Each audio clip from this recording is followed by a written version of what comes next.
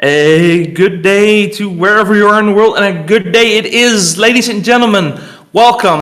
Any ideas about this? Yeah, I mean, any mirror is gonna be a bit funky, so we'll have to see. Interesting sleeves on the side of Karimati. It's I think it looks like someone who's flipping a table or something. I don't know. Yeah, it looks like somebody's about to get beaten with a table. So yeah. Cool. It's interesting sleeves. I wonder what the story is behind that. Yeah, me too. And we're starting off with a Tamio. This is a pretty good card, don't you think? Yeah, it's a card that we also saw a lot yesterday. It's a really good card, especially if you can flip it early, if you can protect it. We've even seen someone go to time just trying to resolve the ultimate and then still win because you just have so many cards. You can do anything you want. Yeah. So. Yeah, and I see an interesting comment in the chat as well. How lovely to start the day with 2 Reanimated. Yeah, well, we know it's the deck to beat. We figured it would be interesting to show the winner of the last year's ELM first, and they got paired up in a mirror. It's not. We're probably gonna see it again today, but for the next few rounds, we at least wanted to give Matteo Blasi his time to shine as our current champion. Correct. So that's why he's here. Whatever matchup he got is what it is. For the next few rounds, we'll try and get a little variety on stream because we know at the end of the day we're probably going to see more Reanimator. So we'll do our best to kind of avoid that as long as we can, but. Eventually, we're just going to get the winning players, and whatever comes. Yeah. So, thank you for being with us. We have 116 players today, I think. Yeah, all in all? I think 108, but I'm not sure. 108. Yeah, a few drops, no shows. Like sometimes life happens. You know how that goes. Yeah. So. Pretty good show up. Yeah. Yep. It looks like the last year's finals. Yeah. Yeah, we had a really interesting metagame yesterday, so I hope that translates to today. We had 7 different decks in top 8 yesterday. Oh, that's nice. I didn't see it yesterday, so please don't spoil it for me and anyone else who hasn't seen it in the chat. So yeah. Yeah, now all the videos. I think the VOD is up on Twitch as well, but they will be on YouTube in case you missed anything yesterday and in case you missed anything today. So no worries. I know for sure what I'm doing this week. I'll be watching everything and listen to your pretty voice. There's plenty of it. I can tell you that much. Yeah. It was a long day yesterday. Yeah, but, you were here quite late, right? Yeah, a lot of good matches though, for sure. So, So what are we seeing in the game? We saw a surveil from, I think Mateo's on. Oh yeah, they switched it around. No, that's correct. Yeah. Okay, so surveil on the other side, and Mateo's got that Tamio going good. Yeah, nice turn 1 threat with not really much happening on the side of Kari. That's an interesting ponder. Yeah, I think it's altered. I think it's a Spider-Man altar. You might be correct. It's a little hard to tell. Our feed is not the highest quality, but I'm pretty sure it's at least the middle one is Spider-Man. Yeah, that's so cool. I'll do my life total if you do yours. I'm not shuffling here. Probably seeing something good then. See, oh, we're going for it. Land step and tomb. That's confidence. That shows confidence. I mean, it's pretty scary to entomb your fatty in a mirror. I think. I mean, if you're not able to protect your reanimation spell and it gets countered, then your opponent is very likely to have reanimation spell and steal your fatty. So it's risky, but. It's also interesting, worth mentioning, that we're doing this after the second land drop, so maybe there's interaction, maybe we just had a lucky draw, something along those lines we'll have to see. Could be possible, and Will Hall is here as well. Hey Will. Yeah, welcome. Good morning, good afternoon, good evening, everyone watching. Yeah. Hope you're having a lovely weekend. We hope to make your weekend a little bit more lovely with some of the highest quality Magic that Europe has to offer. Yeah, 18, yeah. Yeah, absolutely. There are some amazing players in this tournament. Yeah. Some really good. Okay, I think we're seeing double reanimation spell in Karimati's hand, so there is quite some protection.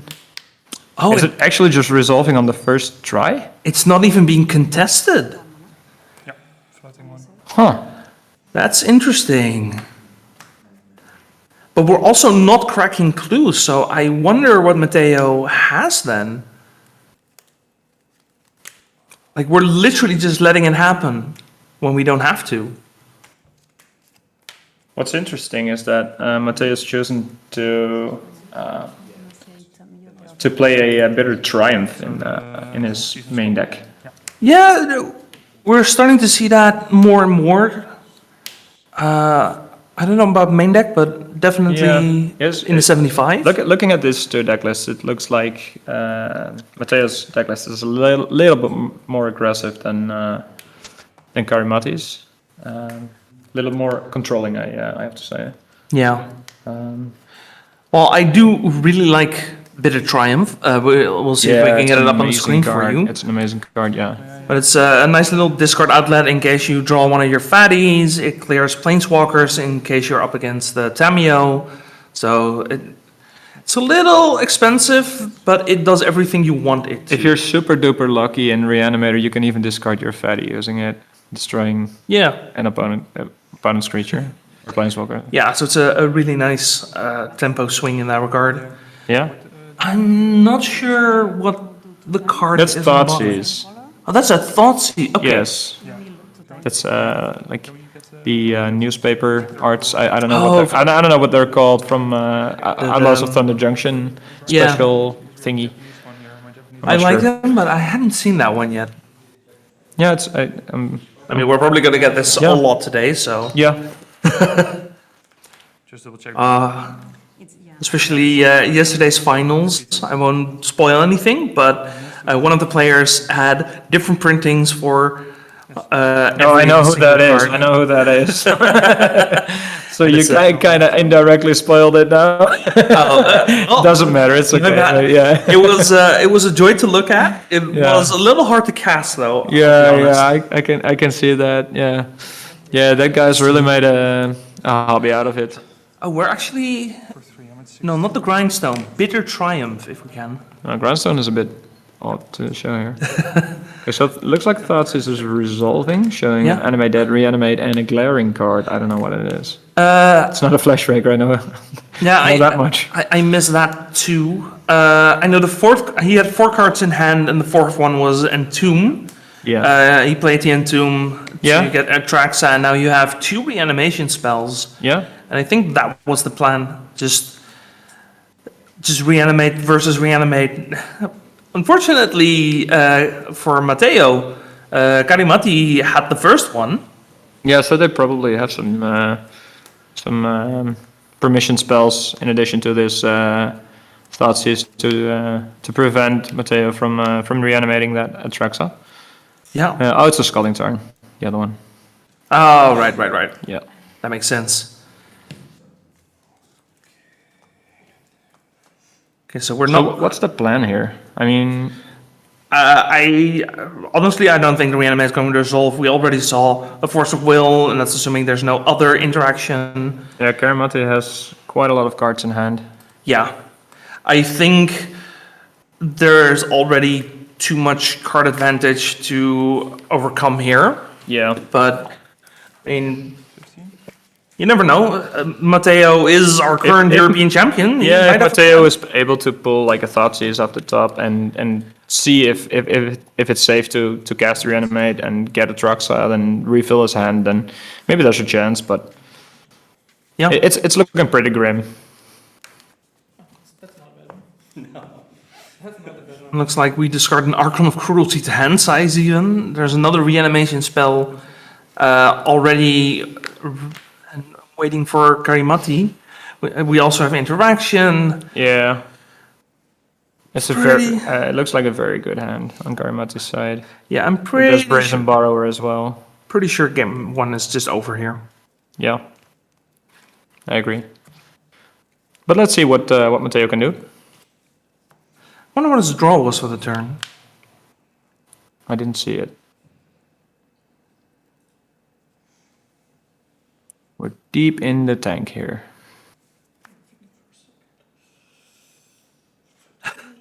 Oh, we are very deep in it. Yeah. There must be some line he's considering. Maybe drawing some cards off the clues to. I don't know what the other cards. It really depends what he drew there. Yeah, because if that is like at least something, some kind of gas, that would be lovely. Yeah, no, there are still some. Yeah, there are things still some we can lines, do. definitely. Yeah. Oh, turn one thoughts is you're hoping for some Lance players. Let me tell you, there are quite some. I think there are. Let's just really quickly check. It's 7.5% of the metagame is Lance. So it's there's a shared second position of most played decks. The Reanimator being first, then Lance, Dimir, Tempo, and Cephalid Breakfast are sharing the second spot for metagame share. Yeah, it's not surprising because we were expecting a tempo-heavy meta, and Lance is just so good in tempo. It's very interesting how Lance has revived itself over the past couple of months. Yeah. Like there are some really good builds, interesting builds right now. I think Sprout's innovated on that a lot with Malevolent Rumble and Disruptive Flute in the main deck. It looks very fun. Well, it looks like. And it's also a Turbo Depths deck right now. Sorry, let's go into this game. Yeah, no, we'll do a metagame overview after this match for sure. But there are a lot of cool decks for sure. We have now resolved Atraxa for Mateo, so that's a very important start. Yes. It looks like we get a counterspell, we get another Reanimate. For 3, right? Yes. And it's, 4. Maybe we're still thinking of it. I mean, there's some good options for sure. And now we get into a situation where both players have an Atraxa and a handful of cards. Yeah, this is great. This is worth mentioning that the Animate Dead shrinks the Atraxa of Mateo, so technically I don't think it really matters because Karimati has a Brazen Borrower in hand as well and can protect it with a Force of Will. Oh, you saw Brazen Borrower? Yeah. I missed that. Yeah, I'm pretty sure there is a Brazen Borrower in hand. But I think Mateo also has one, right? So we bounce them and we keep going. Yeah. Oh yeah, they also have Death Touch, of course, the keyword soup. Yeah. Target. But if we're not blocking, then Mateo is winning anyway because of Reanimate versus Animate Dead. Mateo just reanimates the Archon here. I don't. Did he select an Archon or something like that, or was there an Archon in the graveyard already? I don't. I think Kari discarded an Archon, not Mateo. Oh really? Yeah. Oh, that's sweet. To hand size. Because there were at 8 cards. Oh, sorry, I missed that. Yeah, that's. It was And Kari. protected right now as well with Force of Will. Oh, but Mateo can use Reanimate on the Archon. Yes. Yes. Of Kari. Correct. Right. Yes. I keep forgetting that thing can target both players at graveyards. Yeah, that's what's so interesting about this mirror, I guess. Which I shouldn't be forgetting because it happened twice yesterday, and both times it was the best thing to be doing the whole game. Oh yeah, no, there was a Reanimate is pretty good, yeah. yeah. There was this fantastic game. It was Kai Sawatari, I forget who his opponent was, but Kai had to cycle a Street Wraith on turn 1, and then that Street Wraith just straight up kicked him to the curb. Oh boy. It was a great match. Yeah. Yeah, I mean, however, people are, not that happy to... Oh, it's actually resolving... I thought Karimati had a Force of Will in hand, but That's actually just resolving, right? No, he used the force. I thought Kari had a second force, but maybe not. I must have been going on about lands when this happened. I'm sorry. No, we definitely found a force off of the Atraxa, but Yeah. I think that was the only one. Yeah, it was in the graveyard as well, so probably. So now this Archon just completely flips it Wow, back this the other way. Mateo really plowed his way back into this one. Well, I guess we found an answer to a turn 3 Atraxa. Just play your own one and then take your opponent's Archon. Yeah, and it's interesting to see. Someone in chat also pointed this out that Karimati chose to take the animate dead instead of reanimate from the Thoughtseize. Yeah. And that also, Yeah, because one of them pressures life total, the other pressures mana, and I think mana in this case is the more critical resource. So, like, I can see the argument for taking the reanimate and then leaving Mateo. Oh yeah, taking reanimate is the best call actually. Yeah. But I do understand why you would choose the other one. Yes. Like, there's arguments for both, but it's... Yeah, absolutely. Putting pressure on the mana is a very good reason to make a choice. Yeah. Then of course, Mateo actually, took this one. Kari of course didn't know that Mateo was going to draw another animate dead, and we were going to be in the same position again. But you know, that's the game sometimes. It happens. Okay, so that's going to be 1-0 for Mateo. Yeah. Reigning champion, undefeated so far. Let's talk about sideboarding for a bit. Yeah, I'm interested in, do you keep the reanimation plan or do you try to play tempo? What would you do? Yeah, that's a very good question. Maybe this is some one of those mind games, like because you're in a mirror. Depends on what your opponent's doing. Do you keep in the fatties? Do you not keep them in? Do you maybe trim a little bit, or do you expect your opponent to have answers for your fatties? That's also a good question. Yeah, that's a good question. I think there's maybe some mainly some graveyard hate to be boarded in, like Delty Voidwalker and Fairy Macabre if you're running it. But maybe there's definitely going to be some removal in as well, because if you don't get to resolve the reanimation thing, or you're not playing it in the after sideboarding, then you have to go look at the mid-range plan. So there's definitely removal coming in, and that's going to be in the like Fatal Push and Bitter Triumph. I think. I mean, you're going to bring in some answers. Just expect fatties, because I think you have to respect them. And just the fact that you have to respect them just already makes them worth it. Yeah. Yeah, I think this is all about what does your... You see what Mateo's doing here, by the way. It's really interesting. Just jamming us. It looked like it just jammed his sideboard into his main deck and then took 15 cards out. Oh, yeah, I know a couple people who do that. Yeah. It always feels like more work. It's the best way to disguise how many cards you're boarding in, of course. And it also, especially considering this question that you just asked, like, do you keep in the reanimation package? Taking it out requires a lot of cards to be taken out. So you can, if you can physically see what your opponent's doing, then I'm not sure. I think this is a good way to disguise that. Well, it's also, can you keep parts of the reanimation package and then remove others? I would always keep reanimate in. Yeah, because that's the most flexible piece. Yeah, that's just a good card.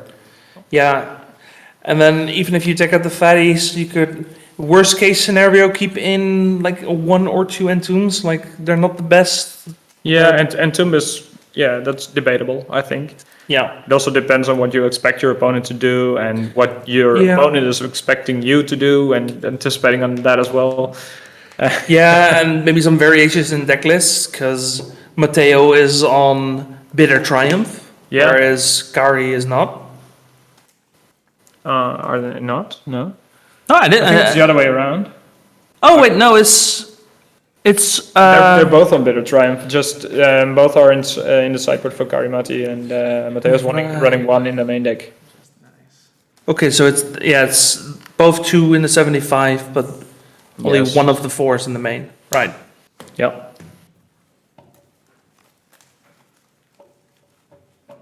I'm looking. Most of those lists look. They look the pretty same. similar. Yeah. Yeah. Just battle at the big bridge. I was like, what is this? But it's Fatal Push. Oh yeah. Maxfield, please. Yeah. No, the alternate names Yeah. show up on the Maxfield lists. Can I change that? It's not like No. that, I think. Okay. That's okay. They look pretty similar. Yeah. sideboards. At least it's Maxfield, so you can like click on the Yeah. card and see what it is. I'm not really tuned into the latest lists, but Yeah. yeah. It looks like pretty much the same list that we've been playing for at least several months at this point. Yeah. Like minor variations, but it's mostly the same deck. Most of the variations come from having cards banned, and still the deck just keeps going. But we're not going to get into that discussion today, No, definitely not. or at least not before lunch. We still have top 8. Maybe we get lucky. There's no Reanimator in top 8. But we'll see. We're back in it.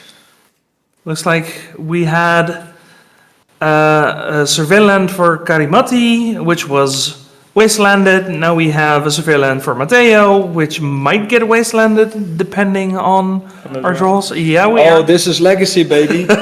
Turn 3, full graveyard, no board presence. But it seems Mateo actually has a land still, and Kari missed a land drop. Yeah. Hoping that Mateo wouldn't have a land either, I guess. Yeah, I mean, at that point you kind of have to try, because the wasteland doesn't make any colored mana, so it is what it is. Yeah. No box. Unfortunately, Mateo did have the island and a ponder, so more than likely to have the second land as well. And now if you're not drawing lands, Yeah, I'm not really like picking favorites or something, but I No. really do hope that Kari gets a land because it's just more interesting gameplay, I guess. yeah. But yeah, a bit of variance and then some unlucky draws. And if the roles were reversed, we'd still have a game 3, but we need some really good draws. We need a land like right now. Yeah, we need it now. I mean, there are 2 reanimates in Kari's hand, and they can reanimate like Baraglyph, which is a pretty good Yep. card. Now, there is some permission in Mateo's hand, of course. So Yeah, plus Mateo, to be fair, Mateo doesn't have a threat yet. But we true. we have already resolved 2 ponders, so we are looking for something.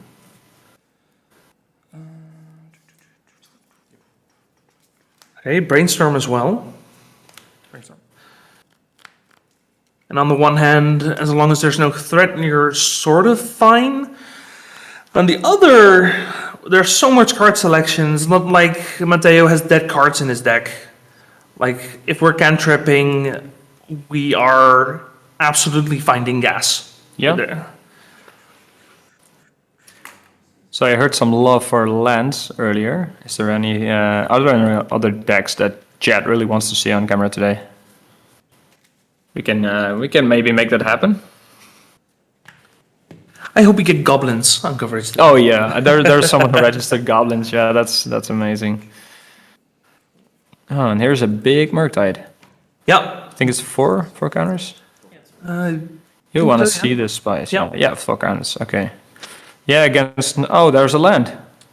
Look at that. so we finally have the land. It's time to start working through all of the interaction. There's a Thoughtseize as well, but yeah, it looks like it Yeah, will be very hard to stabilize from here, I guess. I think if you want a Thoughtseize here, you kind of have to go for an Underground Sea because you can't afford to go for a basic. You have to go. Yeah, well, I think at this point there is no. You have to accept that you lose to Wasteland. Yeah, There is no working around it anymore. Exactly. Yeah. That's what I thought. so that is what it is. I wonder if there's a world where Kari Just both check. seasons themselves, but doesn't look like it. No, because you're already so far behind, you just have to throw it at Mateo. Throw anything. Yeah, there's 2 forces, I think. There's, McLaren's currently... there's 2 Brazen Borrowers, that's for sure. That's true, yeah. At least 1 Force of Will. A Fatal Push. And then 2 more. If Karimati's hand is good, then they might be able to stabilize with Barrogoyf. It's a really good card, but it's yeah. They would take Barrogoyf, there's and another one. The Yeah. last one was Wasteland, and that's exactly the card we didn't want to see here. Is it Wasteland really? Yeah, it was a Wasteland. Yikes. Yeah. You can't play around that.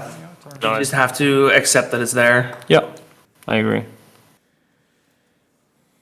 And then hope to draw another land. Yeah, Dimir dice. Yeah, yeah. Get hit for 7, down to 10. Follow those. You're gonna get wastelanded. Oh yeah, I see it. Yeah. Yeah. Oh. I really feel what Karimat is feeling right now. Yeah. Yeah, this is. The biggest thing was Barrogoyf, right? Yeah, probably. Yeah. And we're taking Karimati's Barrogoyf to blanket Enemy Dead. Yep. It's a good heads-up play. Draw from Bomber. Yeah, this is a slaughter indeed. Yeah. Oh boy. Yeah, it's a bit of variance, and Kari throws in the towel. Triple reanimate, even had a ponder to go look for something, but it's not enough. No. Unfortunate, but those things happen. Yeah, it looks like like our reigning champion getting off on a good start here. Yeah, first win for the reigning champion. Yeah. We wish both these players the best of luck today, and we will switch to our B match here, if we still have one. Hopefully they didn't finish before we did. It's Doomsday versus Painter, right? In a B match. I think it's Doomsday versus Painter, yeah. Yeah. Oh yes. Yeah, they're still going. Interesting. Oh yeah, there's a Blood Moon. That usually slows down the game a lot. Yes, and it looks like Nyla's won. Joost won the first game, Yeah. and by the looks of it, it's either Esper or 4-color Doomsday. Yeah, yeah. For color, I know Sultai is a thing, but No, 4-color is a thing as well. You play, and that's what they are playing. Like Veil of Summer and Carpet of Flowers are really good. So right, okay. yep.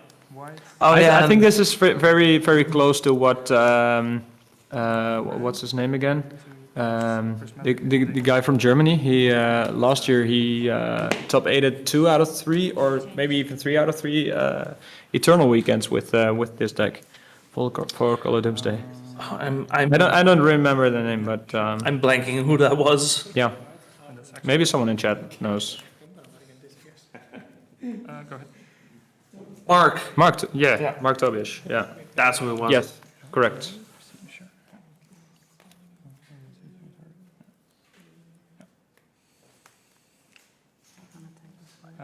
It looks like this Bombardiers is going the distance, though not very much else going on here. No artifacts, interestingly enough. Untimely malfunction blowout. Wow. Yeah. Yes, that is true. Consider? That's a really cool card. It's uncommon to see broadside bombardiers in painters, but I do get the appeal. Yeah. You have There's Pyroglyph in here as well. This is like it's like painter stompy more. yeah, it's like Moon Stompy and Painter made a child. Yeah. Yeah. Yeah, we got 5 blasts. Untimely malfunction in the main. Hell yeah. This card is so cool. You can really, I heard yesterday, I don't know if it's the same player, but one of my friends played against Painter as well with Untimely Malfunction, and my friend played Lance. And Untimely Malfunction, actually, he tried to make a Merit Lage. Yeah. And their opponent changed the target of Thespian stage to Yavimaya, and it's legendary. So they actually destroyed a land with it. That's really cool. Oh, that's Yeah. That's sick. So there's no mileage and you lose a land. That's cool. Speaking of the untimely malfunction, switching around the prismatic ending. Yeah. You can do so many fun things with this card. It's sad to see the grindstone go. Like you and I were painter players. It's always sad to see our grindstone get exiled. I mean, yeah. But if you have a threat and you have a moon, then those are just more important. Yeah, and it looks like Joost is finally able to make some other color. Is there? Oh, it's the fairy. That's interesting. That would be a nice one If if there wasn't a disruptor flute. Yep. There's another all-star in this format. Yes. You mentioned Lance now switching to disruptor flute. I know Cloudpost was already on it, just the full 4 in the main. Which It looks like Nyla's taking it here. Yeah. Joost is enough. Wants to go to game number 3. Well, there's still time. Yeah, Joost was too dependent on having that Teferi resolve to get rid of the Blood Moon because he wasn't doing anything else. Yeah. But this, I mean, I've played both decks, and when I played Doomsday, it was always like, oh, Painter, what can they really do? And then they drop a grindstone, and you're like, oh, this changes my pile math. It can be such a mind game as well. It's a really, really great matchup. Yeah, for sure. Yeah, I'm actually surprised that it's lasting this long because I know usually Doomsday versus Painter is a very fast matchup. Both players trying to base the other one. I mean, we haven't seen it, but I would assume that Nyla dropped the Blood Moon very early in the game. Yeah. Or at least game 2. I don't know how long game 2 was compared to game 1. That's also a thing. Yeah. But Blood Moon is a hell of a card. I'm also playing 4 Magus in the main in my Painter list right now. Oof. Yeah, with the Saga changes, there's no punishment. No, that's true. And there's so many decks where just having it in the main is so good. It's incredible. Yep. Oh, it looks like there's not a Blood Moon in Nyla's opening hand. Yeah. On Yo's side, I see a Dark Ritual at least. I don't know if there's a Doomsday to follow it up, but could be a very quick... And Joost is on the play. Yes. So... Yeah, Nyla looking at that Blood Moon, it's maybe just a turn too slow. If we can even cast it, because I see 2 Ursa Saga. Yeah, I think someone in chat is putting it really, really great. Like Joost is playing Bant control, splashing a triple black card. Yeah, that's that's basically it. Yeah. Yeah. Yeah, because what else do you have? You have 1 Thoughtseize, 4 Dark Ritual. He plays a lot of Doomsday. Yeah, that's true. That's true. Yeah, it's literally Bant control. I don't think I've ever seen Joost play anything else than Doomsday. So I don't think I've seen Joost actually play anything. Yeah, maybe on coverage. Yeah, like not IRL. I've played against him in one of the Bazaar boxes as well. It's always Doomsday, and you know what it is with Doomsday players? There are these sickos who are just don't play anything else other than Doomsday, and they're so good with the deck that unless you know the deck very well, it's hard to catch them on bad lines and stuff like that. Yeah, I mean it's a very skill intensive deck. Yeah, and that's what makes it fun, right? There's not much you can do with it. Mm-hmm.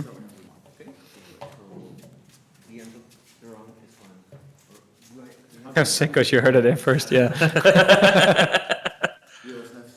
Well, Joost knows where we are, so if he doesn't like it, he can... he can punch us in the face. That's fine. We're not quite at arm's length, but we are pretty close. Yeah, it's also good to be on site for once. Yeah, I love this. Yeah, just being able to walk around, talk to the players, and have some fun. Yeah, it's great. Have some conversation. I talked to a couple of the players yesterday. Yeah, and just a great community. Legacy is a great community. Yeah, absolutely. It's amazing to see all the different nationalities coming to Belgium for this tournament as well. Cycling a street wraith here. Are we short of lands? No. Maybe looking like for something in particular, flipping the Tamio. I think it's just find the Cephalid. be done with it. Looks like there's a Shieldred in your hand. Yeah, DDFT players are the real sickos. Yeah, that's Yeah, there are 2 Shieldreds in the 75. Interestingly enough, yeah. I love Shieldred as a card as well. Yeah, it's cool. It always feels like somebody is putting a weight on your chest whenever it's across from you, but it's actually a really fair card. And some players are still doing it, but with the rise of Mystic Forge, there are also a lot of consigned memories in the format right now. But it used to be really cool to play Shieldred alongside the Wandering. Trigger. Yeah. I only found That's just. Is Yeah. it back and front the same card? Yeah, it is the same card. Yeah. I think so. I don't really know. Do you have to name Tamio Seasoned Scholar for? Yeah, I think I've asked that like 3 times, and I still don't remember the answer to that. Yeah, that's like me asking for a judge for the interaction between Blood Moon and Dryad Arbor. I think I've asked that at least 10 times to the judge, and I still don't know it. You have to name the correct side. Oh, that Interesting. makes sense. Yeah. That makes sense. Thoughtseize. We're finding. There's a lot of Whoa, red blasts. That's triple blast with a monkey. Okay. Nyla really doesn't want something blue to resolve here. Interestingly enough, we didn't play the Blood Moon here. Maybe they're looking to make some 'Cause tokens first. It's the only red source, and if it gets forced, then all your blasts stop doing anything. That's true. I think that's mostly it. Yeah. I think after creating 2 constructs, there's a high probability that Nyla's looking for Mox Opal to enable red mana permanently. Assuming we can get enough artifacts, we can. If there are 2 constructs, then Mox Opal, Yeah. Mox Opal is enabled. Yeah, and we also have the Pithing Needle, of course. Cavern of Souls. Yeah.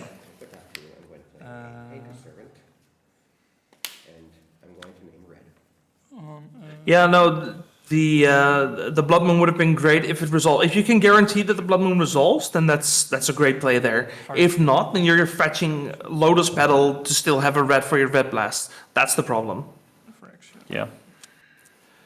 And with that. Plus, you also don't make a construct now. So Looks like Shieldred is coming. Yes. it's like Moon here is just a little bit too awkward, I think. So then Cavern of Souls is on horror or something? Then I will pass the turn. It's a Phyrexian horror, right? Shieldred, I think. Avatar? Good I question. don't know. Let me look. Oh, Thank you, Moxfield, for showing us the Phyrexian text box. show normal text. Phyrexian Praetor. Okay, yeah. Oh, so you're at I was Yeah. at 18. 18, yeah. Yeah, I don't think it matters which one of those 2 you name, because you're not playing any Phyrexians or Praetors. No.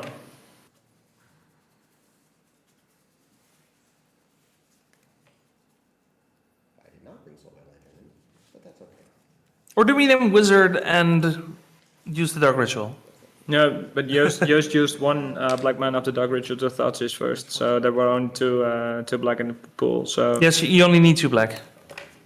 Oh, right. I think Right? we probably name Wizard. If Yeah. we can get confirmation from the camera crew on what the Cavern of Souls is, because I assume it's going to be Wizard. Yeah, Guess I'll just name, I don't know, that's true. I thought it was 3 black. Phyrexian.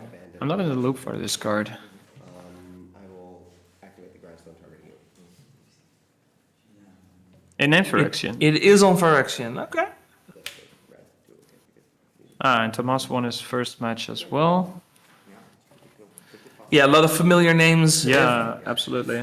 If you've been playing Legacy for a while, you might recognize half the players in Yeah. the room.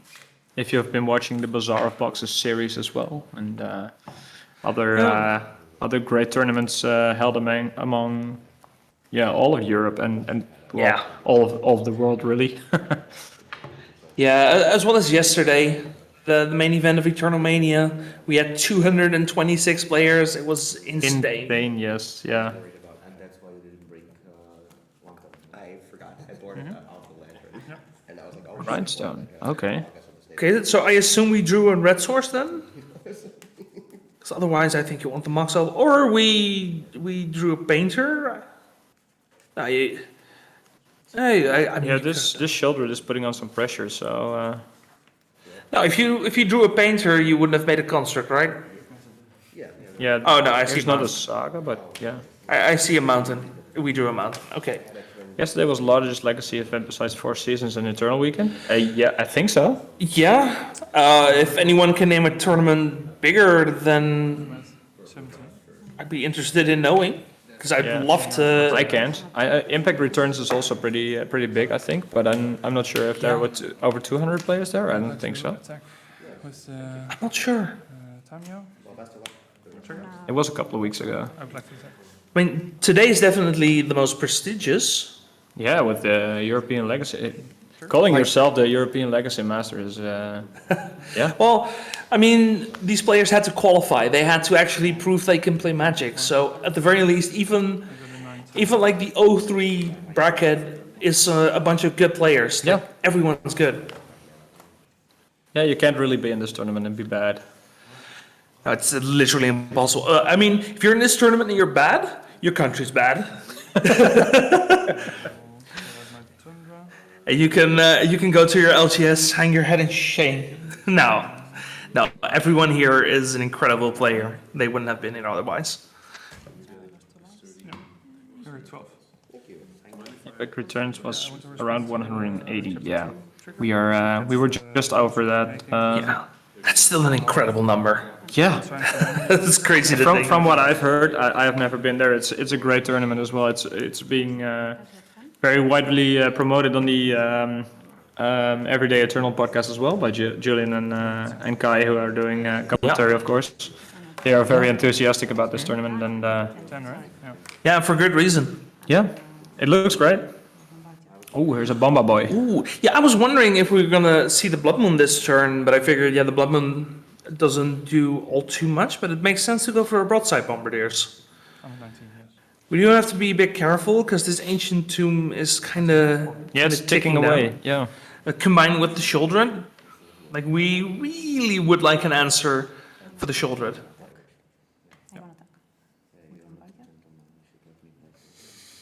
If anything, No blocks, so that is 17.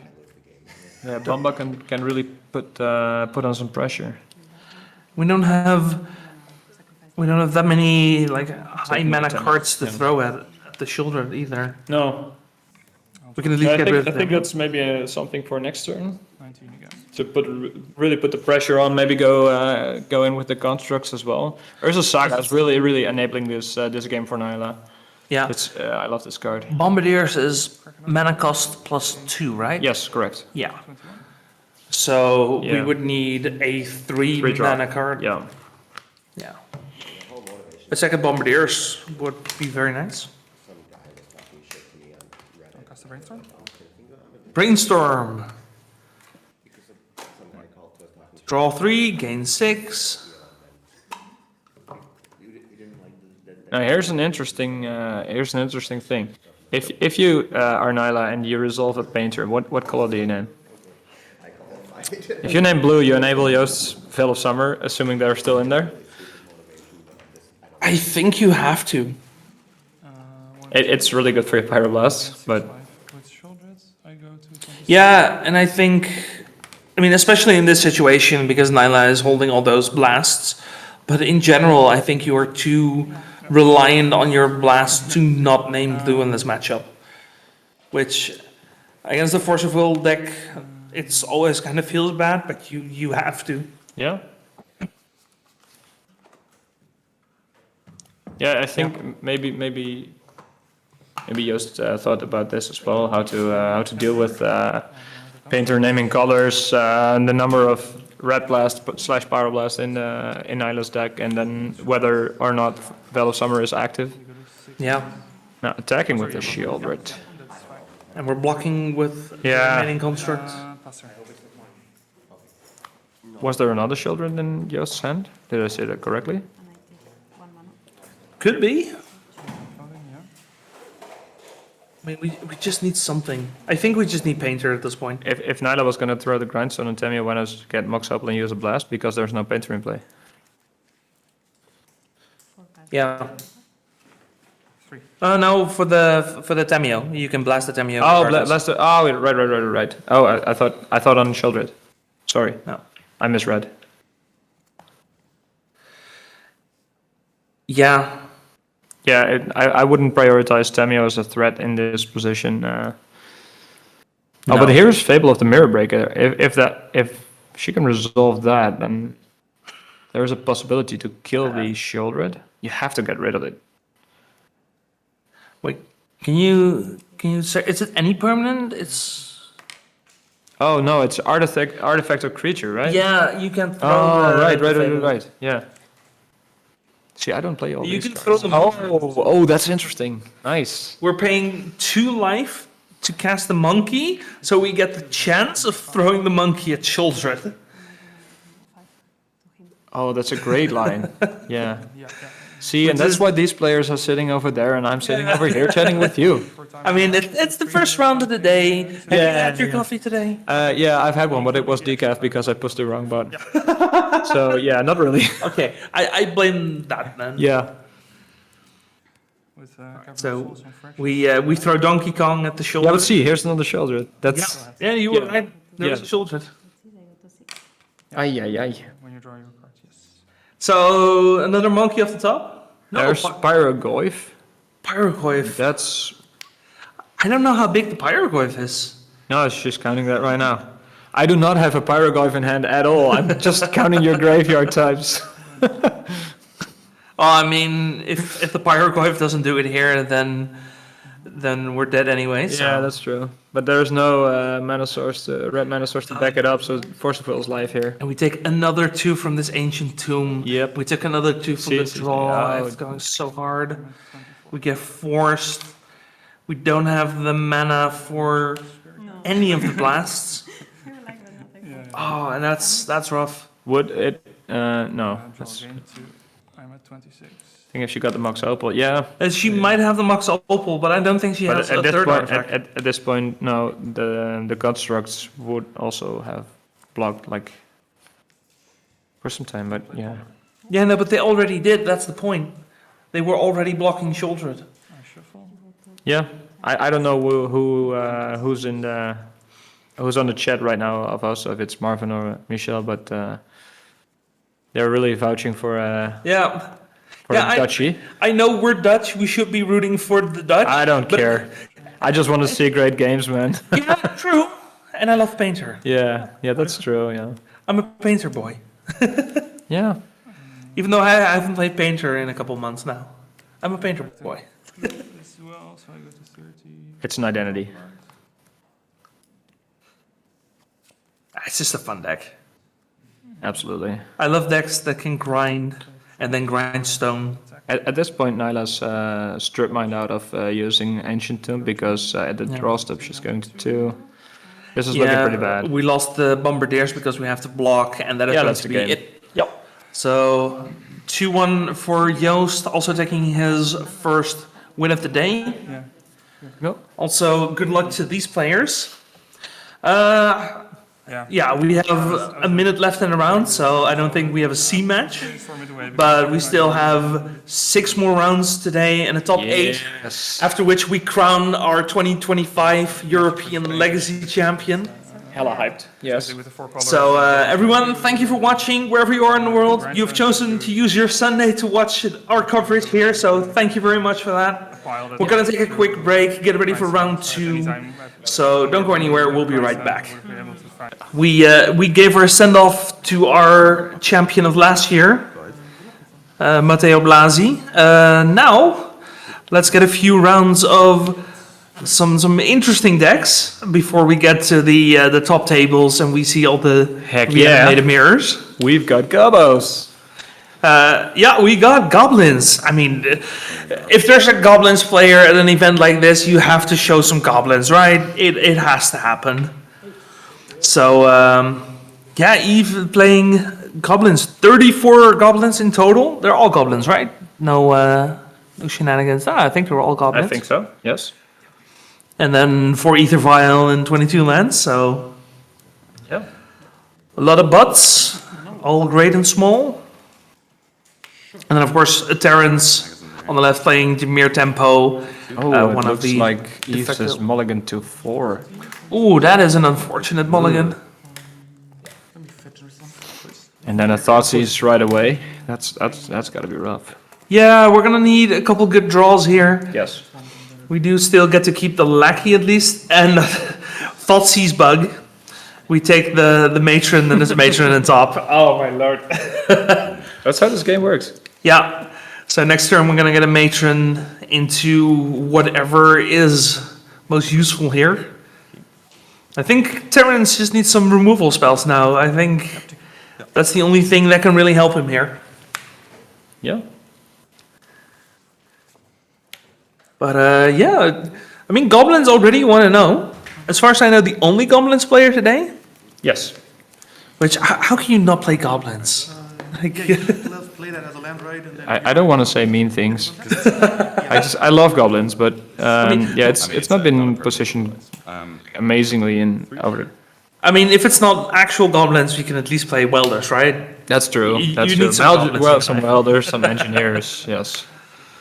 But yeah. No, Goblins actually had a couple of interesting printings Yeah. in the last year. Yeah, I mean, I got In weird some at some standard point, sets. Go to combat.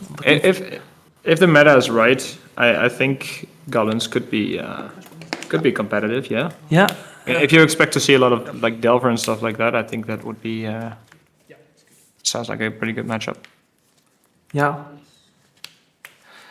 Yeah, we got a couple good ones. We got the Battlecry Goblin. We got Broadside Bombardiers. We got the, what's it called? The Howl Squad Heavy. That's a really interesting What is a Howl Squad heavy though? It's a 3-mana start your engines. Other goblins you control have haste. Can we get it on the screen? We might get it. Oh yeah, it is actually in play now, so that's. Would be nice to get it on screen now. We'll try and get it on screen, but it is Gotta be careful. if. When does it make tokens? At the beginning of combat on your turn. Oh yeah, it's just it's basically a rebel master, but then Then it doesn't grow. if you Gives dealt haste. damage 4 times, so you get max speed, it actually taps like a red Gaia's Cradle, which is pretty sick. Yeah, it's Cradle meets War Chief meets Rebel Master. Yeah, because taking some elements of some element of each of these cards. And here's Bomba Boy. it's like I don't know who the wizards thought. You know what goblins need? It needs Gaia's Cradle, but that person loves goblins. Yeah, that's true. And here is a Matron, I think. Is it?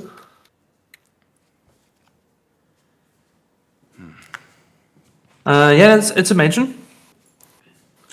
I think we need some recruiters, maybe some muxes. We need to get a critical mass of goblins going What about Ringleader? on field. If you're on 4 mana as well. I mean, I don't know if there's another land in hand. Maybe an Ancient Tomb. Then Muxus would be amazing, of course. Yeah, But Ringleader is a pretty decent alternative. Actually, that's a ringleader, right? I think that's a Ringleader. It's been a while. wondering? Where is it? There it is. Not the Fable Trigger. Oh yes. Oh yeah, Yeah, yeah, it is a ringleader. Yeah. Everybody's cheering for goblins. I hecking hope so. I mean, Terrence is a great guy, but Yeah, no, like, and we had this last round as well. Like, I know we're Dutch and we have a Dutch player, but we're Yes. rooting for the other player because they're playing some form of red deck. So, yeah, no, like, Goblins is a really cool deck. I think it's probably at least playable again, which it hasn't been for quite some time. But, like, the printings definitely have helped. I think the deck is actually in a playable spot again, and I mean, you gotta believe in a deck if you're taking it to an event like this.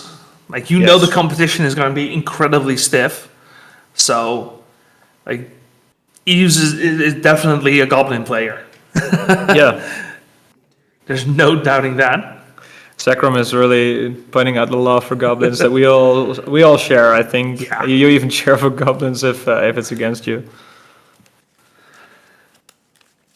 So I'm kind of hoping that Eve does well today. Yeah, me too. Maybe we can get him back in like round 6, round 7, maybe even top 8. I wouldn't be What opposed would to you that. give to see Goblins in the top 8, though? What would you give to see Eve become the new ELM champion?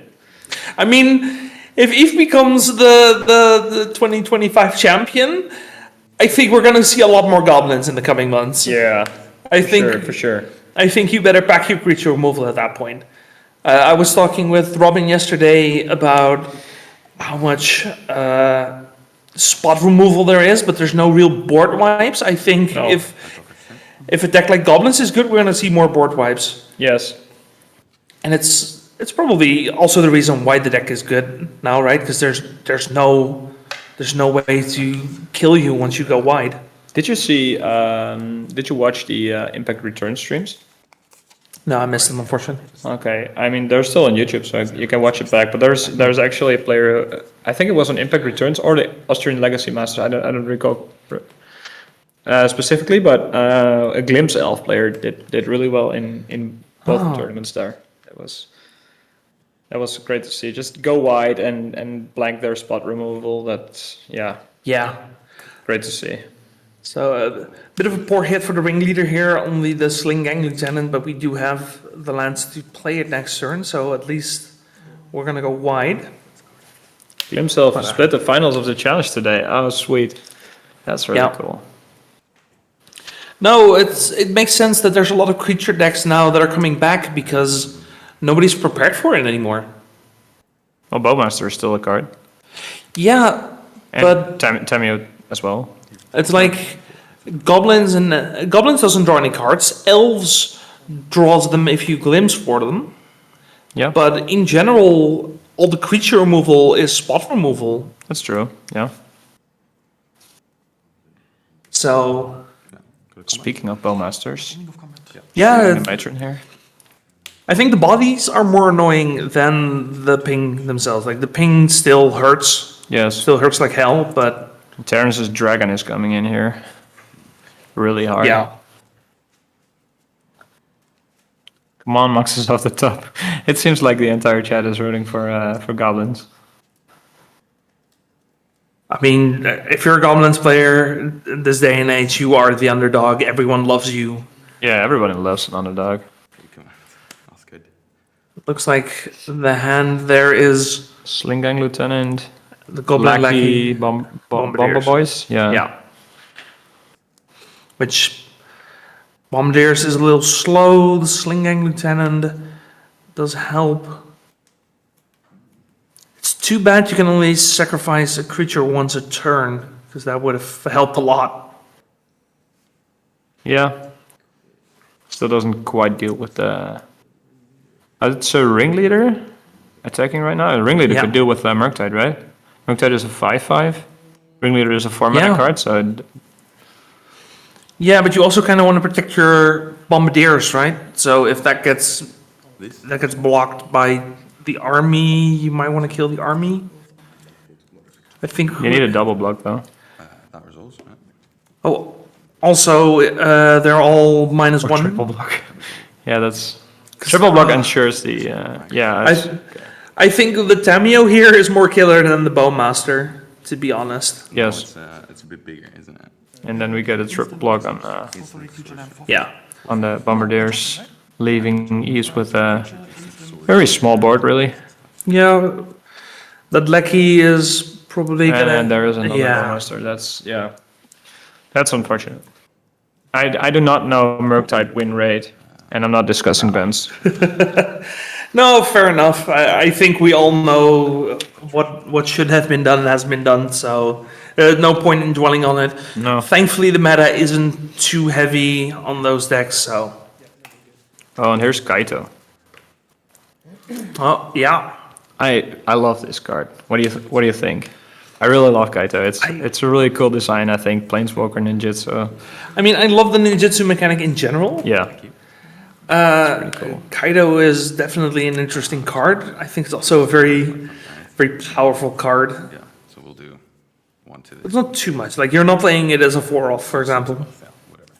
You get it. Terrence crying and opting to take the land. in order to be able to either cast a revolted fatal push or replay the bowmaster, Yeah. or maybe even okay. I mean, we have so many things to be doing here that I understand we need the mana. And looks like Izzet seen enough. Yeah. No, it's just too much spot removal in the situation. Very nice draws for turns. We didn't see a single Nadu, did we? No. There are Nadu in the list, but there are 3, we yeah. didn't see them. There's also 3 Bowmaster instead of 4, and we saw all 3 of them. Mm-hmm. So, So that's It's still. also 6, right? Yeah. Creature, sorcery, land. So let's talk about sideboarding. I mean, aside from the obvious blasts from both sides, what do we expect? there's a null rod for Terrence, but you don't bring that in against just the File? file. No, that's not worth it. I think Shouldered's Edict is not good enough because you're trying to go wide as goblins. I think Barrowboy is great. Yeah, Baragorth is fine. Great, yeah. Just having a life link, putting your life total, just stalling, blocking everything. I think that's going to be your game plan. Yeah. Just put bodies in play. I think I've had this discussion before. How do you feel about bringing in Harbinger? I mean, they are a 2-color Yeah. deck, but they play a lot of non-basic lands. Yeah, it's definitely very greedy mana base. I don't hate it. I You can think, turn back on your counter spells. yeah, we have, let's see, 3 mountains with, what's that, 6 fetches? So that's 9 possibilities at a mountain. I think Harbinger is I don't think fine. you're gonna get them off mountain. I just think you're gonna shut down their Cavern of Souls. Yeah, And maybe make it harder for them to Oh. cast double pip cards like Moxes. it's like, yeah, because there are double pip cards. We have Munitions Expert is just an impossibility. Yeah. Slinging Lieutenant is probably not happening. You become way more reliant on Ether Vial. Yeah, I think Harbinger is absolutely the way to go here, for sure. Cool. And then the other end, do we think Blood Moon is what we're going to be doing? No, right? I've been playing Dimir Tempo over the past couple of months, and I'm not gonna lie, I've got by Blood Moon. You Sure. play 2 colors, so you don't really expect your opponent to bring it in. I respect it a little bit more after getting got by it, but yeah. I can see it, but I don't think it's amazing. I think No. Terrence is smart enough to play around it. Yeah, so then we keep it at blasts. Yeah, Pyrokinesis could be coming in. Yeah, I can see a world when there's a thing. I don't think you bring in Leyline. No, you No. don't. No, it's not Reanimator, it's Tempo. Yeah. Yeah. What are the modes on Threshmaster again? I'm gonna target this, and then It's, Oh, it's just destroy an artifact. Oh, that's yeah, not no. relevant. No, yeah. it's not the card I had in mind. Oh, okay, so just blasts then, and maybe Pyrokinesis. Okay. yeah, that makes sense to me. Pyrokinesis, get rid of some Blowmasters. Yeah. And it looks like we're resolving our mulligans here. And Terrence seems to have kept a hand, or Eves is still debating whether to keep or not. I think there's a turn 1 Tameo again for Terrence. Eva's the 6, and then Second. looks like Terrence kept 7. The damage. Yep. It's 5, right, I think, so yeah. And then I'll exile from my own graveyard. Because you don't have any enchantments in your graveyard. Both players playing fetches. And there is set Tameo. We do have the turn 1 Temio, and Temio is a thing that needs to be Oh, and now answered. look at this. He's searching for an island, looks like. Yeah, so he is respecting Blood Moon. Interesting. I wonder if Eve does the same thing. Yeah. or Wasteland, by the way. They are both respecting each other's land hate. Yeah, you love to see it. That's interesting. They both play Wasteland as well. Maybe Yeah. either player is short on, what is that? Is it a bolt or something? That is They don't play bolt, right? a very good question. What is that? Oh no, Is I that think is that a blast? no. I think it's I don't maybe. Yeah, I don't even know, man. Like based on the card movement, I think that was a blast. I just, Yeah. I feel like such a boomer right now. But I don't recognize what's, yeah. Yeah, it's gonna keep happening today. So It was no not worries. a pyrokinesis, and it was not a creature, so it's probably blast, I guess. Yeah. And then we had a turn 2. What is it? The House Squad Heavy. That was forced. The House Squad Heavy is such a good card. We'll see if we can Yeah. get it up on stream.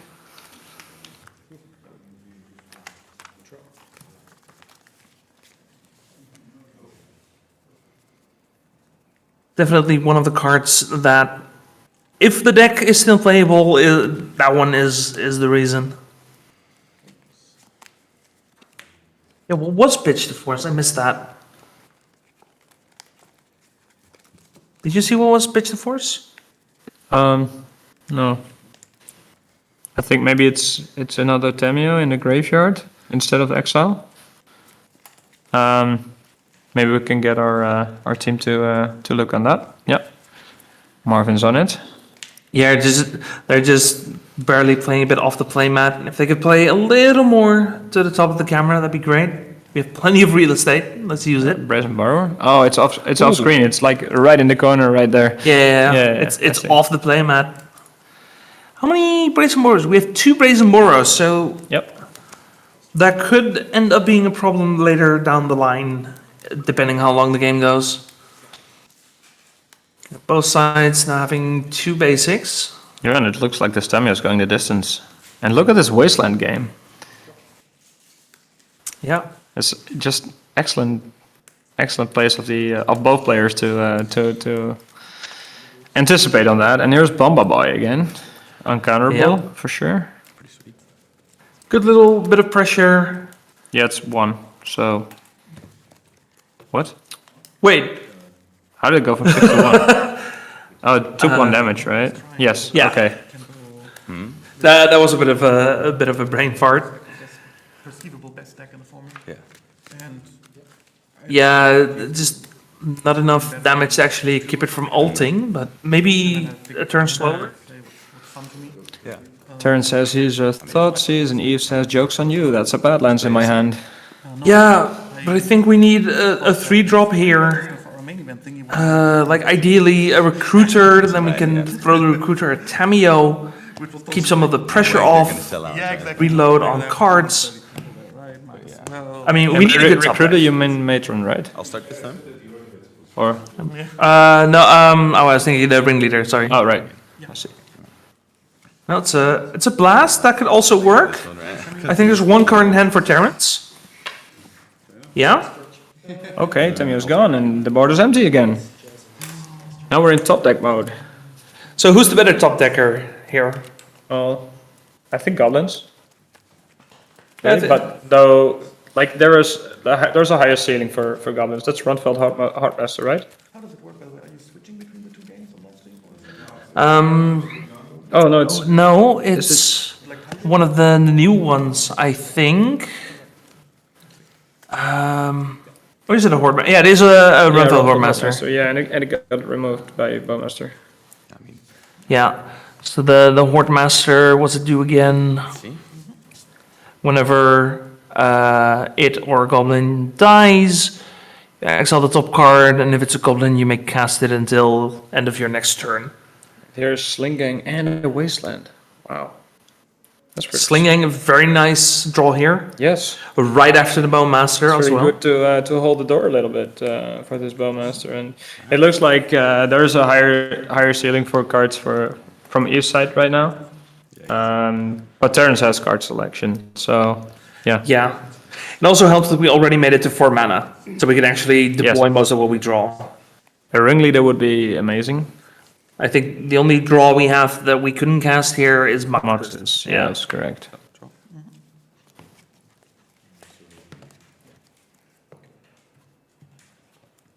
City. Draw for turns. Or no, surveil for turns. Decides to keep it. Tell us something. That's Banner. Yeah. Makes sense. Hydroblast is really good here. And Necrogoyf Nethergoyf as well. Netherborg is think- also I think very, these are- very good threat here.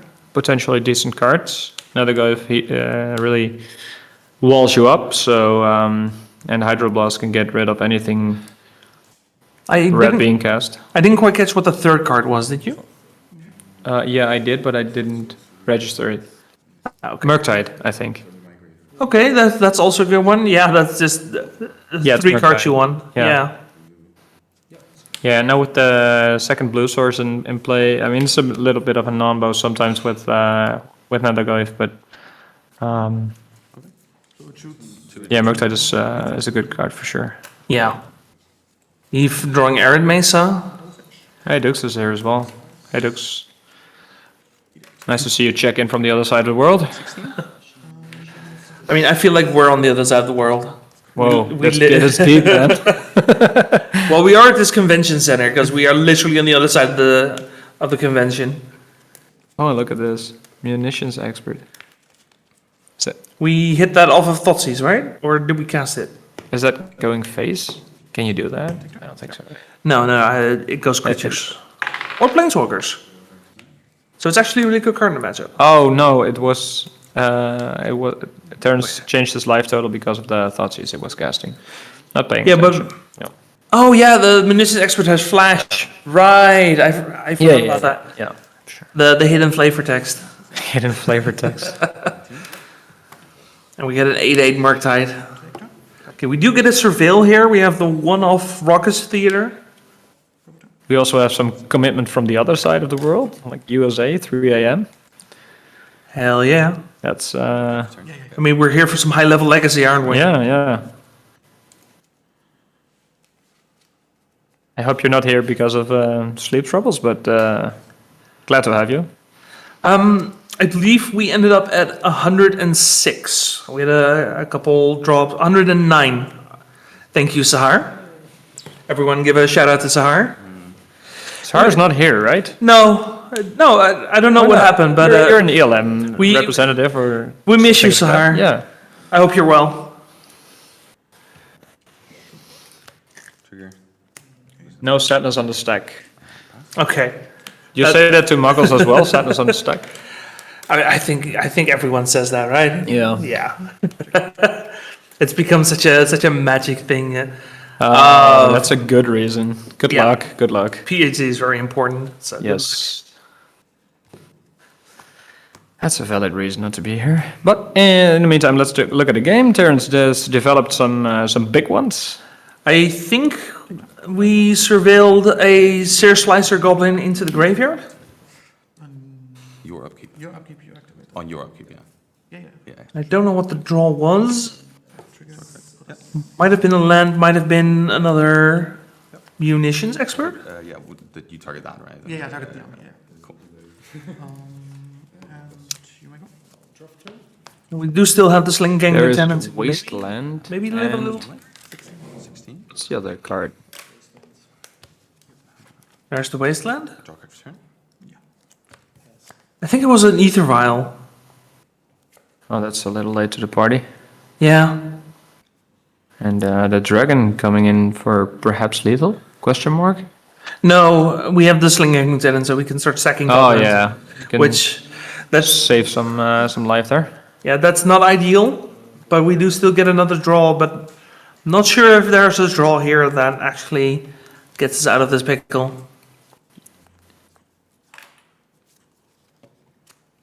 Going to 1. I mean, I'm happy for Terrence, but I'm sad to see goblins go out like this. It's only round 2, right? That's true. Yes. We still have 5 more rounds. And Yeah, look at Eve that, calls that was in. Yep. It was a valiant effort. Yes. And how are we doing on the backup match? All right. Sweet. We have Storm on Monored Stompy versus Tim on Grixis control. Yes, for those of you at home, that's Storm the player playing Mono Red Stompy the deck. Yes. It's not Monored Stompy. No, I wouldn't call my child Monored Stompy. That would be, yeah. I'm sure that he gets that a lot, Yeah. but yeah, for sure. And then on the other end, we have Grixis Control, which is also not a deck we have a lot of. Let's bring that up. Just a quick look to see if there's anything spicy on the Stompy side. Looks pretty stock. 2 unlicensed first main is seems That's- very valid in the Reanimator world. Yeah, maybe if you're expecting Oopsal spells, did we even Yes. see a single Oopsal spells today? I don't think so. Yeah, I'll do 3 there. I don't know. Yeah, maybe one. I don't know. I think there's one player on Oopsal spells, but we'd have to check. Anyway, Yeah. look at this pile. This Grixis. Oh my, I'm in love. I'm in love. It looks a bit more tempo-y than actual control, but It I mean, looks like a commander deck. There's one of each card basically. there's so many one-offs. It's like if there were more one-offs, I'd be looking for Tainted Pact. Oh yeah, yeah. But no, we still have 4 Bowmaster and 4 Brainstorm because they're just good cards. You have Kolaghan's Command, the original K command. It's still here. So used to Draw card per turn? to pointing at another card when I say K command these days, but Yeah, great to see the original K command. yeah. And then literally Fair Lightning Bolt, using it as a removal spell, Yeah. first and foremost. You know what's so interesting about this deck? It's 3 colors, but it runs a lot of basics, so it actually can do its thing against on a red Stompy. Yeah. The enters one on me? Looks like we have a Bowmaster in response to a One-Ring activation. Yeah. Gonna draw 3, gonna take 3. I'm not sure why Storm is not playing Storm. I think it's under player profile on the website that the favorite deck was actually Storm, but I don't know if that's a joke or yeah, Yeah, I don't know. me neither. We do actually have a lot of Stompy players today. Yeah, Chef's smash. it's quite popular. Yeah, it also helps that Lance is kind of picking up again. Oh, are we gonna go double Chrome Mox just for the mana? Yes, we are. Oh, we just have all mana in hand. That makes sense.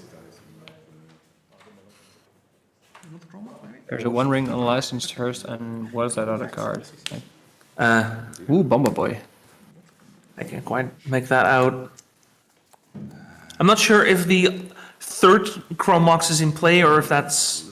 I think it's in play. I think the Graveyard's at the bottom. I'll check this at the. Now we're gonna throw the One Ring to get rid of it, to not lose the Broadside Bombardiers on the attack. I mean, kind of difficult, but. Yeah. But I go to. Do you still have the Bowmaster, so we need to be a little bit more careful. Oh yeah, there's the Chrome Mox.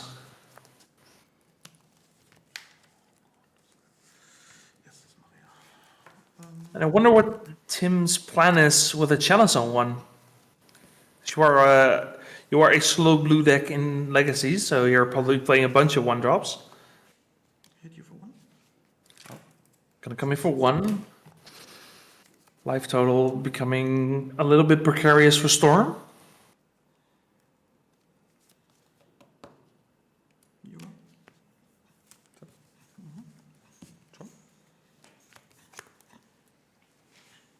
are. If we draw Gollaghan's Command, that would be That would be exceptional. great, yes. I think there's a bolt in. Is that a bolt, or is that a mountain altar? There's a bolt. The It's text a box. bolt. Oh, it's a bolt. It's a I bolt. think the text box looks kind of weird, but that's just me. Yeah, I think it's just the angle, but I Yeah. see what you mean. Yeah. 13. It's not a mountain cosplaying as a, but yeah, bolt is dead. Yeah, I was looking there as well. Yeah.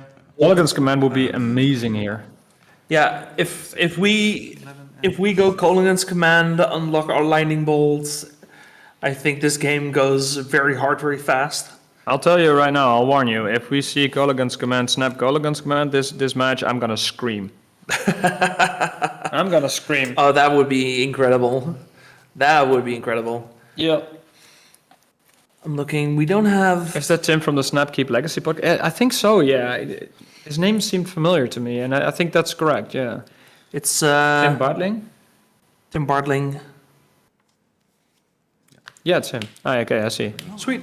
Yeah, we got a lot of familiar players, and this community is so big. If I miss that someone is well Yeah. known, then I do apologize. Between this guy and then Callum and Kai are both here, and Daniel and Daniel's also here from the In Response podcast. And Yeah. there's a lot of podcasters right here. A lot of people want to play talk about Legacy. I've seen Mengu. Oh yeah, 2 days. Yep. Of course, yeah. Cyrus Bells is here. Yeah. Cyrus, Crucible Words. So yeah, a lot of familiar players. Yeah, probably forgetting a lot of familiar yeah. faces, but it's not personal. There's like probably like 10 people that I haven't even mentioned yet. There's a lot of faces here. Yeah.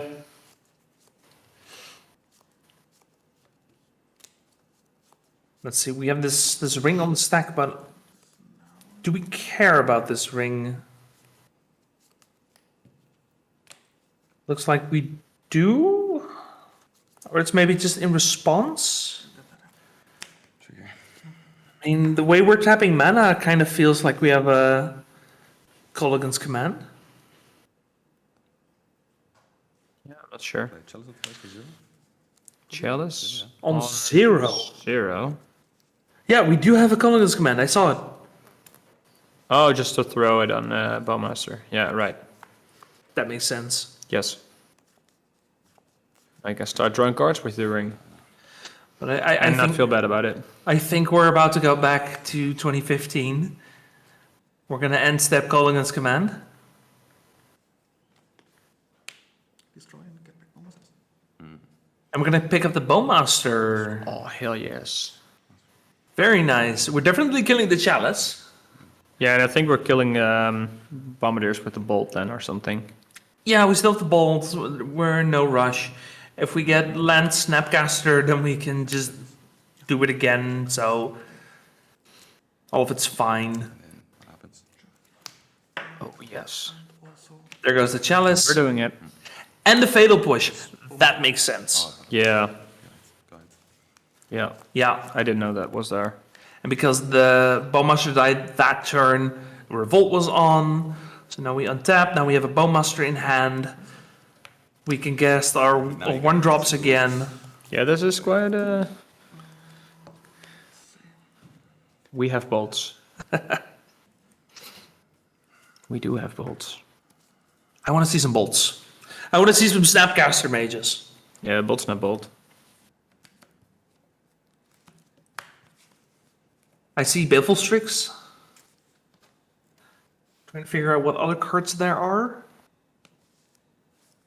Also, the third match in 2 rounds where we're rooting for the not Dutch player.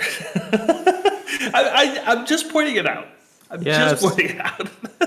It seems like the other player has different choices in decks that align Yeah. better with our personal preferences. It's nothing personal. no, it's just that I don't know if Dutch players have boring deck choices or the rest of Europe has more interesting deck choices. Yeah, or we have the tendencies not to vouch for to root for our own country mates. Yeah, Yeah. Upkeep. Lose 1 life.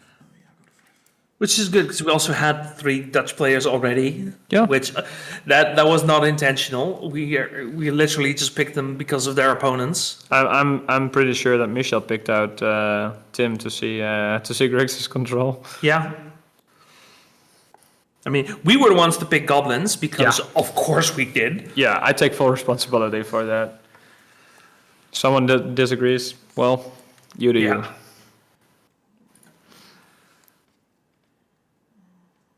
But yeah, just Goblins and Grixis control and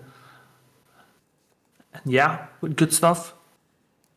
I also hope we get to see some more Cradle control today. Oh yeah, I like that deck as well. Yeah. I'm too stupid to play it, but it's We saw 2 different builds yesterday. One was with more big fatties, and the other was a little more low to the ground.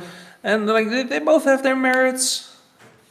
And yeah, it's just a really fun deck to I watch. think the Sidecat Cup is really insane. Yeah, we've all If seen you that one. a couple times. underestimate it so easily, like it's just a kitty, and then it stomps you in the face for 40 or something. Yeah. Oh, is this Magus gonna resolve? Oh, did Oh, it already did It resolve. already. Yeah, We're yeah. casting the was it the hearse? I think the hearse also resolved. Which is sad because that means Snapcaster is worse. Yes. And now there's some good old pinging involved. Yeah, we do get the Bowmaster. We knew the Bowmaster was there.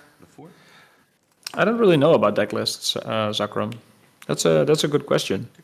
Does Spice Rec automatically publish them? Do you know that? I have no idea. This is my first time working with Spice Rack. So we'll try and figure that Someone out. else for in the you. group maybe knows it, but yeah, we'll get on that. Yeah. no worries. Top X will probably get published. Wait, I think the draw 2 may have been in response to the Bowmaster. Yes, correct. Yeah. That's a little unfortunate, but I mean, Storm is at 4. He's already so low. Yeah. Taking his turn will set him to 2. We're attacking. For If he 2 doesn't here. get rid of his own ring, he will die to it. Would you block here if you're Storm? I think you have to. Yeah. Basically, that Magus isn't as great as it. Oh, look at that. The face. GG's. Yeah. Of course, we forgot about the bolt. We mentioned the bolt so many times and then just forgot about it. Yeah, it's easy to forget it also goes face. Yeah. I mean, that looked That like bolt. it was really tight, but maybe it wasn't as tight as we think. It's some time since I've seen a match being determined over bolt. Yeah. I mean, it's growing back. Like, Izzet Gutter is playing bolts as well usually. So Delver has been away for a bit. Yeah. He's back with Gutter. We're probably gonna see that on stream as well. Yeah, I haven't seen any specifics on that, like a specific player playing that deck, but Maybe we can. there should be a couple. Before we tune out, we can quickly look at Izzet Delver. There's 4 players playing Izzet Delver, and it's probably all Cutter, I would say. Yeah, if you're on Izzet, you play Core Steel Cutter. I think so, yeah. For sure. Yeah. For sure. Right, I do believe we have a C match, so we're gonna switch to that. That's sweet. Still 10 minutes left. Might as well fill it with some magic. Offensive to you. I would like But yeah, nice to see a control deck at all again. Yeah. Let alone Grixis control. No, that was awesome. The calling I is love Grixis. cool. No, it's didn't definitely. really care that much. It reminds me of when I started playing Legacy. That was one of the best decks, Grixis Control. And Reed Duke played it, of course, and he was Yeah. well. I was like, yeah, why aren't you playing it? And here is our see. C match. Yes. Not quite the mirror, but No, a little bit closer. Bjorn not playing the Reanimator package. Don't see anything out of the ordinary. These were some interesting games. I mean, that's what you're doing. And then- can we get some confirmation on the pronunciation of the right player's name? I don't want to butcher it. Where, you know, Uh, I play mags and that's it. Zauja? It's cool to have that's my best guess. actual. It's feel free to let me know if I butcher that or not. Hit my quota. At least I know how to say Bjorn. Yeah,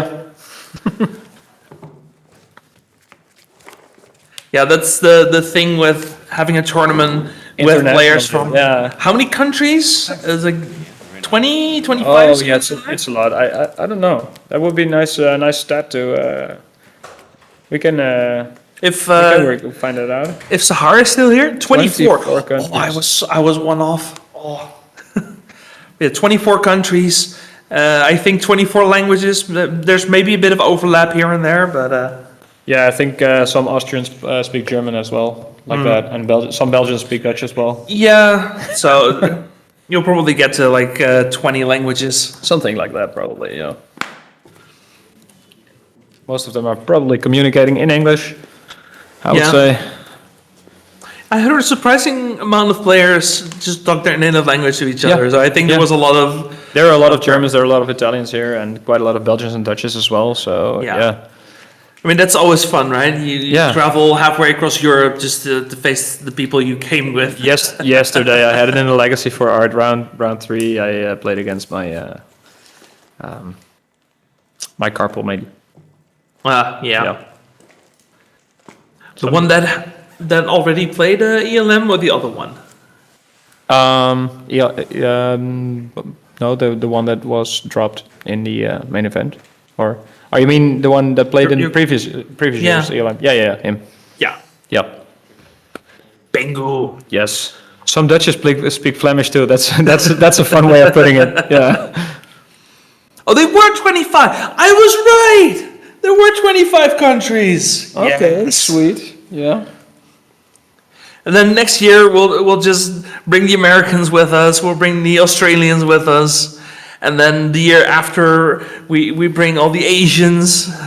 Yeah, and the year after we bring the people from Mars and stuff like that. No, we still have Africa, whole continent. Yeah. Oh, there's people in Antarctica. Don't start the discussion. No, we won't. European borders are hard enough as it is.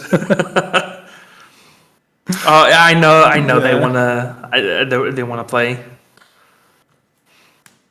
For sure. The Americans keep asking. Yeah, I would want to play with Europeans if I were American. No, but in all seriousness, like, who knows? Maybe in a couple years, this becomes a global thing. Like, you never know where life takes you, so we'll see. Yeah.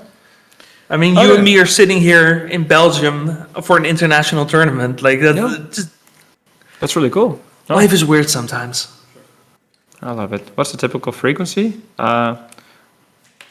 Yeah, many qualifiers are played in the same month. Yes. Like there are points distributed among countries, and they get some invites depending on, I think, number of players in that country, or Yeah, it's based on attendance. So if tournaments see more attendance, then they get more we get invites. more Yeah. qualifiers, and then we have the invitational today.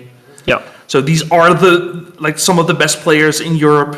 All of these players qualify today, so you know there's some colony magic gonna be here today. you also run a qualifier, right? Yeah, Yep. yeah. One of my players is here today. We actually saw him. Sweet. It's Terrence. Nice. Yeah. So Yeah, I'm also involved with tournament organization, but and we also got a you ELM. also got one, yeah. Yeah, but I was sick, so I don't really remember who got the invite. I feel terrible about it, but yeah, Oh yeah, that happens. It happens. yeah.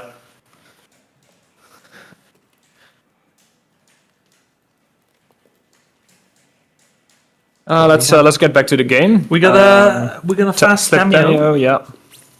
And there was some Tamio destruction earlier in the game. Yeah, and this is the risk of Tamio. If she flips, if she starts sticking up, it's really, really hard to get rid of her. Yeah. And we've seen a lot of good Tamios this weekend already. And we're gonna see a lot more, because we still have Oh yes. like 8 more rounds, like 9 hours worth of magic coming up. So Yeah. It's like one of the first things that I said during this cast. It seems like a good card. Yeah. What do you think is favored in this matchup? I think tempo. I think part of the success of tempo right now is because Reanimator tries to play like a tempo deck, but is then giving up a little bit of tempo in the early game in hopes of turning the corner with Reanimate. Yeah. And I think against most decks that works, but if you're an actual dedicated tempo deck, you don't play the quote-unquote bad cards. And I think that's the difference maker. Yeah, I agree. And here is Entomb in response to the Thoughtseize, it looks like. Yes. And there's Reanimate. What's that second card? I can't even make out the middle two cards. No, it's an Archon of Cruelty. It seems like Wasteland, an Archon, right? and I think it's 2 Reanimates. Oh, you could be right. Yeah. Yeah, like the art looks similar.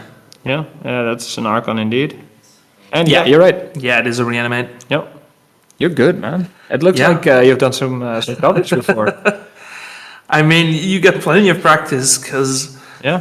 there's so many different card arts these days. Yes. At least we had a classic art It's a little dark, but you can Yeah. still make out what it is. But yeah, double reanimate means the Thoughtseize alone isn't going to be good enough. If we can get a second Thoughtseize or maybe a counter spell, then we can keep the Atraxa off the field. Yeah. But Atraxa is definitely a way to come back into this game.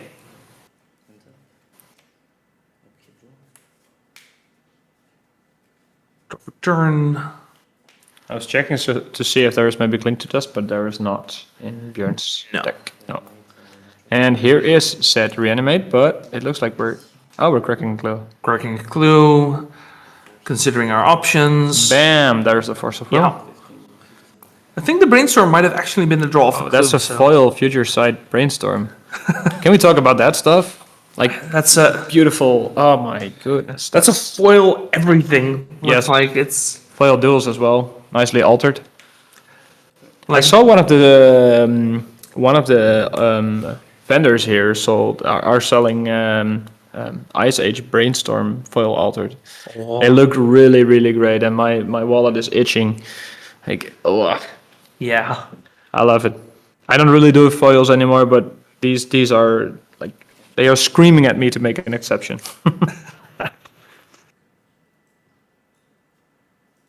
Foil sleeves could be an option as well. Yes, I don't know. Oh, is that a thing? I mean, it makes sense. I don't know. Have like a foil inner sleeve. There's probably a market for it. So yeah. I know you have those art sleeves. Those are great. True. Yes.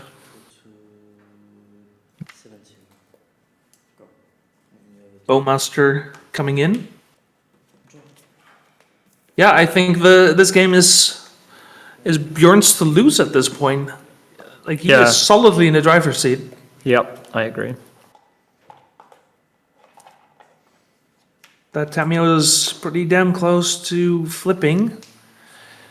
I mean, Zoya also now has a Tamio, but it's a little bit too late. We can draw an extra card here. The Bowmaster Pinkston. Yep. Yeah. Yeah, you just gotta take it. I think the life totals are a bit out of sync. We'll see if we can update those.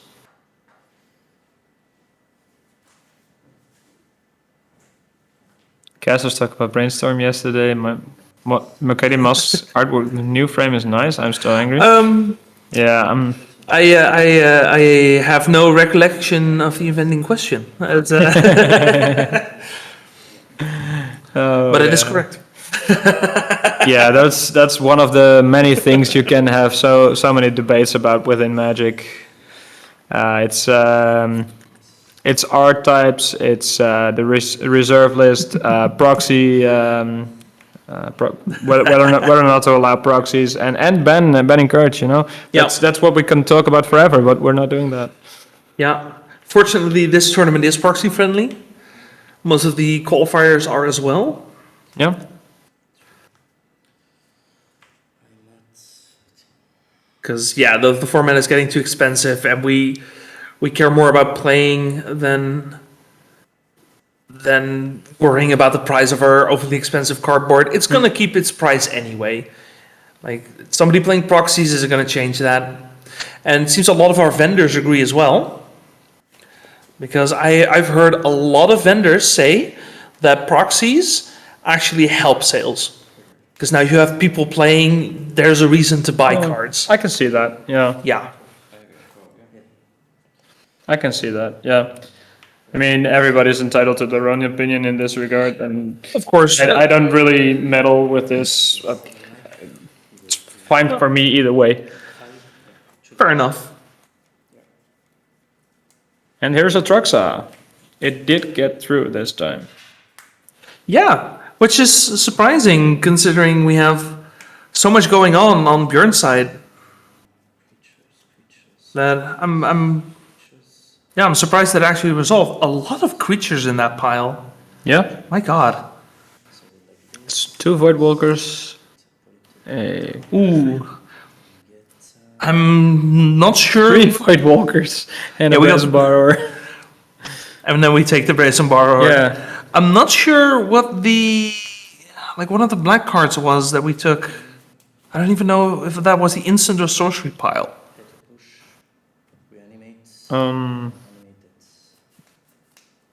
I didn't quite see it. Did I play against?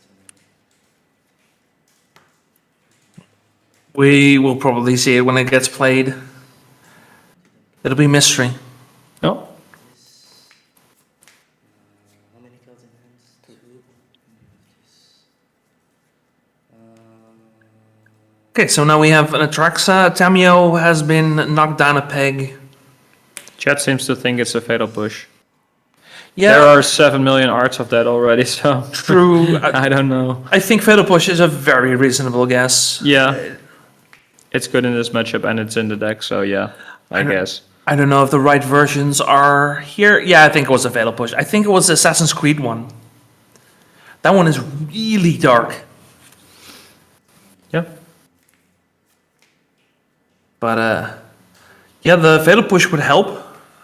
Get rid of either the token or the Bowmaster. You can probably answer the flip Tamio at least. Yeah. Would be nice to have a little lifelink as well.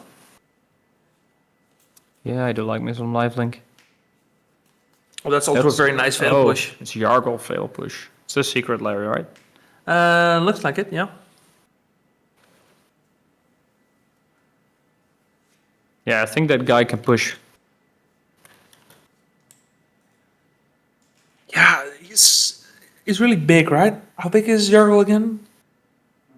Like a 7-3 or something? Something like that, yeah. Some ridiculous stat line. Yeah. It's way more front load.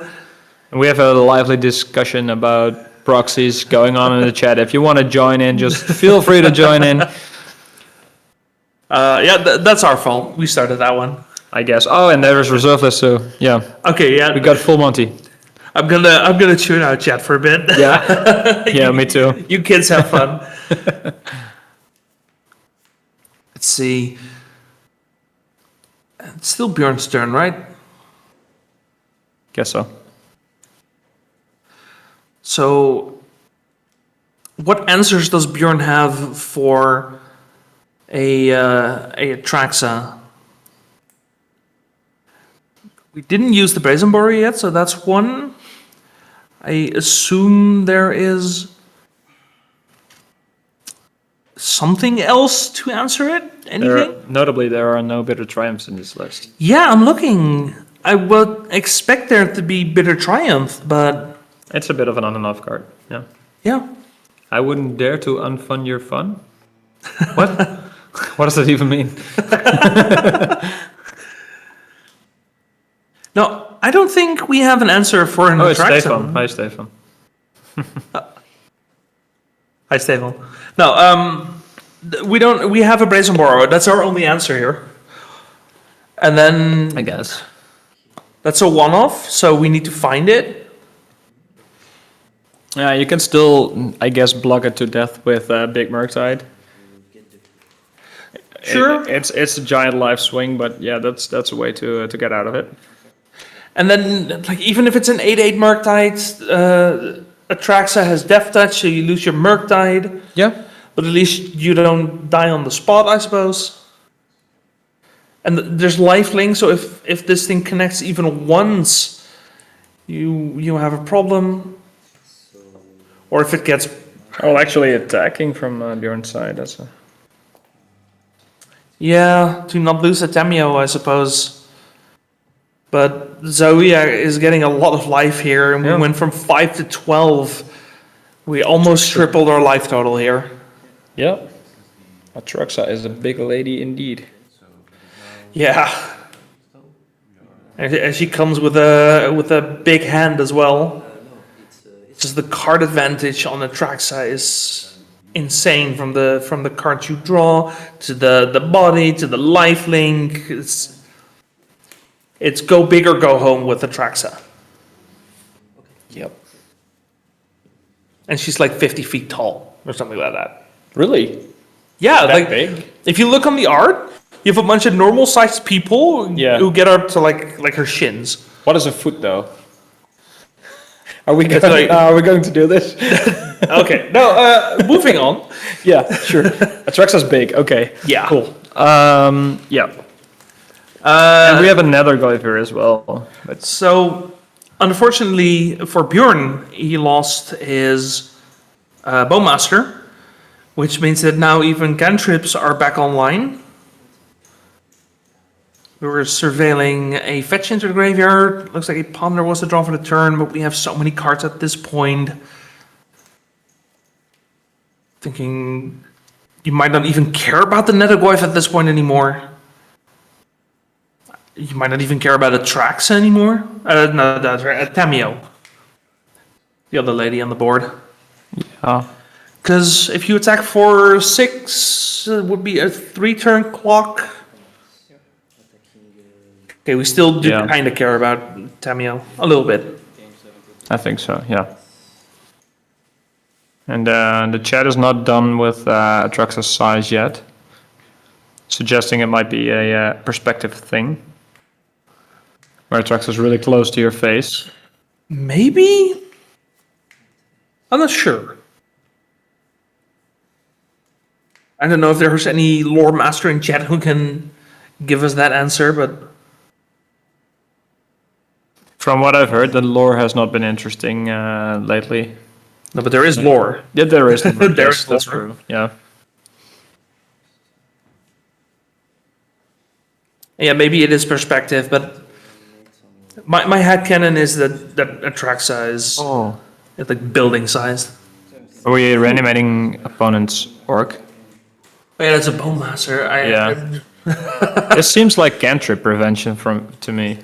Like, hey, there's only so many things that you can do to get out of this. I'll just make sure that you're not gonna dig for it. Yeah, I think it's a good play. Just narrow your options. You have a Tamio. If you're gonna try and correct some clues, you're gonna get punished for it. It's just make him have it.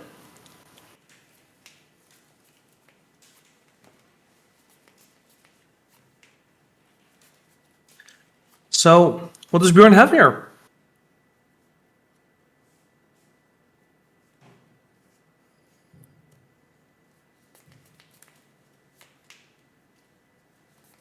So we're just getting through that this is the last match of this round, so there will not be a long break after this No. one. You're gonna take a break there, are you? Yeah, I'm gonna take a quick break. Sure. Get some things done behind the scenes. Yep. I'm gonna be replaced by Robin for a couple rounds. Yep. Who, for those of you who have been watching yesterday, will remember Robin. And you're gonna keep him company, aren't you, Justin? Yes, I am. Good. Yeah, get Rob some food again. Yeah. Yeah. Man needs to eat. And there's like This is it. Yeah. yeah, Bjorn sees the writing on the wall. Atraxa is just too much of a challenge to overcome. And that is going to be 2-in-1 so yeah. Yep. Getting the first win of the day, 1-in-1. It's not great to start with a win, but start with a loss, but you can always pull it back. We're going to take a quick break, get ready for round 3. Everyone, thank you for watching. We still have 5 more rounds, as well as a top 8 for this Eternal Legacy Masters Finals, after which we crown our European champion. So, everyone, thank you for watching, and we'll be right back.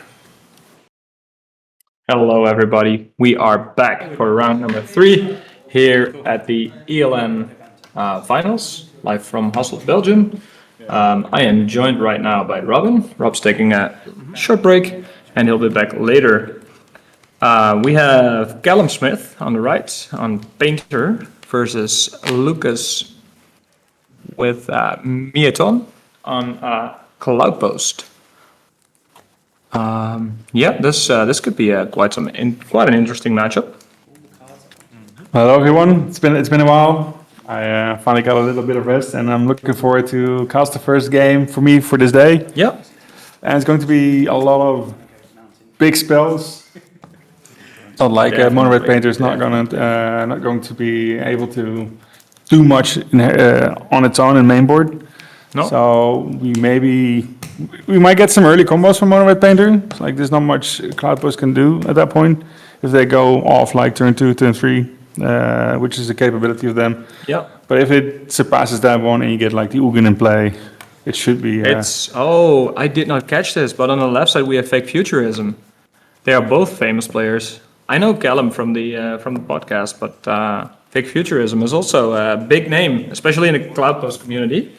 So this is definitely one to watch. I'm super excited to see this. I'm looking forward to seeing how this unfolds. Yeah. I mean, this is what you get, right? We have the ELM, we have 107 of the best European legacy players that are available. That will be straight up good matchups all day long. Yeah, definitely. Absolutely. We've had some great ones already. And I don't know if did you watch? I watched the first round and the second round. I just had to buy my time, get myself a nice new playmat from Jeff. Oh, okay, sweet. What art did you get? It has to be show and tell. Yeah, of course. Sweet, nice. Yeah. We're also joined here by some great artists who are selling their art and their playmats. You can have your cards altered and stuff like that. It's like a mini GP. I would almost call it, and then for eternal formats. Yeah. I mean, having like a last chance qualifier yesterday with 226 players for Legacy, it's an absolute great one. And thousands of Legacy players participated and tried to qualify for this event for today. Yeah. It's quite something, right? We see here a mulligan for Lucas. It's a very, very painful mulligan. 5, yes. But Lucas knows what he's up against, and Callum also does probably. So yeah, they know what they're up for. And looks like we got started. Seeing a Once Upon a Time on Lucas' side, getting Bush Sager, which is obviously a good card against a deck that revolves around a lot of artifacts. So he knows what he's up against. Yeah. From the Mono Red Painted deck, this version of the list does not attack the mana base at all. So Lucas is very much free to do whatever he wants with the mana he's trying to build up. Yeah, there's no moons or anything. Callum just wants to execute the combo and get it over with, or play a mid-range game. It's just all solid and good cards. All build around trying to get either the Chaos Fighter or some Goblin Engineer shenanigans or a Welder shenanigans and try to finish up with the classic Penta combo. Yep. And here is Fable. And it's being met by Kozilek's command. Last round we had Kolaghan's command, now we have Kozilek's command. All kinds of K commands flying around the table here. I mean, I think it's just a good call to take out the token. It stops the Mono Red Painter for a turn. It prevents your life total a little bit. Sure. I mean, you had to use the Ancient Tomb, so it doesn't prevent your life total that much, but it takes off the pressure on the long turn, and it nets you an additional card. Yep. And here is a Glimmer Post and into a Garn, the Great Creator. Well, a Great Creator he is. He creates the inability for Callum to activate his artifacts at this point. Yeah, which at least for now, it looks like he's safe. Yeah. It's a very good reason at that point to take like the Shaman off the board. So though it immediately went down to 3, and Callum does run bolts. So yeah, this could be interesting. No, it's more like the token is gone now, so the Karn cannot be attacked. So it's safe. So he picks up the lattice. He's like, okay, I'm trying to lock you out in 2 mana. It's a threat for sure. I don't know if Callum has any bolts in hand, but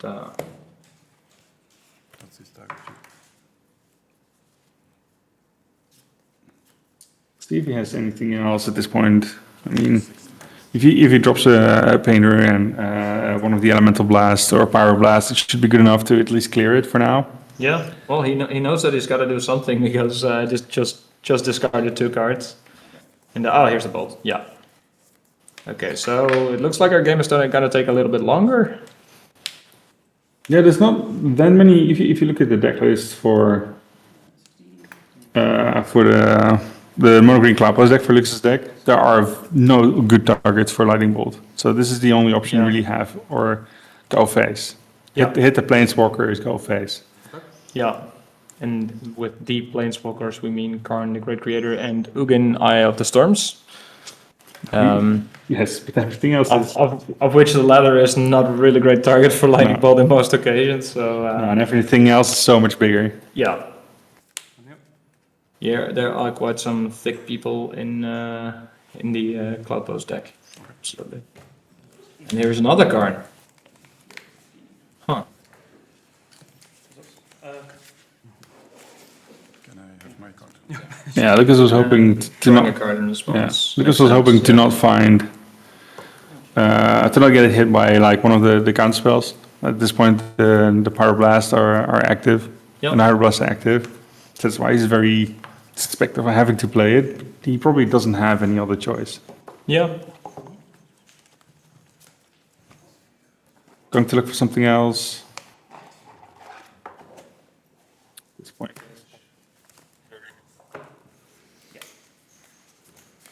But he's done well for himself. He's able to draw cards. He got a nice full grip of hands. He's not very short of mana. No. He still has the Bosager active. Yeah, just actually Played well. played out the Bosager. What was the second one? He has a second one in his Oh, deck. right. I don't know if he... Yeah, oh, I thought maybe you saw it in hand. Didn't quite see that. Now, looks like things flipped. It's not like you want that many more painters. So that's not the issue. You want something else. So maybe No, Callum you has a can- nice... You can actually swing at Karn next turn. You can also swing this turn. Yeah. I mean, there's still 3 Yeah, on but board. I mean with Painter, of course, yeah. 3. The Fabled token doesn't Flip Fable doesn't have haste. So yeah, sure. So you need something else. Yeah. But maybe you can, I don't know. I mean, if you can keep it down for now. He knows there's a lattice upcoming. Maybe he has one additional lightning bolt. Or your own Karn. That's really cool as well. Yeah, and there's definitely no mics and lattice coming in. I do see a crop rotation, so they could grab another Cloudpost. So because I do think he has a second Cloudpost in hand. Yeah. So that would put him at, if he 6, 7, 8, 9 mana. Very fun how chat is going on about the players. Very likable bunch of players here. Love the players, hate the decks. Yeah, that's an opinion I mean, that you can have. I can't hate on Cloudpost. I mean, Painter is just a staple of Legacy, right? It's unlikely to ever leave the format at this point. It used to be a lot more popular than it is now. It dropped a little bit. Yep. And that's what Legacy does. Some things become very popular. A few decks just drop down a little bit in presence. Yep. And once in a while it shows up. I still think it's a competitive deck. It's not as great as it used to be, but it's still pretty good. But it's a deck that you can toy with it a lot. There's so much possible for this deck. Yeah. Because the toolbox you really want is only a few cards, and everything else is pretty much flexible in what you want to do with the deck. Yeah, absolutely. We got a question about the players. Both are content creators and very likable personalities, so that's why people are going on about them. Both are also deck specialists. That's a very big thing in Legacy, of course. Are you a deck specialist for a certain archetype? I used to be. For what deck? The worst one. Don't put me on the spot here. It's the one that hated the most at this point. It's also the most played one of today. Oh, okay. I see. Well, was it the classic version of it? Yes. Okay. Yes. I was one of the few pioneers that got it where it was. Reanimator, we're talking about 15 years ago, like in the first month or 2 months after the unbanning of Entomb. That's And it's some time my version that got adapted by the rest of the field. It's not like it's a full secret. There's 2 people who had like massive success in the first month after the unbanning. One was me, the other one was in Spain. The big difference was I was using Lotus Petals instead of just a regular mana base. just to speed it up, make it more aggressive. And that's the one that got adapted the most in the end. And it never left. I mean, a lot of versions were created afterwards. I had nothing to do with those. There's a de facto best version right now, obviously, but Right now, it's more like, but after, first you had a few combo versions with Griselbrand afterwards. Jinkataxis had a short-lived time for like 1-2 months. and Tin Fins, right? Tin Fins is also, sure, and then we had the Grief version, Oh, the absolute- started about that. the absolute worst version. But then Tempo happened with the Frog, Yeah. and people haven't really adjusted away from the Tempo version. They have just adjusted the version to play without the Frog. It's been very persistent through multiple bannings, and it's still it's the most played deck today. So that speaks for itself, I think. So what are we seeing here? Lucas taking some time to think about his next move. Yeah, but it's like, Here? what is it? Kozilek's That is That makes sense, I think. a whole, that's whole really lot of good, mana for yeah. Kozilek's command. Yeah. Because that's 3 mana from the tower, there's 3 mana for each Cloudpost. There's a Glimmer Post. Oh, those are just Glimmer Posts. Yeah. Oh, that's unfortunate. Yeah. So it's X equals 4.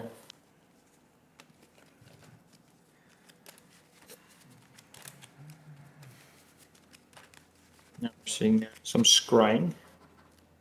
What are you looking for right now? A Cloudpost. More mana and payouts, right? At this point, he might have already have one of the really big spells available. Yeah. Or he can just find one with Karn. Like, for example, he could go for 1 ring. Yep. How afraid are you to lose to the Painter combo right now? There's Emrakul in the I mean, as long as the Karn is there, you're not. No, but also as long as Callum doesn't have a way to exile the graveyard. I mean, he already popped the Soul Guide. There's Emrakul in Lucas's deck, so it just for shuffles sure. straight back. Unless he has it in hand, but it's definitely worth trying. That's one way to get out of that mess. Yeah, But even like, don't forget that Lucas started with a mulligan to 5, and That's he's true. having a very much a fighting game. yeah. And I don't think it'll get any worse in game 2. No, I think this matchup should be favored for Cloudpost. You know? Yeah, let's Callum has a way to get rid of the Emrakul. If a Painter player has a way, it should be Callum. Yeah.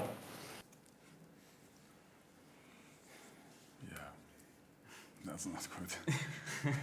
This is a match of the ages. Yeah. Glad you're enjoying it. As are we. All right, there are ways to get to take out the Emrakul. So if I remember correctly, all the Eldrazi are triggered effects and not replacement effects. Yeah, there are 2 Soul Guide Lanterns and a Ghost Vacuum in Callum's list. Yeah, Ghost Vacuum doesn't solve it right away, but it gets rid of the Shuffler at least. So. Yeah, but it's, I mean, you activate it again and Yeah. it's still there. At that point, you're fine.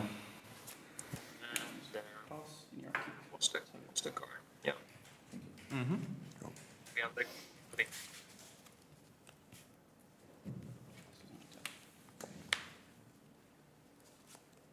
See you, Nathan.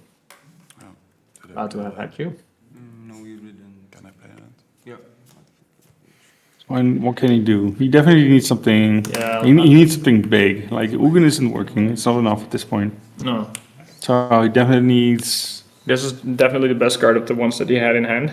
Yeah. The only one that actually does something, so... and here we have some spawn tokens. By He's, Sabatari. he's looking for the big one. Yeah. Yeah, he has 6 tokens. He's able to take some damage next turn. Oh, there's He's Emrakul, I think. 14. Yeah, I think that's the card you want. Yeah. 6 tokens. It looks like there is quite some mana.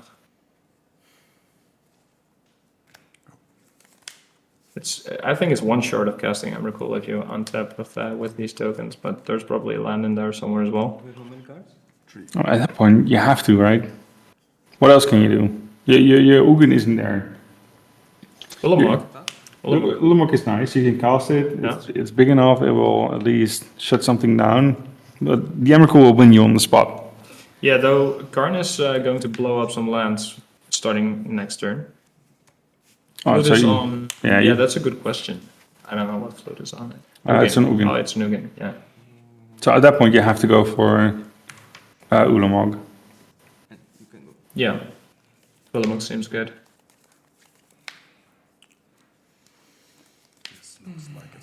But it looks like there is no one-size-fits-all answer, judging by Lucas taking his time to No, spray. It's not easy. he's absolutely in a bit of a pickle. Yeah. Yeah. 6. Yeah. But you have to trust the player of his caliber to be Yeah, able to absolutely. find the right solution, or at least his one or two ways out of this mess. Yeah. So the coding will probably Blow up the Nexus, maybe? That Or the has to be. tower? I think Nexus. yeah. Yeah, it's Nexus. Still the Mycosynth ladders in hand from the Yeah, but it's first not. few turns. I mean, it's not as good anymore. Without a Karn, it's not doing much. No. Chat's pointing out something interesting. Ugin still works because Painter changes the color of the permanents. So it actually does something. If Ugin gets cast and the cast trigger exiles the flute, then it's just on. 2-0. No, it's not. Afterwards, yeah, the Dugan works, but nothing else works. Is it possible to showcase the players' countries? That's interesting. I don't think we have that data, but I'm pretty sure that Lucas is from France and Callum is from the UK. Yeah, and for the chat, it's saying it has to exile the painter. Then at least the static ability will still work every time you cast a non-colored spell, and then you can take out the flute and actually activate. Yeah, but if there is no color on the flute anymore, then you can't target it. So you have to take out the. Yeah, Yeah. it doesn't really matter It actually. doesn't really matter. You just take just- everything else out. Yeah. But But if you want to activate Ugin, then you have to get rid of the flute. But yeah, the triggers still work. Okay. Cool. Thank you. What happens if you have letters and painter in play? Is it the timestamp? Oh boy, I'm not gonna answer that, man. that's when you call a judge. Yeah. Explain this to me very carefully. Yeah, explain it to me like I'm 5. Whoa, something fat coming in here, I think. Is it Ugin? Looks like an Ugin to me. Yeah, there it is. There we go. This and side of hole, like Yeah, now what? No, yeah. Now the question is, what are we targeting? It's the painter or the flute. 3 damage after that. Well, I mean, it's not just the painter or the flute. Yeah, maybe Karn Letters is also doing something and some annoying stuff as well. That's the flute. Yeah, everything That's a is, flute, yes, you can point to everything and everything is an issue. Yeah. Yeah, hope you have creature. Yeah, the cast trigger is just exile one thing. Oh, this is rough. Yeah, that's it. Yeah. It's like, now I got nothing left. I Oh, don't even have to make a choice. nicely navigated by Callum. Kind of being a nice guy. On the mod. Being like, you can think about all you want, but let me help you with the decision making. Yeah. It's like the dead card mostly. And Okay, let's talk sideboarding. Which side do you want to do first? We can look at like the losing side, right? Okay, You lost the game. Yeah. You're the one on the defense. You have to Yeah. change, pick up something. But the Cloudpost decks don't often have that much space to board out. And well, they have like a Karn board. They're stuck to the Karn board. unless there are bad cards in there. Yeah, but the Veil of Summer isn't doing anything. The Fairy Macabre isn't really the thing you're going to board in. You're not that afraid of the graveyard effect of the Welder. Yeah, It's not the thing you I lose agree. to. Yeah, I think I would board it in Force of Figure and Dismember here. Yeah, I'm not even sure if you take on all 5. Curse Totem depends on how many welders there are, you guys. Yeah, it's a full 4. It's full 4. That's debatable, I guess. might be good. Yeah, but you're probably Yeah. going to keep it in the sideboard for the Karn. If you want it, you can find it Yeah, easier with 4 Karns than with true. Singleton in your Yeah. deck. Yeah, that's true. Karn is really good. The point is, what do you take out, right? You're not taking out the Karns. No. There's no way. You're not going to take out your crop rotations. You're not going to take out your Cossacks command. Good luck. Karn Silex could be. It It can blow up it's some possible. stuff, but yeah. Can blow some stuff up. Too many great targets, right? It's a lot of effort to kill something. You can probably take one into the sideboard. Yeah. And for sure. three Soul Guide Lantern also seems like a lot. Yeah, it's also a way to draw cards. Yeah, it's not a bad card, but it's 3 is a lot, you know. Three are there for Reanimator, I suppose, not for this matchup. No. So you can probably shave on these, maybe shave 2 of both, and then get the Force of Figures and some dismembers in, something like that. I'm not sure. Yeah, the question is if you really wanted to get all the dismembers in. Like the Force Figures are the easy one, Yeah, right? You can replace that one with the current Silex. And then you're going to squeeze a little bit for 1 or 2 dismembers. I think Lucas is asking himself right now whether or not Callum plays Makers of the Moon in the sideboard. Everyone should. Yeah, I mean, you have inevitability as Cloudpost player, but it will save you a lot of time if you don't have to tap 15 mountains to cast Emrakul. I mean, these players probably know each other, right? Yeah. They're both content creators, both in the Legacy Sphere. They know each other, and they probably have a pretty good guess how the deck lists are looking like. Yeah, Even if they're not right in their own specialty. yeah. Though I do. So Lucas might actually He know might know, yeah. that there aren't any Blood Moons. He might know, but I also know that Callum has been on and off, I think. So, But the yeah. difference is, for Cloudpost, it doesn't matter. That's that's All you have is 2 Force of Figures, and anything else is just pretty much Yeah. to cry about it. yeah. Yeah, he can try to set things up. But if you look at on the side of from Callum, Yeah. there's also not that much you want to really grab in, right? The Disruptive Flute is very nice. I think a Braid might make sense to destroy Disruptive Flute Sure. if you want to combo early. Sure, because you have like 3 Lightning Bolts in your main deck. You don't really need all that much. They might help to take out a Karn if he manages it down. Yeah, I think maybe something like that. But at that point, the time device like for the live totals, so the red button is the Disruptive Flutes just shut them down. The same works for the Pivoting Needle that's there, but you probably keep it there. So you could probably squeeze in 1 Disruptive Flute, keep 1 for the Karn board. Yeah. But there's not all that much that's all that interesting. No. I mean, yeah, Braids for sure. They go in. I also figure Ghost Vacuum is kind of dead in this matchup. Okay, yeah, sure. Yeah, it for sure has cards to it really wants to take out. Yeah, I mean, it's dead, yes. It does help you execute your combo, but you have to do it twice. So you'd rather have Soul Guide Lantern, of course, but yeah, it's hard to combo in this matchup for Callum. Would it be so hard? Here's just a thought, but do you think it's so hard to combo in this matchup that it justifies taking the combo out entirely?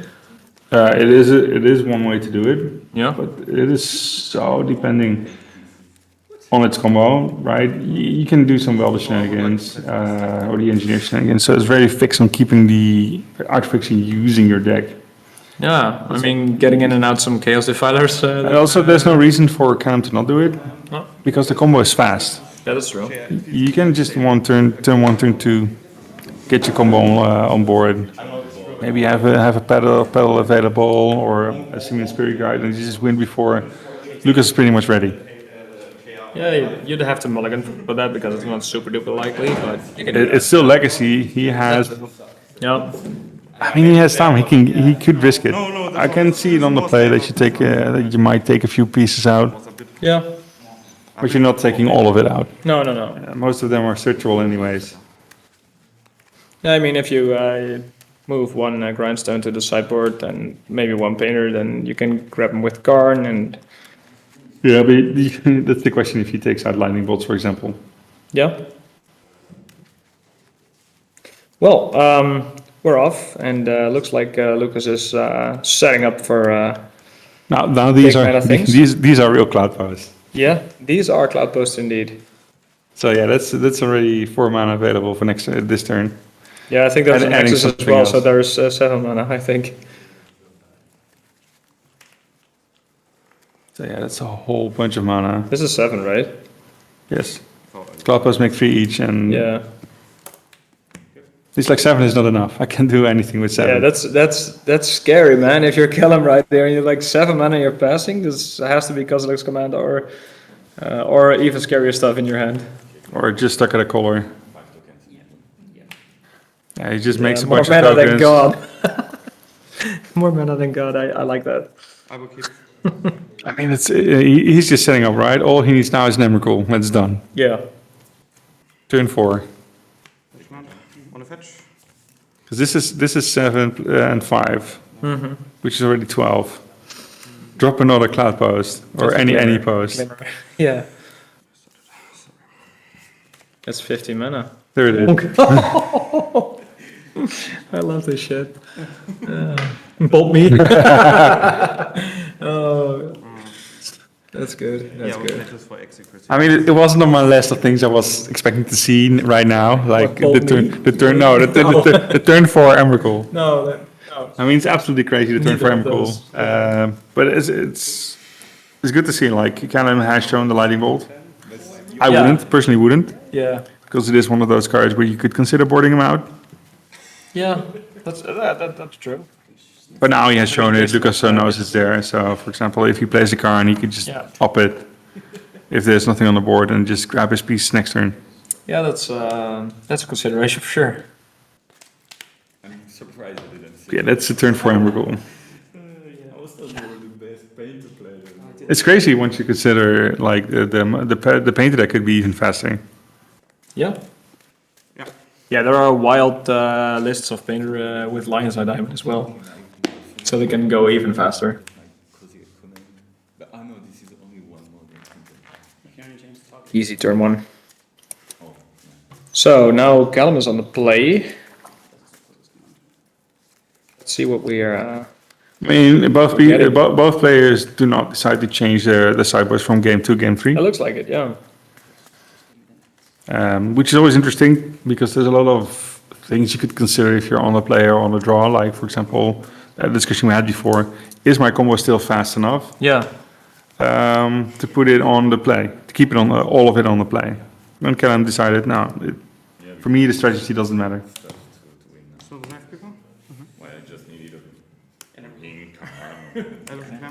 Let's see what we're getting here. Try that one. Let's take a quick look at our backup match. If we're yeah, Strawberry Shortcake. Yeah, these decks have funky names. Yeah, that's a legacy of the format.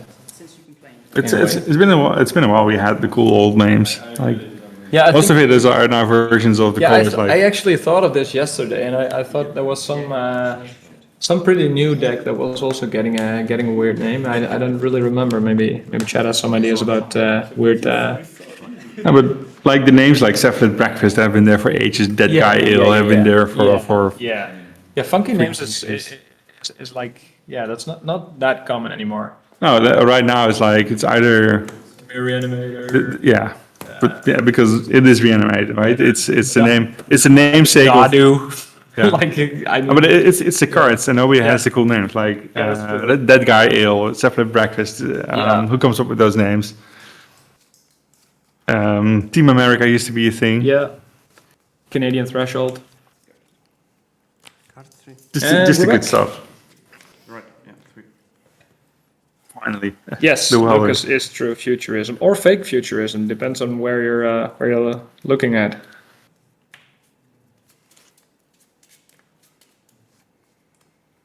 Black White Sewers in Modern.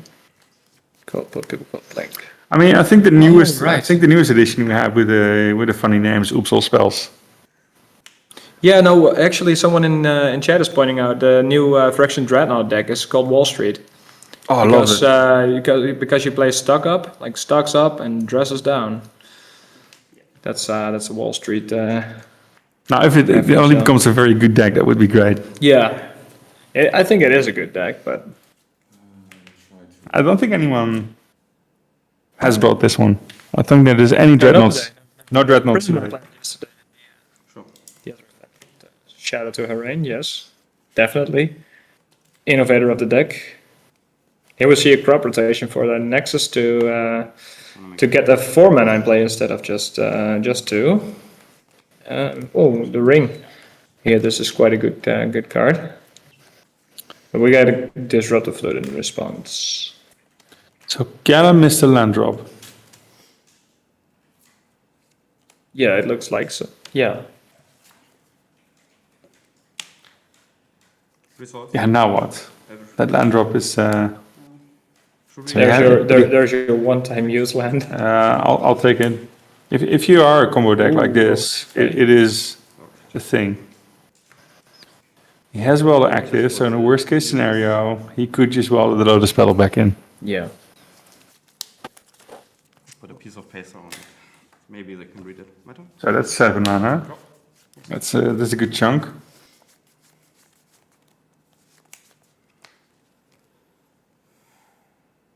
But no Ugin. That would have been an instant Ugin, that's for sure.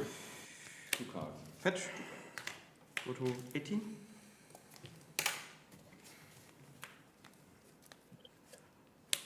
Get up by you. And So he did bring in this number. It looks like a dismember, yeah. I want to add. It looks like removal. That I don't know what the art is, but Shuffle it later in the turn. I that's, just want to attack first. I mean, I can shuffle right now. We just wasted. I mean, the arts are getting more and more confusing. yeah. Sorry. Because it doesn't look like it's the Monty Python version. Floppy, and then So it must be a promo or an event one. Okay. That was looking really bad for Callum. The Force of Figure on both artifacts, and there's a Pyroblast in response. Then they're in response. Well, that's big. Now we're getting rid of the flute anyway, because at the time that the Force of Figure resolves, there is no longer a painter in play. Yeah, now everything works out. Did get a land drop though. Yeah, I mean, the land drop is big, but he's just still only 2 cards. Oh, see, there is the combo. I think, did he just rip it on from the top of his deck? I'm pretty sure he did. I guess so. All right, I got something.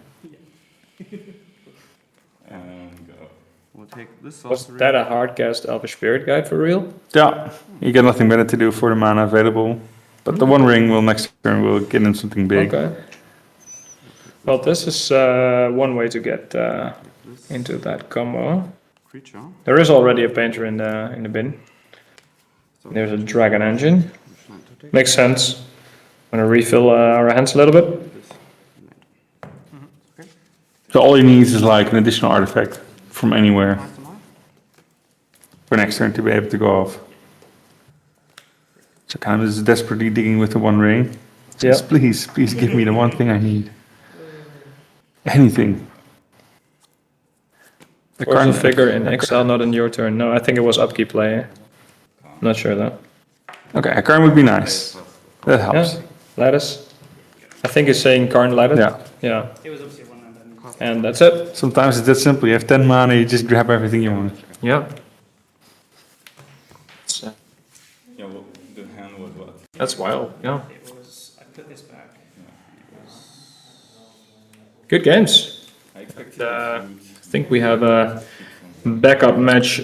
I'm not sure if it's ready though. If If it's hasn't not done finished yet, then there is a backup match. it. Yeah. It's, You can now look at the opening hand Callum took.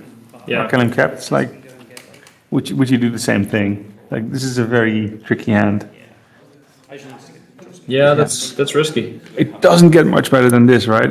I know it's a very risky hand, but this is the one where you could just straight up risk it for a biscuit and Yeah. see if you can get your combo out fast enough. And it looks like we're gonna show you the B match. Cradle control with an Attract sign play. Yeah, Cradle Control, quite popular deck today. Yeah, this one, for me. Thank you, Kevin. Lands too. I mean, game one was super. There are some lands, but not as like Cradle Control is up there with Dimir Tempo, if I'm not mistaken. I think there were more lands players actually. Let's see.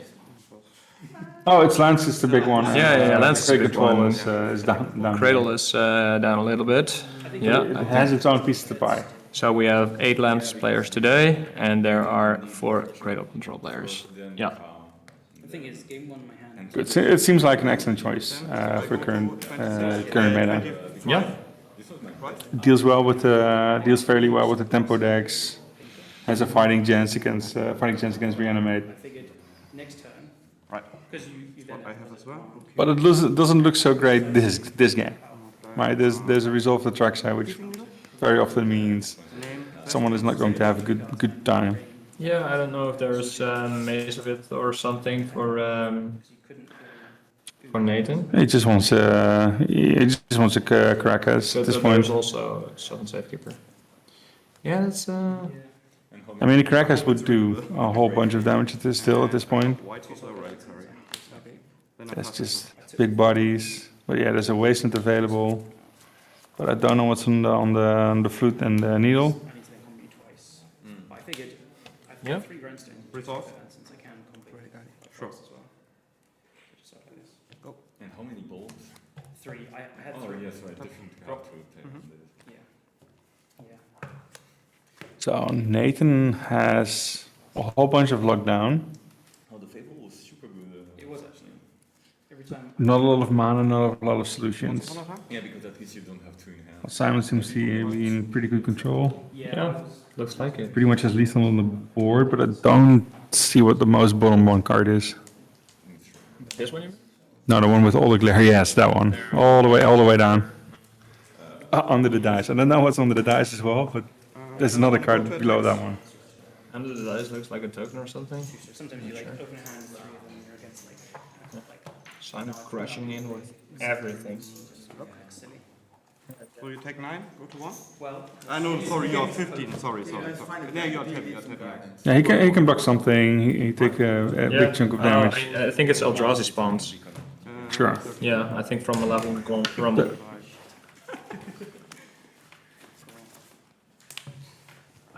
Someone fed Rob. Rob is feeding himself right now, as we speak. And if Rob is done eating, then I'm gonna take a break after this one. But depends on Rob's schedule.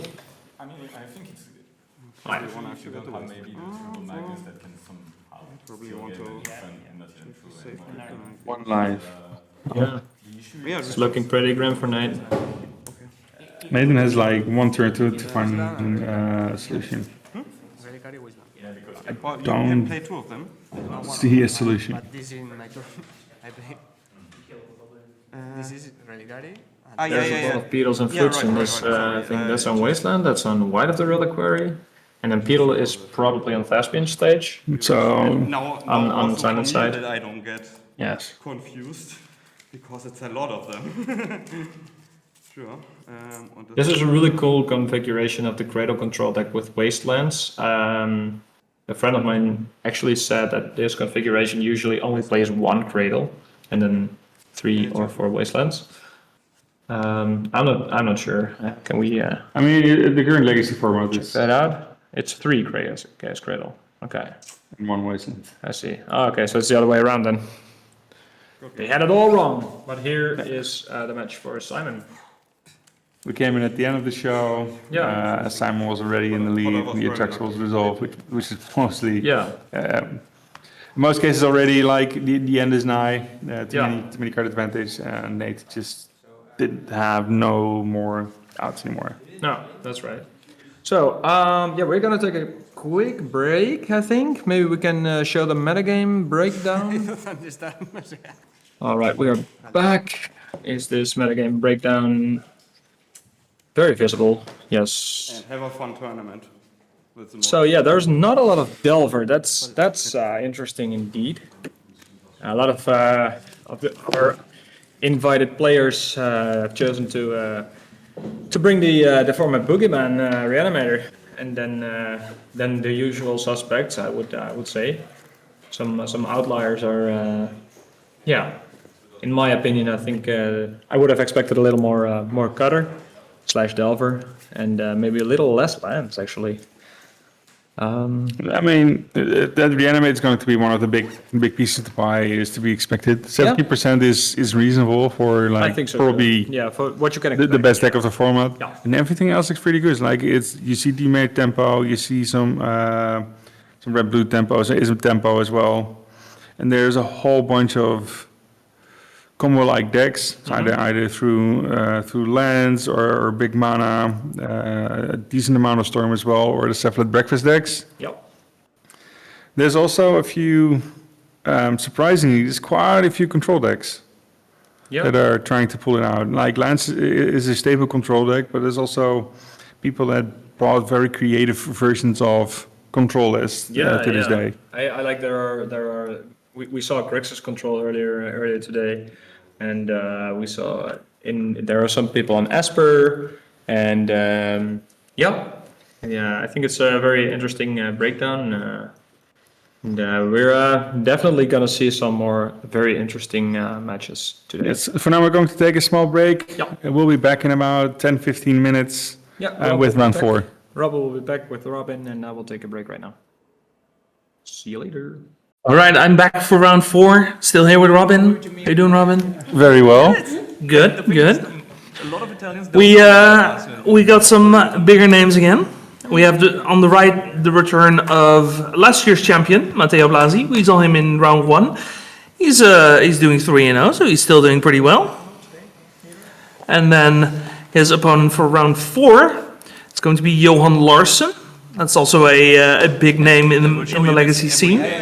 The breakfast expert. Someone complain, oh, you didn't Breakfast, of course, now being as much a Nadu deck as it is a breakfast deck. So, I mean, there's absolutely no reason to not play a Nadu in a deck like that. It's like it's just perfect for it.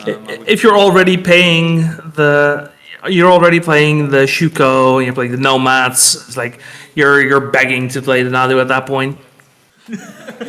But there is definitely appeal to playing the combo.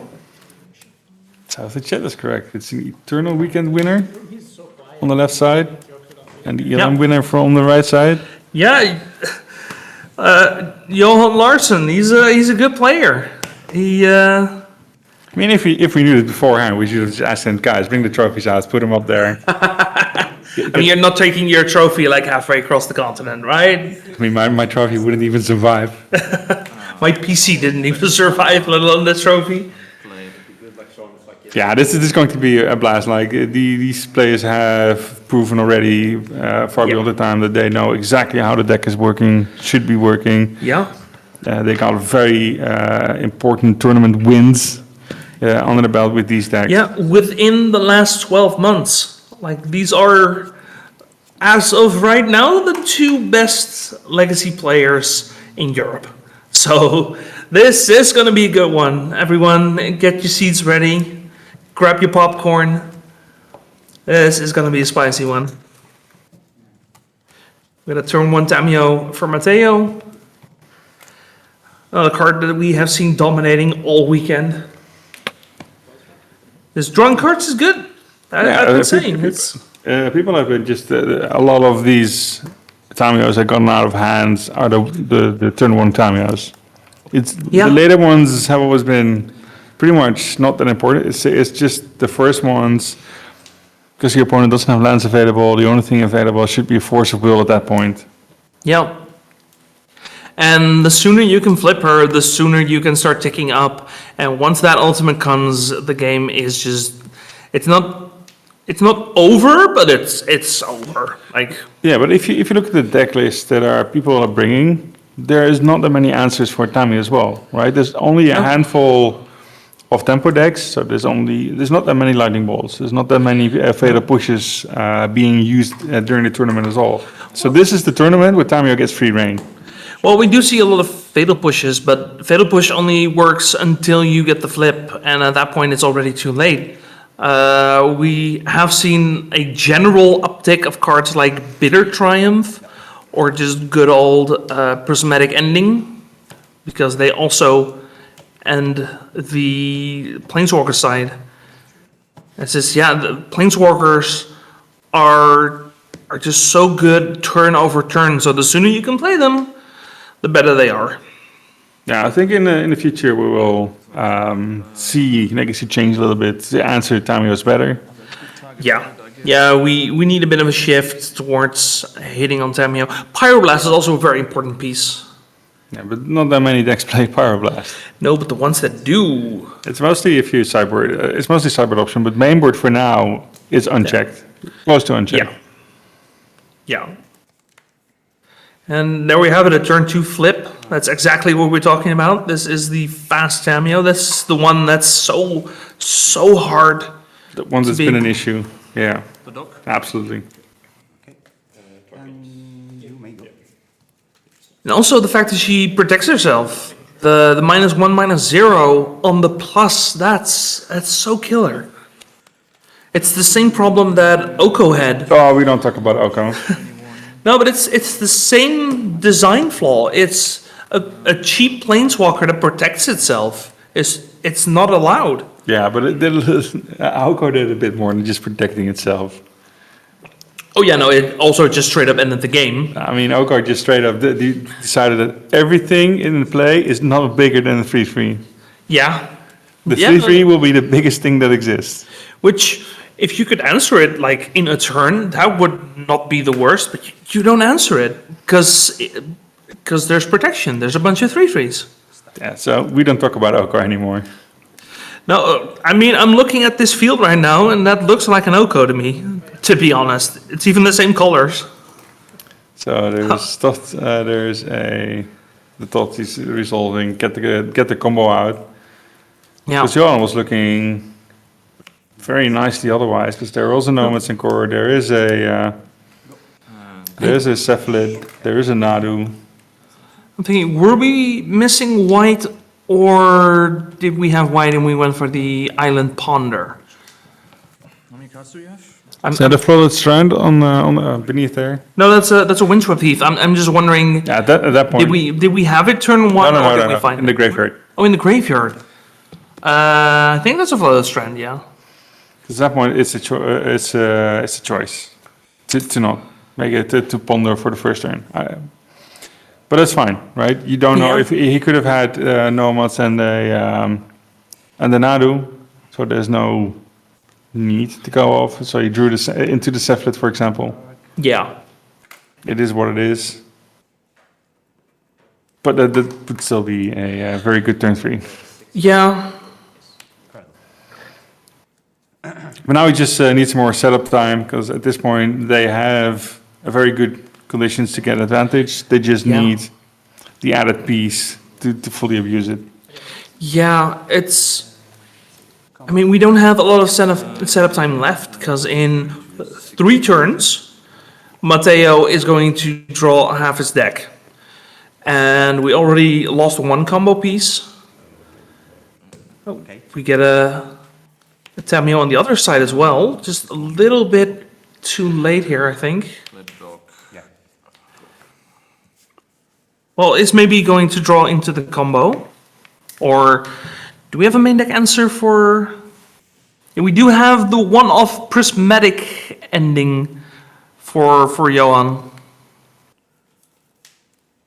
So he does technically have an answer, but the one-off. I mean, to be fair, Nadu beating down, it'll work just fine. Yeah, the Nadu is the only thing that's going to be beating down against Tamiyo. But yeah, now you see the force of will. Actually, does that even work? No, because you're just at parity at that point. Because you're not playing more than 1 Nadu. It's +2 and then get hit for 2. Yeah, but it keeps it in equilibrium. It's just Yeah, the reserve. it's better than nothing, for sure. And that for now is good enough, because Yeah. look at the cards. He has available 2 Cephalids, 1 Nadu in his hand. He just needs to Yeah. deploy them and find any of the Nomads, Yeah. Yeah, for me that's fine. Can do that. which there are. Yeah, Or but the we don't or the see shooter. what our light So is, there's yeah. pretty much 6 cards he really would like to find. And one of them is in the graveyard. Yeah, so that's 5 cards then. 5 cards left. 5 cards left. Second main phase.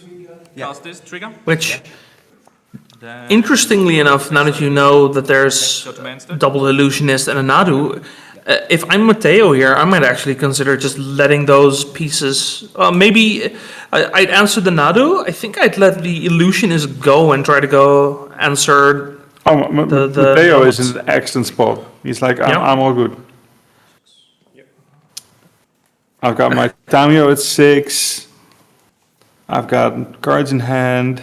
I'm not sure if there's a Force of Will in hand. No, it's a There's a Daze and a Daze. Reanimate, which is good enough. That gives you a lot of good draws here. And also, you have a clock.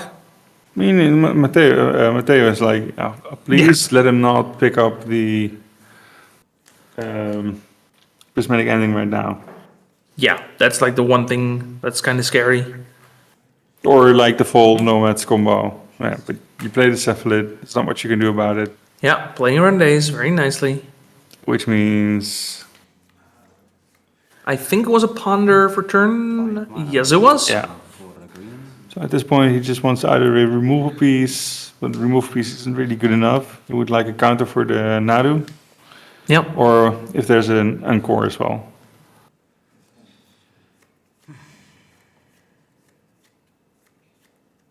He just needs one more turn. Yeah. I wonder what that Ponder is seeing. Well, whatever it's seeing, it's good enough. Yeah, he seems to like it. I think it was a Brazen Borrower off the Ponder. It's not what you're looking for, but it's good enough for now. Yeah. Because it will prevent the entire combo from going off. Yeah.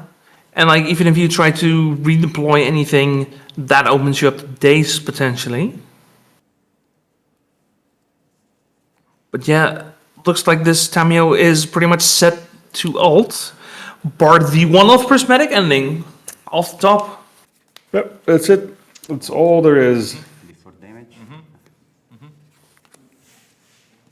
After the prismatic pinning is, then there's no fighting against Reanimated deck at that point. They just No. go full blast. Yes. Yeah, they or have you activated go for the combo next turn somehow.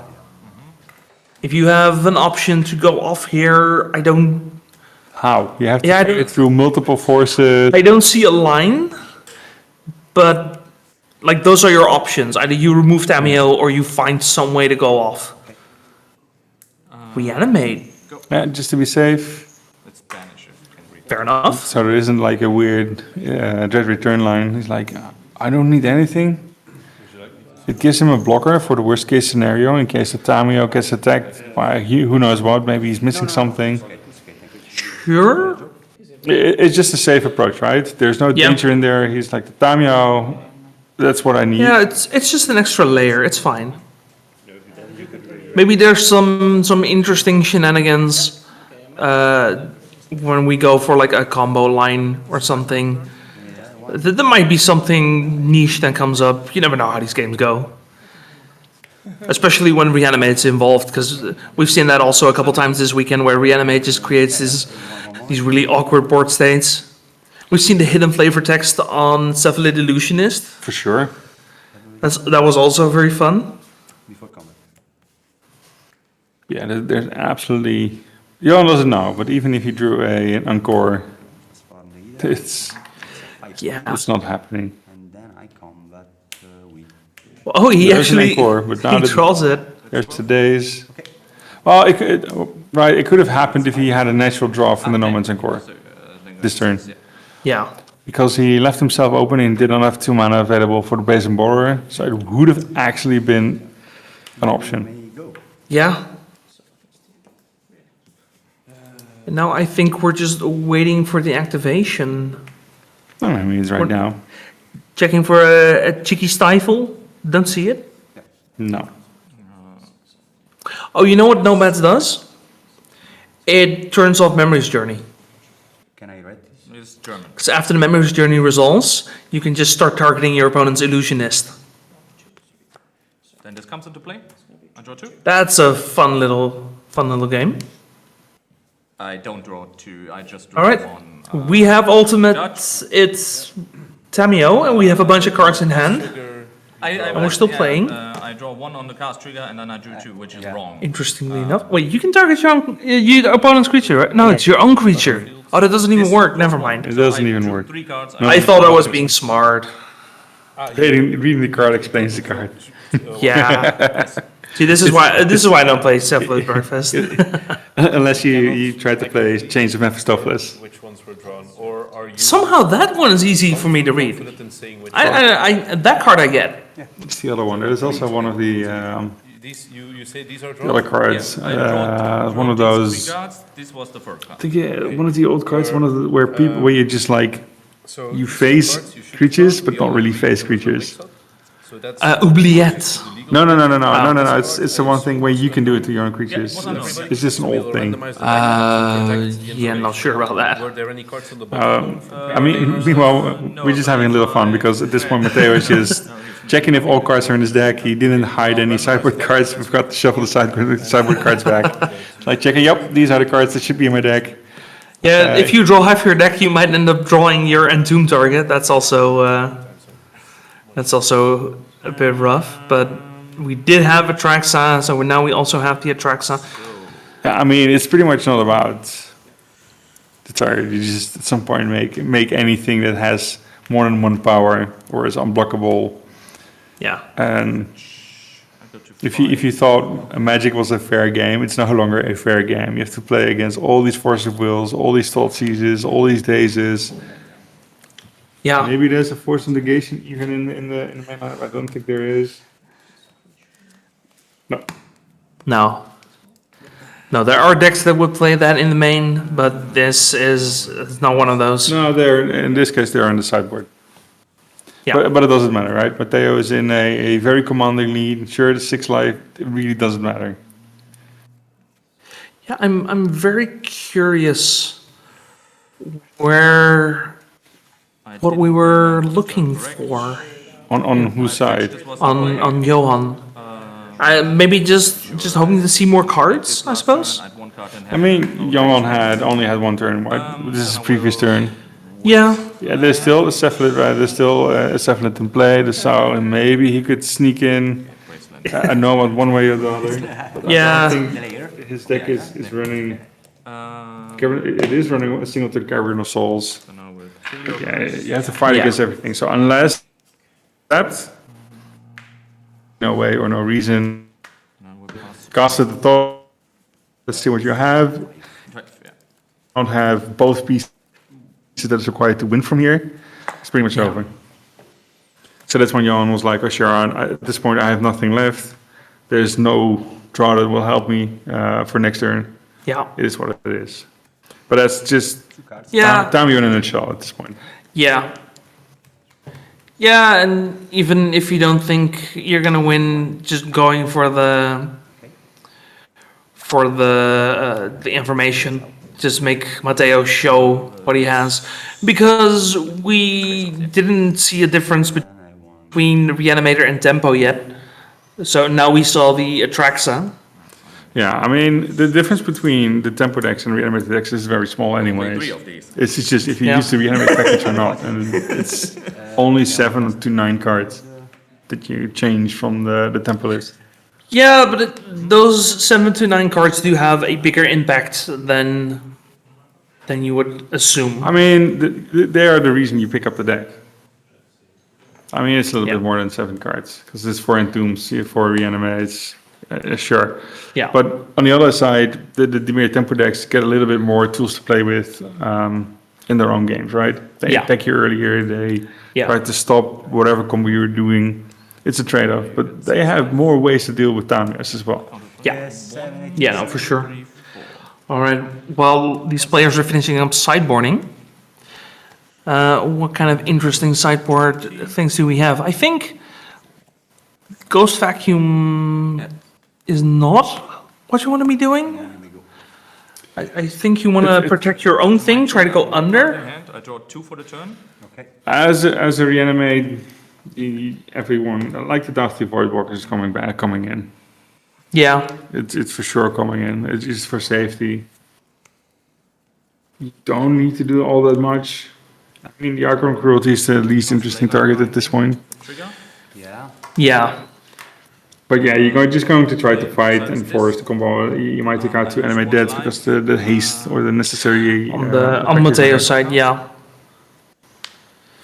You don't change all that much. You could consider getting your Veda pushes in. Just to fight the early creatures more, like the less relevant ones. I would bring in my Feather Bushes, yeah. You're playing against the creature combo deck. You definitely bring those in. Yeah, but you don't only do one of the two. Like, you either decide to fight for the creatures on board, or you fight for the graveyard. And I think it's a bit much to try to do both. Because you don't really want to take out 6 cards at this point. But you are on the draw, so you could take a game where you do this and take out all your forces. Yeah, or your days. I mean, all your days. Yeah, take out your dazes because you're on the draw. Then go for both hate plans. Scout out what is being boarded. And then for Johan here, honestly, I don't want to overboard in this matchup. I think you want protection for your own thing and try to go for it. But again, maybe I'm reading that matchup wrong. Maybe you do want to go more interactive. You prefer, like, in this case, you are a combo deck. Yeah. And that's all you do. The theory time nerfer is definitely something he wants to put in. It's just a little additional protection for his own combo. It is your, like, for example, it is your silence nowadays. It's your repeatable, safe silence. Exile 5. I think I like Prismatic Ending as well, because it also hits Tamio and maybe like whatever graveyard hate you might be expecting. You're probably expecting Voidwalker, so Source to Plowshares becomes pretty good. I think that might be the scariest thing, the Voidwalker, because that just removes half your deck at that point. It's for sure. It's for Mateo. It's like a very real option to ignore his own reanimate plan, just board a whole bunch of things in the Baragorith. But I doubt it's out, or at least the reanimate's probably still in. Yeah, I think having the reanimate plan still in is fine, because it does offer a quick win. You're fine if Johan interacts with the reanimation plan, because that means you have less protection for your own combos. So, like, having reanimate just as a threat that has to be countered is I think very, very valuable. We'll have to see here. A ponder start for Johan. It's going to shuffle. Shuffle for the fetch first. We have a Nadu and a Nomads, which means we don't need the Shuko. We don't really care about anything else. He just needs to resolve them. Yeah. So any kind of protection spell would be great. Yeah, and that is the question, right? How much did he has the option to bring in force negations. So while he's on the play, he could be like, okay, let's be a little bit more aggressive. Sure, I only need 2 cards and my protection spells. I don't think this is a Force of Negation matchup. I think Force of Negation is there to buy you time because your opponent is playing a faster combo deck or something. I mean, you have to treat Reanimate as a combo deck once in a while. Yeah. I don't know. But yeah, it's hard. I don't know if this is the matchup. I really I do not know. But we'll see. I mean, he's a little less worried about the Tamiya's, right? You have additional draw, you have more fighting chances. Yeah. Your swords are still there. You don't need all that much. All you need is to protect your combo and fight for it. It's not as bad as a matchup as, for example, Tempo would be. Yeah. Also, we are fetching basics like semi-aggressively. Do we have the fish, the Harbinger? No, we do not have Harbinger in Mateo's No, list. it's just to protect from Wasteland. Sure. No, I know some lists play Harbinger sometimes. I don't know if that's still a thing or maybe that was like a flavor of the month thing, but I've seen them. So now it goes for this version only has like 2 basics. It's only the island and the plains. So all forests will be non-basic. But Yeah. he's the one who has the opportunity to go for the forest first, and he can always use that single forest. At Yeah. least. So if there's a wasteland threat, he's at least not in danger for the first turn. Now I'm going to see the namesake misery of the Reanimate deck. Here's a 1. All you need is a single land, and then 2 and then Reanimate. Yeah. We're thinking about maybe going for Archon of Cruelty, which I don't mind. Just attack resources, attack whatever's on the board right now. Yeah, Archon, yes. I think that's If probably a the better play Archon here. resolves, at least Yeah. takes off part of the combo on the board. Yeah. It gives him more than enough value Yeah, probably, yeah. instead of the Atraxa. Atraxa could break, right? You could not Yeah. hit all of your. You might Yeah. just get a single daze or a single force. Yeah. Archon is directly attacking like the cards you have, the options you have. You're trying to starve Johan from having resources to try and rebuild. So I'm flying always from Cologne, and Cologne is super cheap to fly to Bologna. Okay. So And the Archivist is every single turn. I believe we pay something Yeah. around 60. ETB and attack. There goes. There's the Fairy Macabres. We were expecting these. For eternal Very also nicely. Flying to Bologna. They're free interaction, and that's a strong 2 for 1. Yeah. I'm staying from Monday till Monday. I'm going to Florence for. Oh, we do see a Brainstorm available for Matteo. We do see a Force of Will. Yeah. So it's not like Johan is free.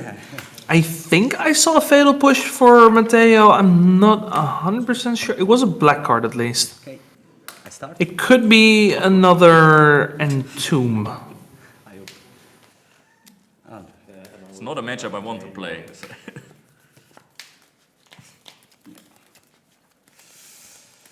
You see a Voidwalker. Yeah, that's not the. He'd rather have the other one. This Nadu will be fought over. There's no way. Yeah, it's gonna get forced. It's better to not have Nadu resolve than let it resolve and then try to remove it, because you'll get the value if it ever hits the field. Because nobody's playing board wipes anymore, 2025. Well, that's a lie. Oh, okay. Not if you're Fenris Cloud. Then you're playing board wipes.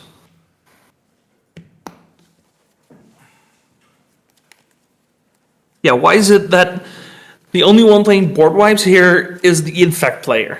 I will. Yeah, he's not playing Infect, but he's known for Infect. I didn't get a good.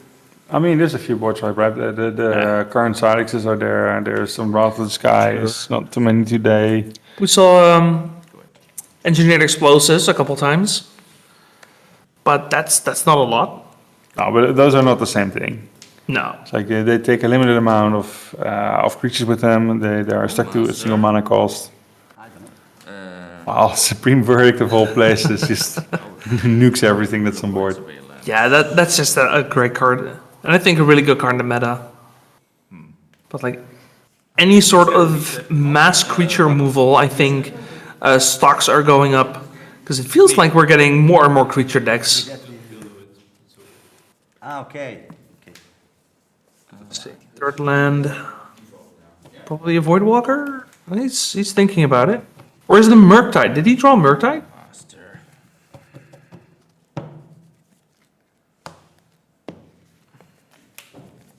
No, it's going to be a Voidwalker. Sorry. Yeah, a Voidwalker is just a must sensory. Yeah. I mean, Johan can make some value with the Nadu. A ton of value. Yeah. If Nadu is the plan here, I think it's fine. I think he has a removal at this point in hand. He will probably see if he could get the Nomads off the board. Bowmaster. I'm thinking even with the Nadu plan, Voidwalker could potentially be a risk, because if you put like 20 cards in hand, you're discarding to hand size. And it's like in a hand of 20, the 13 worst cards could still be really good. He's put a nice little stack. Tropical Island. Brainstorming response. Yeah, he's digging for a force at this point. He really does not want Johan to draw additional cards. I think he has the Force already.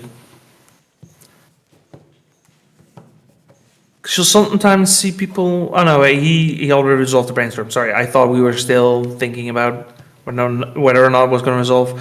There was a Murktide, so I think Matteo was considering playing the Murktide, but decided to keep it for the Force. He was checking if he could pitch a different blue card in it and keep the Murktide for his own turn. Sure. Yeah, because Voidwalker is a good clock, but it's not a Murktide. Go.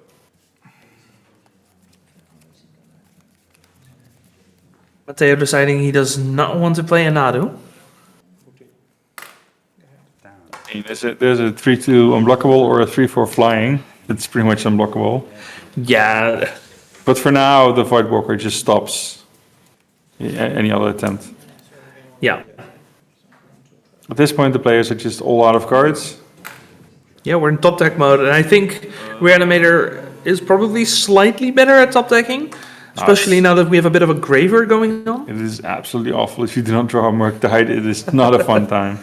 No, but you can draw Reanimate, you have a bunch of creatures. And then reanimate. Yeah, you can reanimate the Nadu. That's fine. But meanwhile, you just get slapped for 3 a turn. Yeah, I mean, if Johan finds a good card, then it's definitely better than the good cards for Matteo. There's a whole bunch of awkward cards you can draw at this point. Yeah. Then I would pay 1 energy. So yeah. Well, no, we're not 100% top decking. Matteo still has some cards in hand. I think. I still think there is an Entomb there. And 1 green. I'm not sure. Well, it's not a card you want to see now because it does actually nothing. No, if at any point you have like a mana open, or you can maybe use it to shuffle for the brainstorm. Yeah. At this point, Matteo is like considering if he has a removal piece, for example. Could he take out a 1/1 so that the clock isn't 3 turns, but it'll go up to 5 turns? Yeah. 14. That is I think it's a bit of triumph. That is indeed a bit of triumph. And it gets hard-casted forced. Yeah. Because Johan is like, okay, if you have the top deck, I want my clock as small as possible. So I think there's 2 more attacks left. We're gonna fail push one of the nomads. There's a bunch more attacks left. The other of the bitter triumphs. Yes, but now that his hand is empty, he doesn't have to discard. Or pay 3. And we have an illusionist. No, No. that's not a dead draw. So they will tie up each 1/1, but now Reanimate is back on the play, which will be a very big advantage. Yeah. Yeah, it's. I think that match came down to 2 of the removal spells being bitter triumph. If it was 1 less, it would have been fine. But having to pay 3 life twice just to get rid of some 1/1s. I mean, the issue happened before, right? Matteo has no threats of his own. He tried once, Sure. got very macabre, so his entire deck was shut down. Sure. While Cephalid Breakfast had 2 nomads, had 2 Nadus, there's Sure. too many pieces available. What I'm saying is, if one of those bitter triumphs was a fatal push, we would have at least had 3 more turns. I think the biggest thing, if he found a different blue card on the brainstorm next to the Murktide, Yeah, that would have also helped. that would have been a big change after everything else happened. Yeah. Yeah, that is also the downside of Forest. It costs you 2 cards to stop something important for most Yeah. of the game. Legacy Yeah. rarely gets to hard cast the Forest. We saw one at the end of the game, but it rarely happens. Dimir Reanimator absolutely does not often hard cast Force of Wills. No. No, but when you have the option, when that's the game plan that you're in, then well, you'll take it. It's better than not having a mana cost, I suppose. But yeah, sometimes the game just runs like that. Yeah.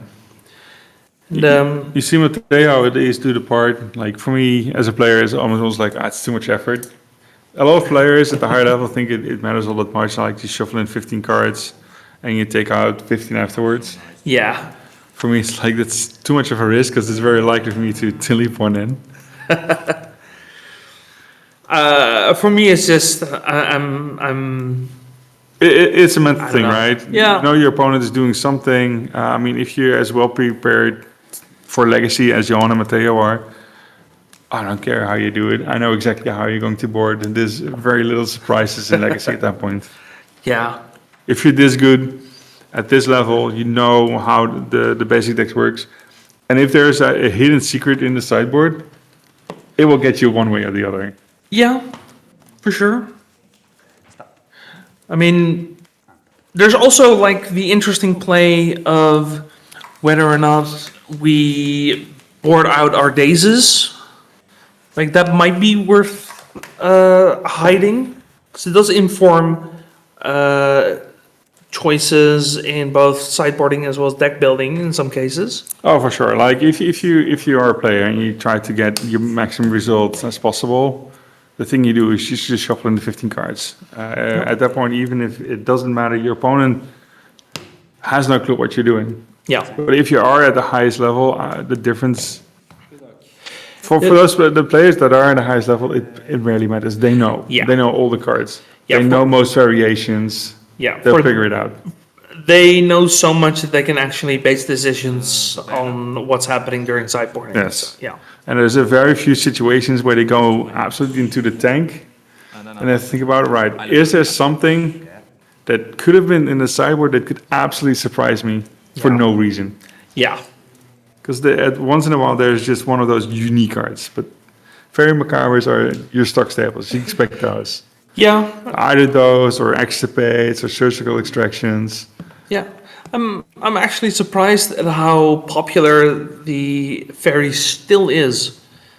Because I feel like having the one of Nile Spellbomb sometimes. The big thing about the Fairy Macabre is, and the same goes for surgical extraction, it's free.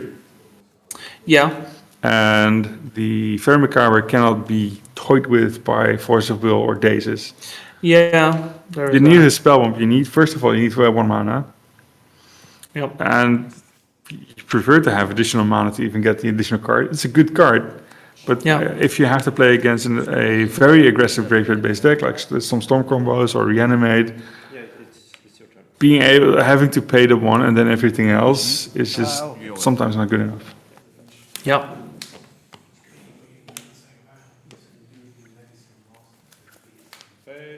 Yeah, and at that point, free spells like to trade things for tempo, right? Like that's why you play the free spells. That's why you play Force of Will, because it turns your card advantage into tempo. And tempo is so important in Legacy, where literally every turn, every mana, it all matters. That is not the card Johan was trying to flip at this point. I mean, at least he can get rid of it. No, I mean, for Matteo, it's like an actual target, because if the Dread Yeah. Return is gone, that's a whole lot of pressure out of the game. True. Now, Johan is playing Memory's Journey, so it's not a complete kill, but that would make it a little bit slower. Like at that point, you either need another turn or you need a brainstorm, pretty much. Yeah, but So, again, like if we lose Dread Return, it's not a full-on kill of that game plan, but the plan becomes worse. it becomes a lot easier to fight as well. Yeah, for sure. But yeah, that's a question we didn't really check. We didn't really see if Matteo decides to fight for the graveyard outside of the Daughter Void Walkers. We haven't really seen it. There's just a single Fairy Macabre as well, so there's nothing else. Yeah, we did see a fairy from Johan, but we didn't see it yet from Matteo. No. But Johan still has the thing, right? It's a blue-black deck. There could be all the possibilities. Ghost Vacuum from Johan. I mean, the Ghost Vacuum never leaves the deck. I mean, you're playing Urza's Saga, it's just too easy to include it. Are we? Oh, we are. Yeah. I mean, it's you still want to find your Shukas. So having a Ghost Vacuum to be able to find is fine. There might be a second one as well. It's one of the one cost cards that that you are happy with. Yeah. And in the old days of Reanimator, you had a card, and you see it's very slowly you see it return to Legacy again. It's Intuition, which picked up 2 cards. Yeah. At that point, these cards are no longer good enough, Yeah. or just do the second time in your own turn. See, we have a Thoughtseize coming out here. I think double Swords-Edged Plowshares and a Prismatic Ending. And this is sorcery. Okay, sorry. Force of Will, but the only blue card is Nadu, which is not ideal. But we do have, I think, a Cavern of Souls? That's so much removal. Yeah. We're taking the Force of Will. Yeah, that is a Cavern of Souls. I'm not sure if I agree. I mean, if you're... Like at this point, you might be interested in. Okay, now. Doesn't really matter. I guess if Johan draws a blue spell, then things become a little more awkward. No, it's mostly because if you have a Reanimated hand, you can start getting it out of the graveyard as well. So you can, for example, like it could get very complicated, but you could cast a Reanimate on his target, right? So he has to use the Ghost Vacuum to exile it. At that point, the Ghost Vacuum isn't available if you want to reanimate something else. Which means if you have 3 mana and Entomb it to reanimates, you can bait him into exiling his Nadu. I guess. So that will be an interesting line of play. And he doesn't have Force available. Unless he draws a blue card. Yeah.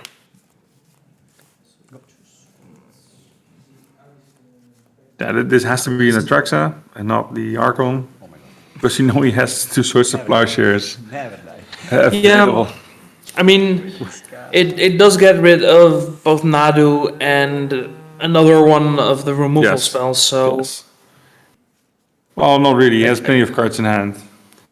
So it's probably Prismatic Ending that's getting axed. Yeah, no, for sure. I agree, I think Atraxa is the better option here, but I'm thinking Yeah. the Archon is not terrible. No, you reanimate the Atraxa, and when the trigger's on the stack, he searches the he tries to take. Oh, he doesn't have mana available, so yeah, it should be pretty much free. Suck up your hand. Yeah. We even have the second reanimate as well. Yeah, so he could have gone for the other line of play as well, Yeah. right? Grab the Nadu, Draw 2. could have forced it, could have. Or start. That is not what you want to see, but 9, it's fine. 10. You don't have to pick things off of Atraxa, right? No. It's just you may. You may, yeah. Because sometimes effects like that say you have to. Sorry, man. Yeah, but yeah, you have Bitter Triumphs in your deck. Under the denied. But there's the Voidwalker you can still pick up. Yeah.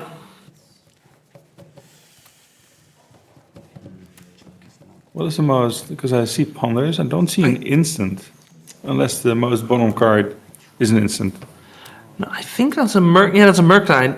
So he has 3 creatures to pick from. Yeah. A land and then sorcery. Yeah, you can. I mean, I'll probably pick up the Voidwalker here. Yeah, the Graveyard is just a little bit too anemic. Just a little bit. It's not like the Murktide doesn't work. It's just the Voidwalker. It just gives you a different safety as well. Yeah, if you're worried about dying, but you might be worried about dying because you're at 10. You do still have the Atraxa. But no, you know the Atraxa's gonna get sourced. So you know you're at 17, pretty much. Okay. Yeah, I like just getting the Murktide. You don't have to drop it right away. You can still Thoughtseize in between. Just make it big enough to at least be a threat. Yeah, he's confident he doesn't either already has something or doesn't need to interact with the opponent's graveyard. Yeah. But when you're Johan and you see the cards being picked up, you're like, okay, that's not too bad. Do you? There's no interaction, right? If he No, finds a nomad, Well, there's the Thoughtseize. No, Sure. no, for Yeah, it doesn't matter now, but it matters now, but he can still draw into That's 5 minutes. So it's a nomad, and he would be good. sure. 2 minutes is about what it took. On the other hand, you didn't pick the Voidwalker, so maybe you already have it. Yeah, though the graveyard side isn't the problem anyway, so the Voidwalker wouldn't even do anything. Wow, fair push. We got one flip, it's a Brainstorm, It's better when I start, I think. then Thoughtseize. We have multiple swords, so we know that that is fine. Will keep. No, you can probably still take one. I don't think. Yeah, no, you probably take one, unless you have something else in mind. I mean, you take one, at that point, the Murktide becomes good again. It's the prismatic ending. So you always draw Talongates. If you're thinking of maybe playing the Reanimate, Ghost Vacuum is not And the worst hit, you end up in the same spot anyway. No, but you have three threats in your three threats available. You've got the Atraxa, there's a Tamio, and you have the Murktide. Yeah. And there's 3 pieces of removal there. So if he takes out one of them, there's 2 left. Could be a solution. Because there's no way you're gonna protect your Atraxa. Yeah. Well, at least we know that Johan is about to find out. We are taking the Ghost Vacuum, actually. An interesting decision. Mateo's convinced he can just fight through everything else. Fair enough. Yeah, there comes the swords. Yeah, no surprise. Go back up to 14. I mean, we knew that one was coming when the Atraxa dropped, so that's fine. Brainstorm finds another Nadu, I think. Yeah. That's a pretty good hit. He's probably hiding it on top. Fetch Scrubland. Cannot be countered. So, 19. Go. We play a Tundra and we pass. An uncounterable bird coming next turn. Yep, there's a Daze available, there's a Reanimator available. You could pick up a bird. Was it a Daze? I thought it was a Ponder. No, Johan has a Daze in hand. Oh, Johan. So he has Oh, right. Entomb Reanimate available. So you could grab the Archon, but you shouldn't, because you know there's another 2 pieces of removal. 3 minus 1, mill me for 3. The Murktide feels bad too. But maybe you could just pay 4 or 3 and not exile everything. So if you find a second Murktide, you can still pull it out. I think that's a 7/7. Yes, it is. Fringe Legacy playable card. Yeah, we are all in on this Murktide. Sure, there's the Murktide. I mean, we knew as much. We don't mind gaining the life. He's pretty much all in on his next reanimation target. Yeah. Right, you know he has the combination in hand. It's like, here are the threats, spend your removal on this. I think it was better. You don't have to. And then going to answer the Tamio and another bird. There's the Oh, yeah. Entomb. And to me, he has a Reanimate in hand. I draw cards from this. Yeah, this is why he just sacrificed everything else to be able Yeah. to make sure this is the combination. I still have one. You know the cost is clear. There's no more removal. And he has the Fairy as well. There is still a piece of removal. That is a clutch Fairy. Yeah, this is looking very good for Johan. There's still a tiny bit of time left in the round, so he needs to up his speed. But having a Nadu, Save And no Triumph. longer having a Nadu. pitching Brainstorm. Yeah. Oh, he does. Oh, the days! Exactly. He returned to his hand. Yeah. Did we get a flip? Oh, we're getting the... Are we getting the flip? Was the days the flip? No. I don't No, think we so. had it, yeah. He forgot the. I'm not sure if he. I think he think, forgot. I think the he trigger. missed the trigger, yeah. Once again, very macabre showing up. But I think Matteo did everything he could. Think about like, this is my line of play. This is going to be. Yeah, Sacrifice everything. Make sure I get the final say and make him have it. yeah. Yeah, and his sequencing was definitely good. Go. Raisin Borer Yeah, was that- also still in exile. Completely forgot about that. Okay, this could be something of a race situation. Forced. This could still be a spicy finish. Hold up. Have a trigger. Okay. Keeping the blocker behind. Yes, so he does not want to give to his opponent a more than one Okay. Damio trigger. Yeah. Look at a Cephalid Illusionist. That's not the half of the combo that we're looking for. No, but it's still good. Yeah, for sure. It for still sure. allows him to get an additional trigger for 3 mana. Yeah. Ponder, instantly shuffle. You can really tell that the pace of play has picked up. Matteo did not even think about that. They are not looking for a draw at 3-0. You milled 3. No. There's 7 rounds. You don't mind picking up a draw in round 5, but anything like in round 3 or 4, it's not really where you want it. No. And that's going to be time in the round. Into my hand. And then I would have wasteland you are. And just an incredible demonstration of the level of play that is required to be one of the best. You could consider -1ing Tamio and try to grab the Nadu from the opponent with Reanimate. Ooh. So you can actually push forward.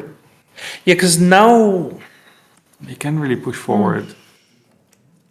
It's rough. But you need something, right? Did we get an extra bit of time on the clock? No, there's a 1. Solitude, pitching. Oh, okay, no. For sure.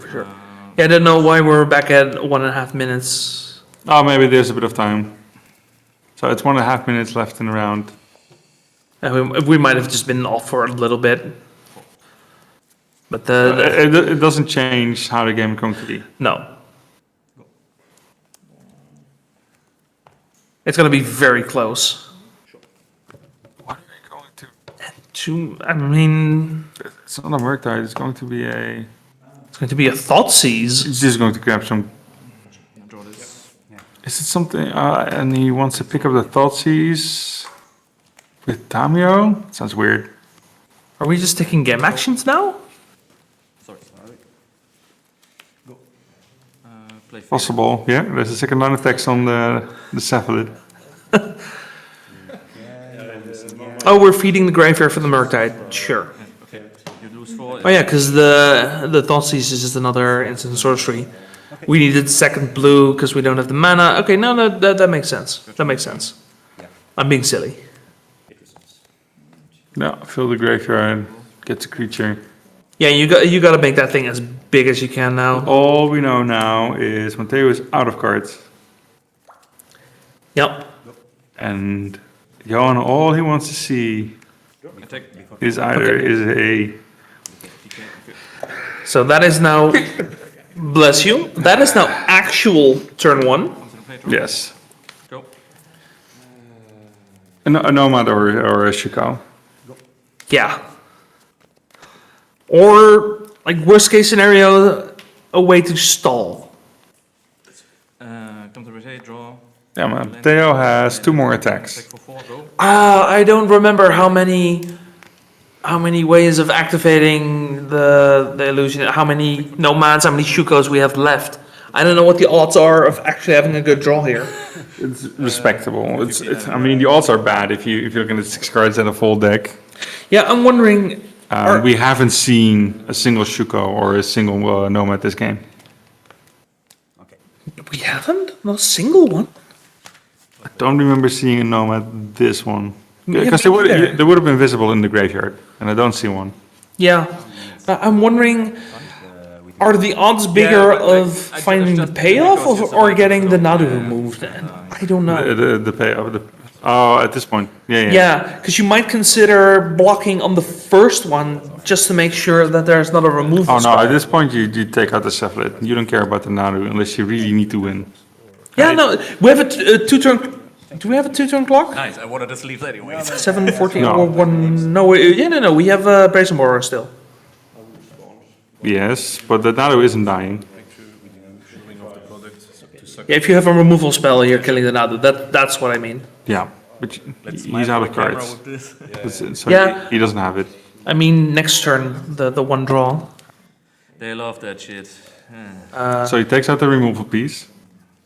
And this is a really hard matchup in my opinion for me. That grows the Murktide. Yeah, because like when I Yeah, but the Murktide size doesn't matter. like yeah, you can untap. No. If you untap once, right or something else, I'm just. It would have mattered if we had a removal spell for the Brazen Borrower, but we don't, so... You never had one anyways, because the Fairy Macabre would have removed it one way or the other. Yeah. Yeah. Like the Cephalid illusion is just make sure the Nadu can block safely. Yeah. He doesn't take combat damage. You draw a card. Yeah. So either you ship in both.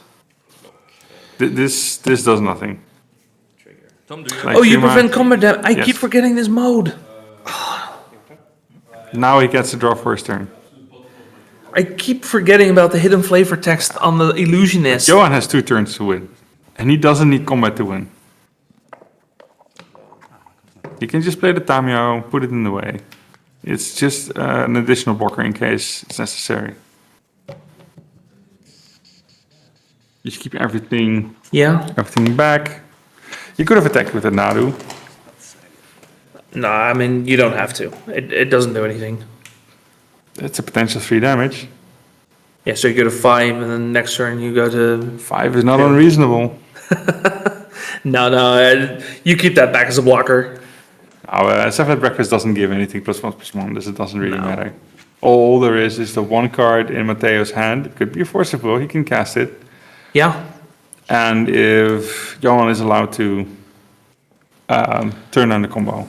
I think Mateo has passed the turn, so that's going to be... Yeah, we're fetching, thinning the deck. That's Mateo admitting that he's not getting a win. Now we see if it's a draw, because if Johan can somehow still puzzle a combo together here... He could. He Yeah, very the- much could. He gets one more draw from the Cephalid. He There's- gets one more draw from his turn. Yeah. And all it takes is a Nomad or a Shuko, and then we are off to the races. Put the trigger so that We get a flip in Mateo's 2 turn. draws. That's not what he's looking for. Thank you. Bye. Mill 3 off of the Yeah, he Illusionist. targets- yeah. Go for the turn.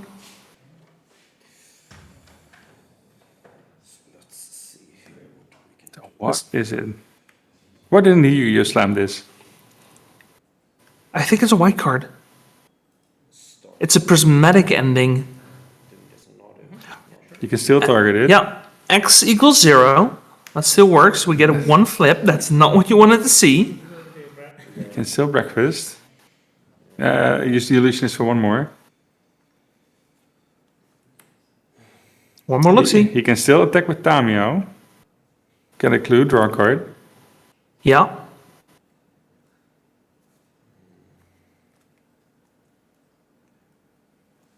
And he has 6 mana available, so it fits perfectly.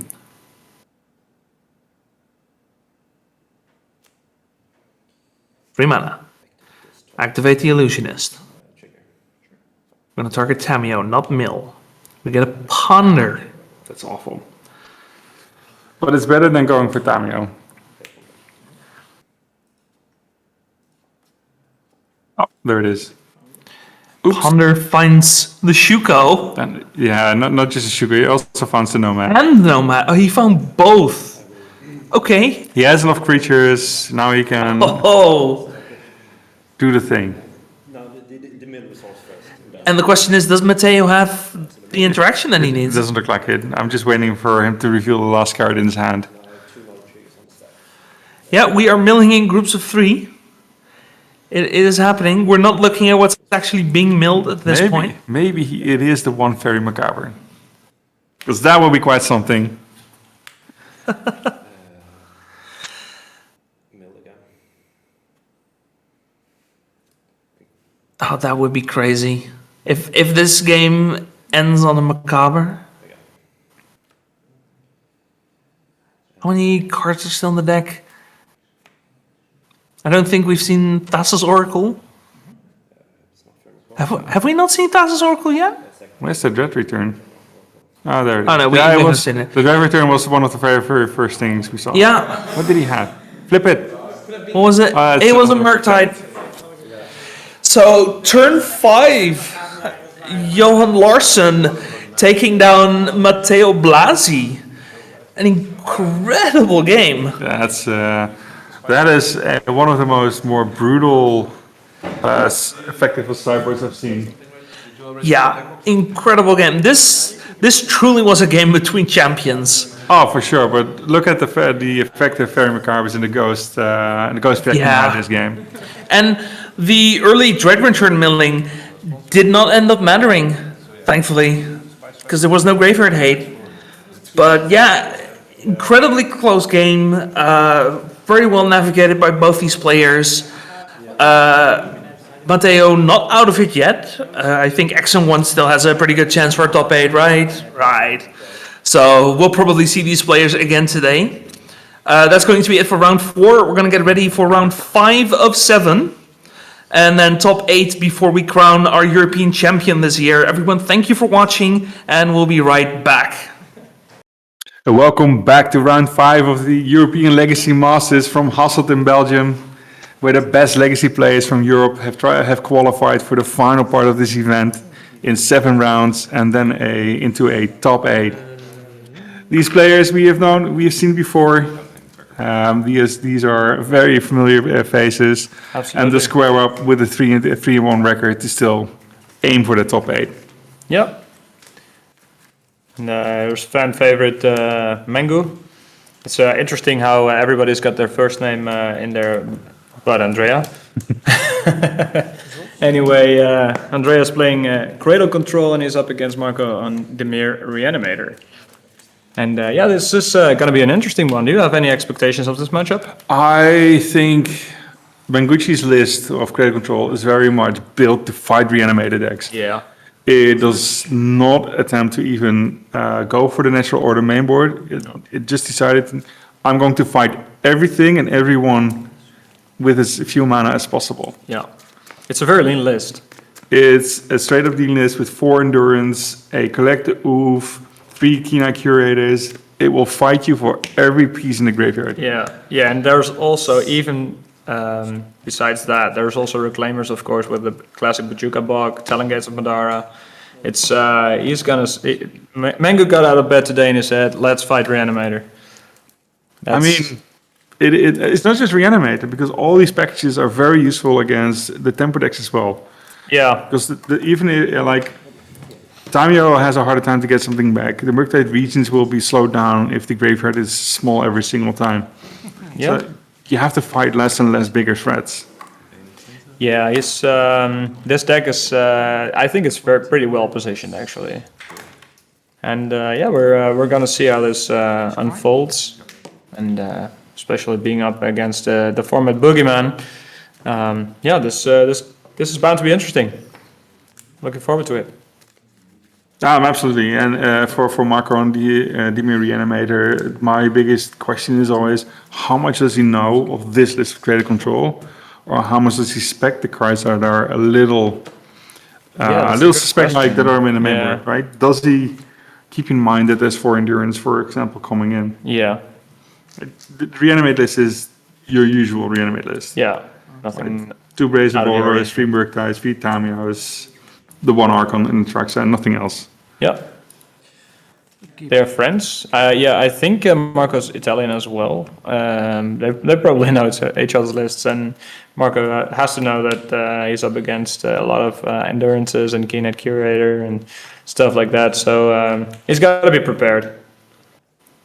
Let's see. No, this is not a replay. This is indeed match this is- 5. Yeah, this is This is round 5. It's live. Yeah. Yep. It's the like Manguchi's the one who's going to be aggressive. He's the one who's going for the smaller creatures. He will be on board the faster than Reanimator is. The question is, how much does Reanimator have access to anything to be put on the board this game? Right? Can he get this Tamio going? Can he get the Murktides going, or even his Reanimate package through all the options Manguchi has available in his deck? Honestly, looking at Manguchi's list, I think that the Reanimator player has to go fast. Yeah. I don't think he has a fighting chance if he wants to go the fairway. And the worst thing about this matchup is that Manguchi won the die roll, so he's the one who has he's the one who can build a mana advantage. Being able to play a mana creature on turn 1 and then start wastelanding your opponent's creature, so you're always up 2 mana, is a very big deal in Legacy at this point. Yeah, I agree. And all he needs is just a little bit more power to threaten the life totals for Marco, and then it should be very hard to come back. And now the Bajuka Bug is ready to roll in. Interesting play from Mango as well, the wastelanding the Underground Sea to prevent days on his follow-up Greenstone Zenith. So yeah, that's very nice lean Legacy. Definitely a nice turn cycle, developing the Reclaimer, and it's already big, right? The Reclaimer. I mean, there's also already 3 lands in the graveyard. Yeah, it's a big There's Reclaimer coming more, already. and you immediately see Marco responding by not cracking his 2 fetches at this point. He's like, I cannot have my stuff wasted by the Reclaimer effect. Yeah. Oh, this is interesting. He activates right away. Then he must have another answer in hand. Oh no, wait, this is end step. Never mind. These guys play so fast. It's been indifferent. Like they've played. They know each other very, very well. Yeah. And the question in chat is this natural order list? No, natural order is in the sideboard, not in the main deck. Which is, I think, probably the better I like the adaptation more. Natural order is a very risky card to be playing mainboard when everything is blue. Yeah, I agree. If the meta were less blue, which never happens in Legacy. No, which is why I like it in the sideboard. I said he decided on this list. He's fighting for everything. Yeah, I think it's better. And in case it needed, it is a safe option. He could just board it in for 2 more games. Yep. Yeah, and there are specific matchup in which the NL package is just really good. Just get a fast Atraxa online, and well, we've seen Atraxa in play. It's a hell of a card. It's everywhere. It's a shame he doesn't run it, because you've seen it in a few few of the Cradle controllers. It would be the Cradle Behemoth, but he's like, my creatures will be big enough. I do not need another Behemoth next to it. That's true. Yeah. I heard someone call Atraxa Fat Traxa today, because she's so big. I can't really complain about that one. It's pretty true. It's the 7/7 flyer of Lively. I think it was Marvin who said that. Fat Traxa.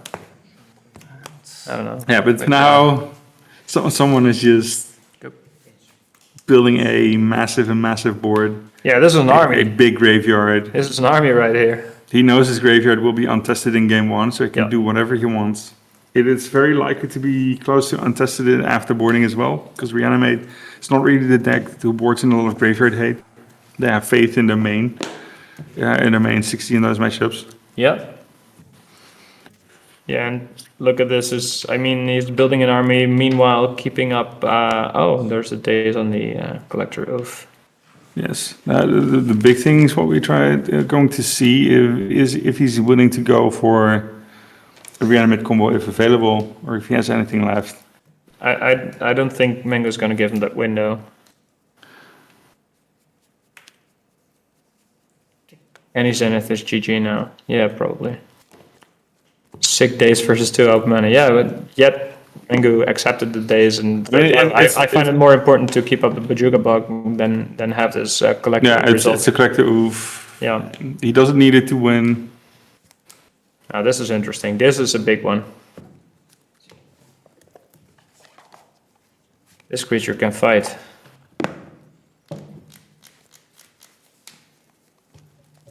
I mean, it just goes to town, right? Yeah. Because at this point, it can make 4. You can make another one. Or endurance is main. Yes, indeed. So, yeah, you make it 8 or 9 power. Talon gates. Just for more Doing mana. anything, yeah. 5 for activate. Draw. Crashing. Starts crashing, and yeah, this looks. What does Marco need to get back into this game? I'm surprised he just crashed, yeah, because you could send a few more creatures, it doesn't matter, just the ignoble hero can already boost him for a little bit. Yeah. So it's safe to just go in with 1. If Mangoshi was if Marco didn't have this many cards in hand, he could have ended it pretty much this turn. He could have find a second Cradle, spend more mana or pump more mana in it. Oh, that's make it as big as you can. Yeah. Yeah, well, here's a wasteland on the Hydra. I mean, Marco has to, right? It's one of Yeah. those. It's the only answer he has pretty much to properly fight this one. Yeah. I mean, there's a bit of triumph in there as well, but it's almost it. Yeah, he could have. Interesting. He could have taken Mango off activation, shooting off the Talon gates. Would have been the line there then. That would have been an interesting line. Sure, and then he can get beat up again by the same tree in your turn. Yeah, no, I mean, if Mango was tapped out of Cradle and Hydra, then there was only Talon gates. Then what Marco could have done was waste Talon gates, float mana, probably, move to combat, and then after combat, Mango can't activate the Reclaimer. Sure. So he can then enter Reanimate, but depending on if he has it in hand, which it looks like he does, but It also depends if he's scared of any of the graveyard. yeah, I mean, of there's the probably endurance. more interaction. There's still there. endurance available. He probably knows Mango's play patterns better than we do, so Right, there Reanimator is Keynote Curator. now it's rough. New card from Bloomborough, I believe. Is that Yes, correct? indeed, 100% correct. Yeah, very, very cool card. It is just a very effective card. It's a 2 mana 3/3, which is That's sick already, right? It is well statted as well. Yeah. But for 1 mana, it eats graveyard. It eats a single card from a graveyard. And if Yeah. he ate four cards, he gets +4/+4. Yeah. So That's it's very well respected by it's a Marco. very crazy beat stick. It needs to be removed, right? Otherwise, the Archon of Cruelty right there Yep. will take medicine to his own hands. He's gonna try and. Oh, that's interesting. Yeah, I mean, he would be, yeah. he would be pretty much dead if that would be the Archon. Yeah. Because being only at 9 life. Yeah, that's true. What's the card from Bloomberg name? Keen-eyed Curator. It's otter or something, or beaver, A or raccoon. it's a raccoon. I don't know. It's okay, I cool. if It's I a remember rodent from the forest or something, I think.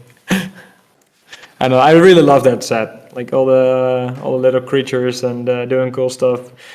Is Thunder Trap Trainer also from that set? Yes. I think so. Yeah, that's a very cool card as well. Yeah, we haven't seen any. Today, no. No, neither yesterday. No. Oh, okay. Really? It's a card that's been picking up a little bit of Yeah. steam, even in Legacy. Yeah. Hey, Julian. That's funny. We call it a washing bear in Dutch as well. That's really weird, actually. So now, how many cards does Marco have available? Like 1 or 2? So Mengucci is trying to count out if there's a way through here. Activating the Reclaimer here.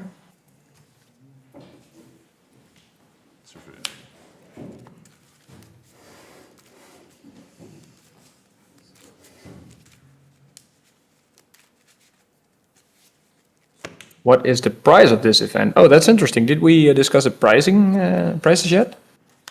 No, we did not. Do I know them? Are you aware? I think they're on the website. Yeah, But, for sure on the there are website. quite some sponsors who put in some price support, which is really nice. Yep, check. Look it up. Robin is looking up the price support. We got bogged eventually. There's a lot of mana coming at Menguchi's side. What does he got for 5 mana? Oh no, I think there's still an endurance. And abrupt decay. Thank you very much, he says. Oh, there's not an endurance. A new Keynet Curator. That's nice. Very good card. Immediately activating and exiling the Dryad Arbor, which grants him 2 types already. But yeah, next turn seems pretty lethal to me. Goes on 2.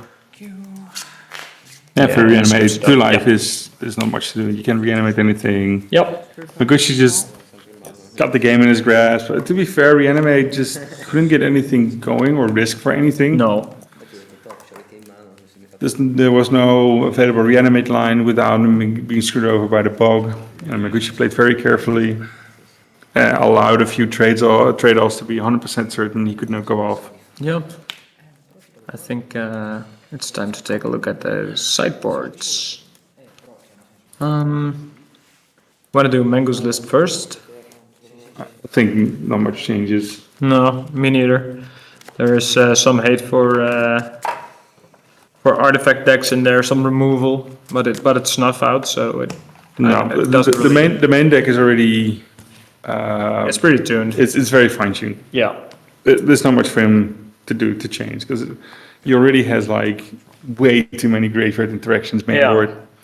Yeah, what he could consider is boarding in the snuff outs to also have an easy way to deal with the Murktides. Yes. Yeah, but for the rest of the sideboard, I don't think there is. The only thing that's left is indeed it's pretty much a Murktide. Yeah, I think so too. But I do think if, for example, he has an earlier Raccoon out or he still has an Endurance, he can probably still keep the graveyards small. Yeah. So he doesn't even have to deal with the Murktide at all. No, that's true. And on the Reanimator side, I mean, what you gonna do? I would bring in Fatal Pushes at least, I guess. Oh, for sure. Yeah. The Fatal Push is for sure. Yeah, absolutely necessary. Yeah. You could even consider just boarding everything that isn't graveyard reliant. It's like Doom's out, your big creatures out. You keep 1 or 2 reanimates because I they're would still keep useful. Reanimators in. Yeah. Because the cheap cards that do something. For sure. Get your Barracoris in, even if it's rough, at least Yeah. you can play them from your hand. Yeah. You bring in, for example, the Bitter Triumph is still Yeah, fine. It's absolutely. the remove piece. The Fatal Pushes go in. You can bring in the Dothy Voidwalkers. You can Engineered even consider explosives. engineered explosives at that I don't point. think it's bad.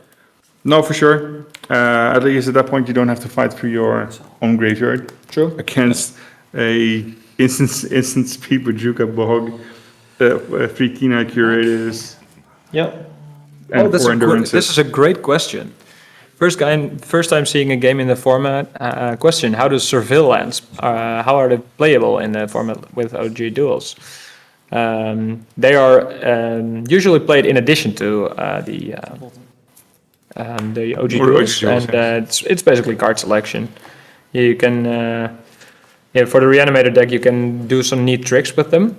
You can, for example, fetch for a Seville, and then with a trigger on the stack, you can brainstorm, put your fatty on top, and mill it into the graveyard, take your turn, and then reanimate it.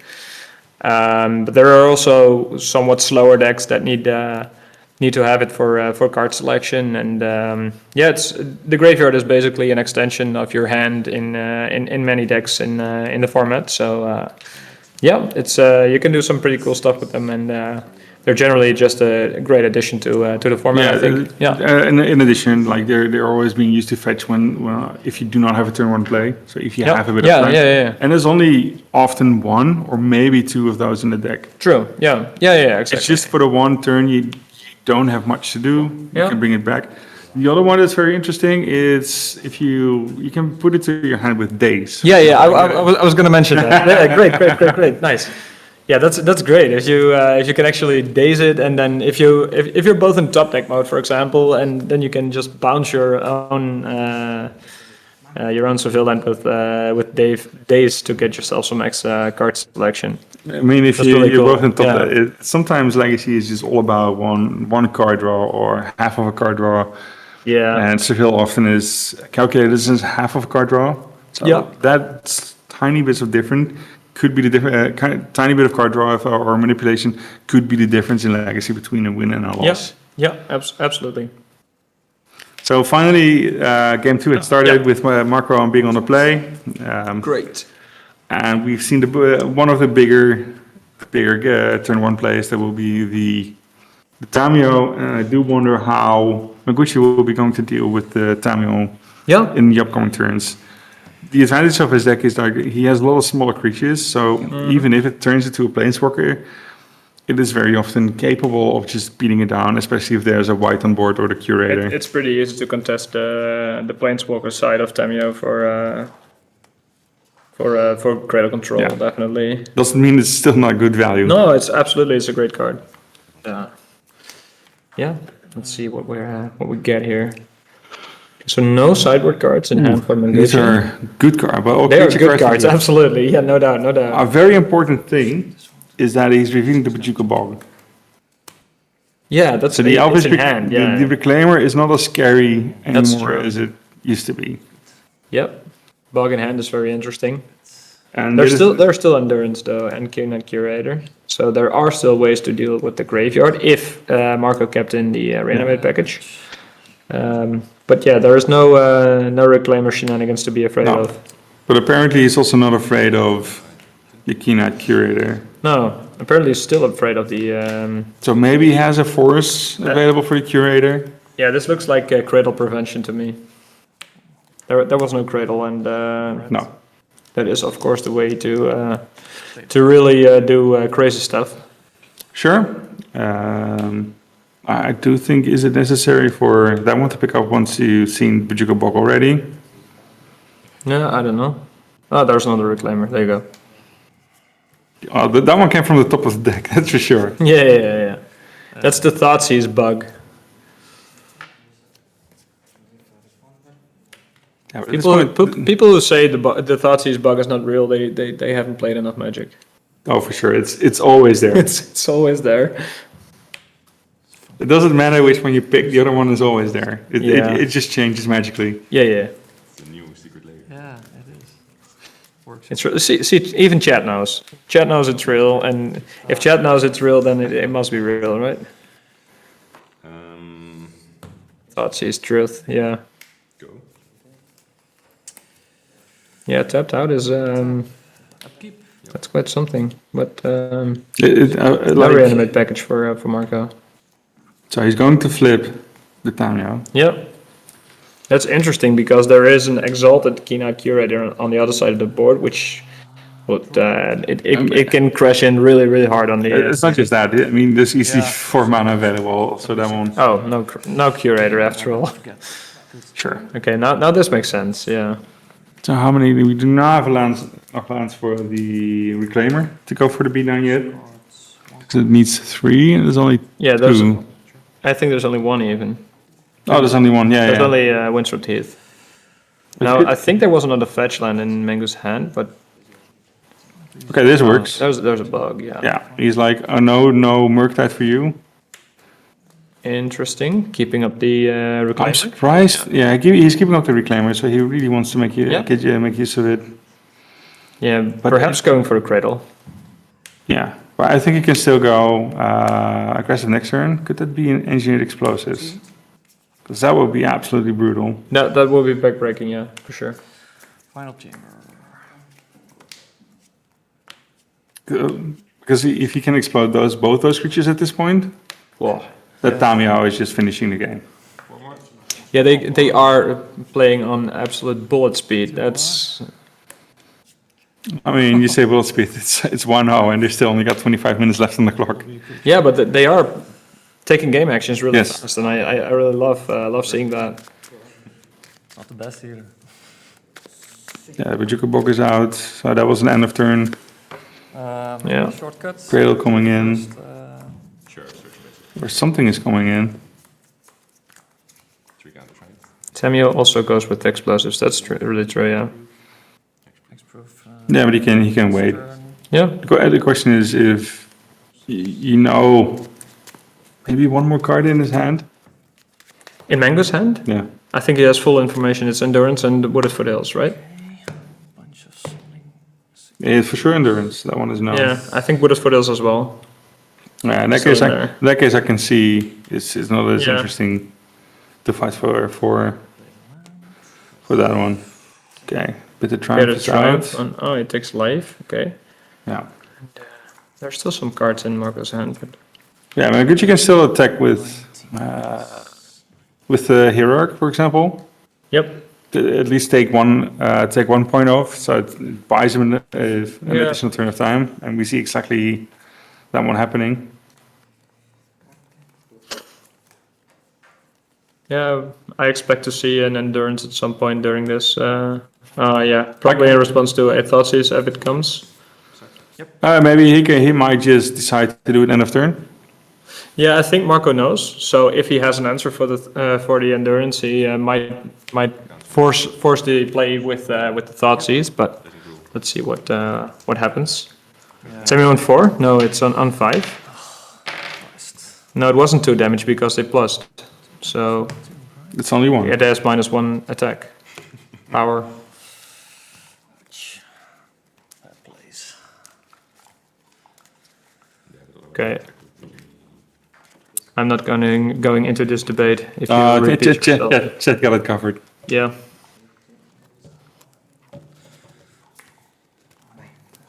I guess it would be nice if he Yeah, there you go. decides to flash it in, so he could just fight. He could just fight the Tamiyo more easily. He could just smack it for 4. Reading helps. Yeah, it does. Also gets another creature. Correct. Okay, now that contests Tamiya. Oh, for sure. That's 5 from the endurance. Yeah, it'll be 4. Yeah. Okay. Sure. It has 5 power and it gets -1 from Tamiya plus. Yeah. It goes down to 3.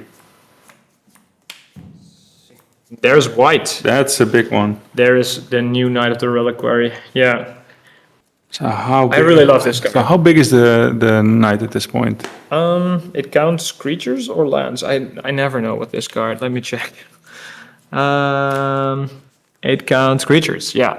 It's Oh, that's not much. no. I think it's +1 or +2. +2, I think. Yeah, but you can not sure. sacrifice a creature, get a creature in the land in. Yeah. I was just considering if he has an opportunity to find anything for lethal or something. Yeah. But yeah, here we see. I don't know what's preferred. It's 1-1. Did he Thoughtseize himself? Otherwise, it would be easy. €5 on Mango. Okay, we're not a betting station here, but if you can find someone who wants to go and take that bet, then feel free. Yeah, but since Maguchi pretty much had to play the endurance, it was the road was Yeah. clear to get a big reanimation target out. So yeah, he Thoughtseize himself, which is a thing you could do. It's a classic use of Thoughtseize. But yeah, you had to pay, and with Animate Dead, he was able to get. So now the question is, does Maguchi have an answer or a solution Looks like to deal with the Archon? it's interesting. He throws his endurance in the bin, so he really values his mana highly, I would say. There is a snuff out. That's not. It's not there's absolutely. Which creature did Mango sack? I think it was Endurance. It was endurance. Yeah.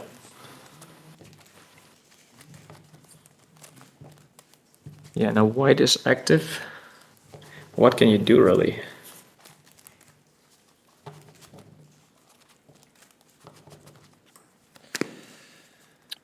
You could get a grist.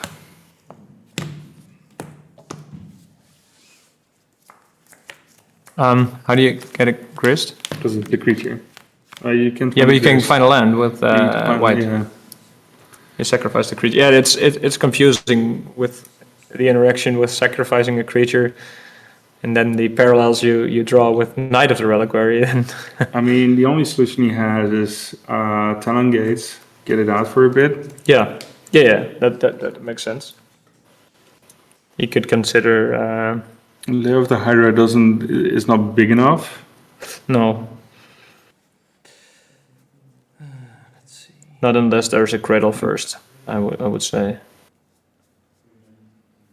The white isn't big enough yet. What's he doing? He's attacking? Well, the white isn't big enough. 6. Oh, 6 is big enough. Yeah, 6 is big enough. Yeah, bonk. Plus 2 hierarchs. Snuff his own creature, yeah, that's a cool line, yeah. So it's big enough, yeah, with the hierarchs as well. And Marco says, I will take it. Yeah, he gets 3 more life on his return. Yeah. But attacking here is is absolutely dangerous. Yeah, it is, true. And I think Marco's moving to combat and getting a Talon Gates in response by, yeah. Yeah. Makes sense. Not allowed to attack.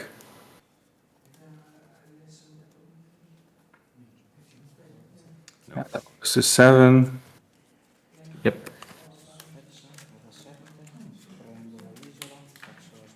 Oh, look at this. Is it for 1? Yeah, the interesting thing here is if he plays it for 1 and he blows it up, then the white grows anyway. But he that makes more sense. Yeah. And if that's the case, Then also his I think own- Marco is in a pretty good spot. Yeah. Ah, okay. Look at this. Yeah. Yeah, great comeback for Marco. I think because you saw a good play, Marco just had the answer ready. Very careful. I think Marco played absolutely incredible this game. Yes. Took all his time. Very He impressive. Yeah. Made sure he was able to fight through everything Yeah. Miguchi had to offer. I thought she's given, of course, a lot of information. Made sure his reanimate plan was available after he took care of this solution by posing different problems. But I don't think he has the same luxury on game 3 because the turn 1 Tamio was crucial. Yeah. Or an early flip Tamio. Yeah. And he does not have the same luxury once Miguchi's back on the play. Yeah, that makes a world of difference. I agree. Yeah, I think. Yeah. Yeah, this is really good. This Talon Gates card, by the way, what do you think about it? I love it. I think it's great card design. It is such a like you see it in a few decks available because it's like a land-based removal piece. Yeah. And it's not a hard removal piece, but it's just the one flex slot, like the silver bullet, that can just make or break a situation, and that is incredible. Yeah, and I also really love the printing of White of the Reliquary. I think it's a really just generally good card design, if you ask me. So that's what this is. These cards are the reason why I love Legacy, and I don't just go play around pre-modern or something like that. I mean, sometimes the power creep can become too much and stuff, but these are the cards that are really improving our format. I'm still waiting for my 1 mana 2/2 Goblin Lackey reprint. Oh yes. It's the only way. We had Goblins on stream That's earlier, huh? absolutely a Goblin deck, and I love it. But it feels crazy to play Goblins in a format where Lackey is pretty much unusable. Yeah, I agree. Unfortunately, would a 1/2 do it for you? No, it has to be a 2/2. It has to be 2/2. Okay. A 1/2 just gets blocked still. Yeah. What about a 1/1 with haste? Sure. I'll take it. Shine up. I'll practice my die rolls and it'll be all fine. Okay, cool. 1/1 with haste, that would be absolute crazy. Yeah, that would be so cool. That would really revitalize goblins, I think. Yeah, you want to see your turn 1 Mux showing Yeah, up? 4/2 trample, 1 mana. Yeah, you know it, Julian. That's the power creep we're waiting for. I mean, you never know when the next. Modern Horizon 7. Let's go. It has to be an eternal master set, right? At that point. Yeah, yeah. 16. Are we getting a Modern Horizons next year? I have no idea. Does anyone know? Maybe someone in chat knows this. That is a word. I mean, we didn't have one this year, of course. We had to do it with Final Fantasy. I mean, it's not just Final Fantasy. There's also Spider-Man and after the last. Yeah, that's coming in like next week or now a month or something. Yeah, there might be some spicy legacy cards in the Spider-Man set. Yeah. I hope not. No, they've already confirmed a few spicy ones. Yeah. Swamp. What is this? Spider-Punk. Yeah. It feels weird to me that Spider-Man is something that can be merged with what we're doing here. But I mean, if you are an arena only player, it's none of your problem. No. There's no Spider-Man there.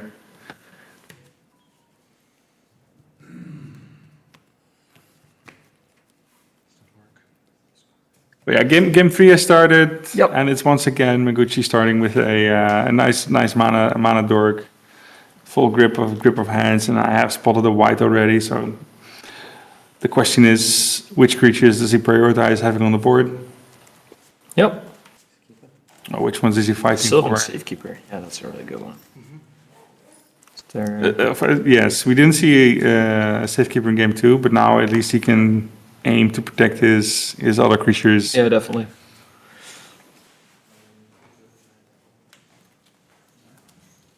But so far, I do see a Force of Will available.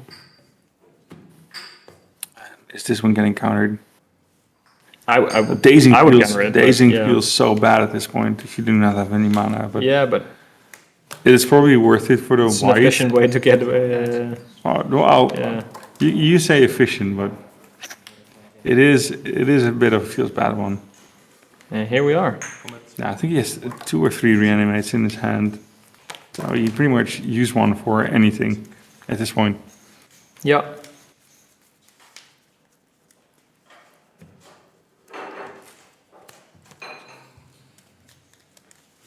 So his white is just a 2/2. Wanted to get my planes, but then. Yeah, it's not a big creature, but it's a creature. Oh yeah, you better do something. This is good. Marco anticipated the wasteland. It looks like. Oof. There's a that's grist. Yeah. There's still a Force of Will, I think, in Marco's hand, but I don't know if he's got a I blue don't think he card. has any blue cards. No, left. no, there's no blue cards. I think it's only the base hand was a blue card. I see. Yeah. Otherwise, I go ask the judge. But, So that is a proper posing question, right? You can daze or you can Go Force, yeah. go force, but at least he protected his mana, Yeah. or at least for a turn. Yeah. So I don't know if there are any other lands. And now but he now I can is- develop the. There's an island as well. Now he is attacking the grist. Yeah. He just blocked with the insect.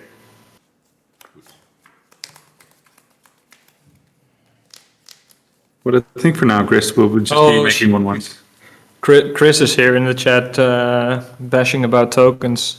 This is the day I hope would never come.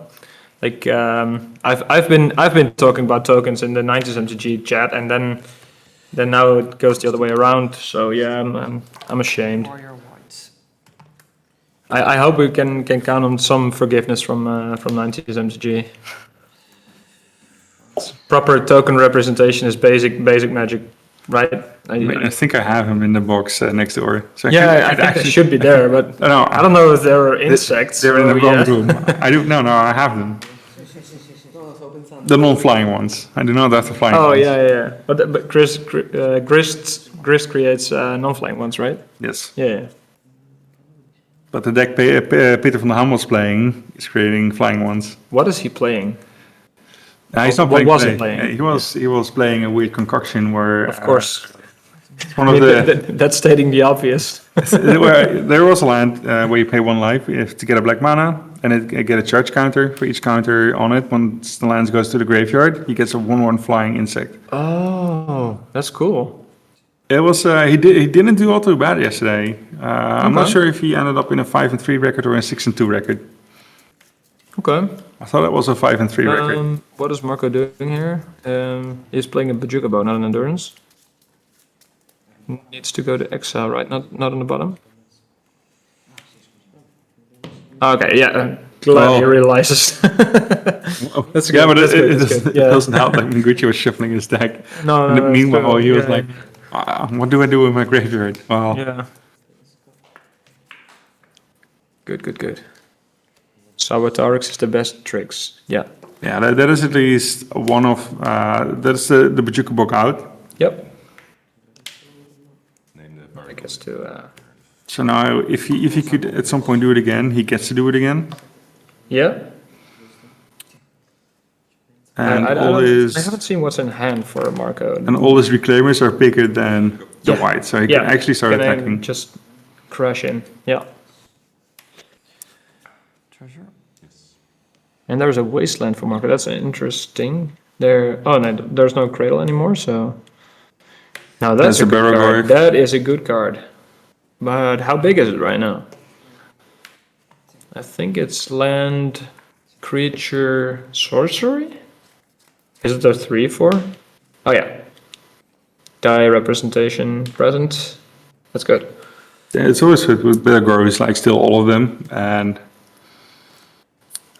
if you look at the other way around, some of the new guys, like the 1 mana grove, it checks only your graveyard. Yeah. So every time I see Barrel Grove, like, yeah, I think it's all graveyard, but I'm not 100% sure. This is cool. Is Mango grabbing a wasteland with or Telling-Gates? Telling-Gates would be aggressive. I love it. But that's just to get damage in. Yeah. Getting Okay, a white out, that's interesting. sure. He probably has a plan for the Barrowglaive then. Kill it with the Grist, probably. Oh, the fun thing, all the snuffouts he has in his deck after boarding, they barely hit anything. No, yeah, It's just there that's for the true. Murktide. It's just a hope to run into Murktide one day. Oh yeah. So the question is, how is Maguchi trying to pose a problem that is bigger Yes. than the Barrel Grove? Yeah. Yeah. He sacrificed something. Yeah, at least he sacrificed the token, get something out. Now he could attack for 4 if he really wanted it, or for 6, I think I can attack for 6, yeah. or for 7. But that means his Grist is out, so he's probably attacking with 2. Yeah. I mean, it's 4 points of damage, yeah. puts him at 10. Oh boy, Marco just keeps drawing lands. I mean, lands aren't bad, but yeah, he doesn't have much health. You do need lands to play this game, that's true. Yeah. But yeah, that's a 3/3 white, which is smaller than the 3/4 Reclaimers. Yeah. It's weird to see. This Grist is doing work. Yeah.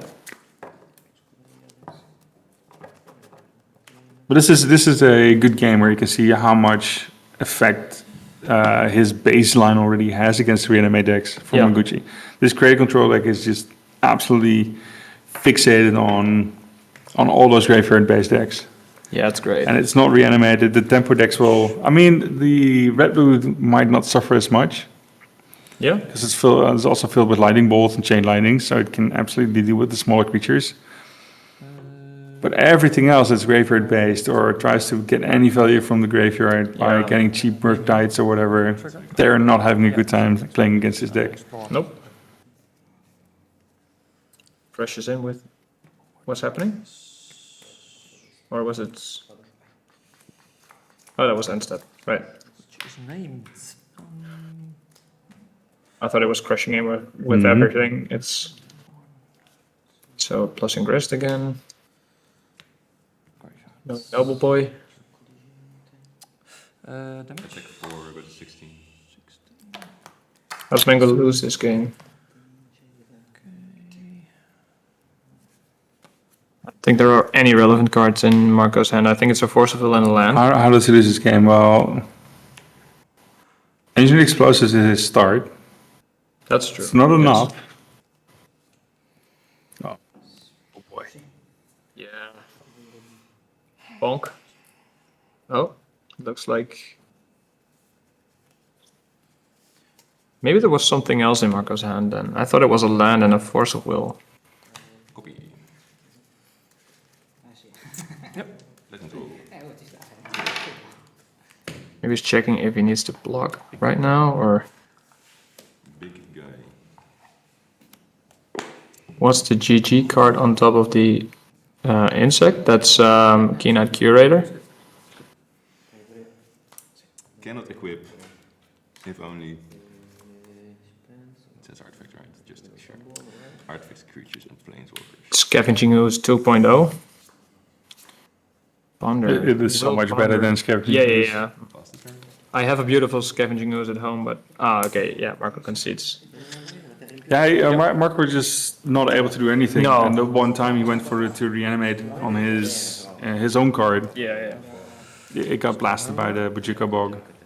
Yep. There's just no chance. It's like all these decks right now, you have like all the counter spells, and you have to fish for counter spells.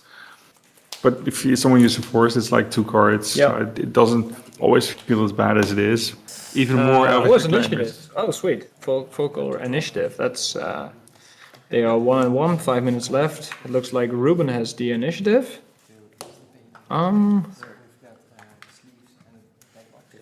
There's a Merit Lage on Depth's side. At least someone brought a token. Well, it's the same for us. Yeah. No, you get both. What's the card below Reclaimer? Nice. All I know, it's very shiny. Yeah. It's, I think it's a creature of some sorts. Possibly someone in chat knows this. Maybe it matters. Safekeeper. Oh, okay, cool. Oh yeah, Chris, you probably know this. You probably get a lot of different arts on screen as well. So yeah, thank you. Safekeeper, cool. Yeah, if the art is from a secret lair, I'm struggling. Yeah. And look at this, we're going in with the Seasoned Dungeoneer, the Skeleton token. I think that's the black. Is it Ravenloft Adventurer or what's the thingy called? This one. Can you? Which table number is this? Turn for this one? So it's table 20. However you want to do this. Got him. C'è mano di secondo, però ovviamente andavo sotto counter, così Oh no, it's Passageway Seer. facciamo uguali. It's another initiative creature from. I think it's Commander Battle for Baldur's Gate or something. That is quite the interesting card. Yep. Yeah. It's not a warrior. That's all the 4 mana initiative dudes. Yeah. Yeah. It's okay, just a package of 4-mana initiative dudes and fast mana. So here's a problem. Deal with it. Yeah, he's trying to find one solution for a fat 2020 flyer. Well, I mean, Keep it there. Yeah. Thijs' combat math is This one. Put it over here, yeah? is still interesting here. I mean, it's crashing in for a lot, and the Seasoned Dungeoneer, I think it gives protection from some creatures or something, or If it's not 16 damage, that should be like, sure. Seasoned Dungeoneer. It's whenever you attack, a target attacking cleric, rogue, warrior, or wizard gains protection from creatures. Yeah, Let me think. and it explores. Yeah, I mean, he gains some life. He has to block here, I think. This looks pretty lethal to me. But I don't think it's 20. No, I don't think so either. I think maybe didn't know Legacy players made enough money to play with Hearthstone players. Is this a joke about initiative or something? I don't know. Anyway, I mean, we are looking at the final stretch of this game, Yeah. right? It's just yeah. Ruben could be able to make Thijs' life hard because he knows he's dead next turn. So he's like, sure, I'll pose Yeah. you a problem. Maybe. It also depends on where Ruben is in the dungeon. because trap could still be dangerous, doing 5 damage. So there's a blocker for the Leech, someone says in chat. Oh, the Clarion Conqueror is still in. Yeah, oh yeah, I see. Clarion Conqueror. Yeah, but doesn't Thijs have something like Selesnya? No, I mean Sugeri Step or something? Probably, right? I think so. If it's not in the graveyard, but yeah, it's probably in the list. Yeah, and then otherwise Echoing Deeps if it's in the graveyard. So I would assume Talon Gates. Talon Gates. Yeah, I would assume he has a way to work around that. So play it. Yeah. For let me just do that one. Killing the Reclaimer. Okay, yeah. So Ruben is looking for a way to prevent this.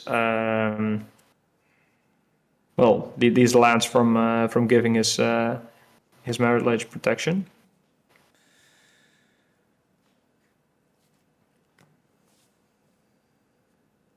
I'll give it a try. It has hexproof. How? Yeah. Okay. So Talon Gates doesn't work, but then Source this. Sugeri Step still works, right? Well, it doesn't seem to have hexproof if I look at the Sword Plowshares. But or maybe Thijs forgot. Yep. Gain 6, go to 20. 20. Oh, if Thijs forgot, then Ruben did too. So I will give it a try.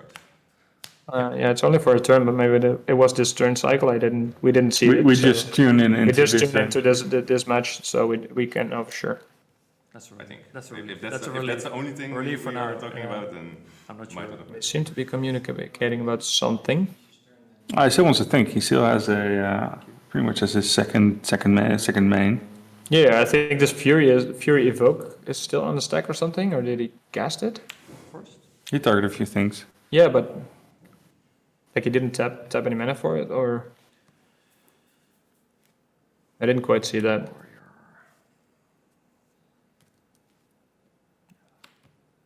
There's more plans for Ruben. Ruben is not done yet. I mean, you could make another Clarion. Censure? Yep. Scry. There's another initiative creature, choosing to scry. Go down the right path of the Undercity. No, it's good. It's interesting. And unfortunately, nothing to be done about the big fat Merit Ledge. Ah, I played really bad. Well, Thijs takes the game, and we are going to prepare for the 6th round of this tournament. So, yeah, Only 2 more rounds left. We'll try yeah. to do some math and see how many people in which course can possibly be in. Yep. Yeah. So And we'll show you something interesting again Has to after play that a one quick because I break.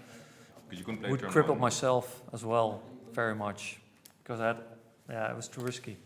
Yeah, and if I All right, the Robin Justin show is back for round 6. This is the second to last round of Swiss. Yep. So it's getting pretty close there. We currently have 4 tables. And we have 4 players who are still undefeated. I'd like to give a quick shout out. They are Johan Larsson, Yep. Frederik Colum Murray, Christian Janda, and Lucas Mieton, who is Big Futurism or True Futurism. Depends on where you find them. Fair enough. Yeah, they also ID'd, so it looks like they might be set for top 8. We'll have to see how things play out, but we still have some players who are still playing for that top 8. Looks like on the left side here we have Hampe, who we saw all day yesterday, making it all the way to the finals, and then earning a slot at the very last opportunity, the very final player to qualify for today's tournament, That's really cool. going completely undefeated yesterday That's sick. in a 226 player tournament. That's pretty impressive. Yes, absolutely. And his opponent on the right, Tomas, who is playing Mud. It's sort of Karn Forge. Yeah, but it's Big Forge. Like he plays I think I saw this player on another stream as well. They're on the actual Ursa lands, so not only the towers, also the power plants, the mines. There's Eldrazi Confluence in the deck. It's 2025 Tron. Yeah, that's a good way of putting it. But there's also 4 Leyline of the Voids in the main deck. Yeah, Which is very interesting. Leyline of the Void, but I don't immediately see a payoff for it. I don't see a... No, there's Helm no of Obedience? Helm. That's true. It's basically just... Also, I should correct myself. I do not see a Mystic Forge. I have looked like 4 times already, so no, it's... No, there is not mixed. No, this is big. Yeah, this is just mud. Yeah, the big mud. Yeah. Mud. Yeah, so it's Helm in the sideboard, correct? No. I there's do not. none. I do not see a Helm of Obedience on the deck list. Nope. It's 75 cards. That doesn't include a Helm. So I would assume there is one there, but there's probably a good reason that there is no Helm. So I'm not seeing it, but yeah. yeah, it's interesting because I've Tomas is there playing the European Legacy Masters at 4-1. So yeah, I'm assuming he knows what he's doing. So yeah. Yeah, but it is a good question. It's you play Leyline of the Void with some sort of plan behind it, some sort of intention, Yeah. and then you don't play even the first copy in the side when you're playing 4 cards. So I wonder what card was considered better than. It would be the interesting to Helm. ask him actually. Maybe Yeah. we can do that after the match. We can try and ask. Yeah, it sounds really interesting. So, meanwhile, our match is going on, and looks Yeah. like Hampe is filling his graveyard really fast with these Dragon's Rage channelers. Yeah, It's a very fast start, double channelers. Hampe does not have a lot of threats, but the ones he have are just such incredible value. The 4 Steel Cutters, the 4 Dragon's Rage Channeler, 2 Murktide, and then of course 2 Brazen Borrower. Those aren't really your first threat, but they are there. yeah. It's, So yeah, it's looking good. Is it allowed to play 2 different artworks? I'd go judge why. I don't know, but yeah, Yeah. you're allowed to play all different artworks. We had a player yesterday who was literally playing just completely everything mismatched. yeah, that guy is a madman. It's incredible. I mean, the deck itself was also incredible. It was DTFT, which is a deck that hasn't been around in years. And then he makes it to the final of a 200 plus player event. Like the man is a beast. I've said it before and I'll say it again. Doomsday players are a different breed. That's Yeah, and some Doomsday players are built different amongst Doomsday. Like Yes. gods among gods, or that sort of thing. Yeah. Ponder getting 2 different surveil triggers. Is a tempo we haven't seen all that much this weekend, but the times we have seen it, it has just been crushing. It's an incredible deck. I like it a little bit more in the meta than blue-black tempo, just because it's so aggressive, it's so hard to deal with. Nobody's playing any answers to Corey Steelcutters realistically. Yeah, that's interesting. We've had this debate quite often actually in my play group. Like, what are the best decks? That's something that comes up often, right? So there's currently not a real debate about what the best deck is in the format, but there are some decks like following Reanimator that kind of they fight about the second place basically. Yeah. And I think blue-red Delver / Delverless Delver with Cutter, I think that's a real contender to be one of these decks. I'm not sure if it's better than blue-black Tempo, which is also a really strong deck. Yeah, I think partly the rise of the tempo decks right now is also because they have a pretty good Reanimator matchup. Yeah. Because when you have 2 tempo decks against each other, the deck that is playing not completely tempo. It's not completely focused on the main plan. It's just going to be weaker in general. Yeah. But amongst the tempo lists, I think that Izzet has some things going for it that, in my opinion, make it just slightly better. But we have a lot more blue-black, of course. It is the de facto deck to expect at this point. Yep. I think the match between blue-red and blue-black is very interesting, though. Yeah. That's both decks have their merits, and I wouldn't be surprised that if there were something to change about the format, that blue-red will be the best deck again. Yeah, I think blue-red is probably better set up against the rest of the field as well, because it's a bit more proactive. Exactly. I think blue-black needs a specific a more specific metagame to be a good deck than blue-red. Blue-red's more just it's very proactive, and it has I think it's just a really strong deck in a vacuum, and blue-black doesn't really have that going for it.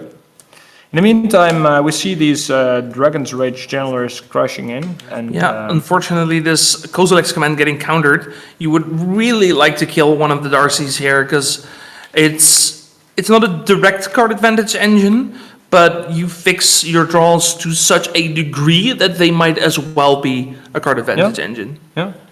Oh, this is interesting. Someone in the chat is asking, what is the actual definition of tempo? I'm not going to answer that, because I know this is 90% trolling, or I mean, I can give my answer. For me, tempo is the ability to have a win condition and then push it to the win. And tempo decks are set up in a way where you play your threat as soon as possible and just get in, which is really the game plan we see with Dragon's Rage Channeler. Just get whatever you can, if it's a Dragon's Rage Channeler or a Murktide, and then protect it just long enough to win again. So protect the queen, basically. Yeah. Okay, I can get behind that. It's just, this is a question as old as time, I feel like. Yeah. And, it's, It's something that I think gets conflated between the deck and the concept, right? Yeah. I see what you mean there. Yeah, and I think the concept is harder to explain than the deck in a specific metagame. Yeah. I actually like Reanimator as an example of tempo. Of this debate. As an example. Yeah. Like, let's say you put into play an Atraxa. Atraxa draws you a bunch of cards. That's card advantage. But the cards you get usually involve like a Daze or a Force of Will. So you turn that card advantage into tempo. Yeah. Because you have a threat that closes out the game, and you just need an extra turn. You just need a little bit of tempo. Okay. So apparently they weren't trolling, so I'm sorry for that. I just assumed that you were, because this is a topic that comes up a lot on different streams, and people are actually making jokes about this. So I'm glad Rob was able to answer your question in his thing, and I'm sorry I implied that you were trolling. So it's a bit of a heated debate, because there's a lot of exactly. Like, people have very strong opinions on it, and when people have strong opinions, it gets a bit heated. Yeah. So but I think you covered the topic really good. So In the meantime, we're watching the players' sideboard after Izzet Tempo takes the first game of the match. Are there any specific cards we're looking into going into the second and third game of the match? For Hampe here, I love the Meltdowns. I love Consigned to Memories. I love Consigned to Memory as well, for sure. Probably the one-off Force of Negation is not too bad. I think it's good. It kind of depends on what threats you're trying to answer, but looking at Thomas's list, I think there's plenty of things for a Force of Negation. You just have to be a little bit careful with what you trim, because the Izzet Tempo lists are very tight. I mean, Tempo has been a very tight archetype for years now, for good reasons, because there's so many good cards to be playing. And it's also interesting that Tomas didn't open with a ley line here. There are 4 ley lines in the main deck. If they did open with a ley line this game, he would have gotten a lot more time than he did in this game. Yeah. But of course, Izzet Tempo has with the addition of Steel Cutter, there are some ways that they don't need the graveyard anymore to have a fast clock. But Yeah. a lot of threats depend on the graveyard. And it's I wonder if they're coming out in this matchup. I was wondering the same actually. Yeah. Yeah. And that's like the problem. Like we don't even know why they're there. Like there's a bunch of good graveyard matchups, but yeah, I would expect them to be boarded out. Yeah, I know what they're. It's just we feel like that there should be a good reason not to play Helm in addition to this, but there is probably a good reason that we're not seeing or something. Anyway, from the other side of the board, there are dismembers. There is ensnaring bridge, but that's probably a Karn target. There's big Karn, but I feel like that's more of a card for slower matchups. Oh, this is not big Karn. This is Karn Sign of Urza. Yeah, okay, it's not big Karn, true, but it's still a 4-mana card that. It's a grindy card. It's a grind card. Yeah, exactly. That's what I would. Say. Yeah, that's true. Yeah, and a bunch of wishboard targets. Yeah, there's a lot of wishboard targets. Yeah. In this, I mean, I don't hate Dismember. No. I could. There's also 2 Argent Master Cores in there. That's also probably. I'm not even sure what that does. It's a big guy. Oh, sure. Oh, He can destroy stuff. that could be an interesting inclusion.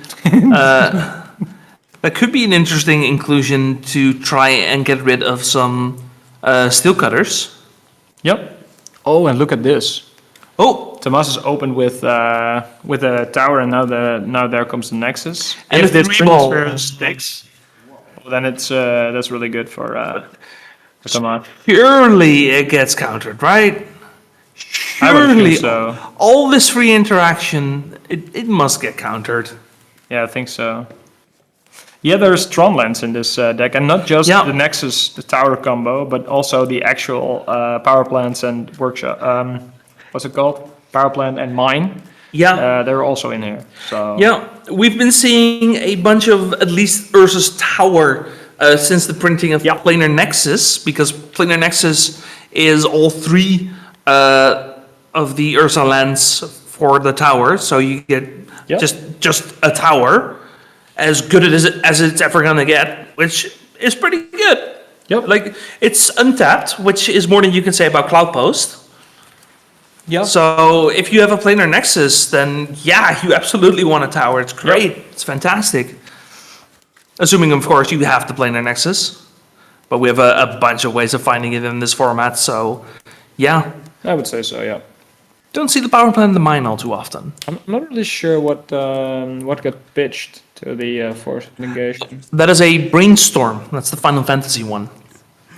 I think I've seen like 4 So or I have you. Oh, that didn't get pitched to the force. Actually, it got what? Oh, it got cast. Right. I see. We got cast, Cast Brainstorm. looking for Yeah, the force, and then we pitch the days. Okay, yeah. Yep. No, we've seen that particular version of Brainstorm, I think, like 4 or 5 times this weekend. Really? Yeah, it's called Endwalker, actually, because that's how they printed it. I feel strongly about this. Let's proceed. There's Steel Cutter. Yeah. But with no bubble or anything to follow it up.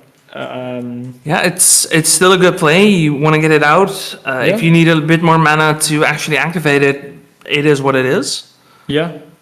But Corey Steelcutter, one of the newer printings, for those of you who have maybe been out of the loop of Legacy for a bit, it is an incredible engine to just keep feeding you creatures, prowess monks. But it's a lot harder to interact with than something like Monastery Mentor. Yep. But they are the same monks. And look at this. The Planar Nexus is doing so much work here for Tomas. That's there's Kozilek's command being cast for x = 3. I could imagine they are making spawns and scrying drawing. Yes. Yeah. And there's another Planar Nexus in the scry. I don't think you need that. Maybe if you want to have some insulation against Wasteland. Yeah. It's too bad that the Kozilek's command doesn't kill the Quarry Steel Cutter, and that's... Oh, we just have another one. Another 3-ball. How many do we play? Oh yeah, we play the full 4. Yeah. I can imagine this resolves, because otherwise we probably would have seen a force on the Kozilek's command. Yes, it does resolve. I don't know if I would have countered the Kozilek's command given the modes. Like, yeah, it's a very good card, but I think there's things you are more scared of, like a 3-ball. But yeah, it did resolve. Oh, look at that. Murky Murk. Murktide, a 3-mana Murktide, which is still more than a 2-mana Murktide. Yeah, nice cutter you got there. Yeah. Yeah, the Quarry Steel Cutter just sitting there for now. If we ever draw a Meltdown, then we lose the Quarry Steel Cutter and it still doesn't matter. Yeah. But then at least we get rid of the 3-ball. But for now, it looks like it's Tamash's game to get rid of the Murktide. Yeah. And he does have tools for that, really, so... Oh yeah, we could still just equip the Steel Cutter. It's an equipment. I know. True. We've been having a lot of hidden flavor text on cards this weekend. Yep. So yeah, you can just equip it. It can also, the Murktide can be killed by Eldrazi Confluence. That's really cool. Eldrazi Confluence. You can give it +3, -3 for 3 times. Oh, you may choose the same mode more than once, yeah. So it's a 4 mana to kill one creature. I think it's worth it in this situation. Yeah, I think so too. It's a big hit. Yeah, this Murktide is going to town. Like, the Trinisphere is definitely doing something, but a Murktide's a Murktide. Oh, this is cool. We are equipping the Spawn with the Shadow Spear just to gain some life. I love it. Yeah, and bouncing the 3-ball. Oh, I was about to say, like you suspected. Yeah. A 3-mana Brazen Borer, bounce the Trinisphere, and we're not even going to equip the Steel Cutter. We're probably just going to try and make some monks. Oh, if we can get a second Steel Cutter here into a cantrip. That would be great. On the other hand, I kind of want to see Tamash win this game so we can get a game 3. Same. Yeah. Yeah. That's the first piece. Now look at Ponder or Brainstorm. Yikes. There's the Ponder. I willed it into existence. This is all my fault. I am very sorry. And that's going to be pretty big. These monks are currently 2/2s. So we have 9 power in play. That's not all the way there. Maybe we can get another thing. If we have like a land and another 1-drop. We get 2 more power, but we could also just keep it for next turn. Maybe try and get another turn. No, because the next turn is the Trinisphere again, so that doesn't work. We do have another land. Yeah, no, you just I think the life pressure is... Yeah, you just dump your hand here, go for as much prowess as you can. I suppose, yeah. You want to put Tamash under real pressure. Yeah. More of Hampe's tokens. He has a whole token collection. Bunch of different tokens. I'm still not sure what the tokens are, actually. I forgot to ask him. The tokens? Yeah. Yeah, he has a bunch of tokens and... Oh, they're cool. I think they're custom something. Is that a bolt? Yeah, that's a Final Fantasy bolt. Wow, okay. Okay, so you saw that one. Yeah, I know it because I pulled it out of a booster that I won. Okay, yeah, that works. Yeah, otherwise I wouldn't have known, but yeah, that was a bolt. For sure, so that's... Oh, this looks like it could be close to lethal. So that's 14 damage in total. I think we go to 2. Yeah. Players made the same calculation, yes. I always say math is for players, not for casters. Fair enough. Would Eldrazi Confluence be a good draw here? You get I don't know. I don't even know if it's enough. I think Ugin into a couple of artifacts maybe. and snaring bridge. That's good too. Yeah. Karn into a snare bridge. No. Tamash didn't draw it. Unfortunate. And again, we do have a. Chris knows what the tokens are, and that's interesting because Chris always wants people to use the OG tokens. Reanimator mirror surprise. Okay, that was unexpected. Yeah. Do you really want to look up decklists? Yeah. Yeah, no, I'm gonna make sure there's no like weird maybe things there's going something- on. Yeah, it's 3-2. Yeah, there was There was a bit of a bit of a mess up on our end, so sorry for that. bit There of was a- something with fixed seating that caused this to. Yeah, bit of miscommunication. Yes. It happens. Oh, that's interesting. There's murderous gut in one of the lists. Huh. Interesting, because we have seen a bunch of. I keep blanking on the name. The 2-mana one where you have to discard a card or pay 3. Bitter Triumph. Bitter Triumph. Yeah. Bitter Triumph. We have seen a couple times already from these decks. Murderous Cut. I haven't seen yet this Yep. weekend. No, me neither. Oh, and the other list has Sink into Stupor. That's interesting too. Okay, so both players chose for some kind of innovation. Yeah. And I see there's also four Bowmasters in one of the lists and 3 in the other one. So yeah, there's kind of there are quite some different lists of Reanimator going around today. I think most lists today are playing 3. I don't think we have seen a single list twice today. Not even main deck. Yeah, I think you could be right on that. I mean, that doesn't mean that the decks don't try to do the same thing, basically, but No, it's all just like, do you play 3, play 4, Yeah. which one-offs, which... but there are some people who vividly believe in Bowmasters and others who vividly don't believe in it, so yeah. Yeah, Oh, and here's a Merc type being bounced to hand. yeah. Just a bit of a tempo play, most of the graveyard is gone, so Yep. it's fine. Play a land, say go, and step, we flash in a Brazen Borrower. Alexander putting in the pressure here. But do we have enough blue for this? It's nice to see the spice of one for once times, right? Official JDK. Sometimes you just want to see something else. It's cool. Yeah. And to be fair, it's only been the second Reanimator Mirror this weekend. You reanimate a mirror, yeah, sure. yeah, that's true. Yeah. But there, yeah, it's by far the most played deck today. There are 19 players playing Reanimator, I think. Yeah. So yeah, Not as much as we expected. Not nearly as much. We expected more, Yeah. but it's still a lot. You're going to see them quite some time. true. Yeah. It is still the best deck in the format. Yep. Oh, and there's Bowmaster against Brazen Borrower, and then we get some bow on bow action. Yeah. Oh, It's also a perfect example of you can just play your X1s because the best deck in the format is also playing X1s. yes. The best deck in the format is also still drawing cards, so don't worry about Bowmasters. True. Yeah. It's like, it's definitely a good card, but it's not the brainstorm killer that people thought it was on spoiler season. Do you remember that? People said it was the end of brainstorm. Yeah.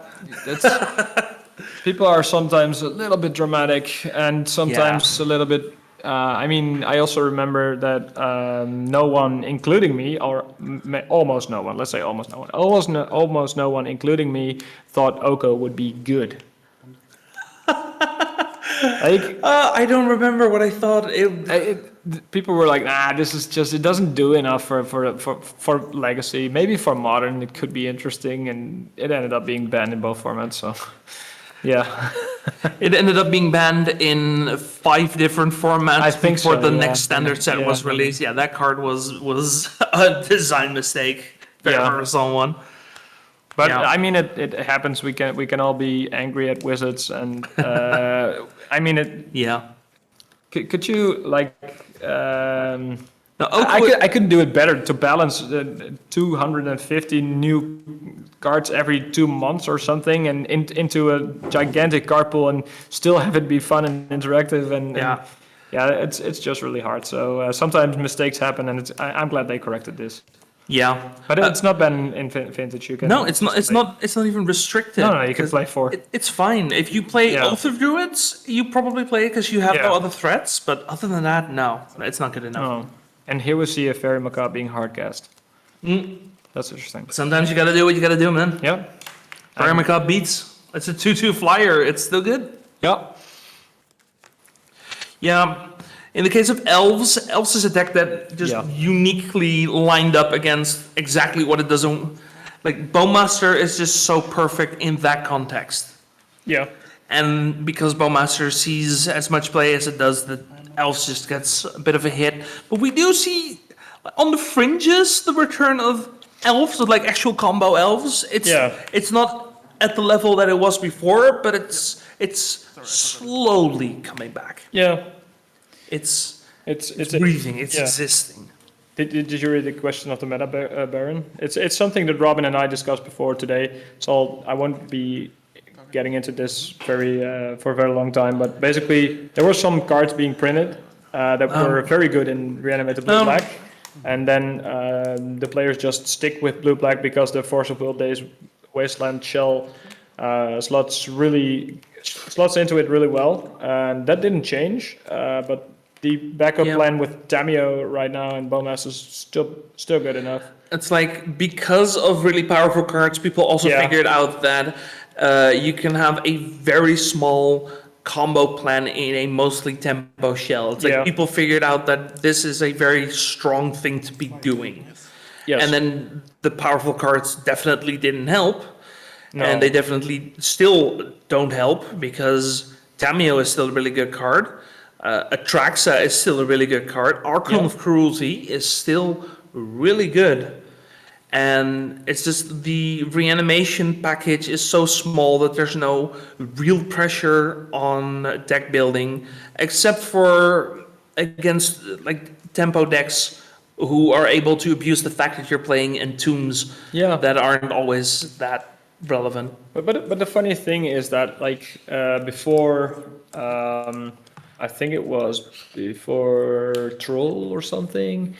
Imagine, go 3 years back. The only valid way to play Reanimator at that time is like the Black-Red version with Dark Ritual. And people were actually laughing at you if you said, maybe Blue-Black Reanimator could be good. And now people figured it out, and there will probably always be a version of this plan around as long as Entomb Reanimate is legal, with a backup plan of some sorts. I mean, we had a version of Blue Black Reanimator that was playing Careful Study. Yeah, I know. That was just an actual combo deck. Yeah, this is a tempo deck with a combo plan, because sometimes you just turn 2 in the Traxa and you get all that card advantage, and then you turn all that card advantage back into tempo when you have a 7/7 flyer in play. Yeah, it's just so insurmountable for a lot of strategies that you have to deal with a combo plan as well as a tempo plan. Yeah, there's not a lot of overlap in the cards that actually interact with both ends. Yeah, like you have a couple graveyard hate pieces that also work in the tempo, and I like those cards. You think like Dothy Voidwalker, some Nile Spellbomb, stuff like that. Like that works really well because it hits both plans. Yeah. And look at this vessel is at 1 life. So 1 Bowmaster could be enough. I don't know what's being cast here. It's 3 mana, maybe Barrowglaive or something. It's right up in the glare, so... I didn't quite see what that was, but it wasn't a Bowmaster at least. No. We get 1 more draw. I think that's all she wrote. We're thinking about it. Also, can I just say this is a perfect board state for a board wipe. I've said it 100 times already this weekend.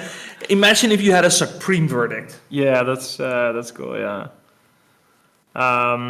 So yeah, it looks like this match is gonna get over, and the rest of our team is trying to get an extra backup match for you guys.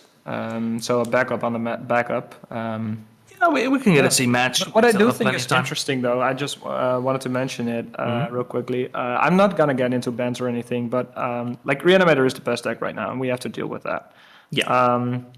I do think, despite it being a little bit obnoxious, I do think it's interesting to have a combo deck be at the top of the format for once. It has been tempo for ages. Yeah. I before this. agree with that, with a caveat. I feel like this isn't really a combo deck. It's a tempo combo deck.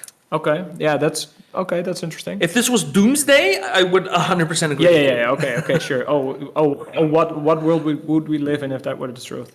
Yeah. Yeah. What is tempo? Yes. Are we going back into this? Yeah, we're Sure. You put it really well, and It's- I just flamed on someone for trolling that was not trolling. So yeah. I'll do my Atraxa thing again. If Reanimator plays an Atraxa, you get a bunch of card advantage. You add a bunch of cards that usually includes free interaction. That interaction then helps give you like maybe a turn extra to keep hitting with the Atraxa and actually win the game. Like that turn you get that you otherwise wouldn't. That's tempo. Yeah. That's turning your resources into something meaningful that actually pushes you towards closing out the game. I think that's the best way of saying it. Yeah, that makes sense. If you die with 7 cards in hand, you didn't have enough tempo. No. I think that's a fair thing to say. Yeah, and we're just getting through that there is unfortunately not going to be a C match. No, I think because there is not nobody available right now. looks like everyone is still playing their matches, so I think that's going to be it for this round. Before we go, just a quick reminder: we still have 4 players who are undefeated. They ID'd during this round.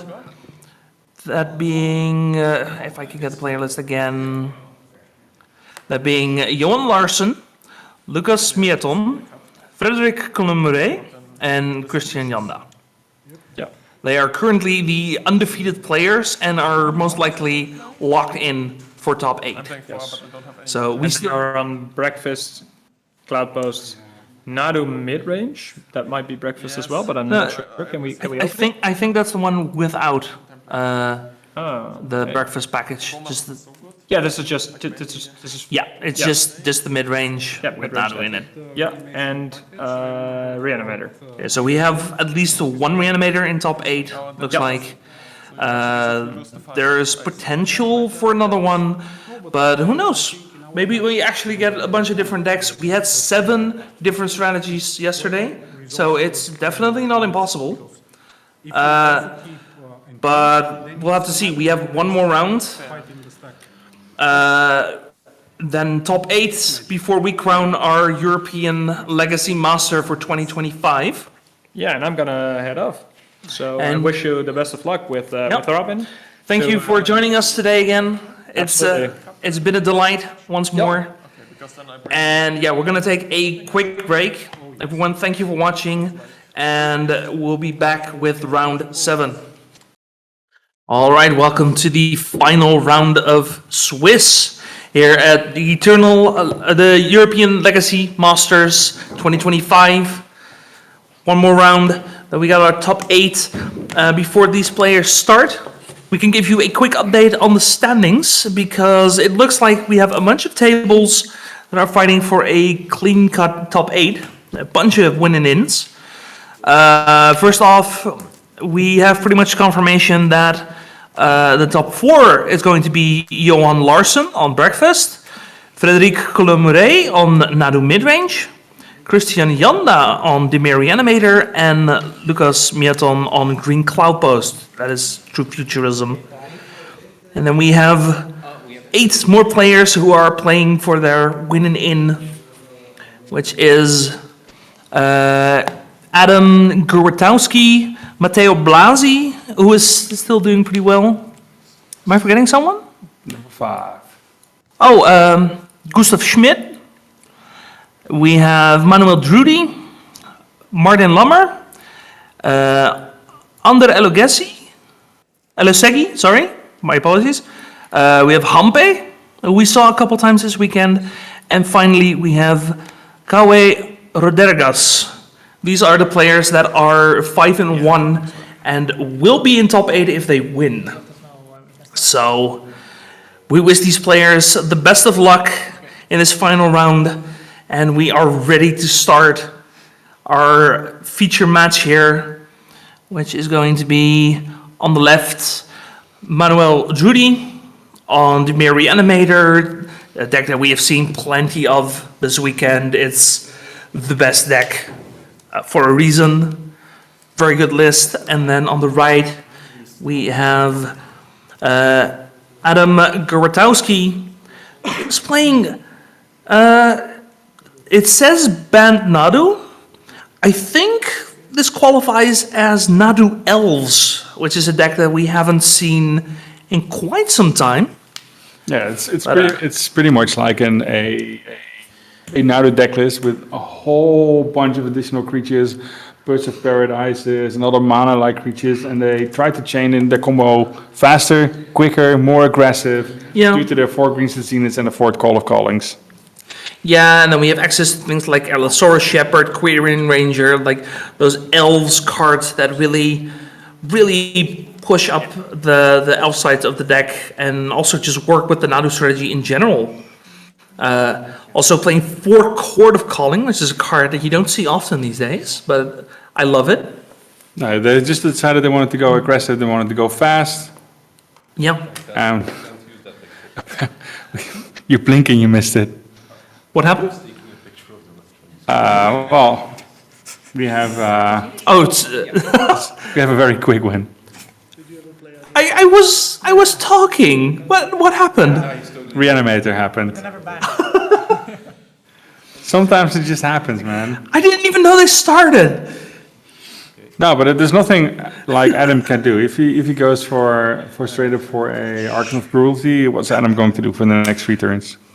Yeah, no, I agree that it's over. I did think I looked away for like 15, 20 seconds, and it's over. Wizards, please. Come end of the year, please do the right thing, because this is not okay. This is welcome to Legacy, I'd say. But it's also the choice of Adam. Like, he has a very poor matchup in game 1 because he has absolutely no interaction. Yeah. He has none of it to deal with it. Unless he has like the endurance in his hand, but outside of that one, he got. Yeah. And then isn't doing it. There's a chance that maybe Adam knows what Manuel was playing. There's less of a chance that Manuel knows what Adam is playing, because, well, you might hear Nadu and not realize just what a sweet list Nadu Elves really is. If you want to know what a sweet list Nadu Elves is, don't play Reanimator, because apparently that works really well. For now, he's on the play, and let's see if he has a lot of things in sideboard as well. He has 3 Fairy Macabres, so that is something. Yeah. Maybe the Carpet of Flowers, maybe Lay of Old, or sorts of Plowshares. Depends on how much he wants to address the removal of the creatures. I think Carpet of Flowers is a given. Your opponent is playing enough islands to where that is just the best mana dork in the format. But, yeah, so welcome to game 2. It seems most of you got here faster than I did, apparently. But, yeah. I wonder what the reason is why people stopped playing the Nadu Elves version.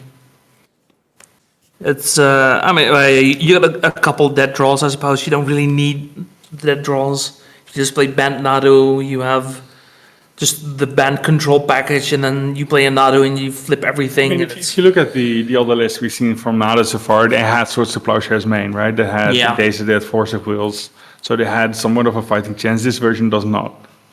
No, this is why game 8 is just instantly over once Tomb Reanimate happens. Yeah. If endurance is not part of the play. Yeah, for sure. And I guess this list doesn't try to really interact. It tries to be as hard to interact with as possible. Just get a bunch of Nadu blitz and then go into a Cradle with Behemoth, which is still a really strong card. But at that point, like for example, winning the die roll matters. Yeah. Right? If you could have started with a Bird's turn 1, your opponent cannot go and Tomb Reanimate in 1 turn. So you have 2 turns, maybe 2 lands, 2 or 3 creatures.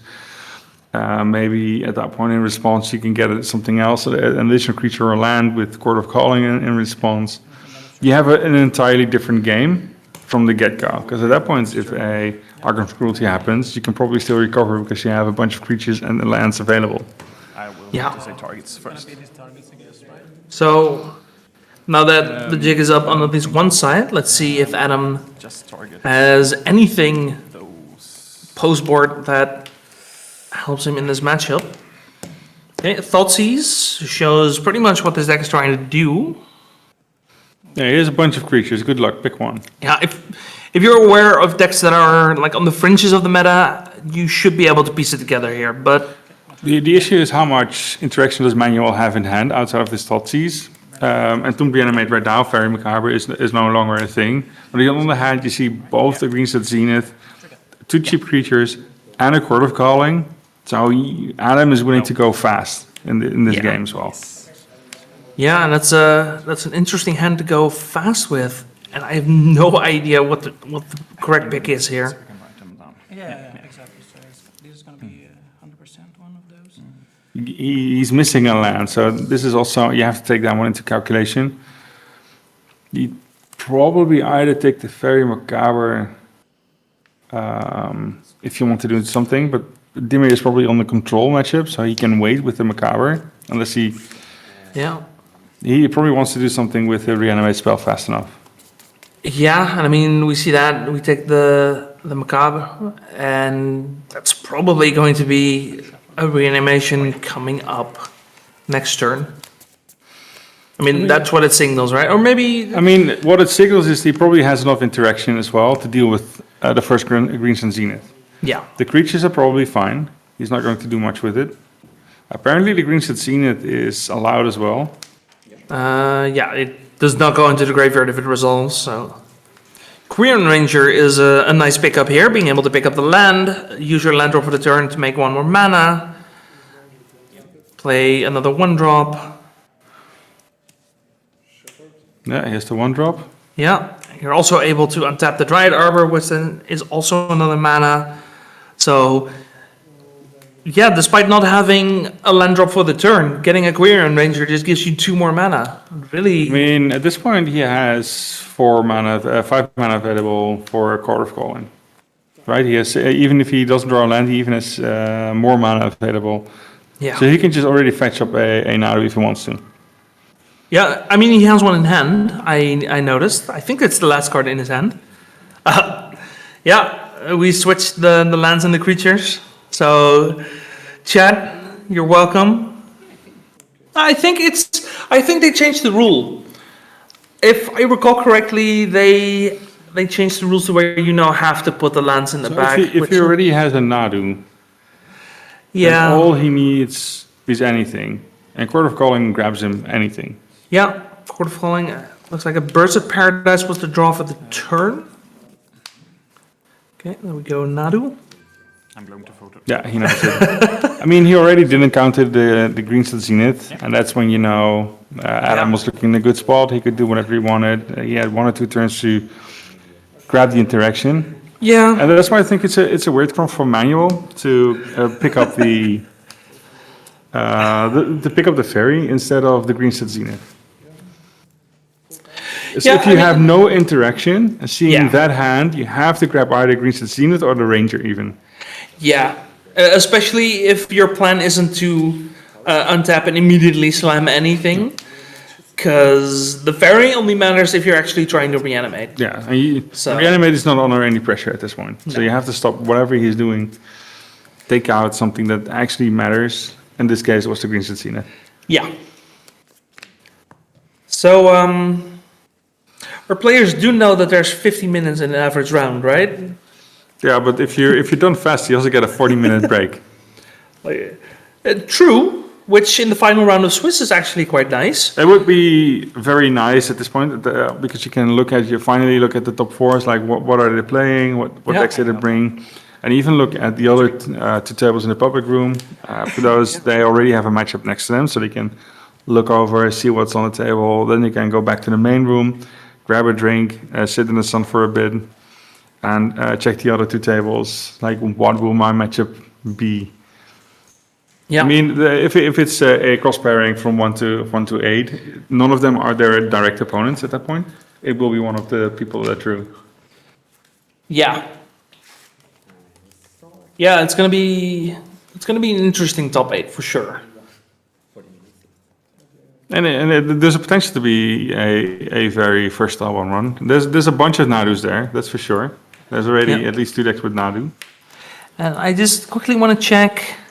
There is still potential for a second Reanimator. There's potential it's for... right here.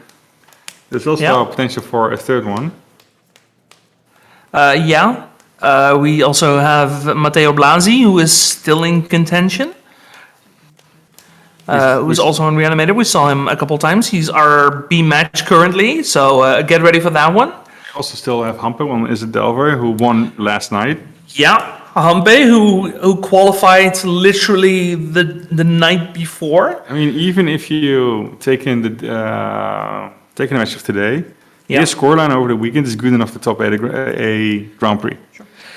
Yeah, Hampe's score this weekend is 16-1 right now. If he wins this match, he will be 17-1 over the weekend. That's an incredible score. Yeah. Especially considering the level of players that we have seen here this weekend. Yeah, the 602, 902, yeah. Yeah. What a score.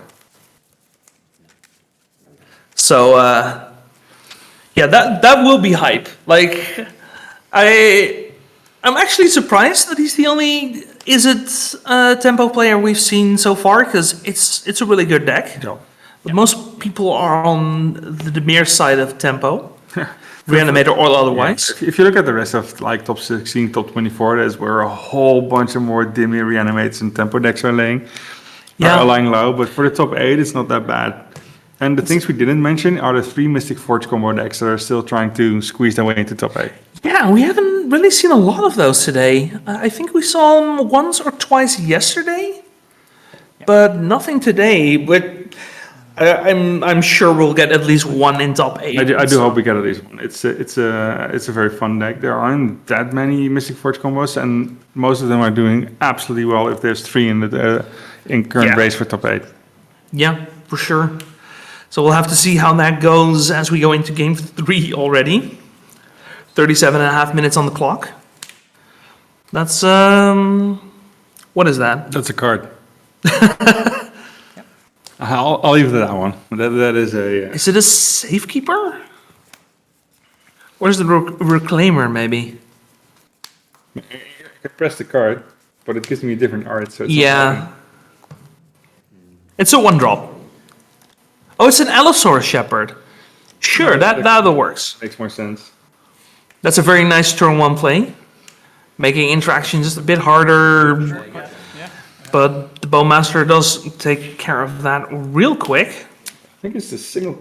How many Bowmasters? Is it? 2 Bowmasters. Yeah, I think there's 2. None inside. No, just the 2. We get a Quirion Ranger and Nomad's Encore. I think we're set up for some Nadu nonsense. It's like, you attack for 2. Adam is like, sure. Be my guest. What's the play?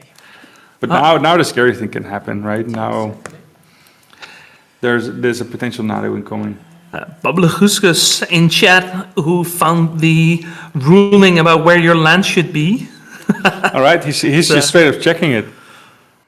Yeah, Like, here's a Nadu, what you got? chat, we might not have long enough for you to worry about where the lands are, because the game is over. Now I do wonder, why didn't he... I mean, Wasteland doesn't do much, because you can just pick it up, but it would buy a turn. Yeah, and Adam Gurutowski is going to be our 5th top 8 player today, beating Manuel Drudy. It's a third deck with a Nadu in the list, but all 3 lists are very different. Yeah. So meanwhile, we had an entire series, and it's Cephalid Breakfast. Yeah, of course. Apparently going off on trying to go combo off on game 1, when there's Yeah. a truck set available on the other side of the board. Yeah, and I think Matteo Blasi on the right here is just looking through the cards to make sure there's no shenanigans going on before conceding. This is probably a concession look. Yeah, that was kind of His opponent, Gustav Schmidt, on a pretty standard Cephalid breakfast list at this point. Of course, with the full 4 Nadu. So, like, it's Nadu versus Reanimator again, Yeah, they're filming. but now, right? it's taking 3 times as long. I mean, this event is convincing. Like the bird is the word. Yeah, It's for sure. yeah, very good performance from the bird as well. I mean, the chat's probably like, well, whatever kicks Reanimator out, we're happy with it. Yeah. Well, if it works, it works. Looks like we. I'm trying to see if I can find if there's anyone else who has already finished their match and is now set. But it's kind of hard to tell with Spice Rack. Or do you see something I don't?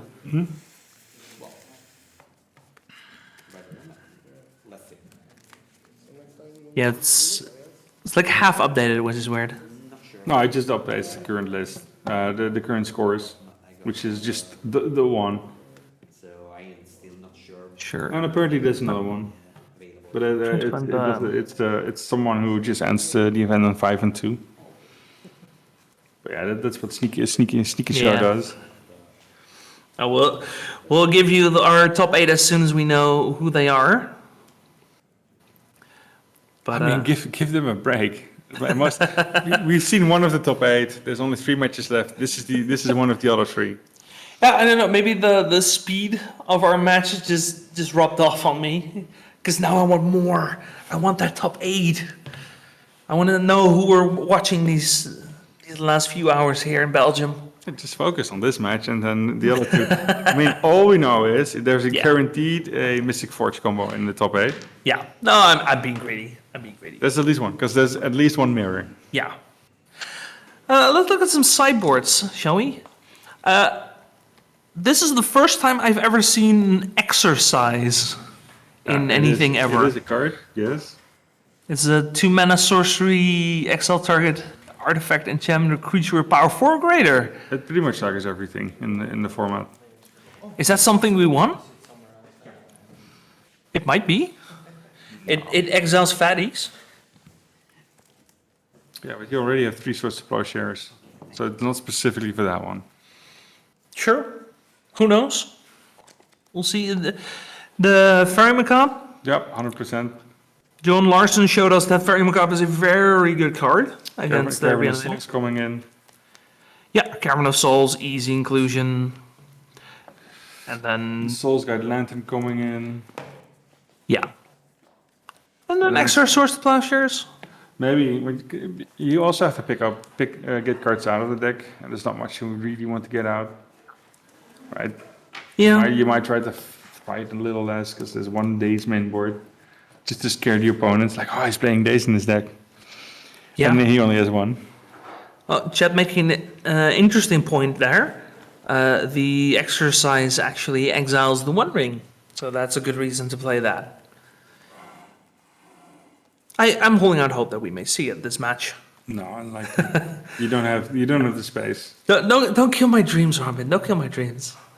I want to see some jank. I want me some. We're in last round of Swiss. Give me some jank. It's a card you will see in the matchup that's definitely in the top 8 with Mystic Forge. Yeah. Yeah, if you don't bring it in against Mystic Forge, I don't know why the card's in the sideboard. So that's happening. And then the other end, we got just some removal, like an extra Bitter Triumph, Very Macabre, some Voidwalkers. We are on the play. It's probably an engineered explosives. Yeah, I don't hate engineered explosives. Engineered explosive, Voidwalkers, those are for sure in. Then anything else is what you want. Like, do you want your Reanimate package? Do you want your Tamio still? You are on the draw as a Reanimator. You're on the play on Reanimator, so the Yeah. Tamio is probably still good enough. Yeah, Dazes are going to be good enough.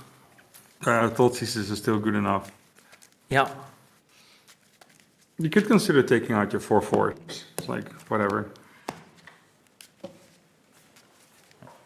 Yep. It really depends on how you decide to fight it. Yeah. Yeah. There's a bunch of ways that you could go about doing this. I'm thinking, how did Matteo do it against Johan? He kept in a Reanimate package. Yeah.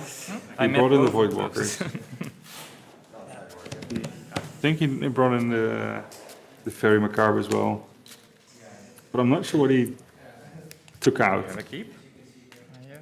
I have a hand that I still have to look at. Okay. Yeah. We'll find out fast enough. Yeah, for sure. Once we're done mulliganing.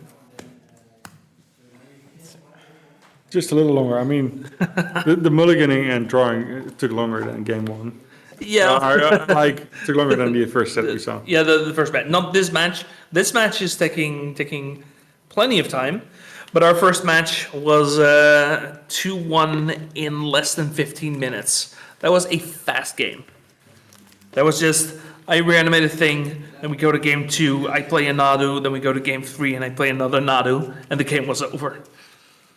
It's surprising, like, there's not that many Nadu decks in the top 16 or top 24, but all of them are just straight into top 8. Yeah. Because if this Nadu deck, this breakfast deck makes it to the top 8, if I'm correct, there is all in the top 8 and none in the top 16 outside of the top 8. I think you're right on that. Yeah, you are correct on that. I think there are other Nadu decks like further down. Yeah, but they are very far down. It's like you get the 3 players who know how to play it that are up at the top, and everyone else is very far down. There's a massive gap Yeah. Yeah, the between next the top players and the next breakfast player that I found is at 41. yes, that's 4 and 3. 4 and 3. Which is still a respectable result, but Yeah. nowhere close to top 8. Yeah, interesting difference between the performance in these decks. Wonder why that is. Could be the pilots, could be your lucky matchups. You need a bit of luck, right? Yeah. With the right matchups, you can be as good as a player as you can be, but you can still drop out. Yeah. I will force pitching brainstorm. But these players just know their decks. Ooh, we forced a Thoughtseize.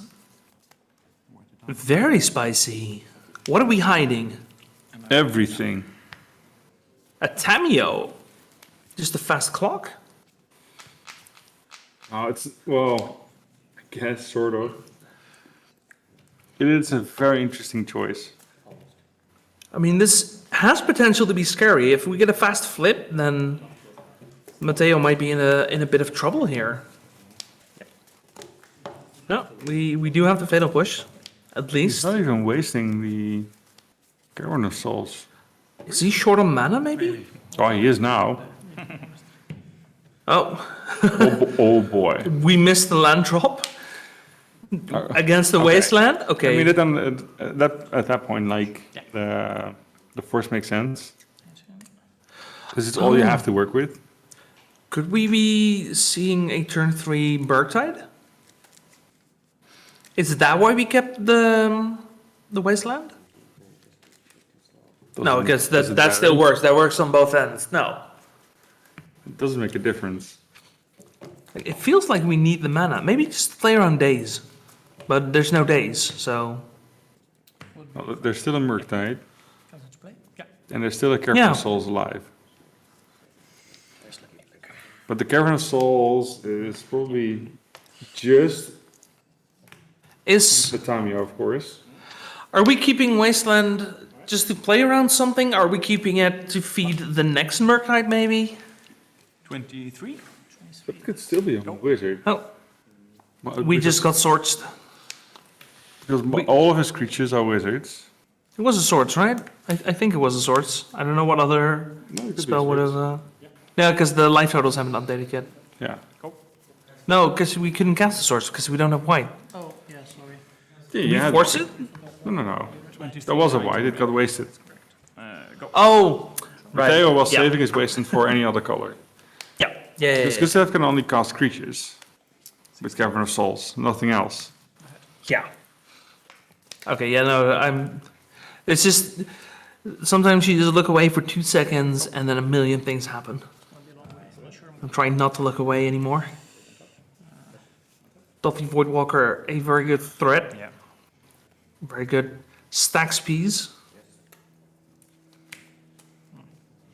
It's very scary when a card does both really well. Yeah, that's why the card is always rough. Once it lands, it's just it's a must, almost a must removal piece. But Gustav has bigger issues than a single 3/2. Yeah. So I guess mana base is in shambles. He's drawing everything that isn't lands, and all Matteo has to do is keep one creature on board. Yeah. Swinging for 3. Good bit of pressure. Unblockable pressure, because shadow. Yeah, of course, because Gustav just took a risky hand. He was like, sure, I'm 1 up ahead. I can take a gamble. I get a first play first next game anyways. Yeah. So why not risk it for everything? Second Voidwalker. So we are at a 3-turn clock. Yeah.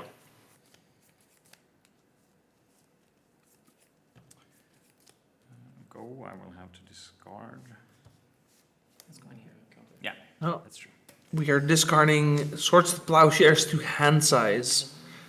That's not good. Doesn't. Is it a discard to hand size? Yeah.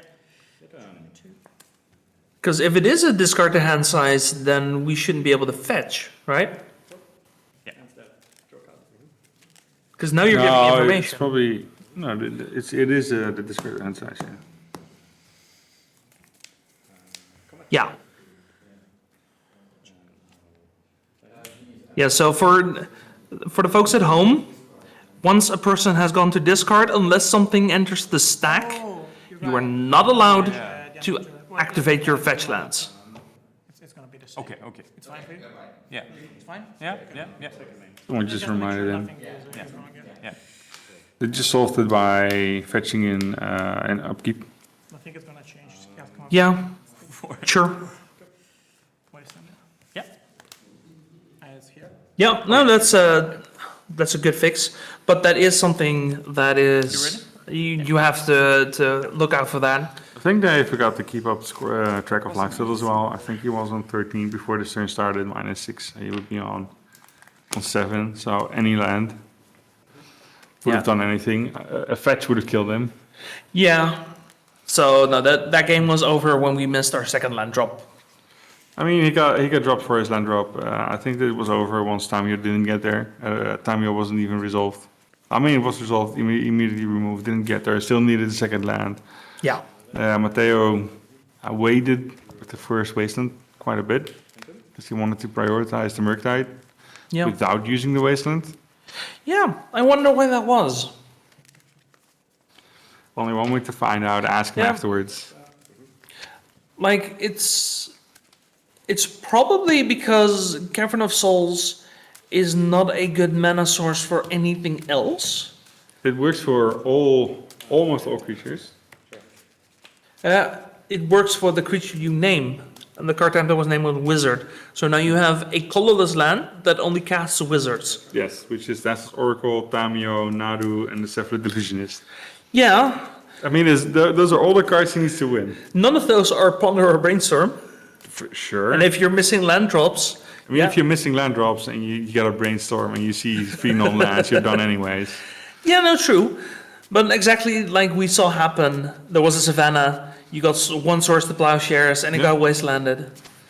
But yeah, this was not a hard game for Mateo. No. Even if he wasted the Cavern of Souls faster, it had no impact. Yeah. Oh, there might have been a Thoughtseize before the wasteland. I don't remember. It's not relevant. No, it is relevant if you don't see another land. No, that was not a Thoughtseize. But Gustav I don't know. just... He took a gamble, got punished. No, there was a Thoughtseize, but it got forced. Oh, right. It got forced. You're right. Yeah. But yeah, once you miss your land drop afterwards, your opponent's like, oh. Yeah, once you smell that lack of mana, And you then- see that wasteland, then you're like, maybe I should. yeah, at that point you're just a lamb to the slaughter, as you know what's coming. I mean, the Reanimator deck sometimes still has lack of creatures, right? It's he definitely had a good hand with 2 of the Voidwalkers to finish it up quickly enough. Yeah.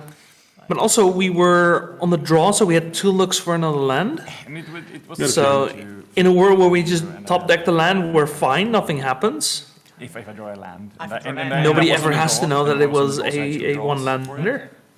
Like, and then I drew the one land that can produce brainstorm later, which also was bad. Like, And in some matchups, you just I think you have to take a and calculated it had risk. solve and everything, like it had plow. We still have game 3.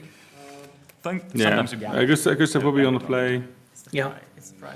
Let's see if he has a very aggressive hand where he can just drop his creatures and get it like an early combo off. Yeah. Or if Mateo can just stop him from doing for a bit, make Yeah. him stumble with his draws, and finish it off with either a reanimate spell or just pure control. Yeah. It's interesting because the control player in this matchup, whoever is on the control, changes so wildly. I'm sorry, was that 6 lands for Mateo? It's pretty much all lands that are in the deck. That's a lot of lands. Nah, it's running 19 lands, so 6 lands is not all the lands. But it always, with Reanimate, it always feels like, oh, it's just 6 lands in the deck. It's like you drew a third of your lands in your opener. That's a bit much. I mean, to be fair, it's 16 lands and 3 wastelands, so I don't never count those from running. left? Excuse me, time? I think like Oh, really? Oh yeah, 17. is actually I think not too much against like Reanimator creatures. I think Gustav is keeping the 7 though, so bit of an advantage already. Matteo keeping 6, so not too bad. No, we're done. Gustav on the play.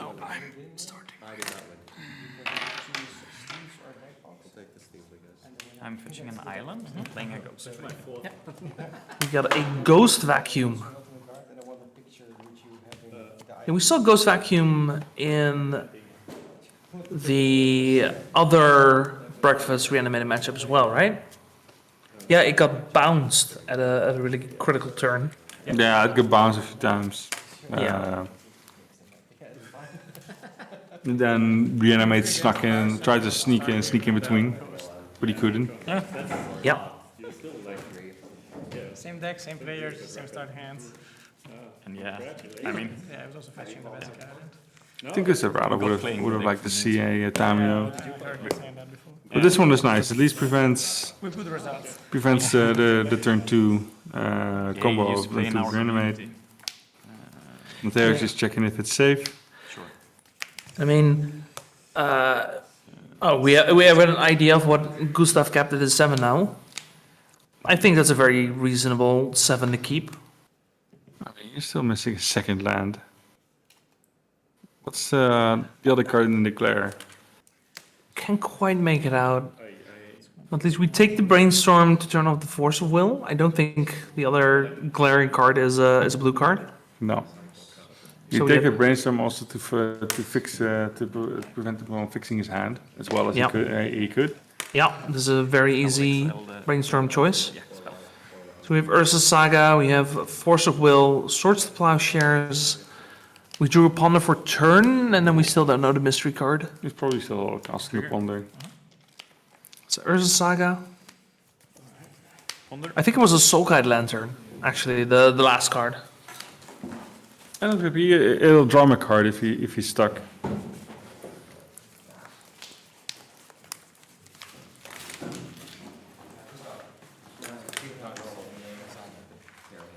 Let's see, Oh, what sorry. are we, Yeah, of course. what are we thinking of in regards to this Ponder? I mean, we just took a brainstorm. There is an argument to be made for also taking the Ponder. Yeah, that's why Matteo isn't instantly checking for it. He knows his hand. He knows what's Yeah. missing. Ponder was the draw for the turn. All information is known. He also knows like Gustav has absolutely no part of his combo. Yeah. And the question is, am I going to daze this, for example, or fight for it, or forcing it? To not even allow him to have a good draw. It's just, if you want something, you better top deck it. Yeah. Man, this is a hard choice, especially when it's your winning in for an event like this. Because things can spiral out of control so fast.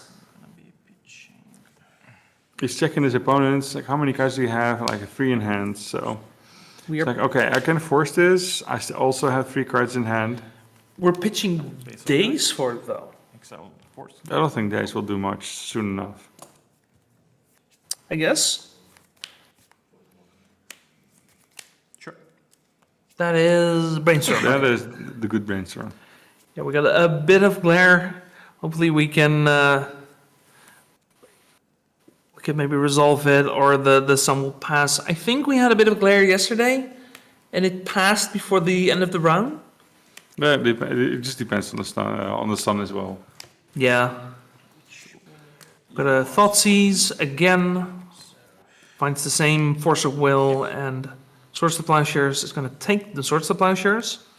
It's like, hey, you can have that. Even if you draw a blue card, you can have that force. We're both doing nothing. Yeah. I will exile. Yeah.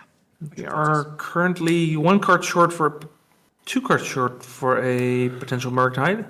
The Ghost Vacuum continuing to eat away at the graveyard. Gustav is pretty happy with the land draw. Yeah. Matteo definitely isn't. No, the issue is right now, he already has 2 artifacts. He's going to get a 3rd one. He's going to make 2 tokens. It's that simple. Yeah. He wants to fight with the 4/4 and a 5/5 Yeah. token afterwards. Matteo was very diligent in making it as hard as possible for Gustav to find the 3rd land, and Gustav found it anyway.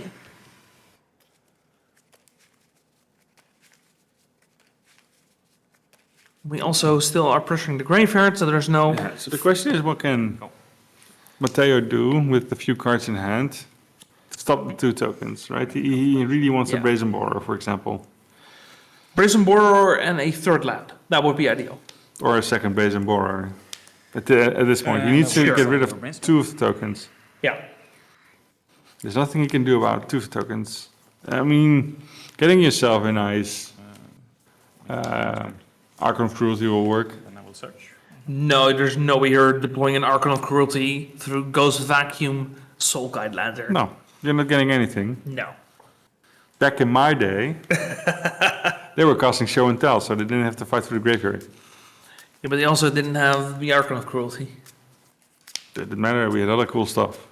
Oh yeah, there's always the next fatty, for sure. I mean, Show and Tell still plays Emrakul, right? At that point, we still... The Yep. combos were still about, like, Grizzlebrand, we did the same thing, except Yeah. you paid the 7 up, you paid the 7 additional, but you just straight up drew 7. Yeah, I mean it does really say something when a card like Emrakul still hasn't been power crept. So you Just go down. it shows how strong that card really is. I mean, It's such an outlier. I mean, it's just the amount that wins you the game, right? Yeah, no, it's still a 15 mana card for sure. I will exile. I'm not saying we need to ban Emrakul or anything like that. That'd be crazy. I have way more interesting takes than that. Hit you. I'll save you. Let's keep those for the top 8. Yeah. Yeah, one token has been dealt with. Cool. Second token is... One land. We got a No Man's Encore. We found a fetch. Mateo There was like seems to be really happy with that. praying the Lord, and it's like, oh, why? Could it be an engineered explosives for 1?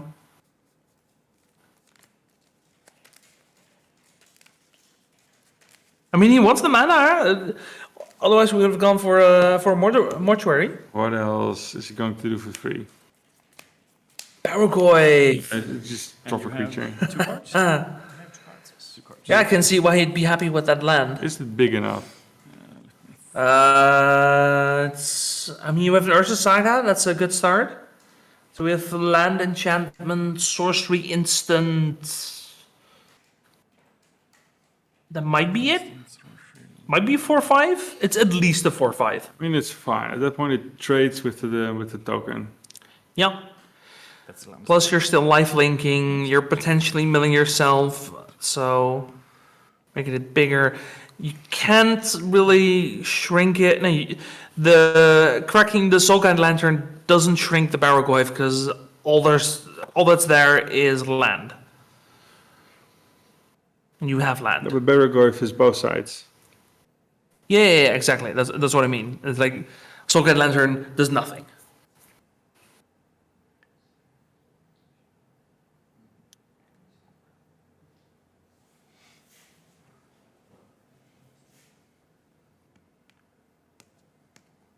This is an interesting position to be in.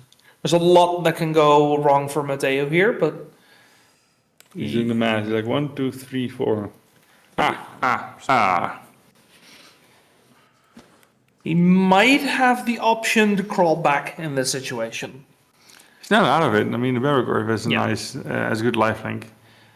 Yeah, no, I feel like he is still behind at this point because there's just so much that can go wrong with draws. We find like a Cephalid illusionist and we have no resources to actually work with it. By any means. Sorry. It's like anything can happen at a moment's notice and the game is just done.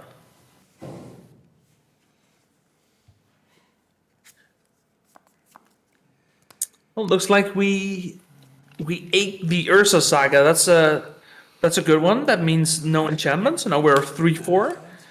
Now we're trading with the construct. 3/4 blocking 4/3. Equip and go. Does have lifelink, so should be higher. I think. Mateo should be at 8, right? The lifelink should be added, yes. Yeah. But Gustav is looking fine. He has a 2/1 on board. His opponent only has 2 cards.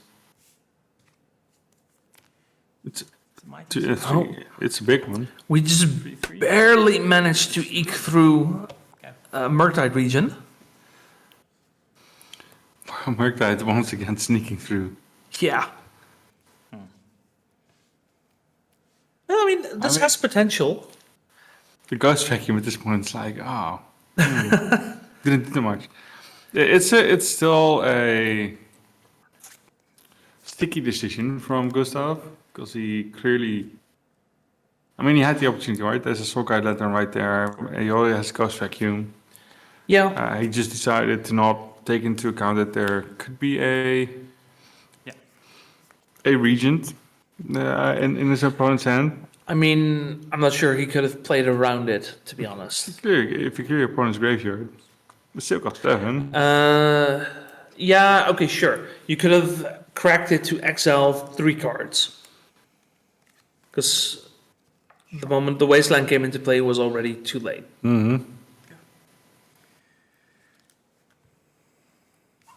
Yeah, I should have attacked. I will draw a card.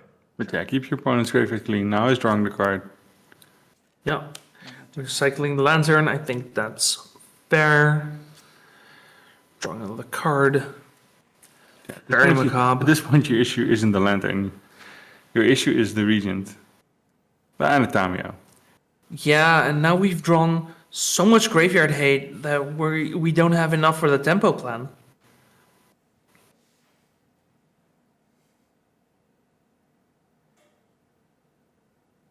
Oh. Yep. Passes the turn. Combat. I mean, Gustav has plenty of life to work with. No, Gustav. All Gustav needs is a Nadu. Yeah. He's waiting until he finds Nadu so he can fetch and grab the mana for it. It's also interesting how Matteo is not able to attack with the Murktide region because the clock isn't fast enough. You lose to the Nomad. No, he could still get an attack, but it's No, you attack for 3 and then you get hit for 2. God, it's so small. It's the smallest Murktide you can possibly have. I mean, he must be feeling better now, right? Here's your flip Yeah. time, Yeah, that helps. That helps a lot. I mean, Gustav wasn't attacking, but at least now you have a clock in play. Because in a couple turns, you just draw half your deck and the game is over. What are you gonna do? He has so many cards in hand, but he gets nothing developed. Brainstorm, drawing 3 cards. Really? I just can't, apparently.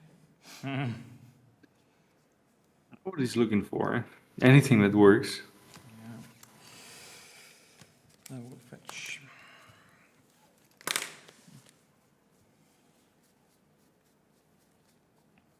So he has decided to crack for a land. I'm looking if we have Gustav have on 3 basics. No, it does not. It's only 2 basics. Doesn't have the forest. And it's very common, right? But that's why he has to be very specific about when to crack the fetch, because there isn't a wasteland and his opponent will use it. Yeah. So what is he looking for? He's looking for an illusionist.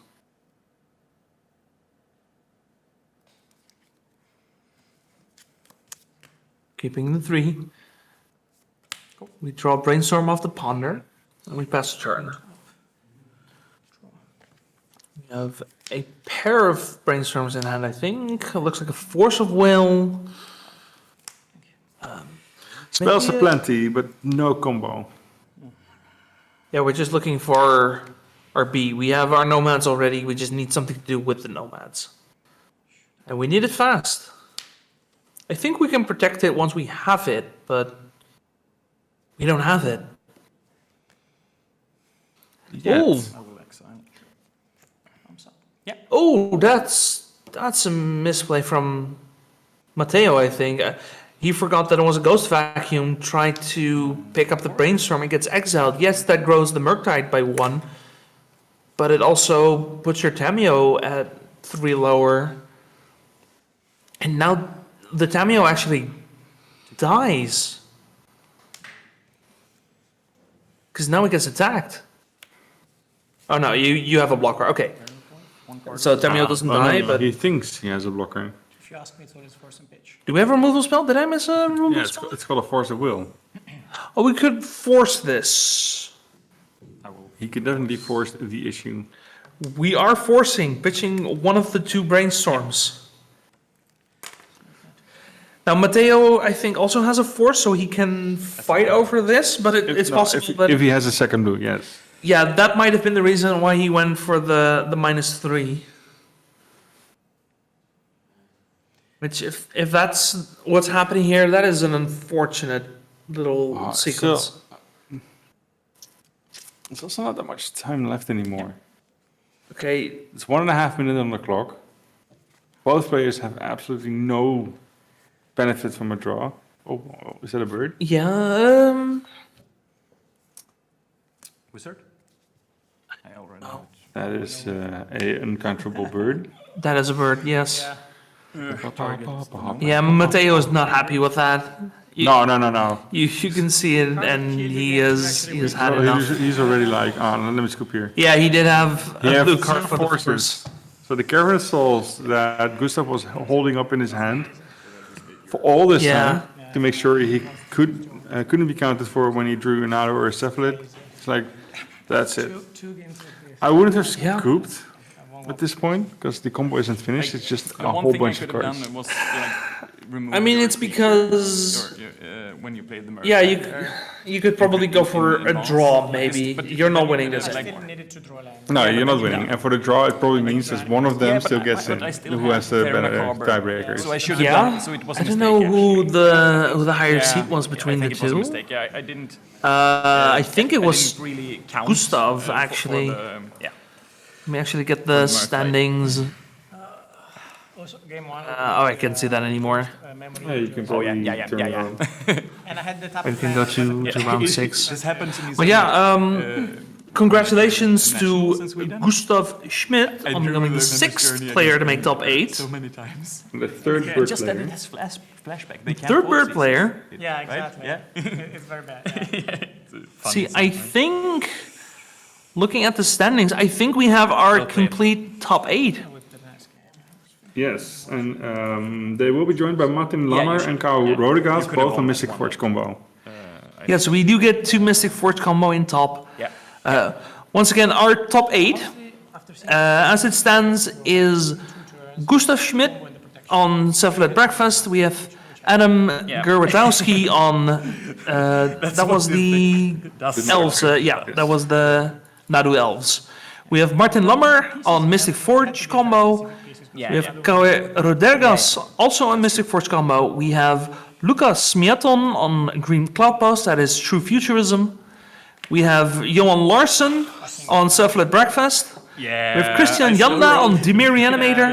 And then we have Frédéric Colomberet on Nadu Midrange, which is the Nadu without the Cephalids.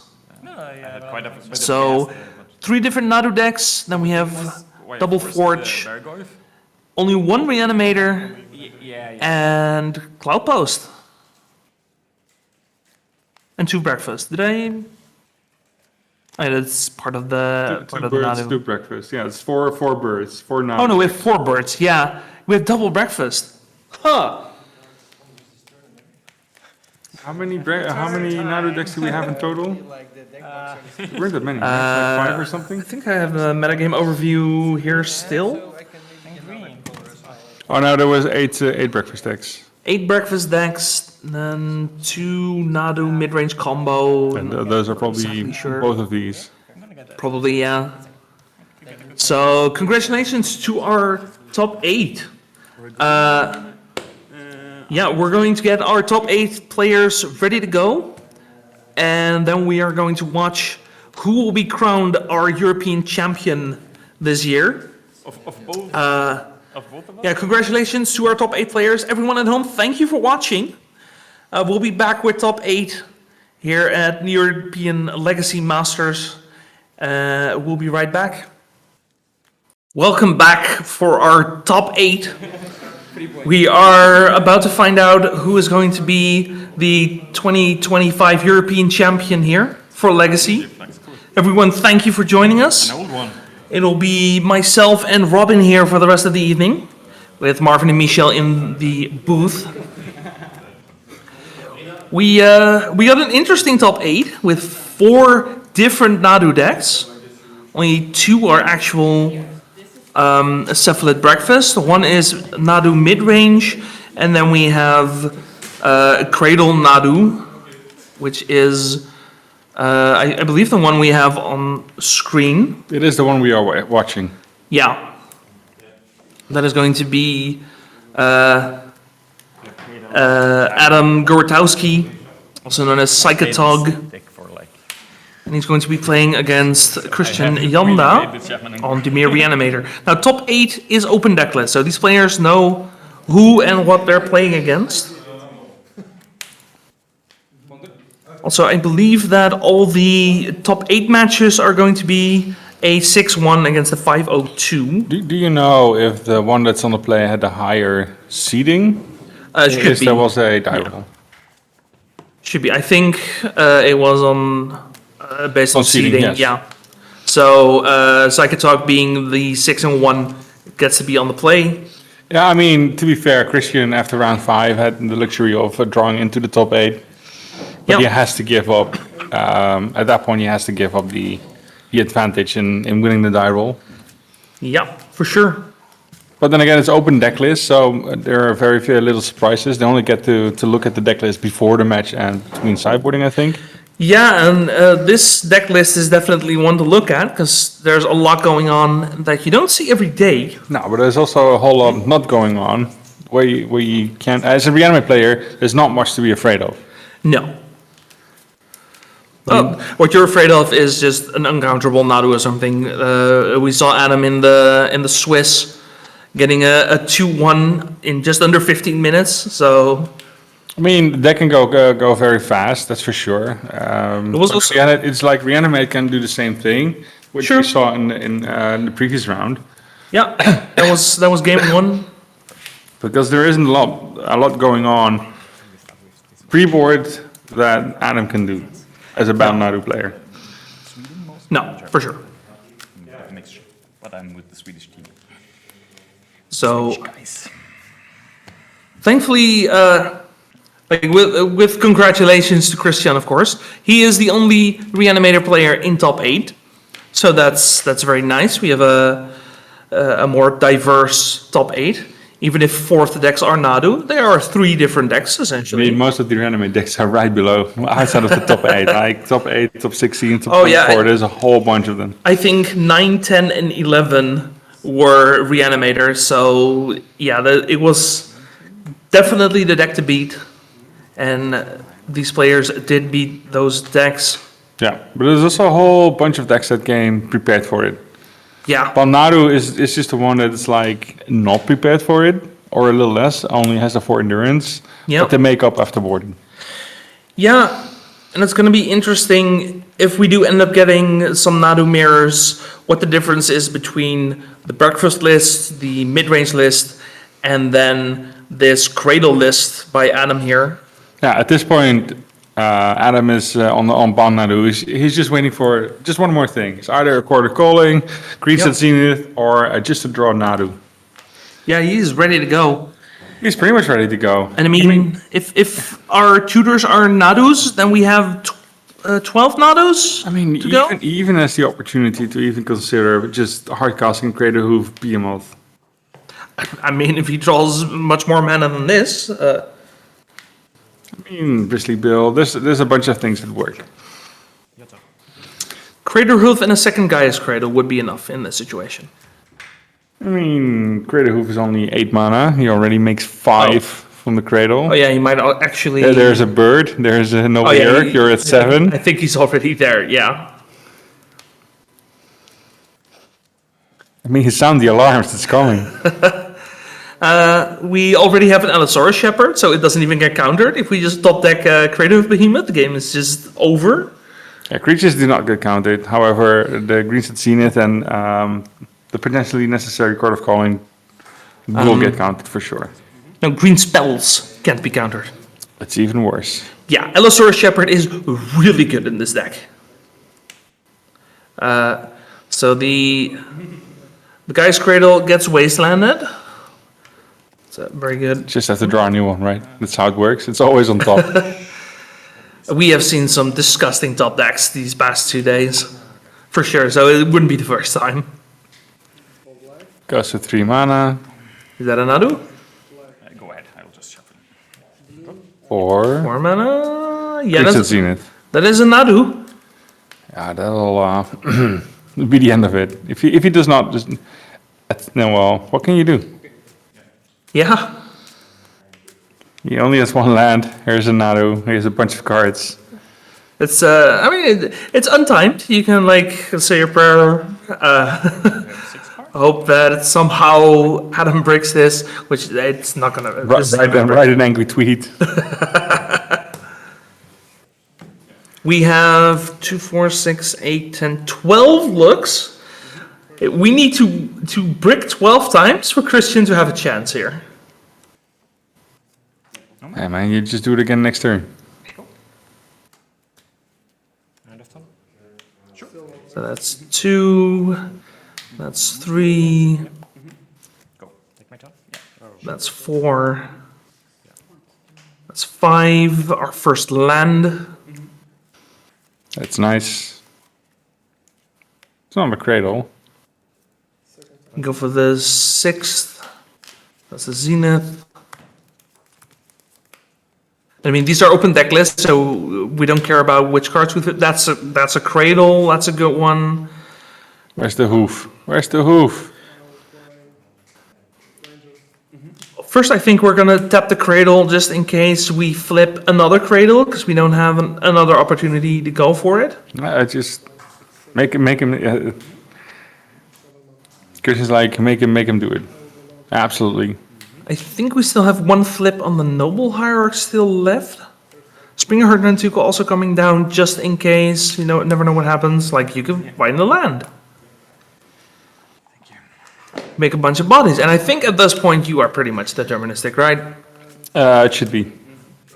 We have 19 lands, so it's not too many. We flip an Eladamri. Maybe we can get that up on screen for a second, because that's not a card you see every day. I think that thing pretty much guarantees you're not bricking at this point, because now you can cast creatures off of the top of your deck. Yeah, the biggest one for the Eladamri is you can keep casting stuff from the top of your creature from the top of your deck, just like Mystic Forge the deck does. Yeah. And you can play them from the top, but it's a very nice second ability as well to just drop a card from either your hand on top of your library into the battlefield without being able to have it countered. Yeah, and the fact that you can even flip off the top is also very nice. It is ridiculous. If you look at the deck, like half of the deck is creatures. 31 cards are creatures. Yeah. Looks like we're still flipping. I mean, he's not going through it much, which is very pleasant for us, for the viewers, and for the players at home that are watching. It's very nice to have this little reminder of what Nadu is capable of. I mean, this is what Legacy is capable of. No. I remember Pro Tour Amsterdam. Ah, sure. This was all you saw. Sure. People flipping their decks and then doing endurance loops to make even more tokens. I mean, Legacy does the same thing, except there are many more decks that can do the same thing. No, see, that's why I like Legacy Nadu, because usually it's either a Cephalid Breakfast or just a mid-range deck, right? You don't care what you flip as long as you flip. Here, we're flipping everything. It's all coming. And Christian, like, he's having a smoke break right now. Christian really probably wants to flip the bird, but he's not allowed to on camera. No, he's just having There a it smoke is. break. It's the hoof. Greater hoof, yes. Adam presents a win condition, and that's good enough. So, yeah, that's. I mean, that's also the power of Allosaurus Shepherd, right? Oh, for Just sure. Doing all of this uncounterably. You could have a hand of Force of Wills and just sit there. Now I'm just checking how many cards is Christian bringing in. I see 1, 2, 3, 4. Who's actually showing a little bit. So what do we think that is? 2 Fatal Push, definitely. For sure. Bitter Triumph. It could be an engineer at the explosives. Oh yeah, I like that one too. A bunch of 1-drops. So maybe that one, he could consider Brazen Borer. It doesn't do much, but it buys time. Do we like Brazen Borrower more, or do we like Force of Negation more? Because we do have the Green Sun Zenith, we have the... You're probably taking out all your dazes. We're calling... I think the dazes are out, so it would be nice to have an additional blue card. Yeah. Even though he could keep in the daze theoretically, but the deck just cranks out mana like it's nothing. Yeah. So do you want to daze your opponent's first turn mana bird? Like, yes, but then again, he has a land advantage at that point, so does it matter that much? No. Like, at the very least, I think you need all the creature removal you can get. Yeah. I think you need to kill every single mana dork on site, if not the Allosaurus Shepherd. Yeah, I mean, we wait for the removal. The players are still figuring out, maybe do some last minute adjustment. But there isn't too much for Reanimator board in. No. Nor do they need to. However, for Adam, it becomes a lot more interesting because he has a bit more stuff to play with. There's 3 Macabres that are coming in. Yeah. I would assume Carpet of Flowers, just for a little bit of You could acceleration. I like it. I think his mana base isn't attacked as much as you think, so there's no back to basics to worry about. But yeah, it's still it's the additional free mana that allows you to make tons and cast your whole bunch of spells. Yeah. And I think if anything, you do want to look at the cards that make your own game plan better, because there's also a bunch of interaction that I don't see Adam bringing in just because it's not what you're trying to do. You just want to go faster.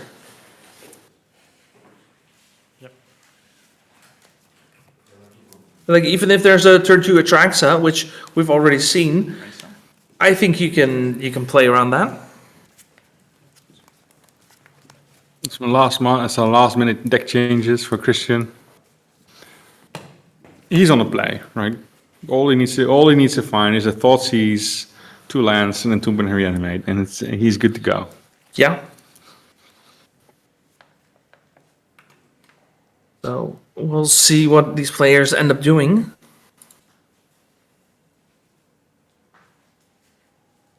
As I think Christian's still sideboarding.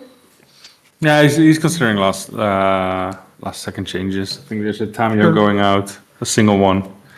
Yeah. Just one more piece of removal. Yeah, I don't think Cradle Nadu is on his sideboard guide. At least I don't assume that it would be. I mean, look, these players are different, right? They have qualified through previous, they're having a good record on previous events. Yeah. They're not too worried about sideboard guides. They know the guides. They write the guides. Yeah. No, for sure. Yeah.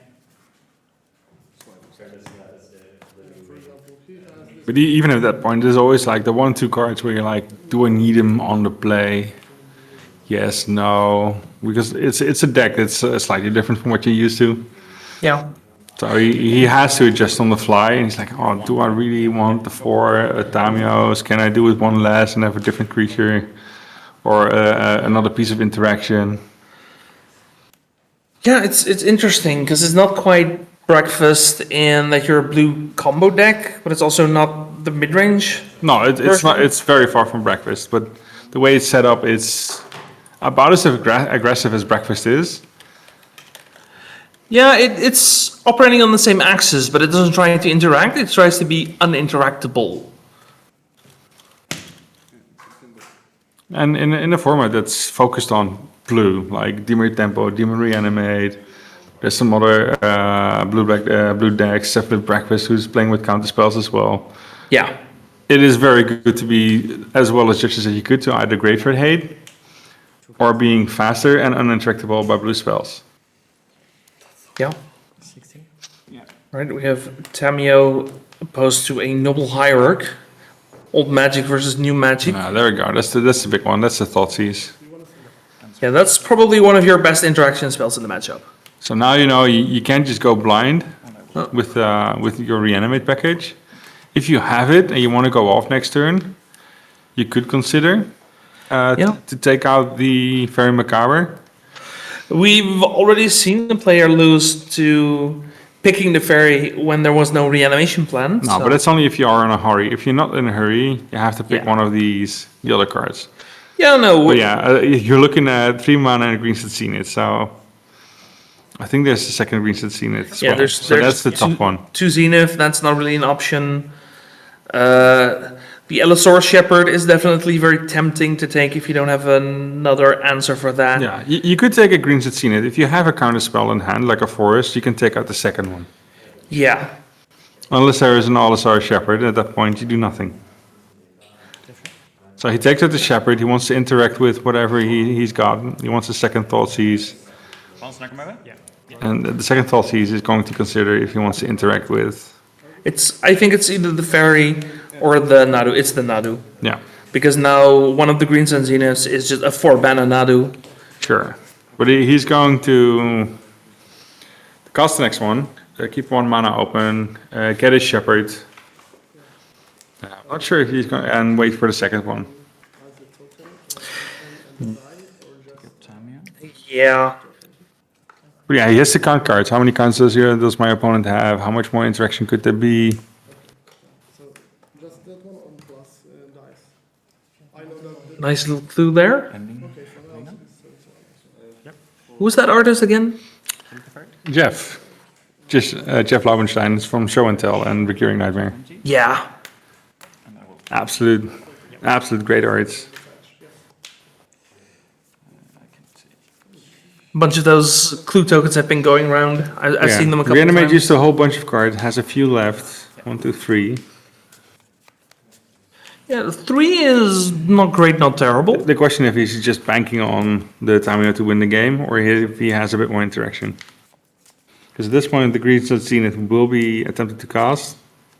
I'm not sure what the draw was. I think the draw was another Windsoaked Heath. What are you going to grab? X is 1. I mean, it's half the deck is X is 1. But it's, you don't need the mana at this point. You could consider grabbing a mana bird, an additional one. So what's important here? I think Allosaurus Shepherd is very tempting. Yeah, he's picking up the Shepherd. I'm not sure if you need it. And the weird thing is, because it already resolved your Grixis Zenith, your first one, Yeah. and he's already not interacting with that one. Yeah, but we are talking about a difference of a turn, which with a cantrip could be another interaction spell. So No, I mean, he could have considered, for example, a protection, right? A Sylvan Safekeeper for the first one. yeah, that would also be a valid consideration. Like, I think there's a bunch of things that we could be scared of that we could answer.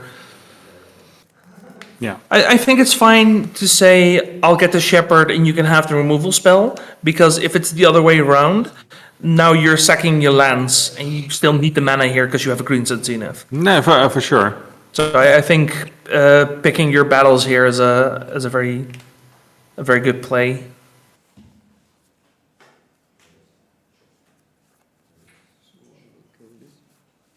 We get a Bitter Triumph.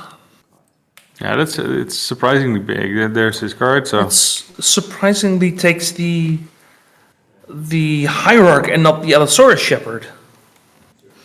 no, because he's now at this point there's a second Grixis Zenith coming in, Yeah, but now he only has 2 mana available. yeah.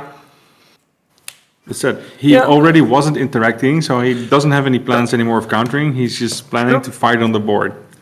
Keep the total of creatures small. Keep the utilities small. He's not afraid of a 1/1. No, I agree, but it also pretty much says I'm not casting a counterspell anymore. No, but for example, if he had like an additional land at this point and the Noble Hierarch, Yeah, no. he could have just go fetch an endurance.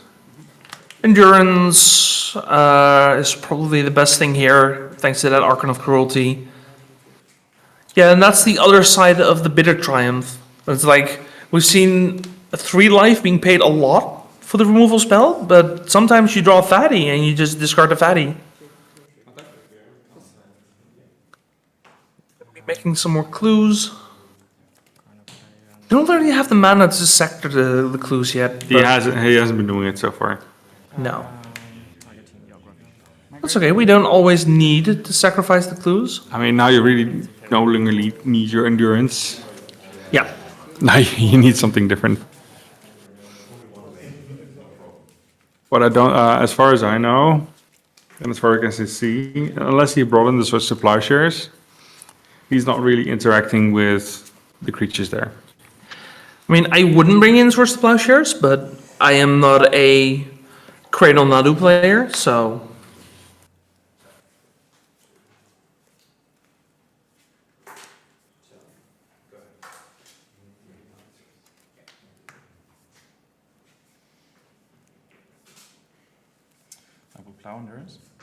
But, right, as another player at this point, you really have to think, so what Yeah. is my order of cards I need and can play to make this work?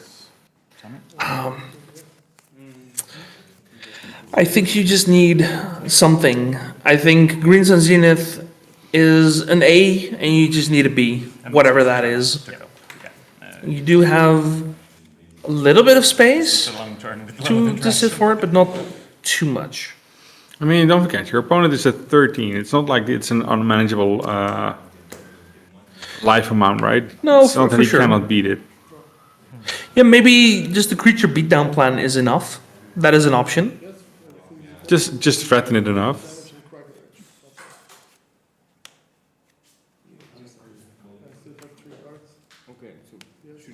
You can't have. Looks like something is being discussed here.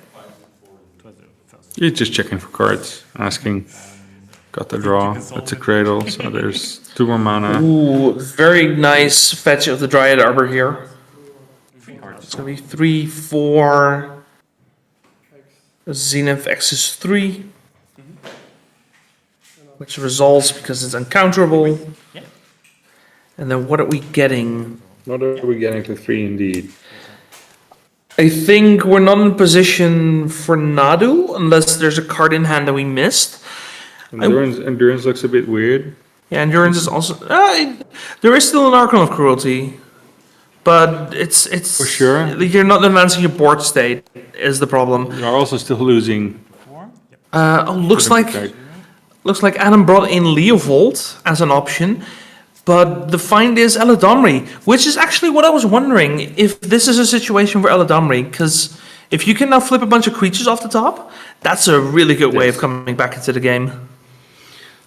So right now he's just considering his option. He needs as many cards as possible, as many threats as possible, and he has about 3 turns to do it. Yeah, looks like there's not a 1-drop creature on top. Because at this point, the Tamio is not the biggest threat. No. It just made a bit of clues, but it didn't generate anything. As a planeswalker, it's no longer a threat because you probably are attempting to win within 2 or 3 turns. Yeah, by the time Tamio is even an option, you've already lost. Even if it flips now, there's also a creature now on the board that's big enough to at least keep it even. Yeah. Zeladamri on its own is still a 3/3 creature. Yeah, it's a 3-mana 3/3. That's not terrible. But you mostly play it just to start flipping cards off your deck, right? Yes. And I wonder how nutty we can get with Eladamri. I'm really curious to find out. And hell, maybe we go a couple creatures into a Crater Hoof. It's possible. It's still top of your card or your hand, so it depends on what he has in hand. His hand is very small for now. It's just make value. Yeah. If this Tamio flips, that means Christian also has to think about the next actions. I can attack with the Bergtide, but if I do so, my Tamio gets smacked down. Yeah. It could still be a race. You could still, your opponent could say, I'm ignoring the Tamio, I'm trying to race here. I mean, you're ignoring the Tamio. Tamio no longer matters. The Bergtide matters. I mean, the Bergtide is killing you. The question is, if it does it matter if it's being put sideways, right? There's so much pressure that can come from the top of the deck of Bant. 50% are creatures. Yeah. It's slightly over 50%, like It's 51, 30, 52, I mean, it's 31 creatures. It's 50. It's one creature over 60. Just to spite us. No, but like, as long as we have creatures, Eladamri should be pretty sweet here. And I mean, we also have a couple shuffle effects, so maybe if we brick, we shuffle the deck. Yeah, for sure. Ooh, that Wasteland is not good for Adam. I mean, I think Adam is still fine. He still has 3 mana available. Yeah. I mean, it would have been nice, especially given that we're trying to flip a bunch of creatures. I mean, you could tap 2 creatures. Yeah, there's still options. But we're definitely looking a little bit worse. That's one. That's one. That's a safekeeper. Is that a behemoth on top? I don't know. Just checking because because that one is pretty much already lethal. I couldn't quite see that. No, it's not there, but it will be close to lethal already. Would that just straight up be lethal here? No, he needs to tap a whole bunch of creatures. It's a tap 2 creatures, yeah. But that means there's still a behemoth with a bunch of power, and there's still 1 additional creature. Yeah, I think it still would be enough, because you have 3 attackers, and they all get +5. Only 2. No, you also get the behemoth, because it has haste. Yes, only 2. You have to tap 2 creatures? No. Hey, right? No, you have to tap and 2 creatures. Oh, right, it also has the tap symbol itself. Okay, yeah, no, then you have 2 attackers. Yeah, but it's still 2 attackers, like for 16. Yeah, because the biggest creature you have... at It's that even point- more. Yeah, no, it's 16. I think... It's 5. That's 5. I So think it's it 10 would be itself, like and it's half, 16. There's a Tamio -1, so it's -2. Okay. It's 14, and there's a small blocker. there is a... But yeah, you're left with counter only 2 blocker. life, right? It's 2 life left, which means the Murktide suddenly is no longer attacking.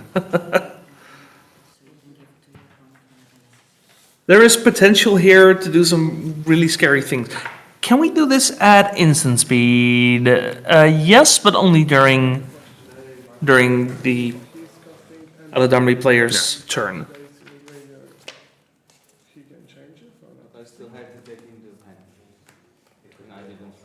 But yeah, the pressure is on. Adam needs to find something, and he needs to find it fast. Looks like we are entombing something.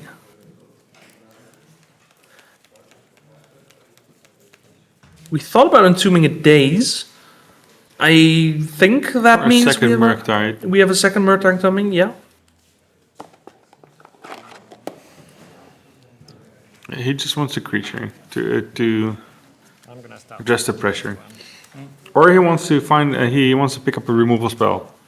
Yeah. Get it back with Tamio. Okay, so he is entombing the daze. That makes sense.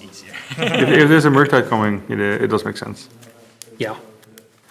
Could also be he's hoping for a Murktide, just to speed up the clock. No, but it could have been a fatal push. Grab it back with the Tamio. Yeah, that would also have been a very good option. I think getting rid of Eladamri, if possible, is very nice. Yeah, but he has no option to get rid of Eladamri at this point. No, unless he has... I mean, fatal push isn't it? A fatal push would work if you have any land. Because you could sacrifice a clue. Yes, Not ideal, but it will work. yes, but he doesn't have that kind of mana yet. So he can't set clues. No, if he draws a land, it works. If it's a fetch land, then he just casts it straight up. If he has just a mana source... He only has 1 available now. Oh, yeah, because we entomb. Never mind. So that's why Yeah. my idea was like, if you're going to land Murktide, you could have considered grabbing a piece of removal, Yeah. but it just wouldn't hit the Leovold. There's also Oh, yeah, there's also still the still a safekeeper. Yeah. So the fatal push doesn't even work, but No, it makes sense that it I mean would be on his there's mind. some old cards that would still work, right? What is it called? Is it Purchase Ruin is the white one? There used to be an old black card that just destroys all green creatures for 3. Ooh, I don't remember. I haven't seen that card in so long. I think it's Tempest even, but I'm not sure. Yeah, Perish. Oh, that sounds pretty black. I mean, it sounds pretty black, but those cards are just no longer used. But considering how a lot of the decks are built now, like the Cradle Control, the Nadu Cradle combo, you almost consider bringing one back. Yeah. I mean, sometimes you have one of those metas where everything is green and you just play Perish. See, we did draw a fetch. We get a Surveil, so we don't get to crack a treasure. My turn? Yeah, go. Yep. Wasteland? Sure. Your turn.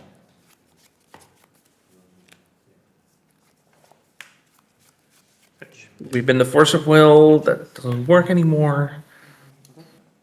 We are at least going to get our beats in. He knows that if he has to block, he's not winning. Yeah. How much can Adam do this game at this point? Well, it kind of depends on the top of his deck. Well, he has a land here. Apparently, it could be that there's another land on top. I think he has a Savannah and a Gaia's Cradle. Yeah, but if there's another land on top, he just has to work with his hand. Yeah. There's just nothing else. Apparently, there's something for 2. Springheart Nantuko. That's Sure, a pretty decent one. it's a creature. It means nothing for the board, right? He's still dead next turn. And I just keep looking at this board state and thinking if only Adam had a fetch. A fetch would have just Oh, yeah, helped. true. Yeah, true. Sorry. There might still be something on top. Yeah, right. You wasted me. Yeah. Go. Yeah. Oh boy. Passing the turn. Again, Eladamri is only during your turn. Yes. He still has plenty of mana for an endurance to block. That's also true. There's also the hidden flavor text on Allosaurus Shepherd. We don't have that many else. We have a couple. Okay, they become base 5/5. Sure, that's something. I think if we're passing the turn in this board state, though, there must be an endurance on top, right?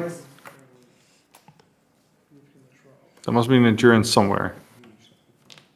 Yeah, somewhere it could be in hand. Yeah, if it was on top, there's an argument to be made to play it now. Play it, no, not now, but during Adam's turn. Okay, no. There's nothing. If Allosaurus Shepherd turn everything into a 5/5 for 6, because he had 6. Would you have enough power? Everything would be a 4 attacking creature. It's still 1 blocker. It's not enough. Yeah, no, I see some people on the Shepherd. The Shepherd only turns elves into 5/5s, unfortunately. It's not just elves. Everything has 1 power less as well. So to come in for 12, he needed 4 creatures that could attack. Yeah. Well, if Adam had 1 more life, he would have actually drawn the Grixis Zenith, so it was pretty close. Yeah, but 1 life is all that matters, right? Yeah. It only matters if it's 0 or non-zero. Yeah, for sure. But we are getting a game 3 here. Yeah. Yeah, the Sylvan Safekeeper is a human. Yes. Oh yeah, that's true. So he clearly did not have enough else. Then again, I trust these people to do the math at that point. Yeah. So, while we're shuffling up for game 3, we have our first top 8 match concluded. We have Lucas Mieton on Green Cloudpost taking the win against Akawe Rodergas on the Mystic Forge combo. 2-0. It's a nice quick 2-0. Yeah, very clean. The other match is still playing? Keeping the odds for having 4 different decks into top 4 pretty high. Yeah. Yeah. Yes.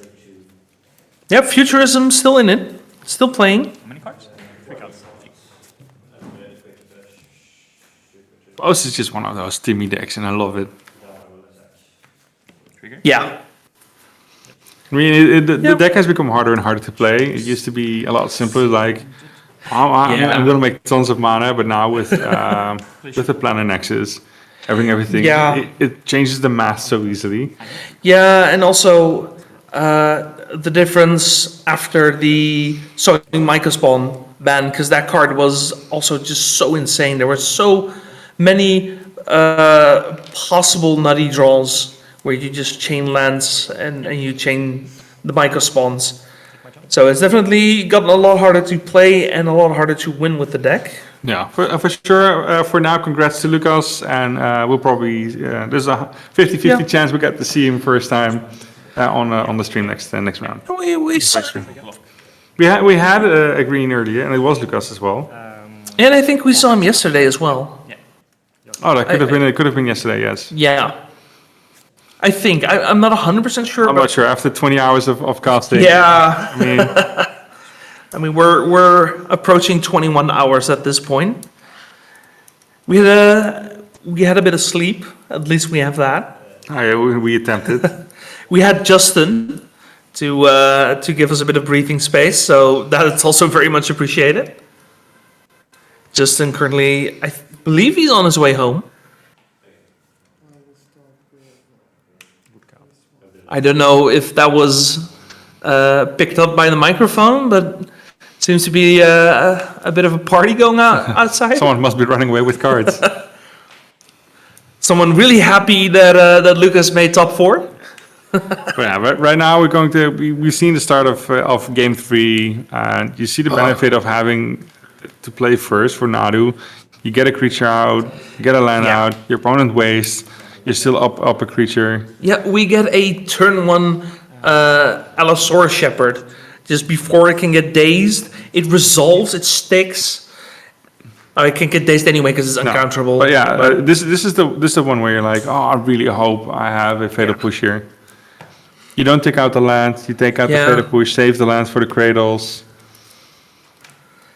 And make sure he stumbles a bit. And now all your blue cards are dead cards. Well, I mean, close to dead cards.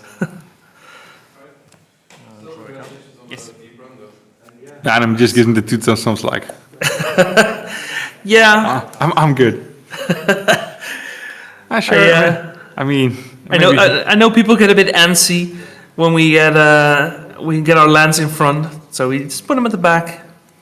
We make our judges happy. We make our live stream chats happy. Looks like Larson is the second player to finish his match, taking down Martin Lammer. Martin was playing also Mystic Forge combo, so that's all of the Mystic Forge decks out of top 4. Gone. But we have now confirmed one green Cloudpost and one bird deck. Yeah. Was he playing the Nadu control or was he playing the breakfast? It's a breakfast deck. Yeah, he's playing breakfast. Straight up breakfast. He is the breakfast guy, I think, online. I think one of the more well-known breakfast players. Oh, to be fair, he's proven it today. Yeah, for sure. I mean, also last year, right? When he won Eternal Weekend. I mean, it's also a nice win. If he goes from Eternal Weekend to winning the ELM to then maybe winning Eternal Weekend at the end of the year, I mean, at that point, you got to put some respect on the man's name. It's pretty good year. I would call that a pretty sweet 12 months, yes. Yeah, for sure. But at that point, like people will approach the meta a little bit different, right? Now they're pretty much hunting Reanimate and other graveyard-based decks. It's not like Cephalid Breakfast is fully safe. No, but maybe now with a good result here for several Nadu decks and maybe at Eternal Weekend as well, maybe boards will change a little bit more. Yeah. Like be a little bit more aggressive on whatever is possible in the graveyard. Yeah, we're gonna have to see, because it is actual breakfast. So you are playing the graveyard combo. Graveyard Hate helps, but it's not perfect because you still have Nadu. Nadu complicates things. It's kind of what the card does. It complicates board states. It complicates formats. So Christian is pulling out his Entomb. So he's probably gambling for it. He's like, okay, sure. Yeah, It's not happening anymore. There's no way I can fight this board on the board. My cards just don't allow it. So I'll probably have to gamble and see if I can get the Reanimate back in. Or maybe he just wanted to shuffle his deck and to grab a land. Because that was an upkeep one. Ah, interesting. Yeah, that might just give Adam just the free reign this turn. So he's doing math. Yeah. What can I grab? Can I win straight from here? We have Court of Calling. That's straight up just a Nomad's Encore. Yeah. We are now in Gets the Encore. we are in garbage time. We're about to go. Yeah, there's nothing you can do. And He Christian says, yeah. knows he's seen enough.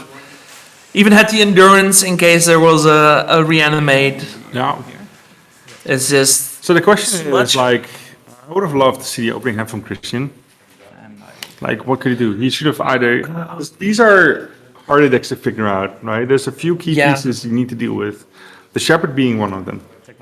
Yeah, it's just so rough that your deck is built in a way that's reliant on so much counter magic But that- when the shepherd is completely. But that's busted. the fun part, right? This Yeah, is this is a strategy you might not considered enough. Maybe I should just remove all blue cards. Yeah, I mean, not Brainstorm and Ponder; those are still very good. And just play on the board. Just get all your removal in. Maybe add some more to the sideboard as well in the future. But this has been an extremely strong showing for both these Nadu combo decks. I know that they finished it, but is there, yeah, no, for sure. It's also a good showcase of this version of the deck. We have seen the Cephalid breakfast version a couple Yeah. times already. But this is fun. This is what Yeah. Legacy makes fun. There's also always small or less small adaptations to a current version, which suddenly just beats the field. Yeah, It's prepared for everything. It's been tested. These people are very familiar what they do. yeah. Okay, so that is going to be Adam moving to top 4, along with Larson, along with. We had other matches, right? Because now I don't see the standings. If the- Oh, yeah, we had Lucas. Lucas already winning, and Yeah. everything else we just have to wait until it's uploaded. There might be some other tables, Oh, sweet. but everyone is in the same room. Yeah. Yeah, no, they're nice secluded. So they are slowly changing the names of the field. Because there's another breakfast over here, That's and that is one containment priest. wait, is Frederick playing? Is he playing Plagon? I looked at the deck. I didn't see the play. He is playing the Plagon. I completely missed that. Not another adaptation. I thought it was just a regular mid-range list, but I suppose the Plagon version is a regular mid-range list. We'll see if we can get Plagon up on the screen real fast. A lot of players might not be familiar with the Starfish Wizard, but the important thing is when it comes into play, for every creature you have that has higher toughness than its power, you draw a card. That can also get kind of nutty, kind of fast, because that includes Nadu, that includes your Hierarchs, that includes your Halflings, that includes your Endurance, and it just keeps going from there. Yeah, this matchup is also guaranteed for another bird in the semifinals. So it confirms Yeah. at least 2 birds. And the fun thing is, we just saw a bird with full of creatures, like 31 creatures, a Cradle, Behemoth, all the cool stuff. Now we get one that does not have the Alistar Shepherd, but has the Starfish Wizard. Yeah, Plagon can draw a bunch of cards. If you don't keep the board empty, Yeah, but all the mana dorks are there. it includes Tamio, because she doesn't have power. Yes. It includes the Delighted Halfling, includes Nadu, Endurance, the Noble Hierarchs. It doesn't include the Nomads Encore, but it does include the Shaman Encore. That's why there's more Shaman in chorus. We have 21 creatures that are big enough on the backside. So yeah, that goes really fast. And instead of Alistar Shepherd, this deck deals with uses Teferi for it. Yeah, no, Teferi is still a really good card if you're trying to win the interaction game Yes. and go off. And it uses Delighted Halfling to make that one uncounterable. Yeah. Yeah, Delighted Halfling still a very good card if you play a bunch of legendary permanents. So in a slightly different variation, it asks Yeah. the same question of blue decks. Yeah. I know you want to counter this, but you're not allowed to. Yeah. Yeah, maybe that's why we haven't seen that much control. It's just you can't counter things. You have to do it some other way. Well, if the control decks or the other blue decks have just been fighting, creating control, who's an absolute menace for the graveyard, has been fighting all these Nadu decks who are well equipped to just ignore 16 cards of the opponent's deck. Well, good luck. Yeah. And these decks seem to be very consistent. Yeah, but I mean, that's the power of blue, right? You still have all of the cantrips, all of the card selection. Even when you're not doing the cantripping, is it you have Teferi drawing you cards, you have Plagon drawing you cards, you have Nadu drawing you I cards. mean, there's a lot of control variations in this list. Like there's some supply shares, there's daisies and forces. So it has a bit more time, but it has a very funny draw engine with the Plagon and the Caracas. I will redirect. Oh yeah, the Caracas is picking up the Plagon again, playing it again. I mean, it's a 3-mana card, Plagon, so it's not like you can just keep doing it like 5 times a turn. You don't go that. But if nutty, you're here to shut down your opponent, as I said, you're a control element, and at some point you try to go off with a few combo elements. Elements you have. It is just fine to pay 3 mana and get your Plagon back in. Yeah, I mean, you can keep worrying about Nadu all you want, but there's also just a I Starfish. mean, look at the field. He has 6 mana available. Tapping 4 of them for a Plagon for 3 cards, or maybe 4 cards, for 1, 2, 3, 4 cards once in a while. Yeah. It gets out of hand real quickly in Legacy. Yeah. I mean, he doesn't have a lot of lands, but he doesn't have much of a board presence outside of the Containment Priest, which is good board presence in this matchup, for sure. Because only one of these players is on the Cephalid Illusionist. Yeah, so as long as the Containment Priest is on board, it cannot win through the graveyard. It cannot even start milling, because if you start milling, all the Necromumbas are out there.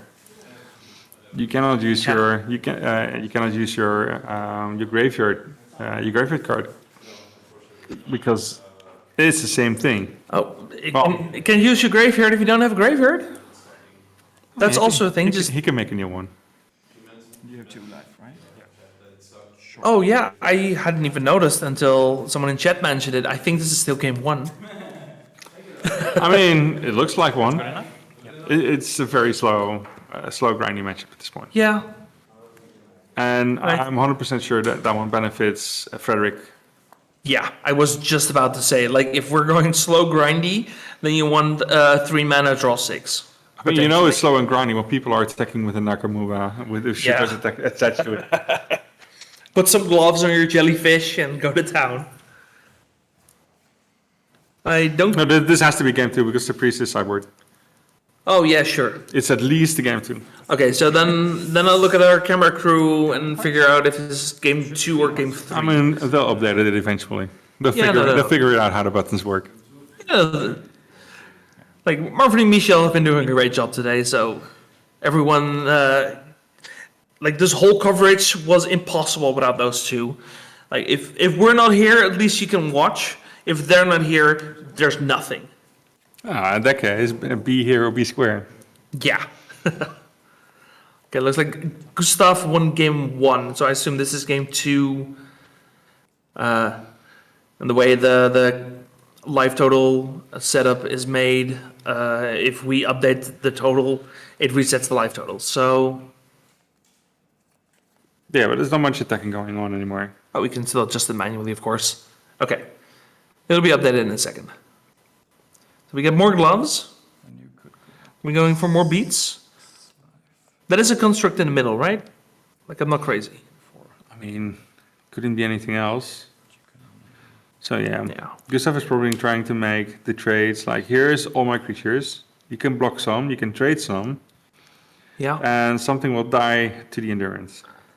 I'm trying to look. I'm not quite sure what's at the bottom there. If that is an additional construct, doesn't mean those are 4/4 constructs.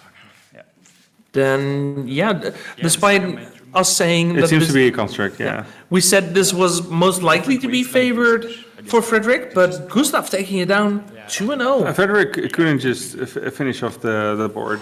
So Gustav just calculated everything and just found the end. But we didn't realize that those were both constructs. Yeah, no, I also didn't see the other construct. Assuming the 9 life is correct, your opponent would be at 1 after this combat, and then you win a trade. But afterwards, you have to trade both your creatures and still have an entire board. Yeah. So Gustav Schmidt being the 4th player in top 4. So we got Lucas, True Futurism. We got Jon Larsen. We got Adam Gortowski, Psychotog, and we got Gustav Schmidt going into top 4. So which one is left? Which matchup?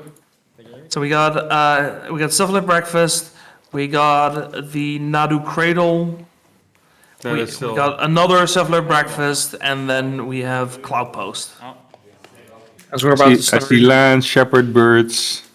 Looks Oh, like that looks very good. Looks like both our players like their 6s. We have Johan Larsen against Adam, I forget his last name, Gerwatowski, Psychotog.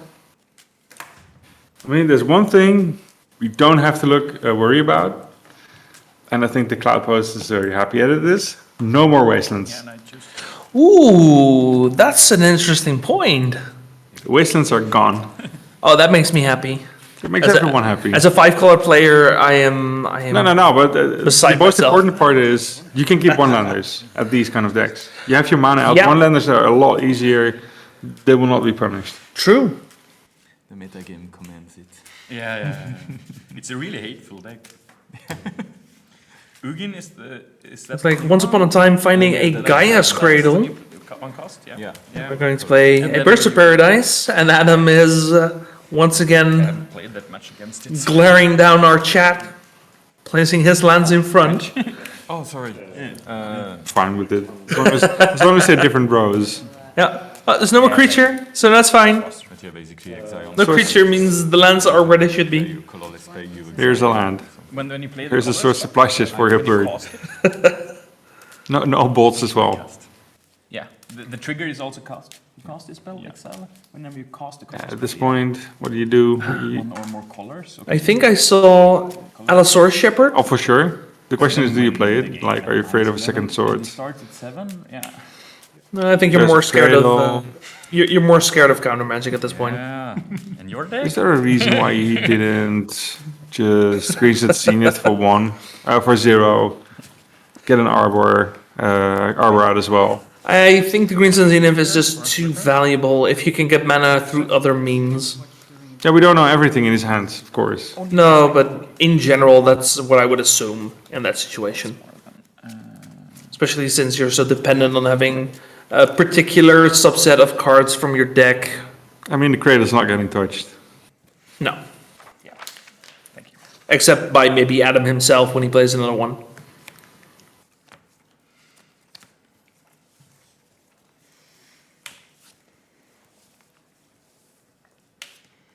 Looks like Quirion Ranger. That is indeed a Quirion Ranger. As It just makes mana. it's the strangest way to have a mana dork. But it's definitely interesting. I mean, it's very, I mean, Quirion is very good. It's just untap a creature, Yeah, get a land, play a land. it's a great card. Definitely.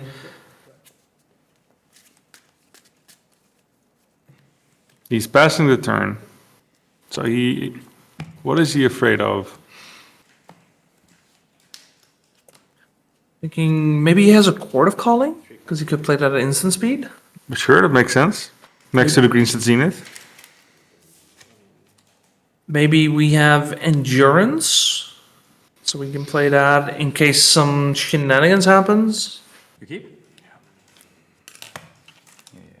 Yeah, but you could always do the other thing with endurance. Yeah, no, for sure. But it also might just be an okay end of turn plan to pump the Gaia's Cradle.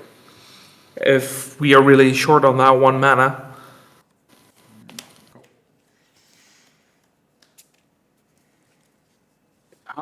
Which removal do you have to consider?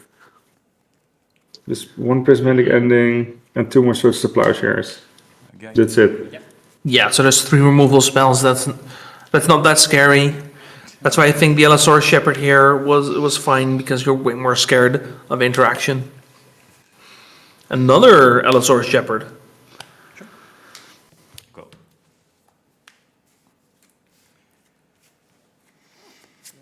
We didn't Yes. do anything with our mana in No, it, no, no, right? at all. Nothing. Now we untap something. Yeah, we have 1 mana floating, I think. We do not have white mana.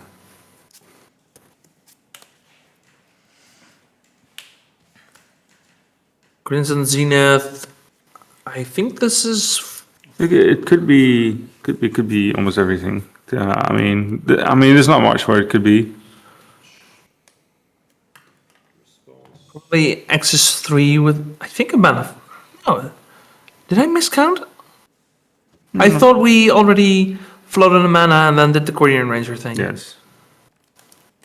So that's 5 mana, so this would be Axis 4, right? No, we played a Shepherd. So Axis 3.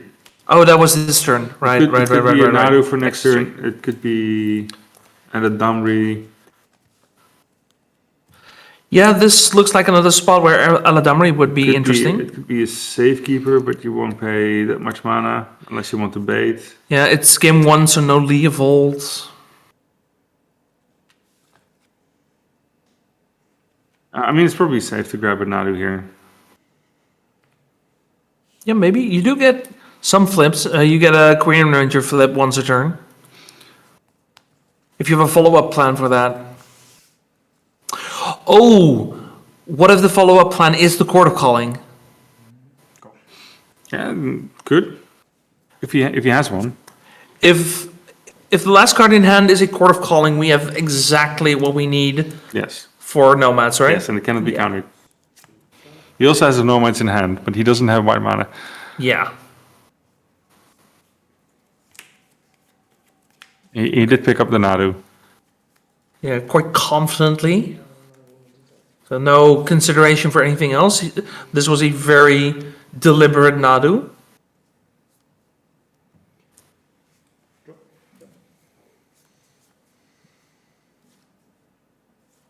But look at all those blue cards. 2 cards. We passed turn, so I don't think it was a Court of Calling. We would have done that still in the same turn. You see like all these blue cards, and your opponent is like, oh. Is he straight up going off here? Johan now playing. I mean, Oh, I was straight thinking, up the combo. yeah, I mean, you probably already had it, but he didn't have a choice. We're flipping in Johan's turn, just the one off. I hope to find something. Johan just wants to win. It's Adam. Like, Yep. Johan just goes off now because he's probably not winning otherwise. Yeah. And he's just asking Adam, do you have your endurance? Yeah, I think it needs to be exactly endurance here. There's nothing else. Nothing else.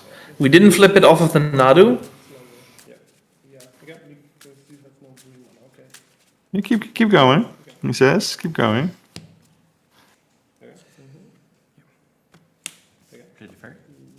Just making sure you know how Yeah. your deck works. No, it's like Johan is asking his opponents, like, do you want to do anything in between, right?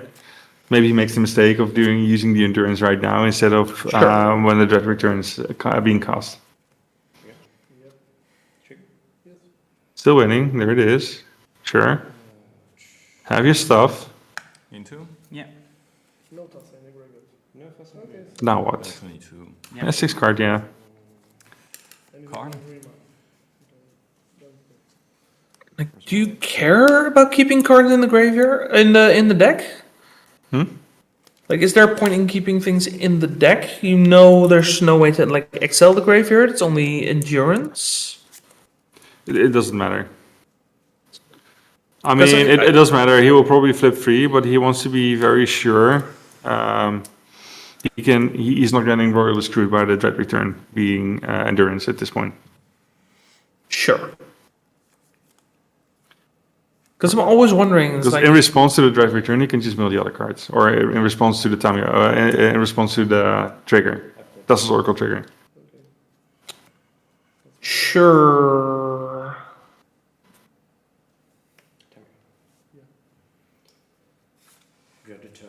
Playing a Tameo to sack it to the Dread Return, make sure we have the combo still. Okay, Nadu. We are Dread Returning a Nadu because we don't have the Thassa's Oracle yet, right? We just draw these 6. Or not draw them, we flip them. If it's the most bottom card, oh boy. Oh boy, it's one of those.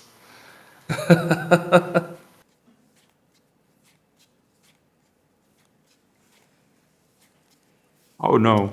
I'd like to make a 1 mana and try to crop this. Oh, he could have it in hand. Oh, crop rotation? Yeah. That would make sense. If he has it in hand, then there's nothing he can do Yeah. here.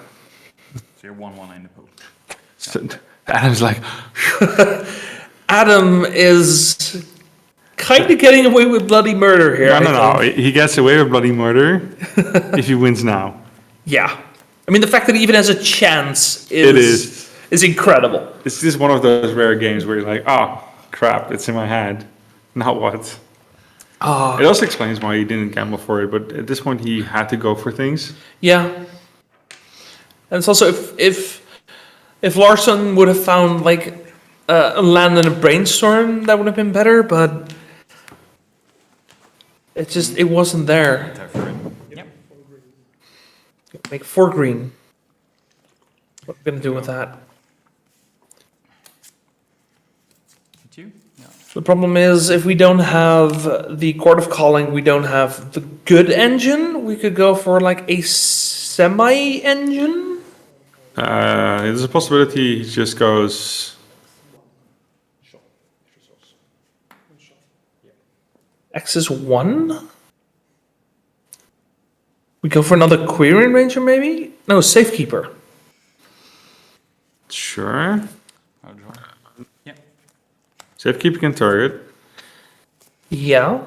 It's not great, but he can target. I think it's 2 targets at best because we still have our land drop. Heck. Yeah. 6 in. Yeah, cool. So we get 2 from the Safekeeper, 1 from the Querying Ranger. I was wondering why he wasn't aiming for a Dimir here. Play Ponder? Yeah.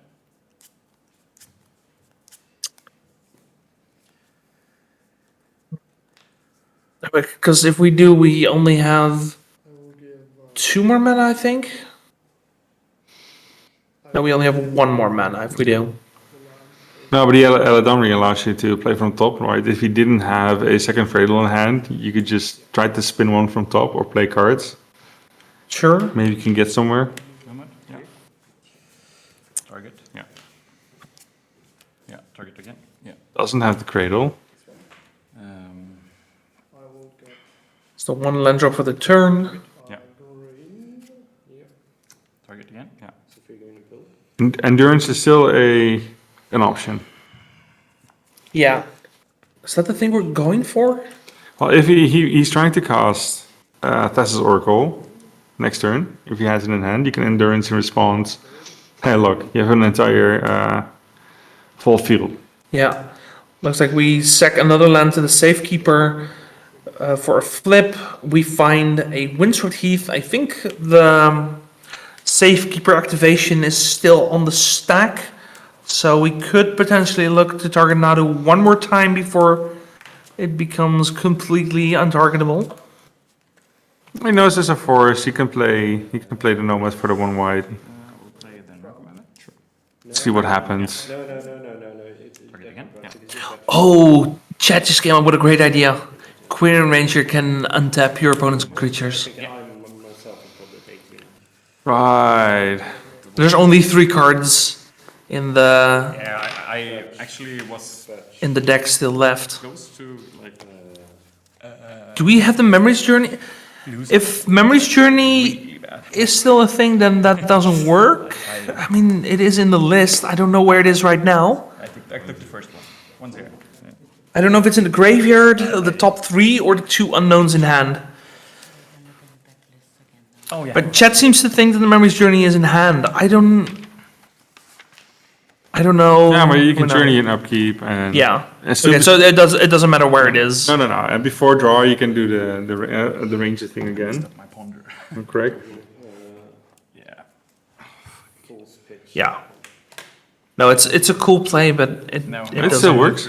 like If he only Yeah. has 3 cards, he gets 3 cards on top.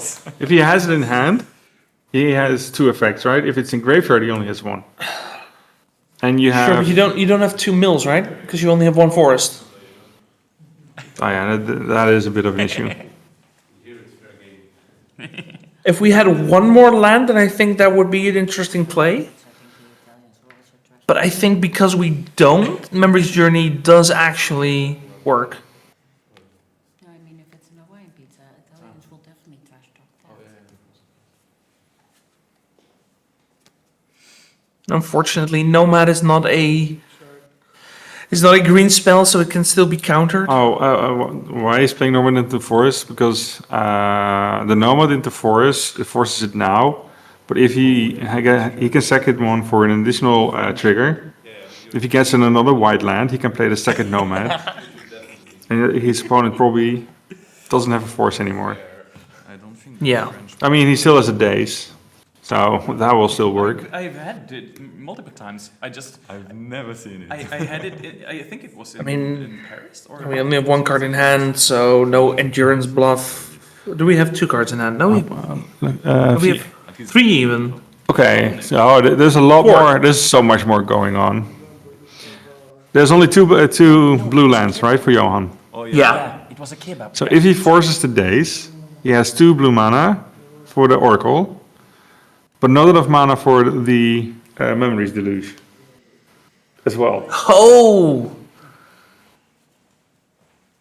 but then The Memories Journey. Upkeep Quirion Ranger works regardless, right? It gives you 1 turn, yes. Assuming we don't have a second blue source, because if we have a second blue source, then it's over. You don't have a second blue source. It works if you have a forest, but if he has to daze... No, wait, if he Memories Journey, we can just do Nadu flips and get... No, because it's random. Right, it's happening now. So here's the mill. Okay. Let's just see what happens. Nadu, Cephalid. So Nadu. Yeah, Nadu. Yes, there's 2 triggers. There's a Nadu potential draw trigger. Then there's the mill. So Nadu flip is Shuko. Still in my upkeep. Response, there's that one. You have it. Yeah. To be expected. So does he have? He did have the Thassa's Oracle in hand. Yeah, he just draws a land.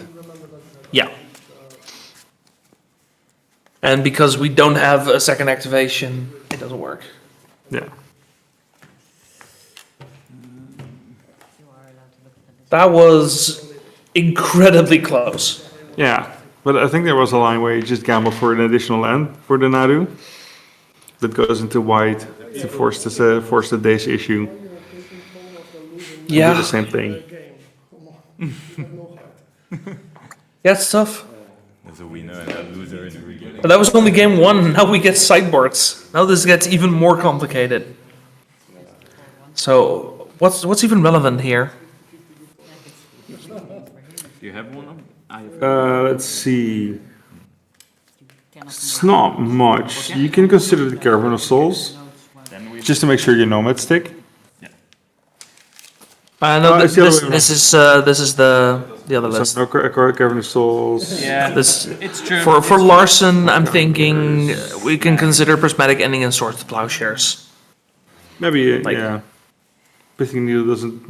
Maybe Pithing Needle, but I don't think it's good enough.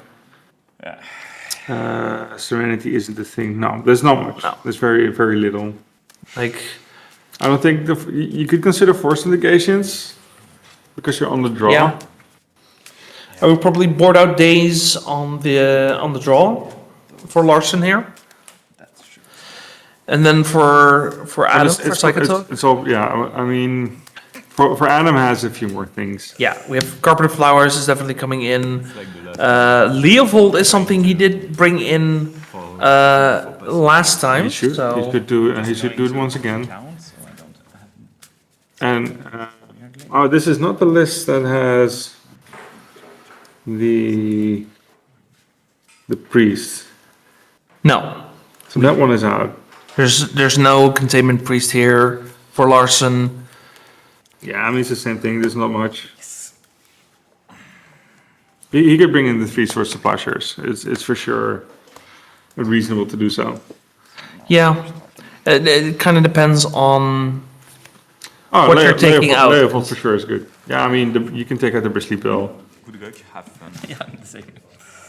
You don't really need that one. Not even hearing anymore.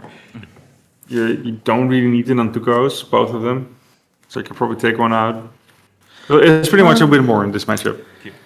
Sure. Sure, yeah, I think once you're getting flips, it's probably fine without an Induko. You can consider like the halfling, one of the mana dorks, just one of them, or a Hirak or a bird. But there's not much I want to take out. No.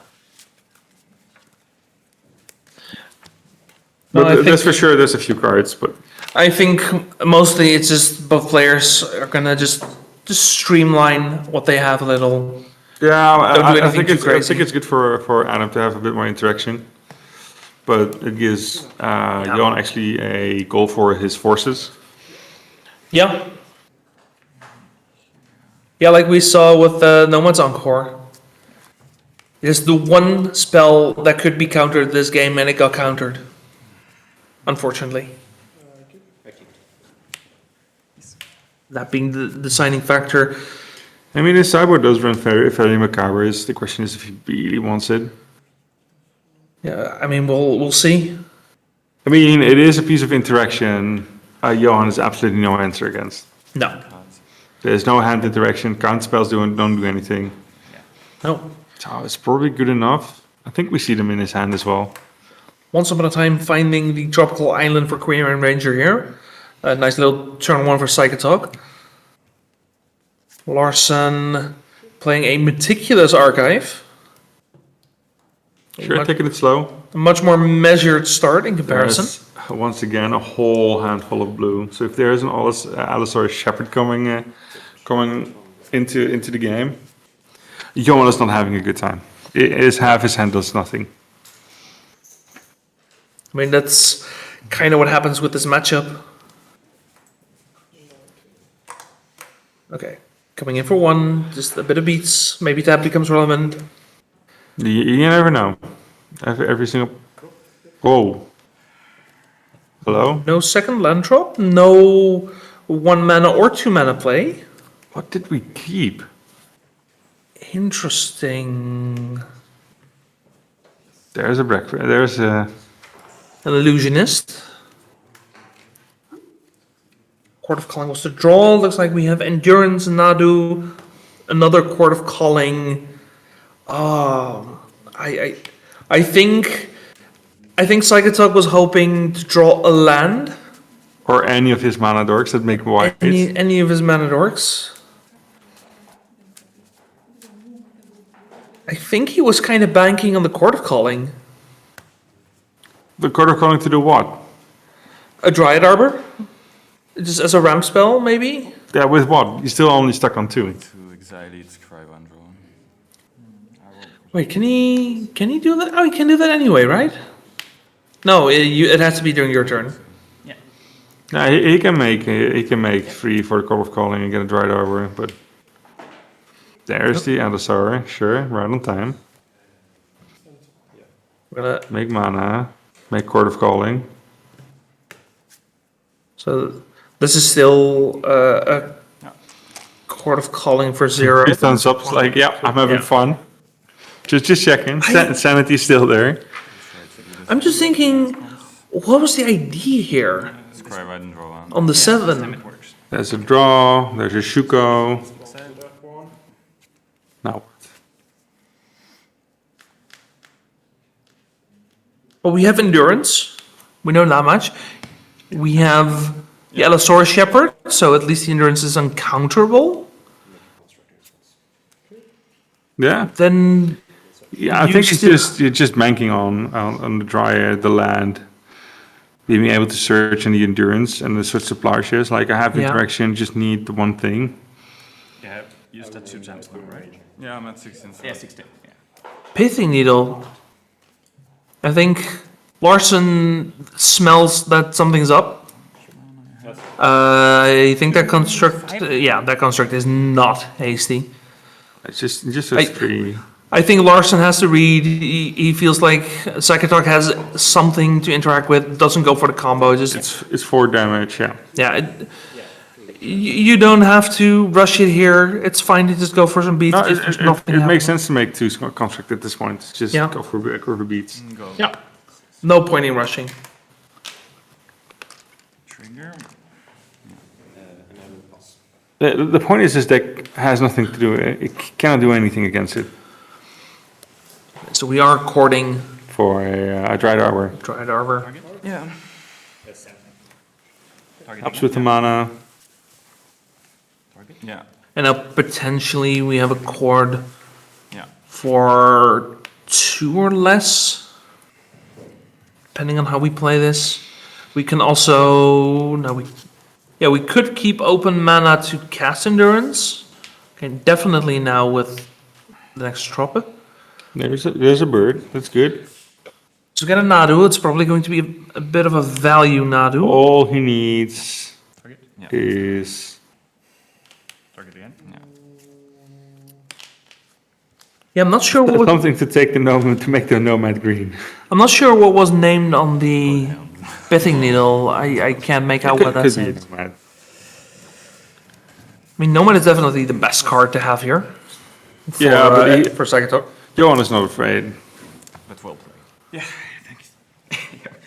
What I did, I didn't realize I had 2 fetches, so I couldn't draw. So at this point, what would work? Getting an Aladamri, get the nomad in play at that point. That was my. I still had That is one way. afterwards, but I could have won once early. Yeah. Could have won also. Yeah, of course. Yeah. Could you do anything crazier?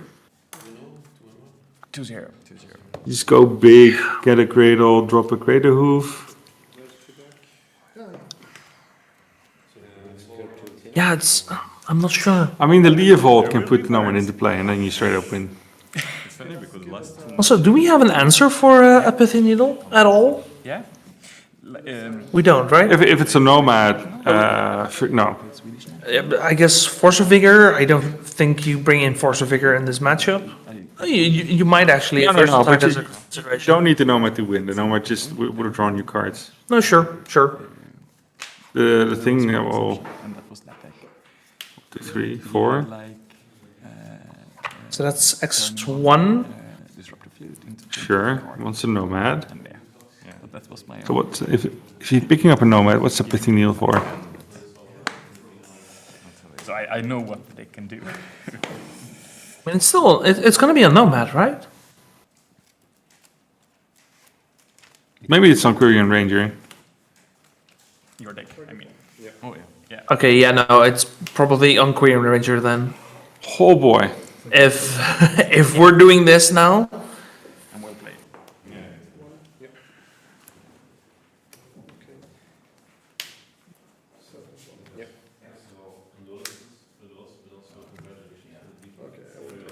and while we're doing some flips, we have confirmation of the other table. We have Gustav Schmidt winning over Lucas Mieton, True Futurism. More birds. So yeah, the finals is definitely going to have Cephalid breakfast. And we're gonna have to see what other Nadu deck is going to be in the finals. Yeah, that's Bristly Bill.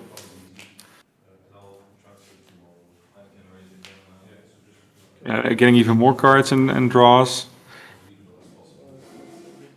Yeah, and potentially growing a threat until it's lethal. He has 7 mana. Not everything is haste. It's a shepherd. He can just drop his entire hand.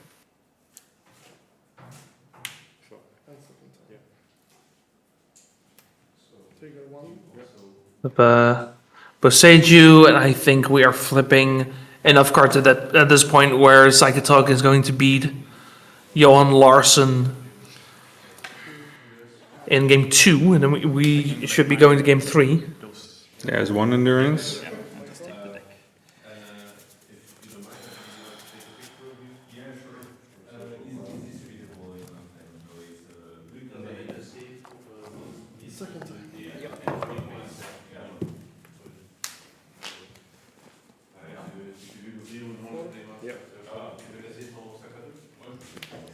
You have 4 green mana, a whole bunch of creatures. So now the Dumry. Yeah, but it's also not, I mean, nothing is haste, right? You can make infinite creatures as long as there's one that's able to attack, or 2 even.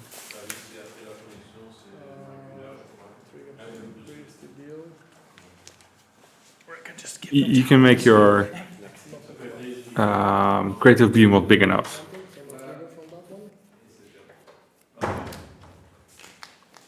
But at that point, you still need your Sylvan Safekeeper first.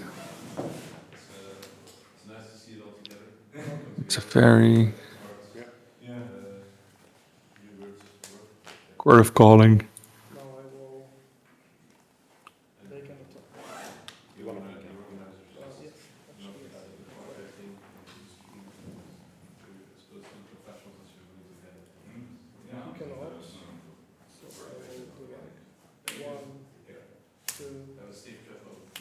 I think we're activating the Yellow Dumry.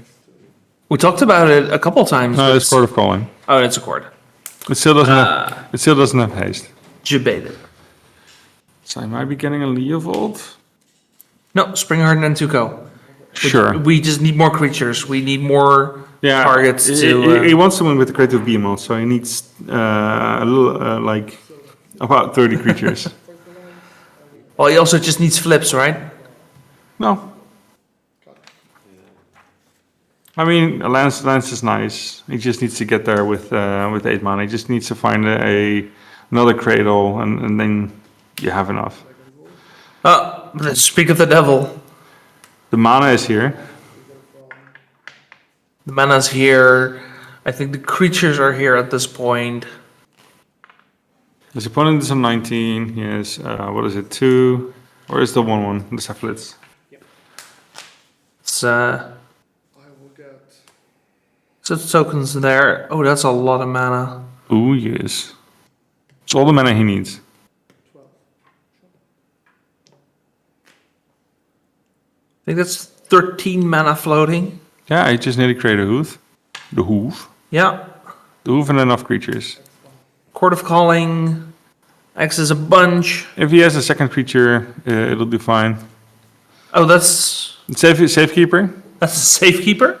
Yeah, it's just to be sure. Like, if he goes for hoof, it should not get such splashers. Yeah, that is a. I mean, not that he can cast one. There's only Cavern of Souls. I guess. But just to be very safe. I guess.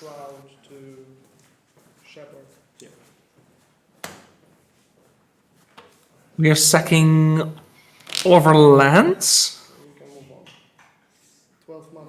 Yes, it's a shepherd. The end of the result. Do you Resolve. Yeah, it's just to create some space on the board. Fair enough. Shroud. I will check the top.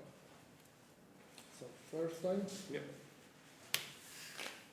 Some more flips. Third Gaia's Cradle. All the mana we could ever want in life. Yeah, at this point, it's pretty much a hoof. Yeah. Where's that one coming from? Hold up, that's not a token. And trigger from Beastie Bill, heal 3. 5. All It's a we're one missing drop. is one hoof. Yeah, but I want to see the. Okay, the so I will sacrifice all the lands. Yeah.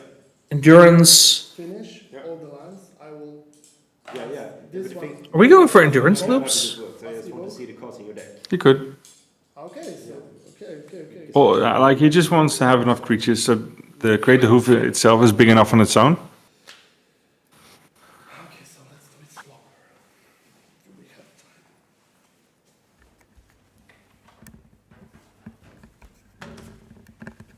At this point, he's just going through the motions.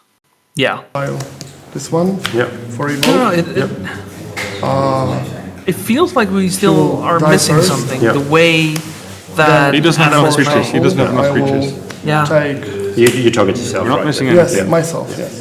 I will take 1, 2, 3, 4. Just Oh, is it possible we don't have any more fetchable targets off of this Windsor Heath, and that's why we're doing this? Yeah. 6, 14, it's 20, 25. that doesn't matter. Can I write them here? No, if we're 25 needing more green creatures, marks. then fetching a land gives us another creature. Then Yeah, but before you the can, shuffle, yeah, but I want if to you go endurance, everything is back in the Bracket. pit. Yeah. Just he continues the cycle, find his creature, find his lands. to go for this one, get another insect, He just needs. another He has a loop, right? Bill. Yeah. Endurance, can continue finding new endurance. Everything is white. back in the deck. Yeah.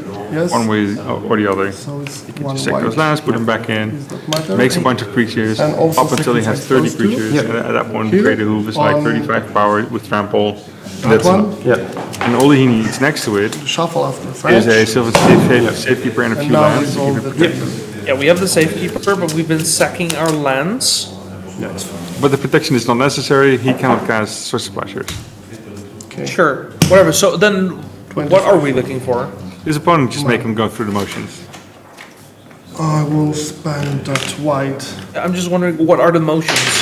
What are we still construct? doing at this point? Like if he boarded out the Cradle Hoof, Pitch a brainstorm. that makes sense. Oh, that would be a good thing. You target construct. Yes. Yeah, this only triggers when you target that. Okay. I thought this. Yeah. Oh, maybe another. Okay. Okay.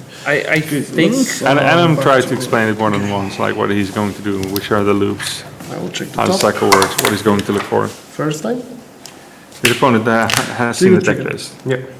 Trigger of a new one. Mana is not an issue. No.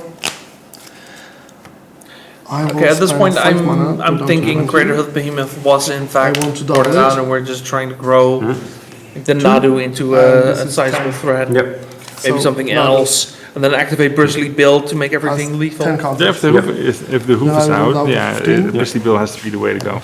Okay, Yeah. now, Yeah. now It'll I just have, take a while. 20 counters. Yep. I think this is already an Yes. activation we're seeing. Yeah, now we swing in, I just and want to that's see as many okay. cards Don't for figure it. it out. Okay, So no problem. it's safe to assume that the Crater Hoof Behemoth was boarded out, and this was a Bristly Bill win. That's what we were doing this for. Okay, At this point, he has so much mana, he could just double the 1/1 counters on. yeah. But we had to go through those motions to get to the mana and the 1/1 counters. Yeah, which is fair, right? There's no more time troubles or whatever. If there was a clock for this round, Yeah, that would be a probably completely different scooped it up. story. Yeah. But we are going to game 3. Johan Larsson against Psychotog. Adam Gurwatowski.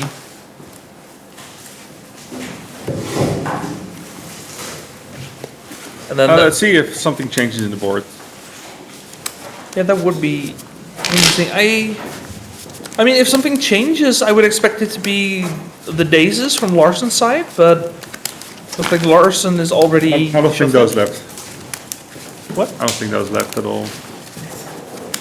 The Dazes, I don't think they left the deck. Huh.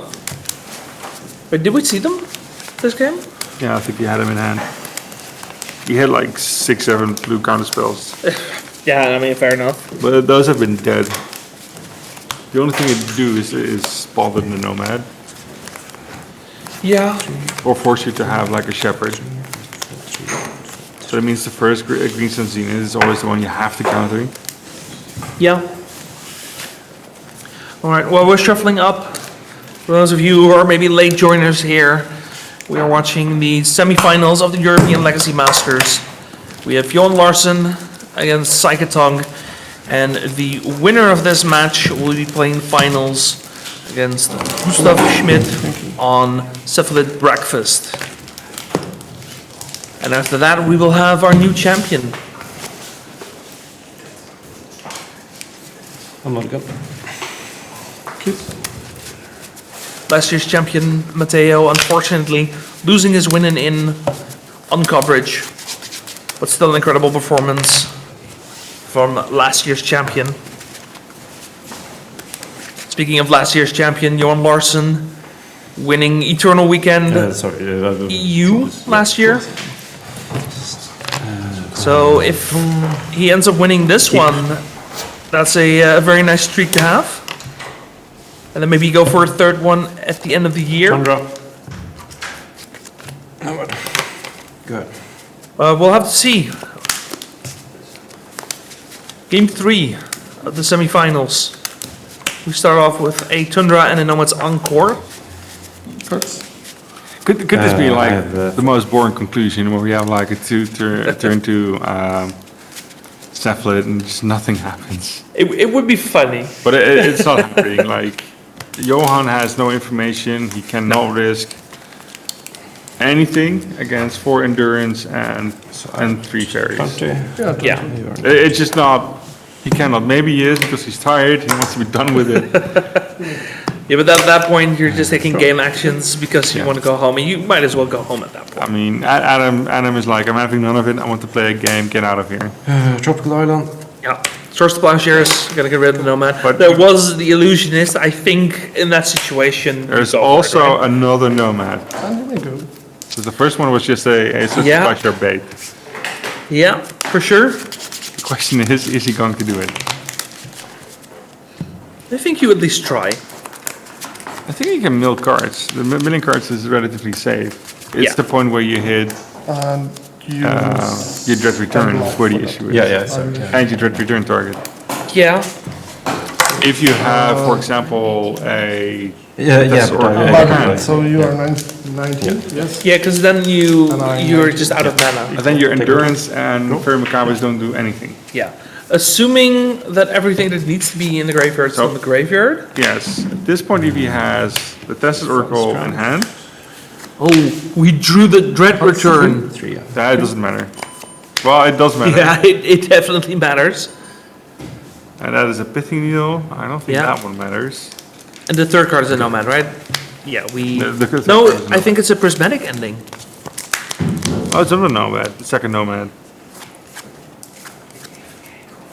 No, I think Even if it's the it's a ending. Prismatic Ending. Okay, that seems like a fair one. But yeah, that would have still been a risky one. But if he had a Test Rolls in hand like he did in game 1, that would have been... You could just go for it. Because all the hate doesn't matter. The one time you actually want to draw the Tested Oracle would be this situation. Well, I mean, at that point, you're going for it with no mana, so you would still need to wait for it. I mean, no. If you have 3 mana, one of them was white, and you had 2 Tested Oracles, you wouldn't go for it on turn 2, right? No, you would go for it on turn 3. In your turn, yeah. But then you were also just shouting from the rooftops that you have it in hand I was again. looking at the You better have another Source of Plowshare, yes. Yes. He already used one. One is gone. I will just check. So it's unlikely for him to have 2 or 3. Sure. Just make him have it. Sure.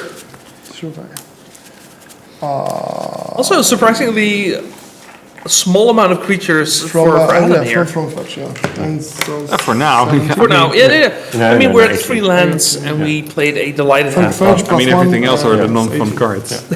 Like, everything else is like the Endurance. It could be Court of Calling, which you can't use like before.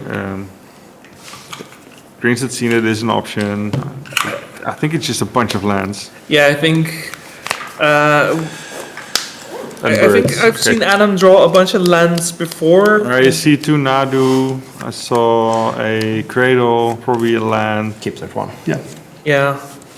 So that makes sense. He couldn't play anything else, right? He could have chosen to play Nadu, but he chose to play the Halfling, so the Nadu is uncounterable. I think the last card is a Forest. So there's not much going on. He really needs. He would like to find something. Yeah, that was a Prismatic Ending. Sure. I mean, you're still blasting Nadu this turn. You have to. Yeah. Like to once again make him have it. Sure. Are we fetching in response to the attack? Looks like it. You could trade with it. I'd like to block. Yep. There you go. Yeah, no, that makes sense. I mean, if you're holding a bunch of lands in hand, then you might as well. This is free as all hell. That's no. Oracle. Oh Lord. Wow. It could have been there. It just straight up could have been there. Larson drawing Thassa's Oracle twice this So you have a Tessus Oracle. 3 cards. You're Johan. Now what? What does this do? What does it mean? How do you kill it? It's in the way. Pithing Needle is probably naming Nomad's Encore, I would imagine, at this point. I mean, it's just a wild guess at this point. But yeah, it's looking very good for Adam at this point. I mean, he still has to find the finishers, but it's a lot easier for him to find whatever he needs to win than it is for Johan to get rid of his own Thassa's Oracle. Honestly, we saw Larson just play Thassa's Oracle into a Pithing Needle. I think Adam has found his clock.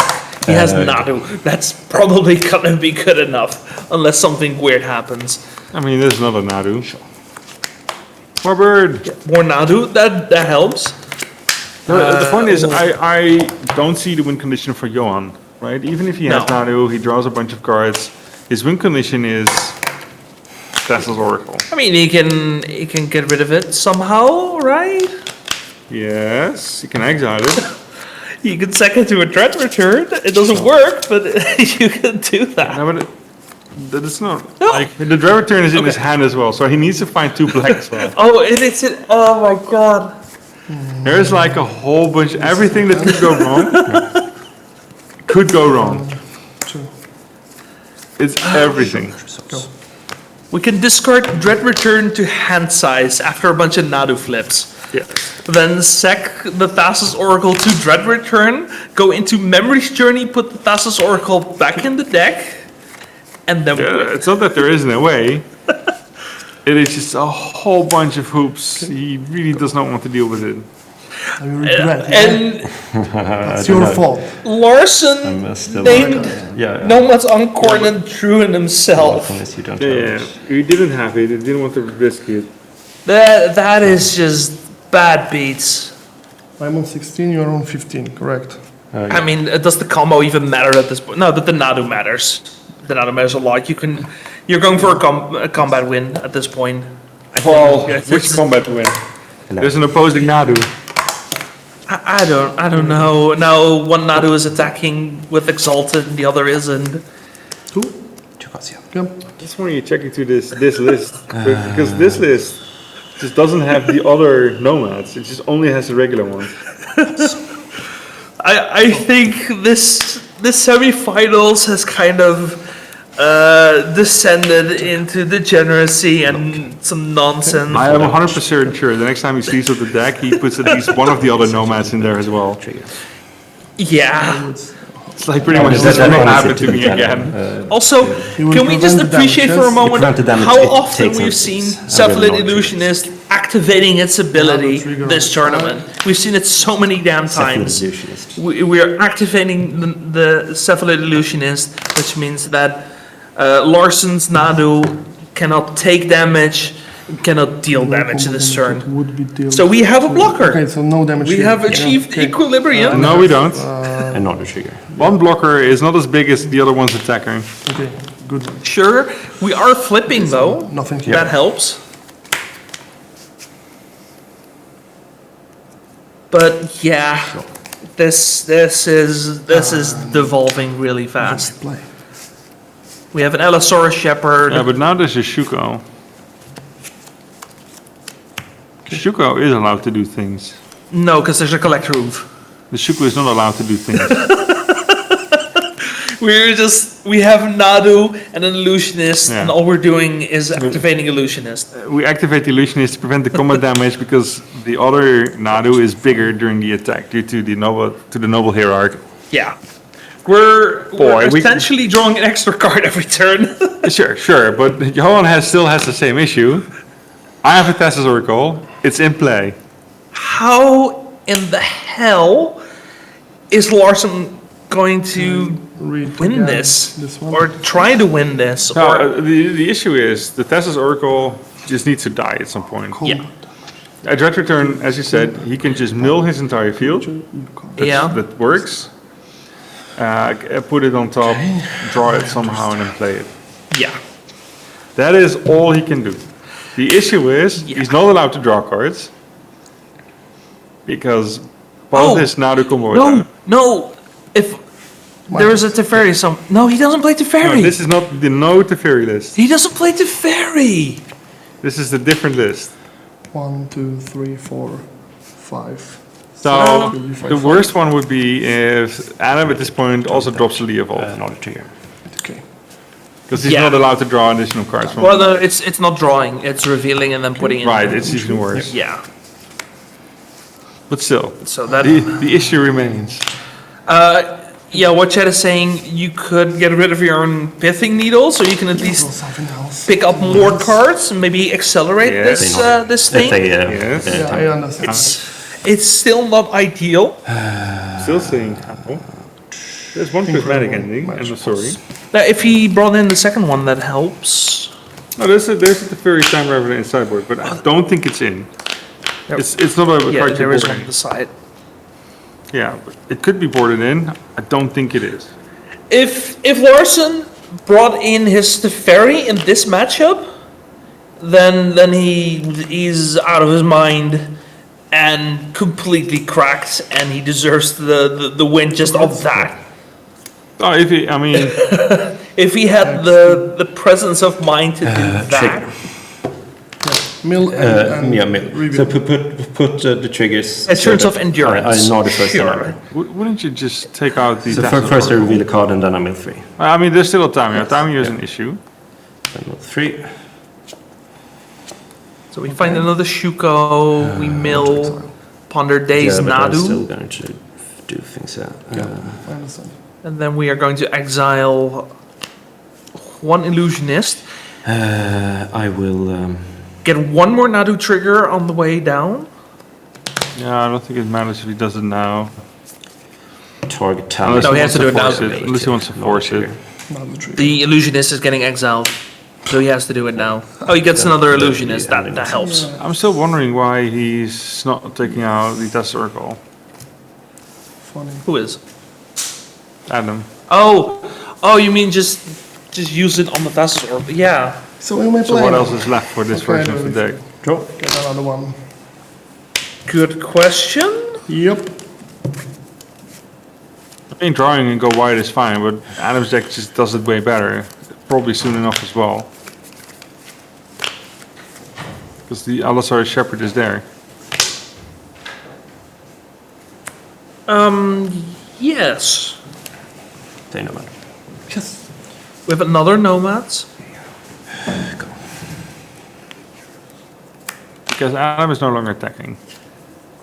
So we drew a white card. I think Adam is also now on Nomads. Yes, he is. I'm curious. Now, killing the Pithing Needle is a risky proposition because you enable... Yeah, but Adam has many other ways to just keep chaining these things. I'm wondering... right now he's tapped out of mana, but... He could, in theoretically, in his own turn, attack with the... Tamio, get a few clues, and actually draw cards and flip it. Because you can just keep saving it with the Illusionist. Yeah. It will allow Adam to attack, You make a but you just need to do it twice. draw. Yep. And then at some point, Rakdos do 2 clues. So you can't correct the clues because... But I think he's just waiting until he finds a brainstorm. You can't correct the clue. Yeah, you can make the clue, but you can't correct them. Oh, we found a removal. First I will get now the trigger. Flip the card. One flip. And it dies. So 18. Yeah. Yeah, that means his Shuko is Then I alive. will equip Nomad trigger. Now what? Now, Now, at least now we get Nadu flips. Yeah, he gets to do what he needs to do. Kinda sad. Yeah. Find the answers Can I get that are the- necessary like to one win the pick? game. We get a lot of Nadu flips here. This No, like we are going here. Yeah, the good old that thing one we is can just- reach. Then we can kind of make it out. At least the players can. They can keep track on what has been targeted, how many times. I mean, you could have just picked up the dice as well. Yes. Same thing. Come on. No, Trigger. I really do like this. This It is also help a fun. lot on coverage. And, Yeah, I mean, programs, this is you know. fun, right? Equip. Just go from top to left. Equip trigger. I'm still not sure equip. what he needs. And everyone gets a turn on the Shuko train. What am I missing? Trigger. No, I think our plan makes sense. If Teferi is in there, then Equip trigger. Teferi, I suppose. It's Teferi or we start discarding to hand size. Those are our options right now. I'll plow Nadu. The one-off sideboard Teferi that we brought in.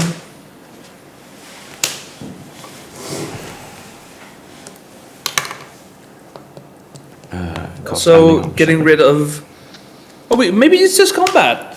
Maybe we just draw all the removal spells, clear the board, and then go do Nadu things. Sure. Give Nadu a pair of gloves and just go to town. Yeehaw. Sure. It's possible. We don't know what Adam is having in hand. It's like even counter spells now are back on the table. They are now, yes. Like to go to combat.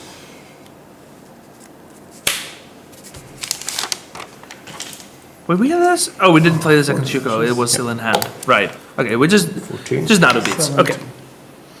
That's fine. Yeah, that's right.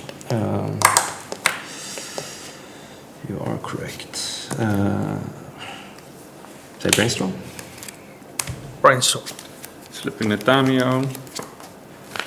Double Hey. force and I think a hedge maze. Top these three. Boy.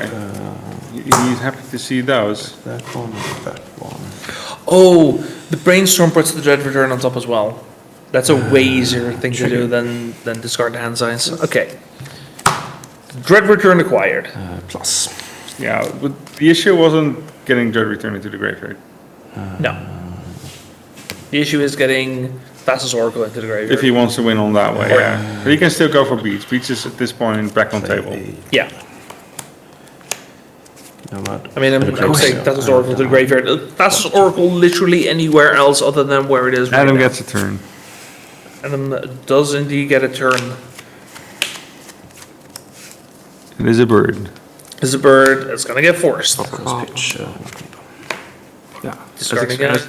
as expected. Yeah. What else? Here's another bird. Myself at 10 actually. What? I have myself at 10. Mana. But, yeah, me too. I had the I'm 11, pretty so- sure he has another bird. Yeah. Yet another bird. A third bird. That's another force. It's another force of will. I think that is also the last blue. Oh, wait, do we have no blue cards for the force? I think he has. He just decides not to. I didn't quite see the hand.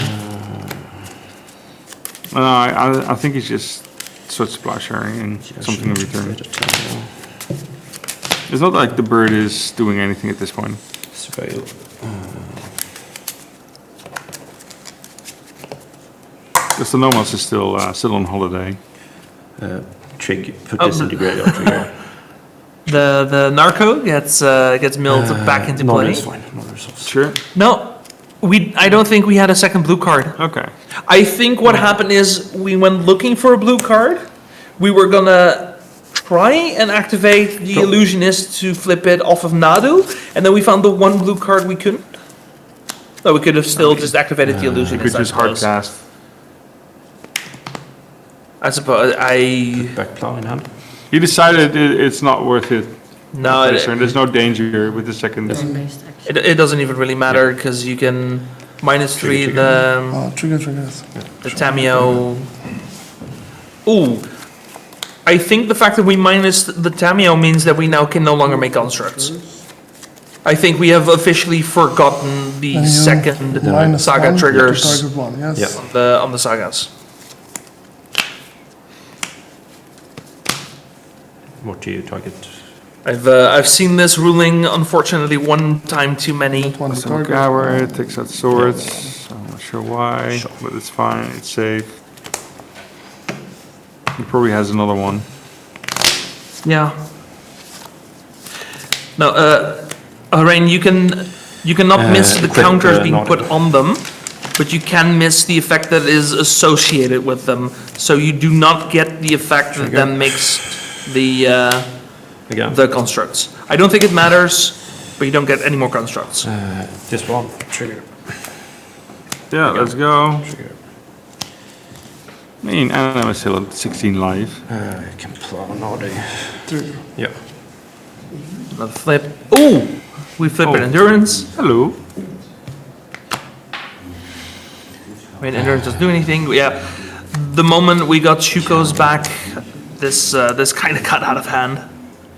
It's a shame that like Adam couldn't find any of his green switch spells, right? No tutors or anything to keep going. I think he got one. But he would have loved to have a second one to just keep the deck going. Yeah. Trigger. Because he couldn't get the draws from the nomads, and he would have loved to find like a bristly bill or something. Or even a 5, 6, 7, what's the one again? Or even the Aladamri, just to flip cards from the top to keep going. I think as strangely as this game started, Play a land for turn. it's going to end with somehow Larson pulling out the win here. They were the worst possible draws for like the first 6 or 7 turns, and we find one pressure point and we just completely turn it around. This one is used as well. I don't know if there's Trigger. anything that Adam can draw at this point. I think it's fascinating how Johan just got out there, right? He kept playing, he found this one removal spell to trigger everything, and Adam somehow just bricked and couldn't continue whatever he was doing. He never had the consistency of the deck that it regularly has by playing those 7 tutors for his creatures. And then we find another force, and I think that's going to be enough. I expect Adam to untap, look at what he's drawing for turn, and then extend the hand. Just by going for combat. He's like, And then, look at all these cards that do nothing.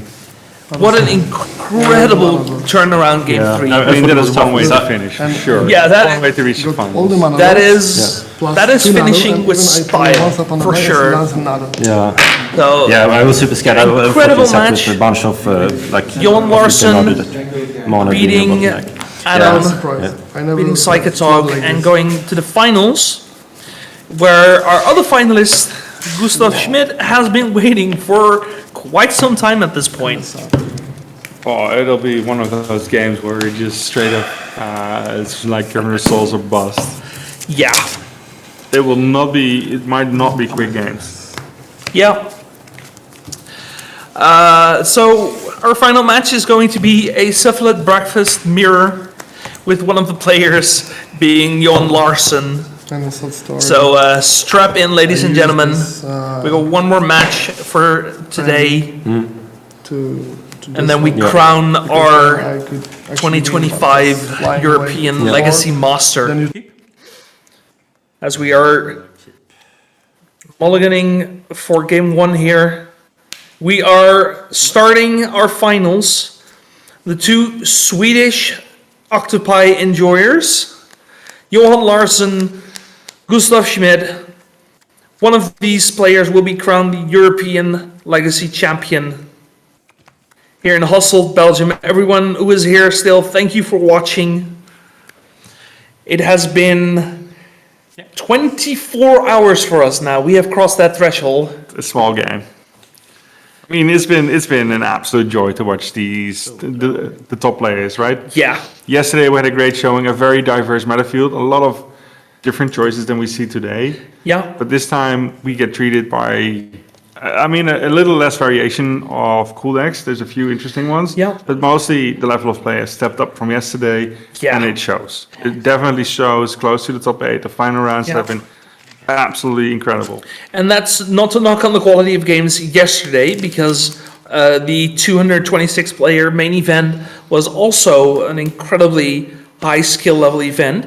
It was just a bit more relaxed. People knew what the stakes were. Some people already qualified and they were playing things. I mean, don't forget about Hampa. Hampa was was 6-0-2, won the entire event yesterday, and only got dropped out of the top 8 in a final round. Yeah. So he still has an incredible top 16 finish. Absolute pleasure to see It's a Corey Stuka deck. Just look it up after the show. And it was an absolute blast to see. I enjoyed the different Nadu decks. They didn't make it to the finals. We have to suffer a little bit with this one. Yeah, but it'll be the blast to see the players go. Where's the priorities? Which one? Now we see the swords on the Nomad. Just take it out. No interaction from the other side. So it gives away a little bit of information as well. Yeah, but all in all, we have seen really the best that European legacy players have to offer, and we still have one more match of high-level Magic to go here. Illusionist. And these lists, again, are incredibly close. Like, it comes down to 1 or 2 cards, both pre-boarding and post-boarding. See, it almost could have been a turn to try to go off. Yeah. And in mainboard you can. There is no interaction. If you can go off, you will go off, and you are likely to win. Yeah. Dread Return could be countered. It's something you have to realize. But I think they aren't trying to fight for when the Dread Return happens. They're trying to fight what happens before. Yeah. So every spell resolving means the other one doesn't have the Force of Will available. Or is unlikely to have the Force of Will available. Yeah. One can happen, both will not. No. Also, I kind of like how close these lists are, because now we put a lot more emphasis on the skill of the pilots, because there's not much difference. The difference is drawing. There's and pretty much also a piloting. bit the luck of the draw in these matchups, right? But those are the only two. It's the draws and the players. I'm on and that's it. I mean, Johan still has a turn 1 gnome and turn 2 illusionist. Yeah. Sure. Go. There's another nomad. Gustav Schmidt finding the Nomad. Sure. You can just fetch for your non-basics. They will not get touched here. Yep. What are we looking at? I saw, I think, a future sight border on something that I don't think I've seen yet. So It could be the Lotus Petal. Lotus Petal has Yeah. a future sight version. I'm not sure if he's running that one. No, I saw it in Johan's hand, so it's not the Lotus Battle. It could be the Nakamubas. That's a possibility, yeah. 19. Thanks to the mystery booster variations. There's a lot more future sight borders as well. So those are a bit easier to remember. I see Johan has one in hand as well, Nakamura. It's not really what he was looking for. It's probably the thing I saw. Did I also see the Dread Return again? I'm not sure. I was thinking he had the Tessus Oracle as well. I thought that for a moment too. We've been drawing the wrong half of the deck quite a bit today on the side of Larson, but it hasn't mattered so far. Yeah, Johan is at the point is like, well, it's 9 p.m. Let me have a drink. Target. Oh, Gustav Schmidt dropping Target. Yep. the Nadu. It resolves. We get 4 boy. flips. These are good flips. It includes a creature. It includes Force of Will, blue card, Daze. All I am checking is like he has the counter spells at this point. Yeah, we get 2 more flips. We get the boy. Illusionist, but we don't have the mana for it. That's fine. Okay, But He has so much gas at this point. Yeah. Johan is like, nope. yeah, no, he's writing on the wall. I'm not beating the gas. Again, he has the Tessus in hand. He added again. It's like, get that thing out of my hand. I think that has been the most drawn one-off that we've seen on coverage. The worst part is he has it in game 1. It's like game 1, you don't care if it's engraved or not. You prefer to have it there, because the dead card in your hand. But in game 2 and 3, when the Perry Macabre is coming in, actually you prefer to have it in your hand. Yeah, for You sure. just combo out, it's all gone. You don't have to be, you don't have to do anything. And he's like, I just hardcast it. You just make sure it can resolve. Yeah. All right, so a quick game one here. Winning for Gustav Schmidt. Yeah, I don't think they bring in additional consign to memories. No. No, this is not a. This is not a. I mean, they could.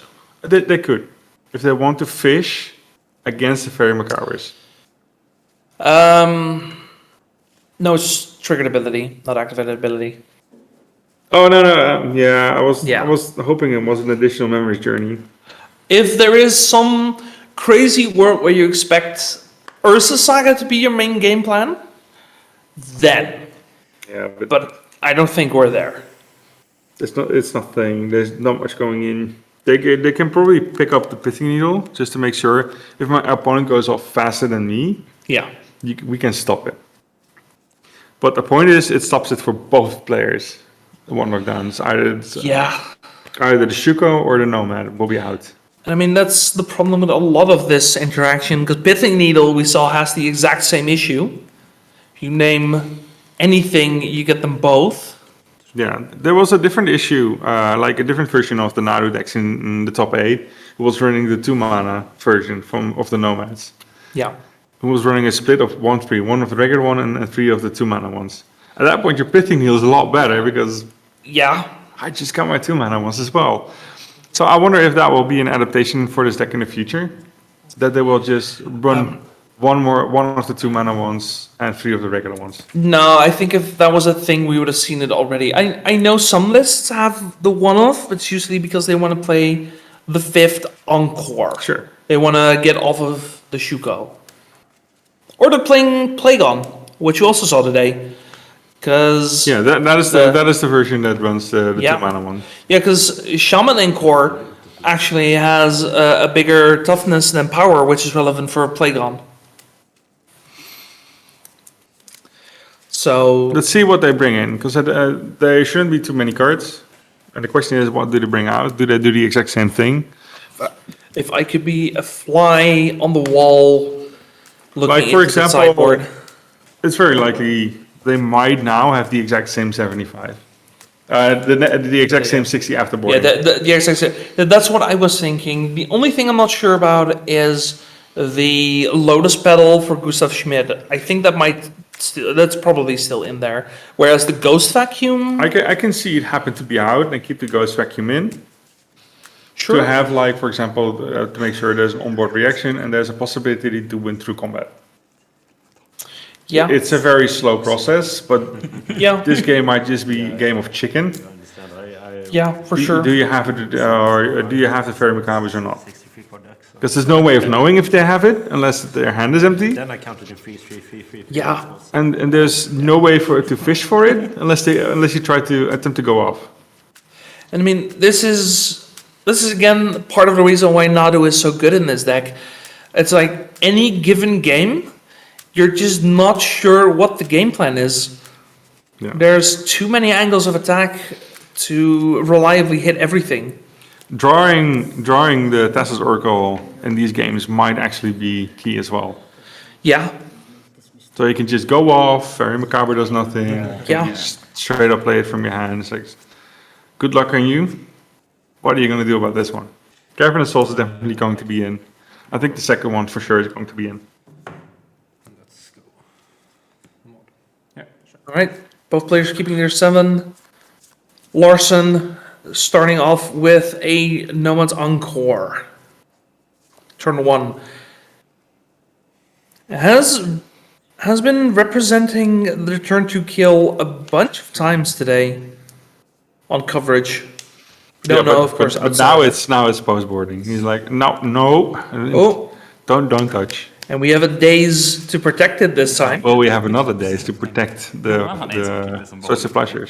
Days for on the play. That would be really good here. An eye for an eye, a days for days. I mean, the social pleasures here make sense, right? Get it out. There's nothing else in the way. It triggers nothing else. These are the targets you want to hit. No. One way or the other. He's like, okay, sure. We can protect the swords. Yep. So we're gonna Get him for 1. We're gonna do a little bit of beating, a little bit of combat. Down to 18. Takes a while, but he can get there.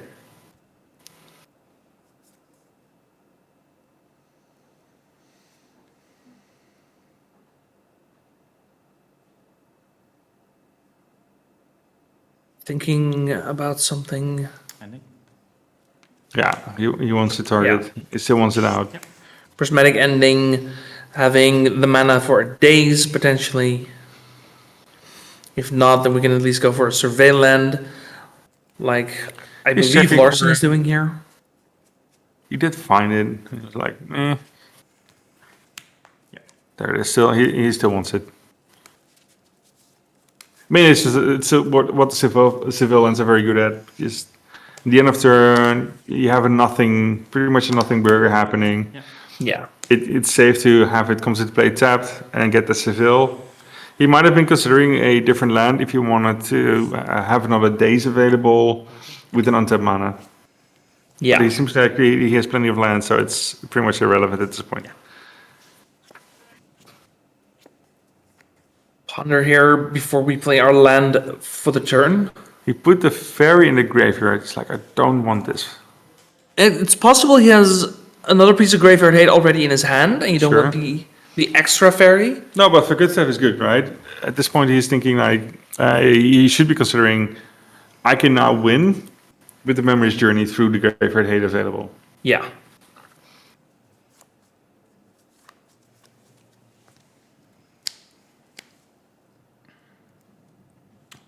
Yeah. Looks like we are not shuffling for the ponder. So Larson liking what he sees. Always a bad sign. Plays a Tundra. And Yeah, it's just lands. The both players are probably full with interaction and very little of progressing the board state or the combo state for this matter.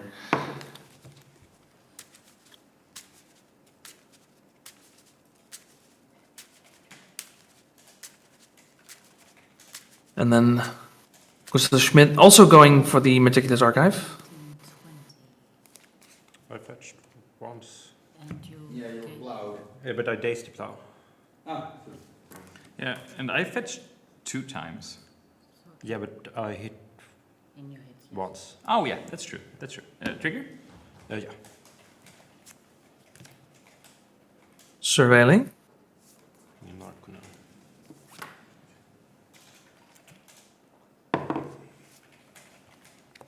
It's an interesting card to look at. Orbs Chant.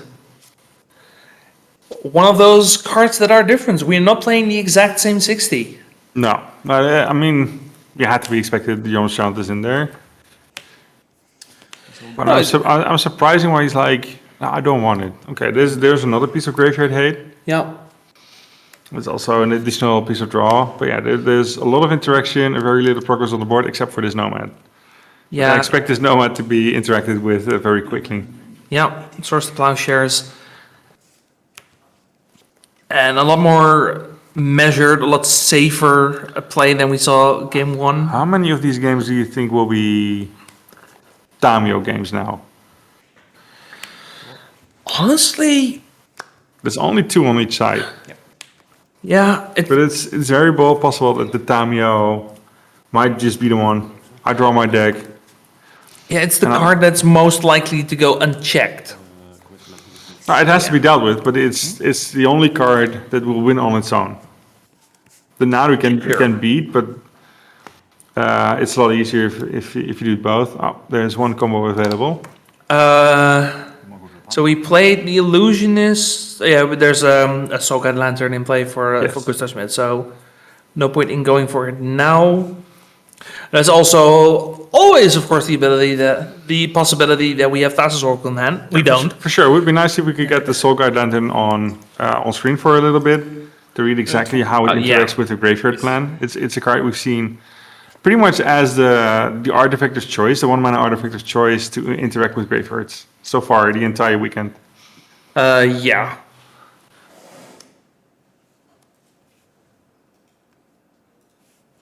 I mean, the issue is, when do you pull the trigger? I think we might not have to worry about that because I think Larson just found the prismatic ending. So he could be looking at just going off here regardless, or at least trying. I assume Gustav Schmidt is going to have some more interaction. And the issue is still that there's still the fairies. He has no idea if he has a fairy or not. Yeah. So I think he's pretty much depending on how many cards Gustav have. If he has 1 or 2 fairies, for example, and if you can get away, for example, with the Memory's Journey, save his the card he tries to save with the Dread Return, the Tessa's Oracle, and then Yeah. draw it later and try to win from there. But then there's also the issue of Tessa's Oracle being Search Supply Shares. Ploger också. That might also still be a thing while the trigger's on the stack. There's so much to worry about here. There's a lot of things to interact with, and always, every single possibility you can interact with the combo of a Cephalid Breakfast, both players have available right now. Yeah. So all of it is a mind game. Yeah, and also a consideration is the longer we wait, the more likely it is that Gustav Schmidt actually has the interaction necessary. So right now he's probably liking what he sees. There's a switch supply shares, and he'll be like, sure, I prefer to get the Nomad out here. Because if there's a Nadu coming dropping next to the Nomad, it's card drawing time. At that point you lose so much value, it's hard to come back from. Yeah. So I think he's keeping it and picking up the swords.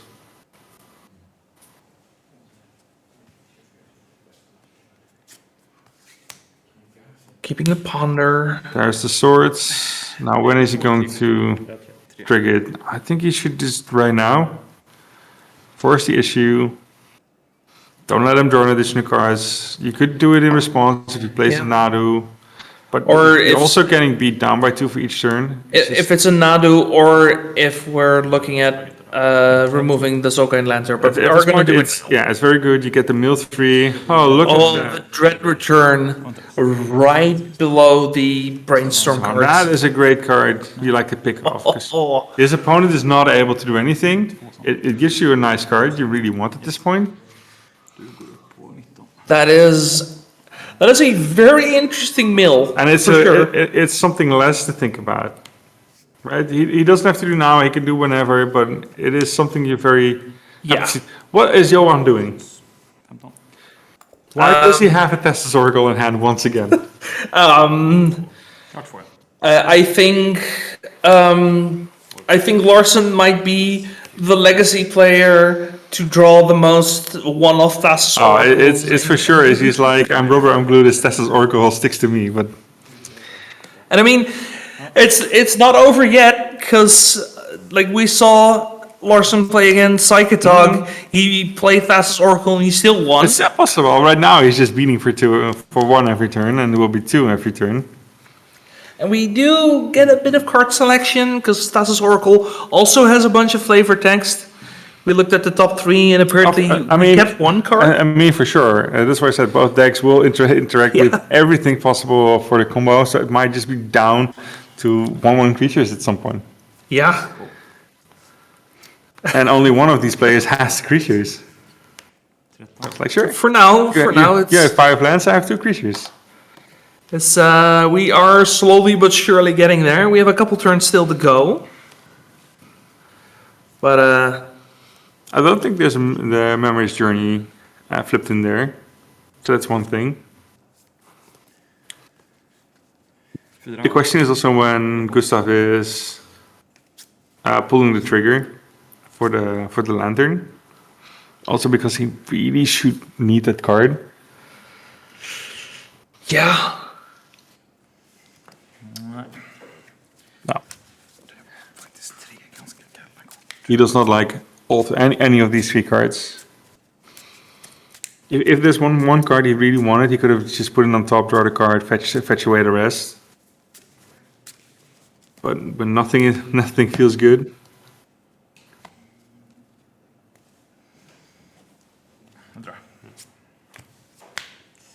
You would love a Nadu he could protect.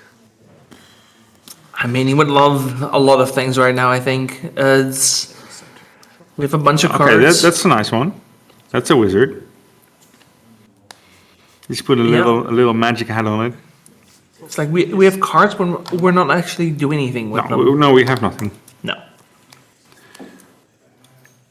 I don't think he wants to play a Switch Supply Shed at this point, but yeah, Johan is like, I'm drawing creatures, I'll make this your issue. Yes.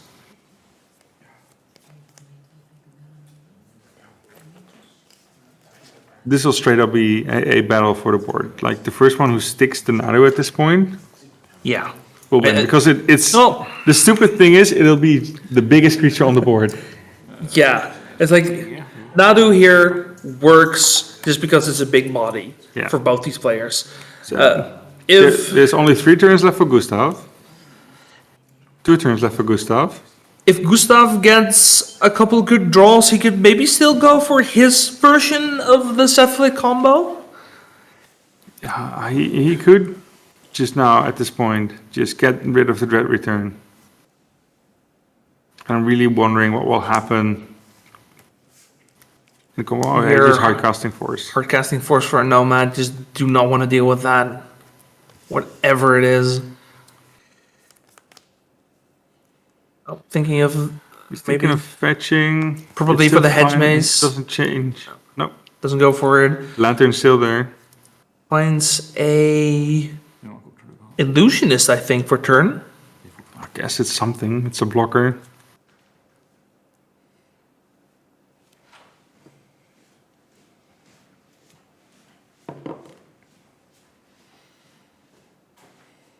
But yeah, it's a blocker that does pretty much. It trades Is with it- the illusionist, and it's not. So it doesn't. Oh, if it's illusionist, I think there's also a Nomad's Encore there. So we would be looking at the combo, but I think Gustav Schmidt is hoping to draw a blue card for a Force of Will. I think I saw another one. I'm not sure on that. I'm still not sure why Gustav is holding on to the lantern. I don't think the lantern matters at this point. Yeah, you could crack it to draw a card. I think that's the more That's the big relevant. one. Yeah. Shuka speeds up the clock for sure. That's 100% correct. I mean, it's back to 2-turn clock. Like I didn't do the math. Maybe fetching that turn No, it didn't. was Didn't change the clock. It didn't change the clock. No, it was pieces of 3. Now it's pieces of 2. A piece of 4. Sure. So being an 8 or 7, it's irrelevant. Yeah, no, that makes sense. I mean, it becomes relevant if something for you of you gets or supply shares. Yeah. No, I mean, the fetch could be relevant if you get a brainstorm as well. Because you get a lot of looks at new cards. But we didn't find a brainstorm. We're just looking at this point. We're looking for a window to try and close things out. Don't do anything too crazy. There it is. It finally cracks it. Now we crack it. We draw a card for the turn. Now what? I think there's a memories journey in the hand of Gustav Schmidt. Great. It's not what he's looking for, but he needs legs. Anything with legs.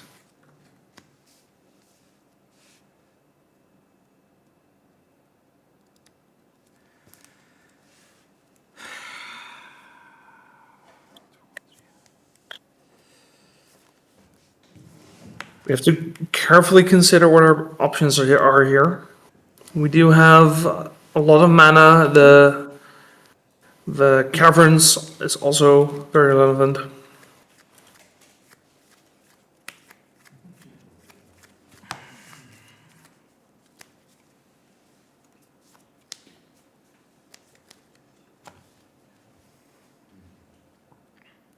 What are we thinking of? We're either dead on board or we use a removal spell. But we have to do something. Nomads Encore. That's a creature. And we drop the Illusionist. I think he has no choice, right? Yeah, no, he has to go for it. But there will be a swords. In response to the Illusionist, I suppose. Yeah. Yeah. It happens, goes to 5, so he at least lives next turn, unless he fetches. Wait, did I see a second one, or is that a prismatic ending? I'm not sure what I just saw. If it is another one, it might be good. Might be good enough. He has to go for it. If it is. It's a prismatic ending. Prismatic ending on the Shuko, that's 1 point of damage less. I mean, just send in the clowns. Yeah. You'll probably have to trade. I mean, He has to trade. He can't fetch. He has one draw.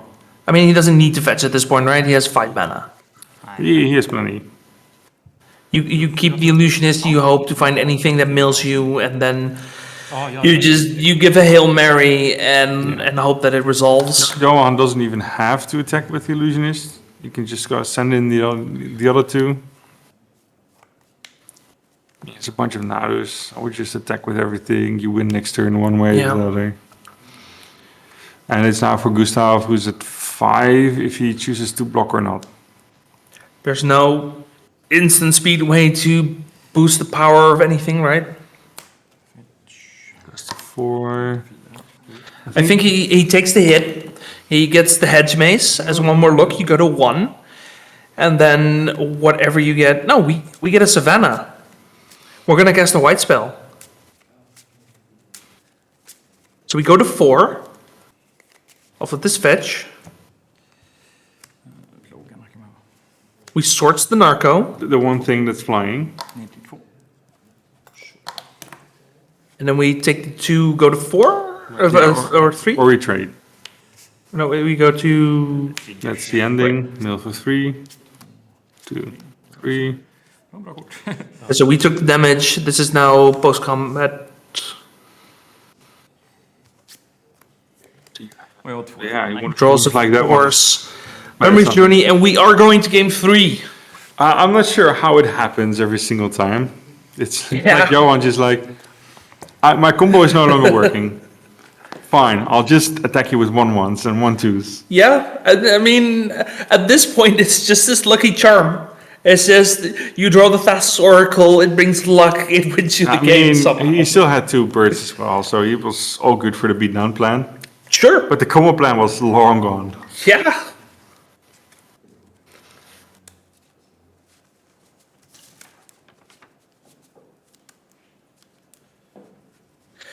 I mean, call it good luck, call it bad luck, but like we've seen Jon Larsen just draw Thassa's Oracle over and over and over again, and then just winning those games. It's nuts. It's absolutely crazy. Like he makes the deck look like an aggro deck. Or mid-range deck is probably more fair to say. Like, you don't need a combo. You are apparently just the best mid-range deck in the format. With or without Nadu.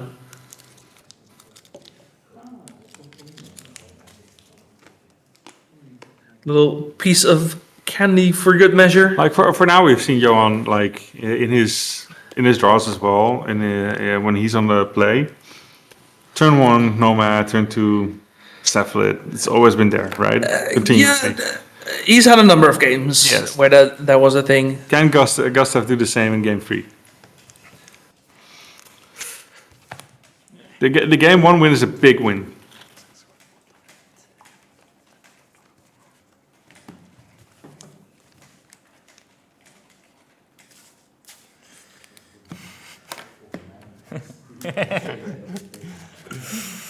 Ja. Jag hade någon där jag valde att ta 2 reaktiva Yeah, it's gonna be game 3 down to the Det var wire. jätteläskigt. Jag satt med 2 Nadusband som jag bara inte vågade spela. Also, Nej. one of these players still undefeated, the other one having 1 loss in Swiss, but 1 loss is no loss at all if he ends up winning this. Nej, jag drog liksom några kontringar sen också som gjorde liksom ingenting.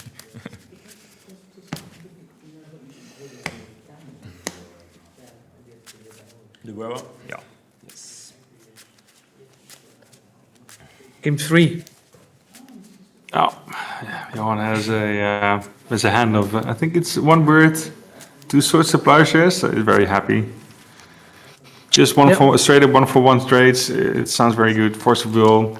Looks like he is keeping, so seems to agree with you. Yeah, I mean it's a good hand. He interacts with 1-on-1 trades, so it's very favorable. But yeah, if Gustav, for example, has the absolute better hand, he's just like, I'm done with this. It's been 12 hours. Good day, good night. I just go for it blindly. And Gustav also keeping his 7. And we It's a- go into the final game of today. Johan Larsson, Gustav Schmidt, the two Swedish Titans. We finally see the Tamio. Finally, Tamio comes out. Immediately goes back to farm. Gets saved for a turn, but there's a second one incoming. The swords got dazed.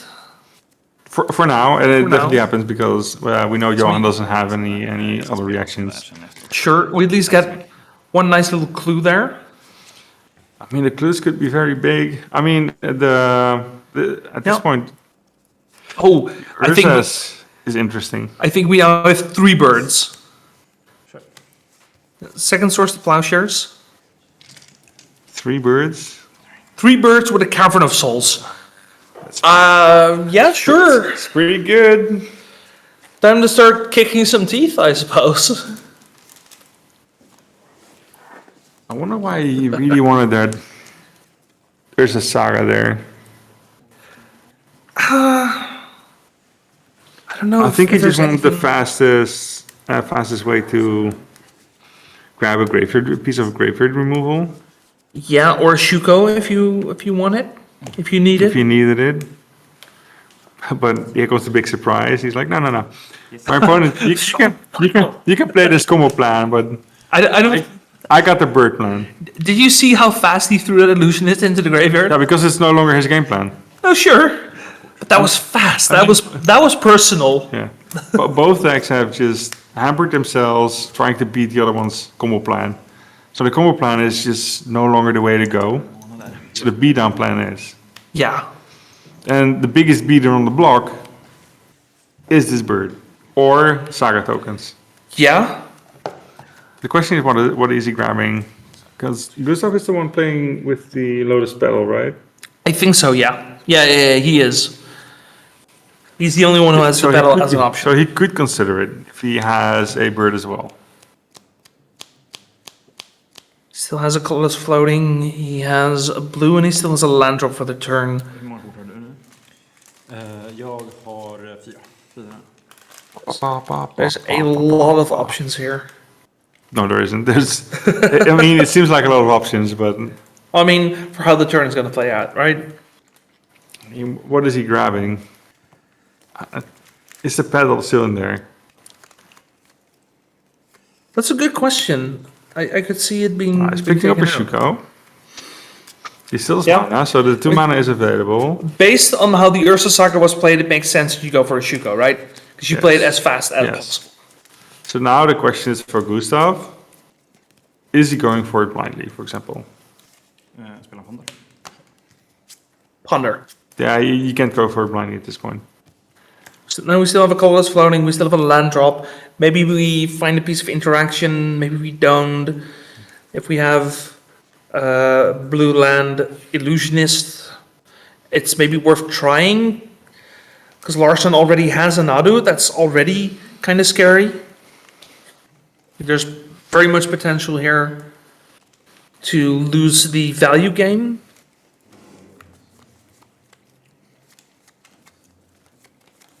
I also wonder what he's thinking after 12 hours of playing. I mean, what's anyone thinking after this many hours? Okay, that's Narco. a creature, sure. And we don't even Shuko it. I said it's been 12 hours. It's just the Sure. small things. I don't think it matters even. Oh But, boy, he did Yeah. not have a counterspell for this one. and that's exactly what Gustav was probably scared of. Now there's value. Sure, make a land. Yeah.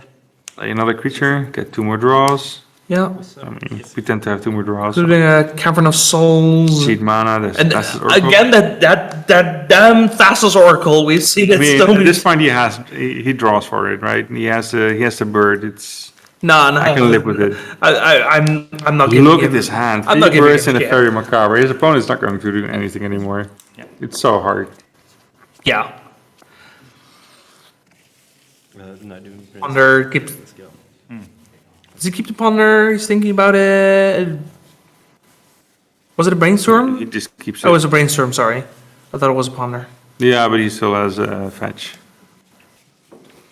He probably eats away one word, fetches. Yeah. Classic legacy gameplay over here. Man, my hand has a few cards I really don't want anymore. Here's a brainstorm. Kick him out, get some new cards. Kill the Shuko. Doesn't matter what else we're doing. In your upkeep, just put 6 more cards in hand and or on the battlefield. Still has a bunch of cards in hand that we haven't even seen. I mean, we've seen the Nadus, but like Gustav hasn't seen yet. Yes. Trigger. Yeah, just play an additional creature, get 2 more cards.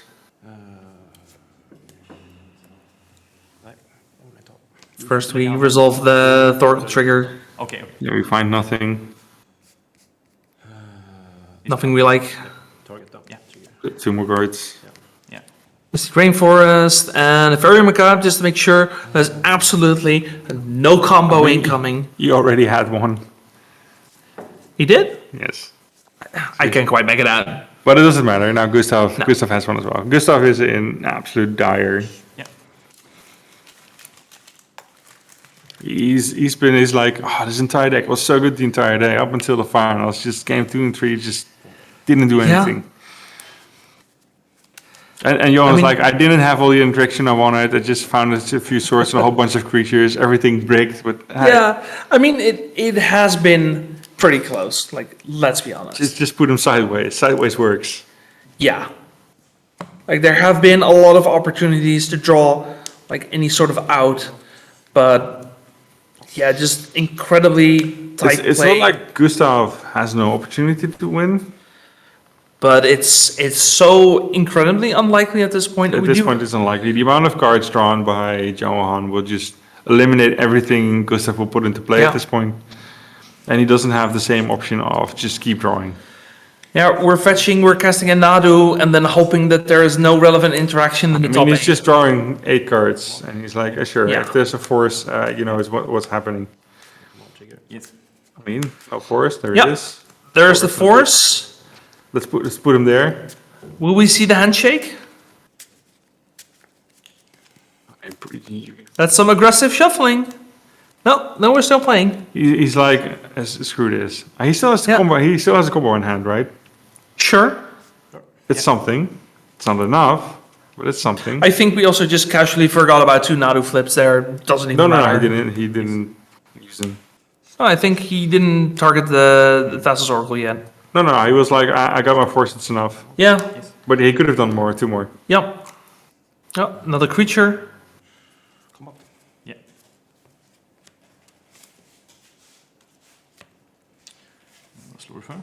We kick in for 5, 6, 7. Yeah.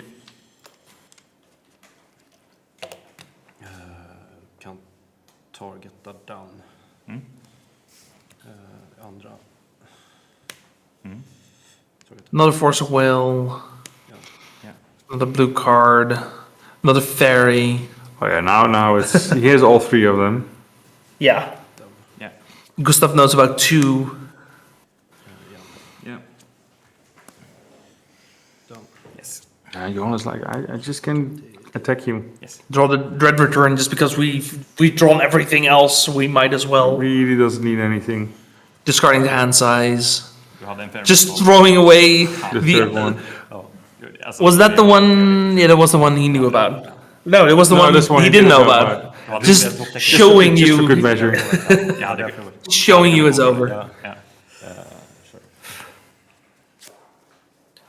Gustav Schmidt untapping. It's just a final turn. I mean, it's very depressing for Gustav. Yeah. He played very well, made it to the finals, and he's just game 2 and 3. He's just not allowed to do anything. Yeah, I also think he's at 10 now. I think they forgot a bit of damage. He's just seeing if there's anything to avoid imminent fate at this point. Play another Nadu. If you just counter the Nadu and it's all over. Here's a force. We are You going can have to the ponder. We are going to take the ponder. Yeah, because if we draw another force, we might want to hardcast it, right? I think we still have forces. That's it, Yeah. yeah. Gustav Schmidt has had enough. And Johan Larsson is our 2025 champion after winning Eternal Weekend last year. Jag skulle gått för det, hörni. Ja. Jag vet inte om ni såg He det. is our European Legacy Master for this year. Min hand då var... Man needs a bigger trophy cabinet, Yeah. for sure. What an incredible performance. What a incredible winning streak with how many Thassa's Oracles we've seen being drawn here. Very well played. So GG to both of these players because they did amazing against a field of incredible players. It was a slug for both of them. Yeah, it's very good results. Just so good. One last time, congratulations to Johan. Yeah. To Johan and also on Gustav for a very good performance. Sure, I mean, it goes for everyone in top 8. Yeah. Yeah. It's like, there's nothing to be ashamed of getting this far. Like, I couldn't do it. Could you? And what, beat a tournament like this? Yeah. I haven't tried yet. It's been a while. Fair enough. It's, I have a couple of tries. I can probably try a little harder, for sure. But congratulations, everyone who's still watching us. Thank you for watching us this weekend. You've been an amazing audience. If there's any matches that you've missed, they will be up on YouTube in the near future. We're figuring out when and where they're going to be uploaded. So be sure to follow us on all the socials for both the European Legacy Masters, Eternal Mania, and Bazaar of Boxes. I have been Admiral Vortex. Robin has been my host for most of this. Another shout towards Justin, who has covered a couple games today. He's also been a tremendous help. Big thanks to Michel Marvin. Big thanks to the organization of the European Legacy Masters for making this possible. Yeah, for those that have been watching for the past 2 days, thank you very much. Yeah. And we hope to see you in person during the next event. Yeah, whatever event that may be, we got a lot of Legacy coming, so I'm sure we'll find something to do. Everyone, thank you for watching, and we hope to see you all next time. Take care, everyone.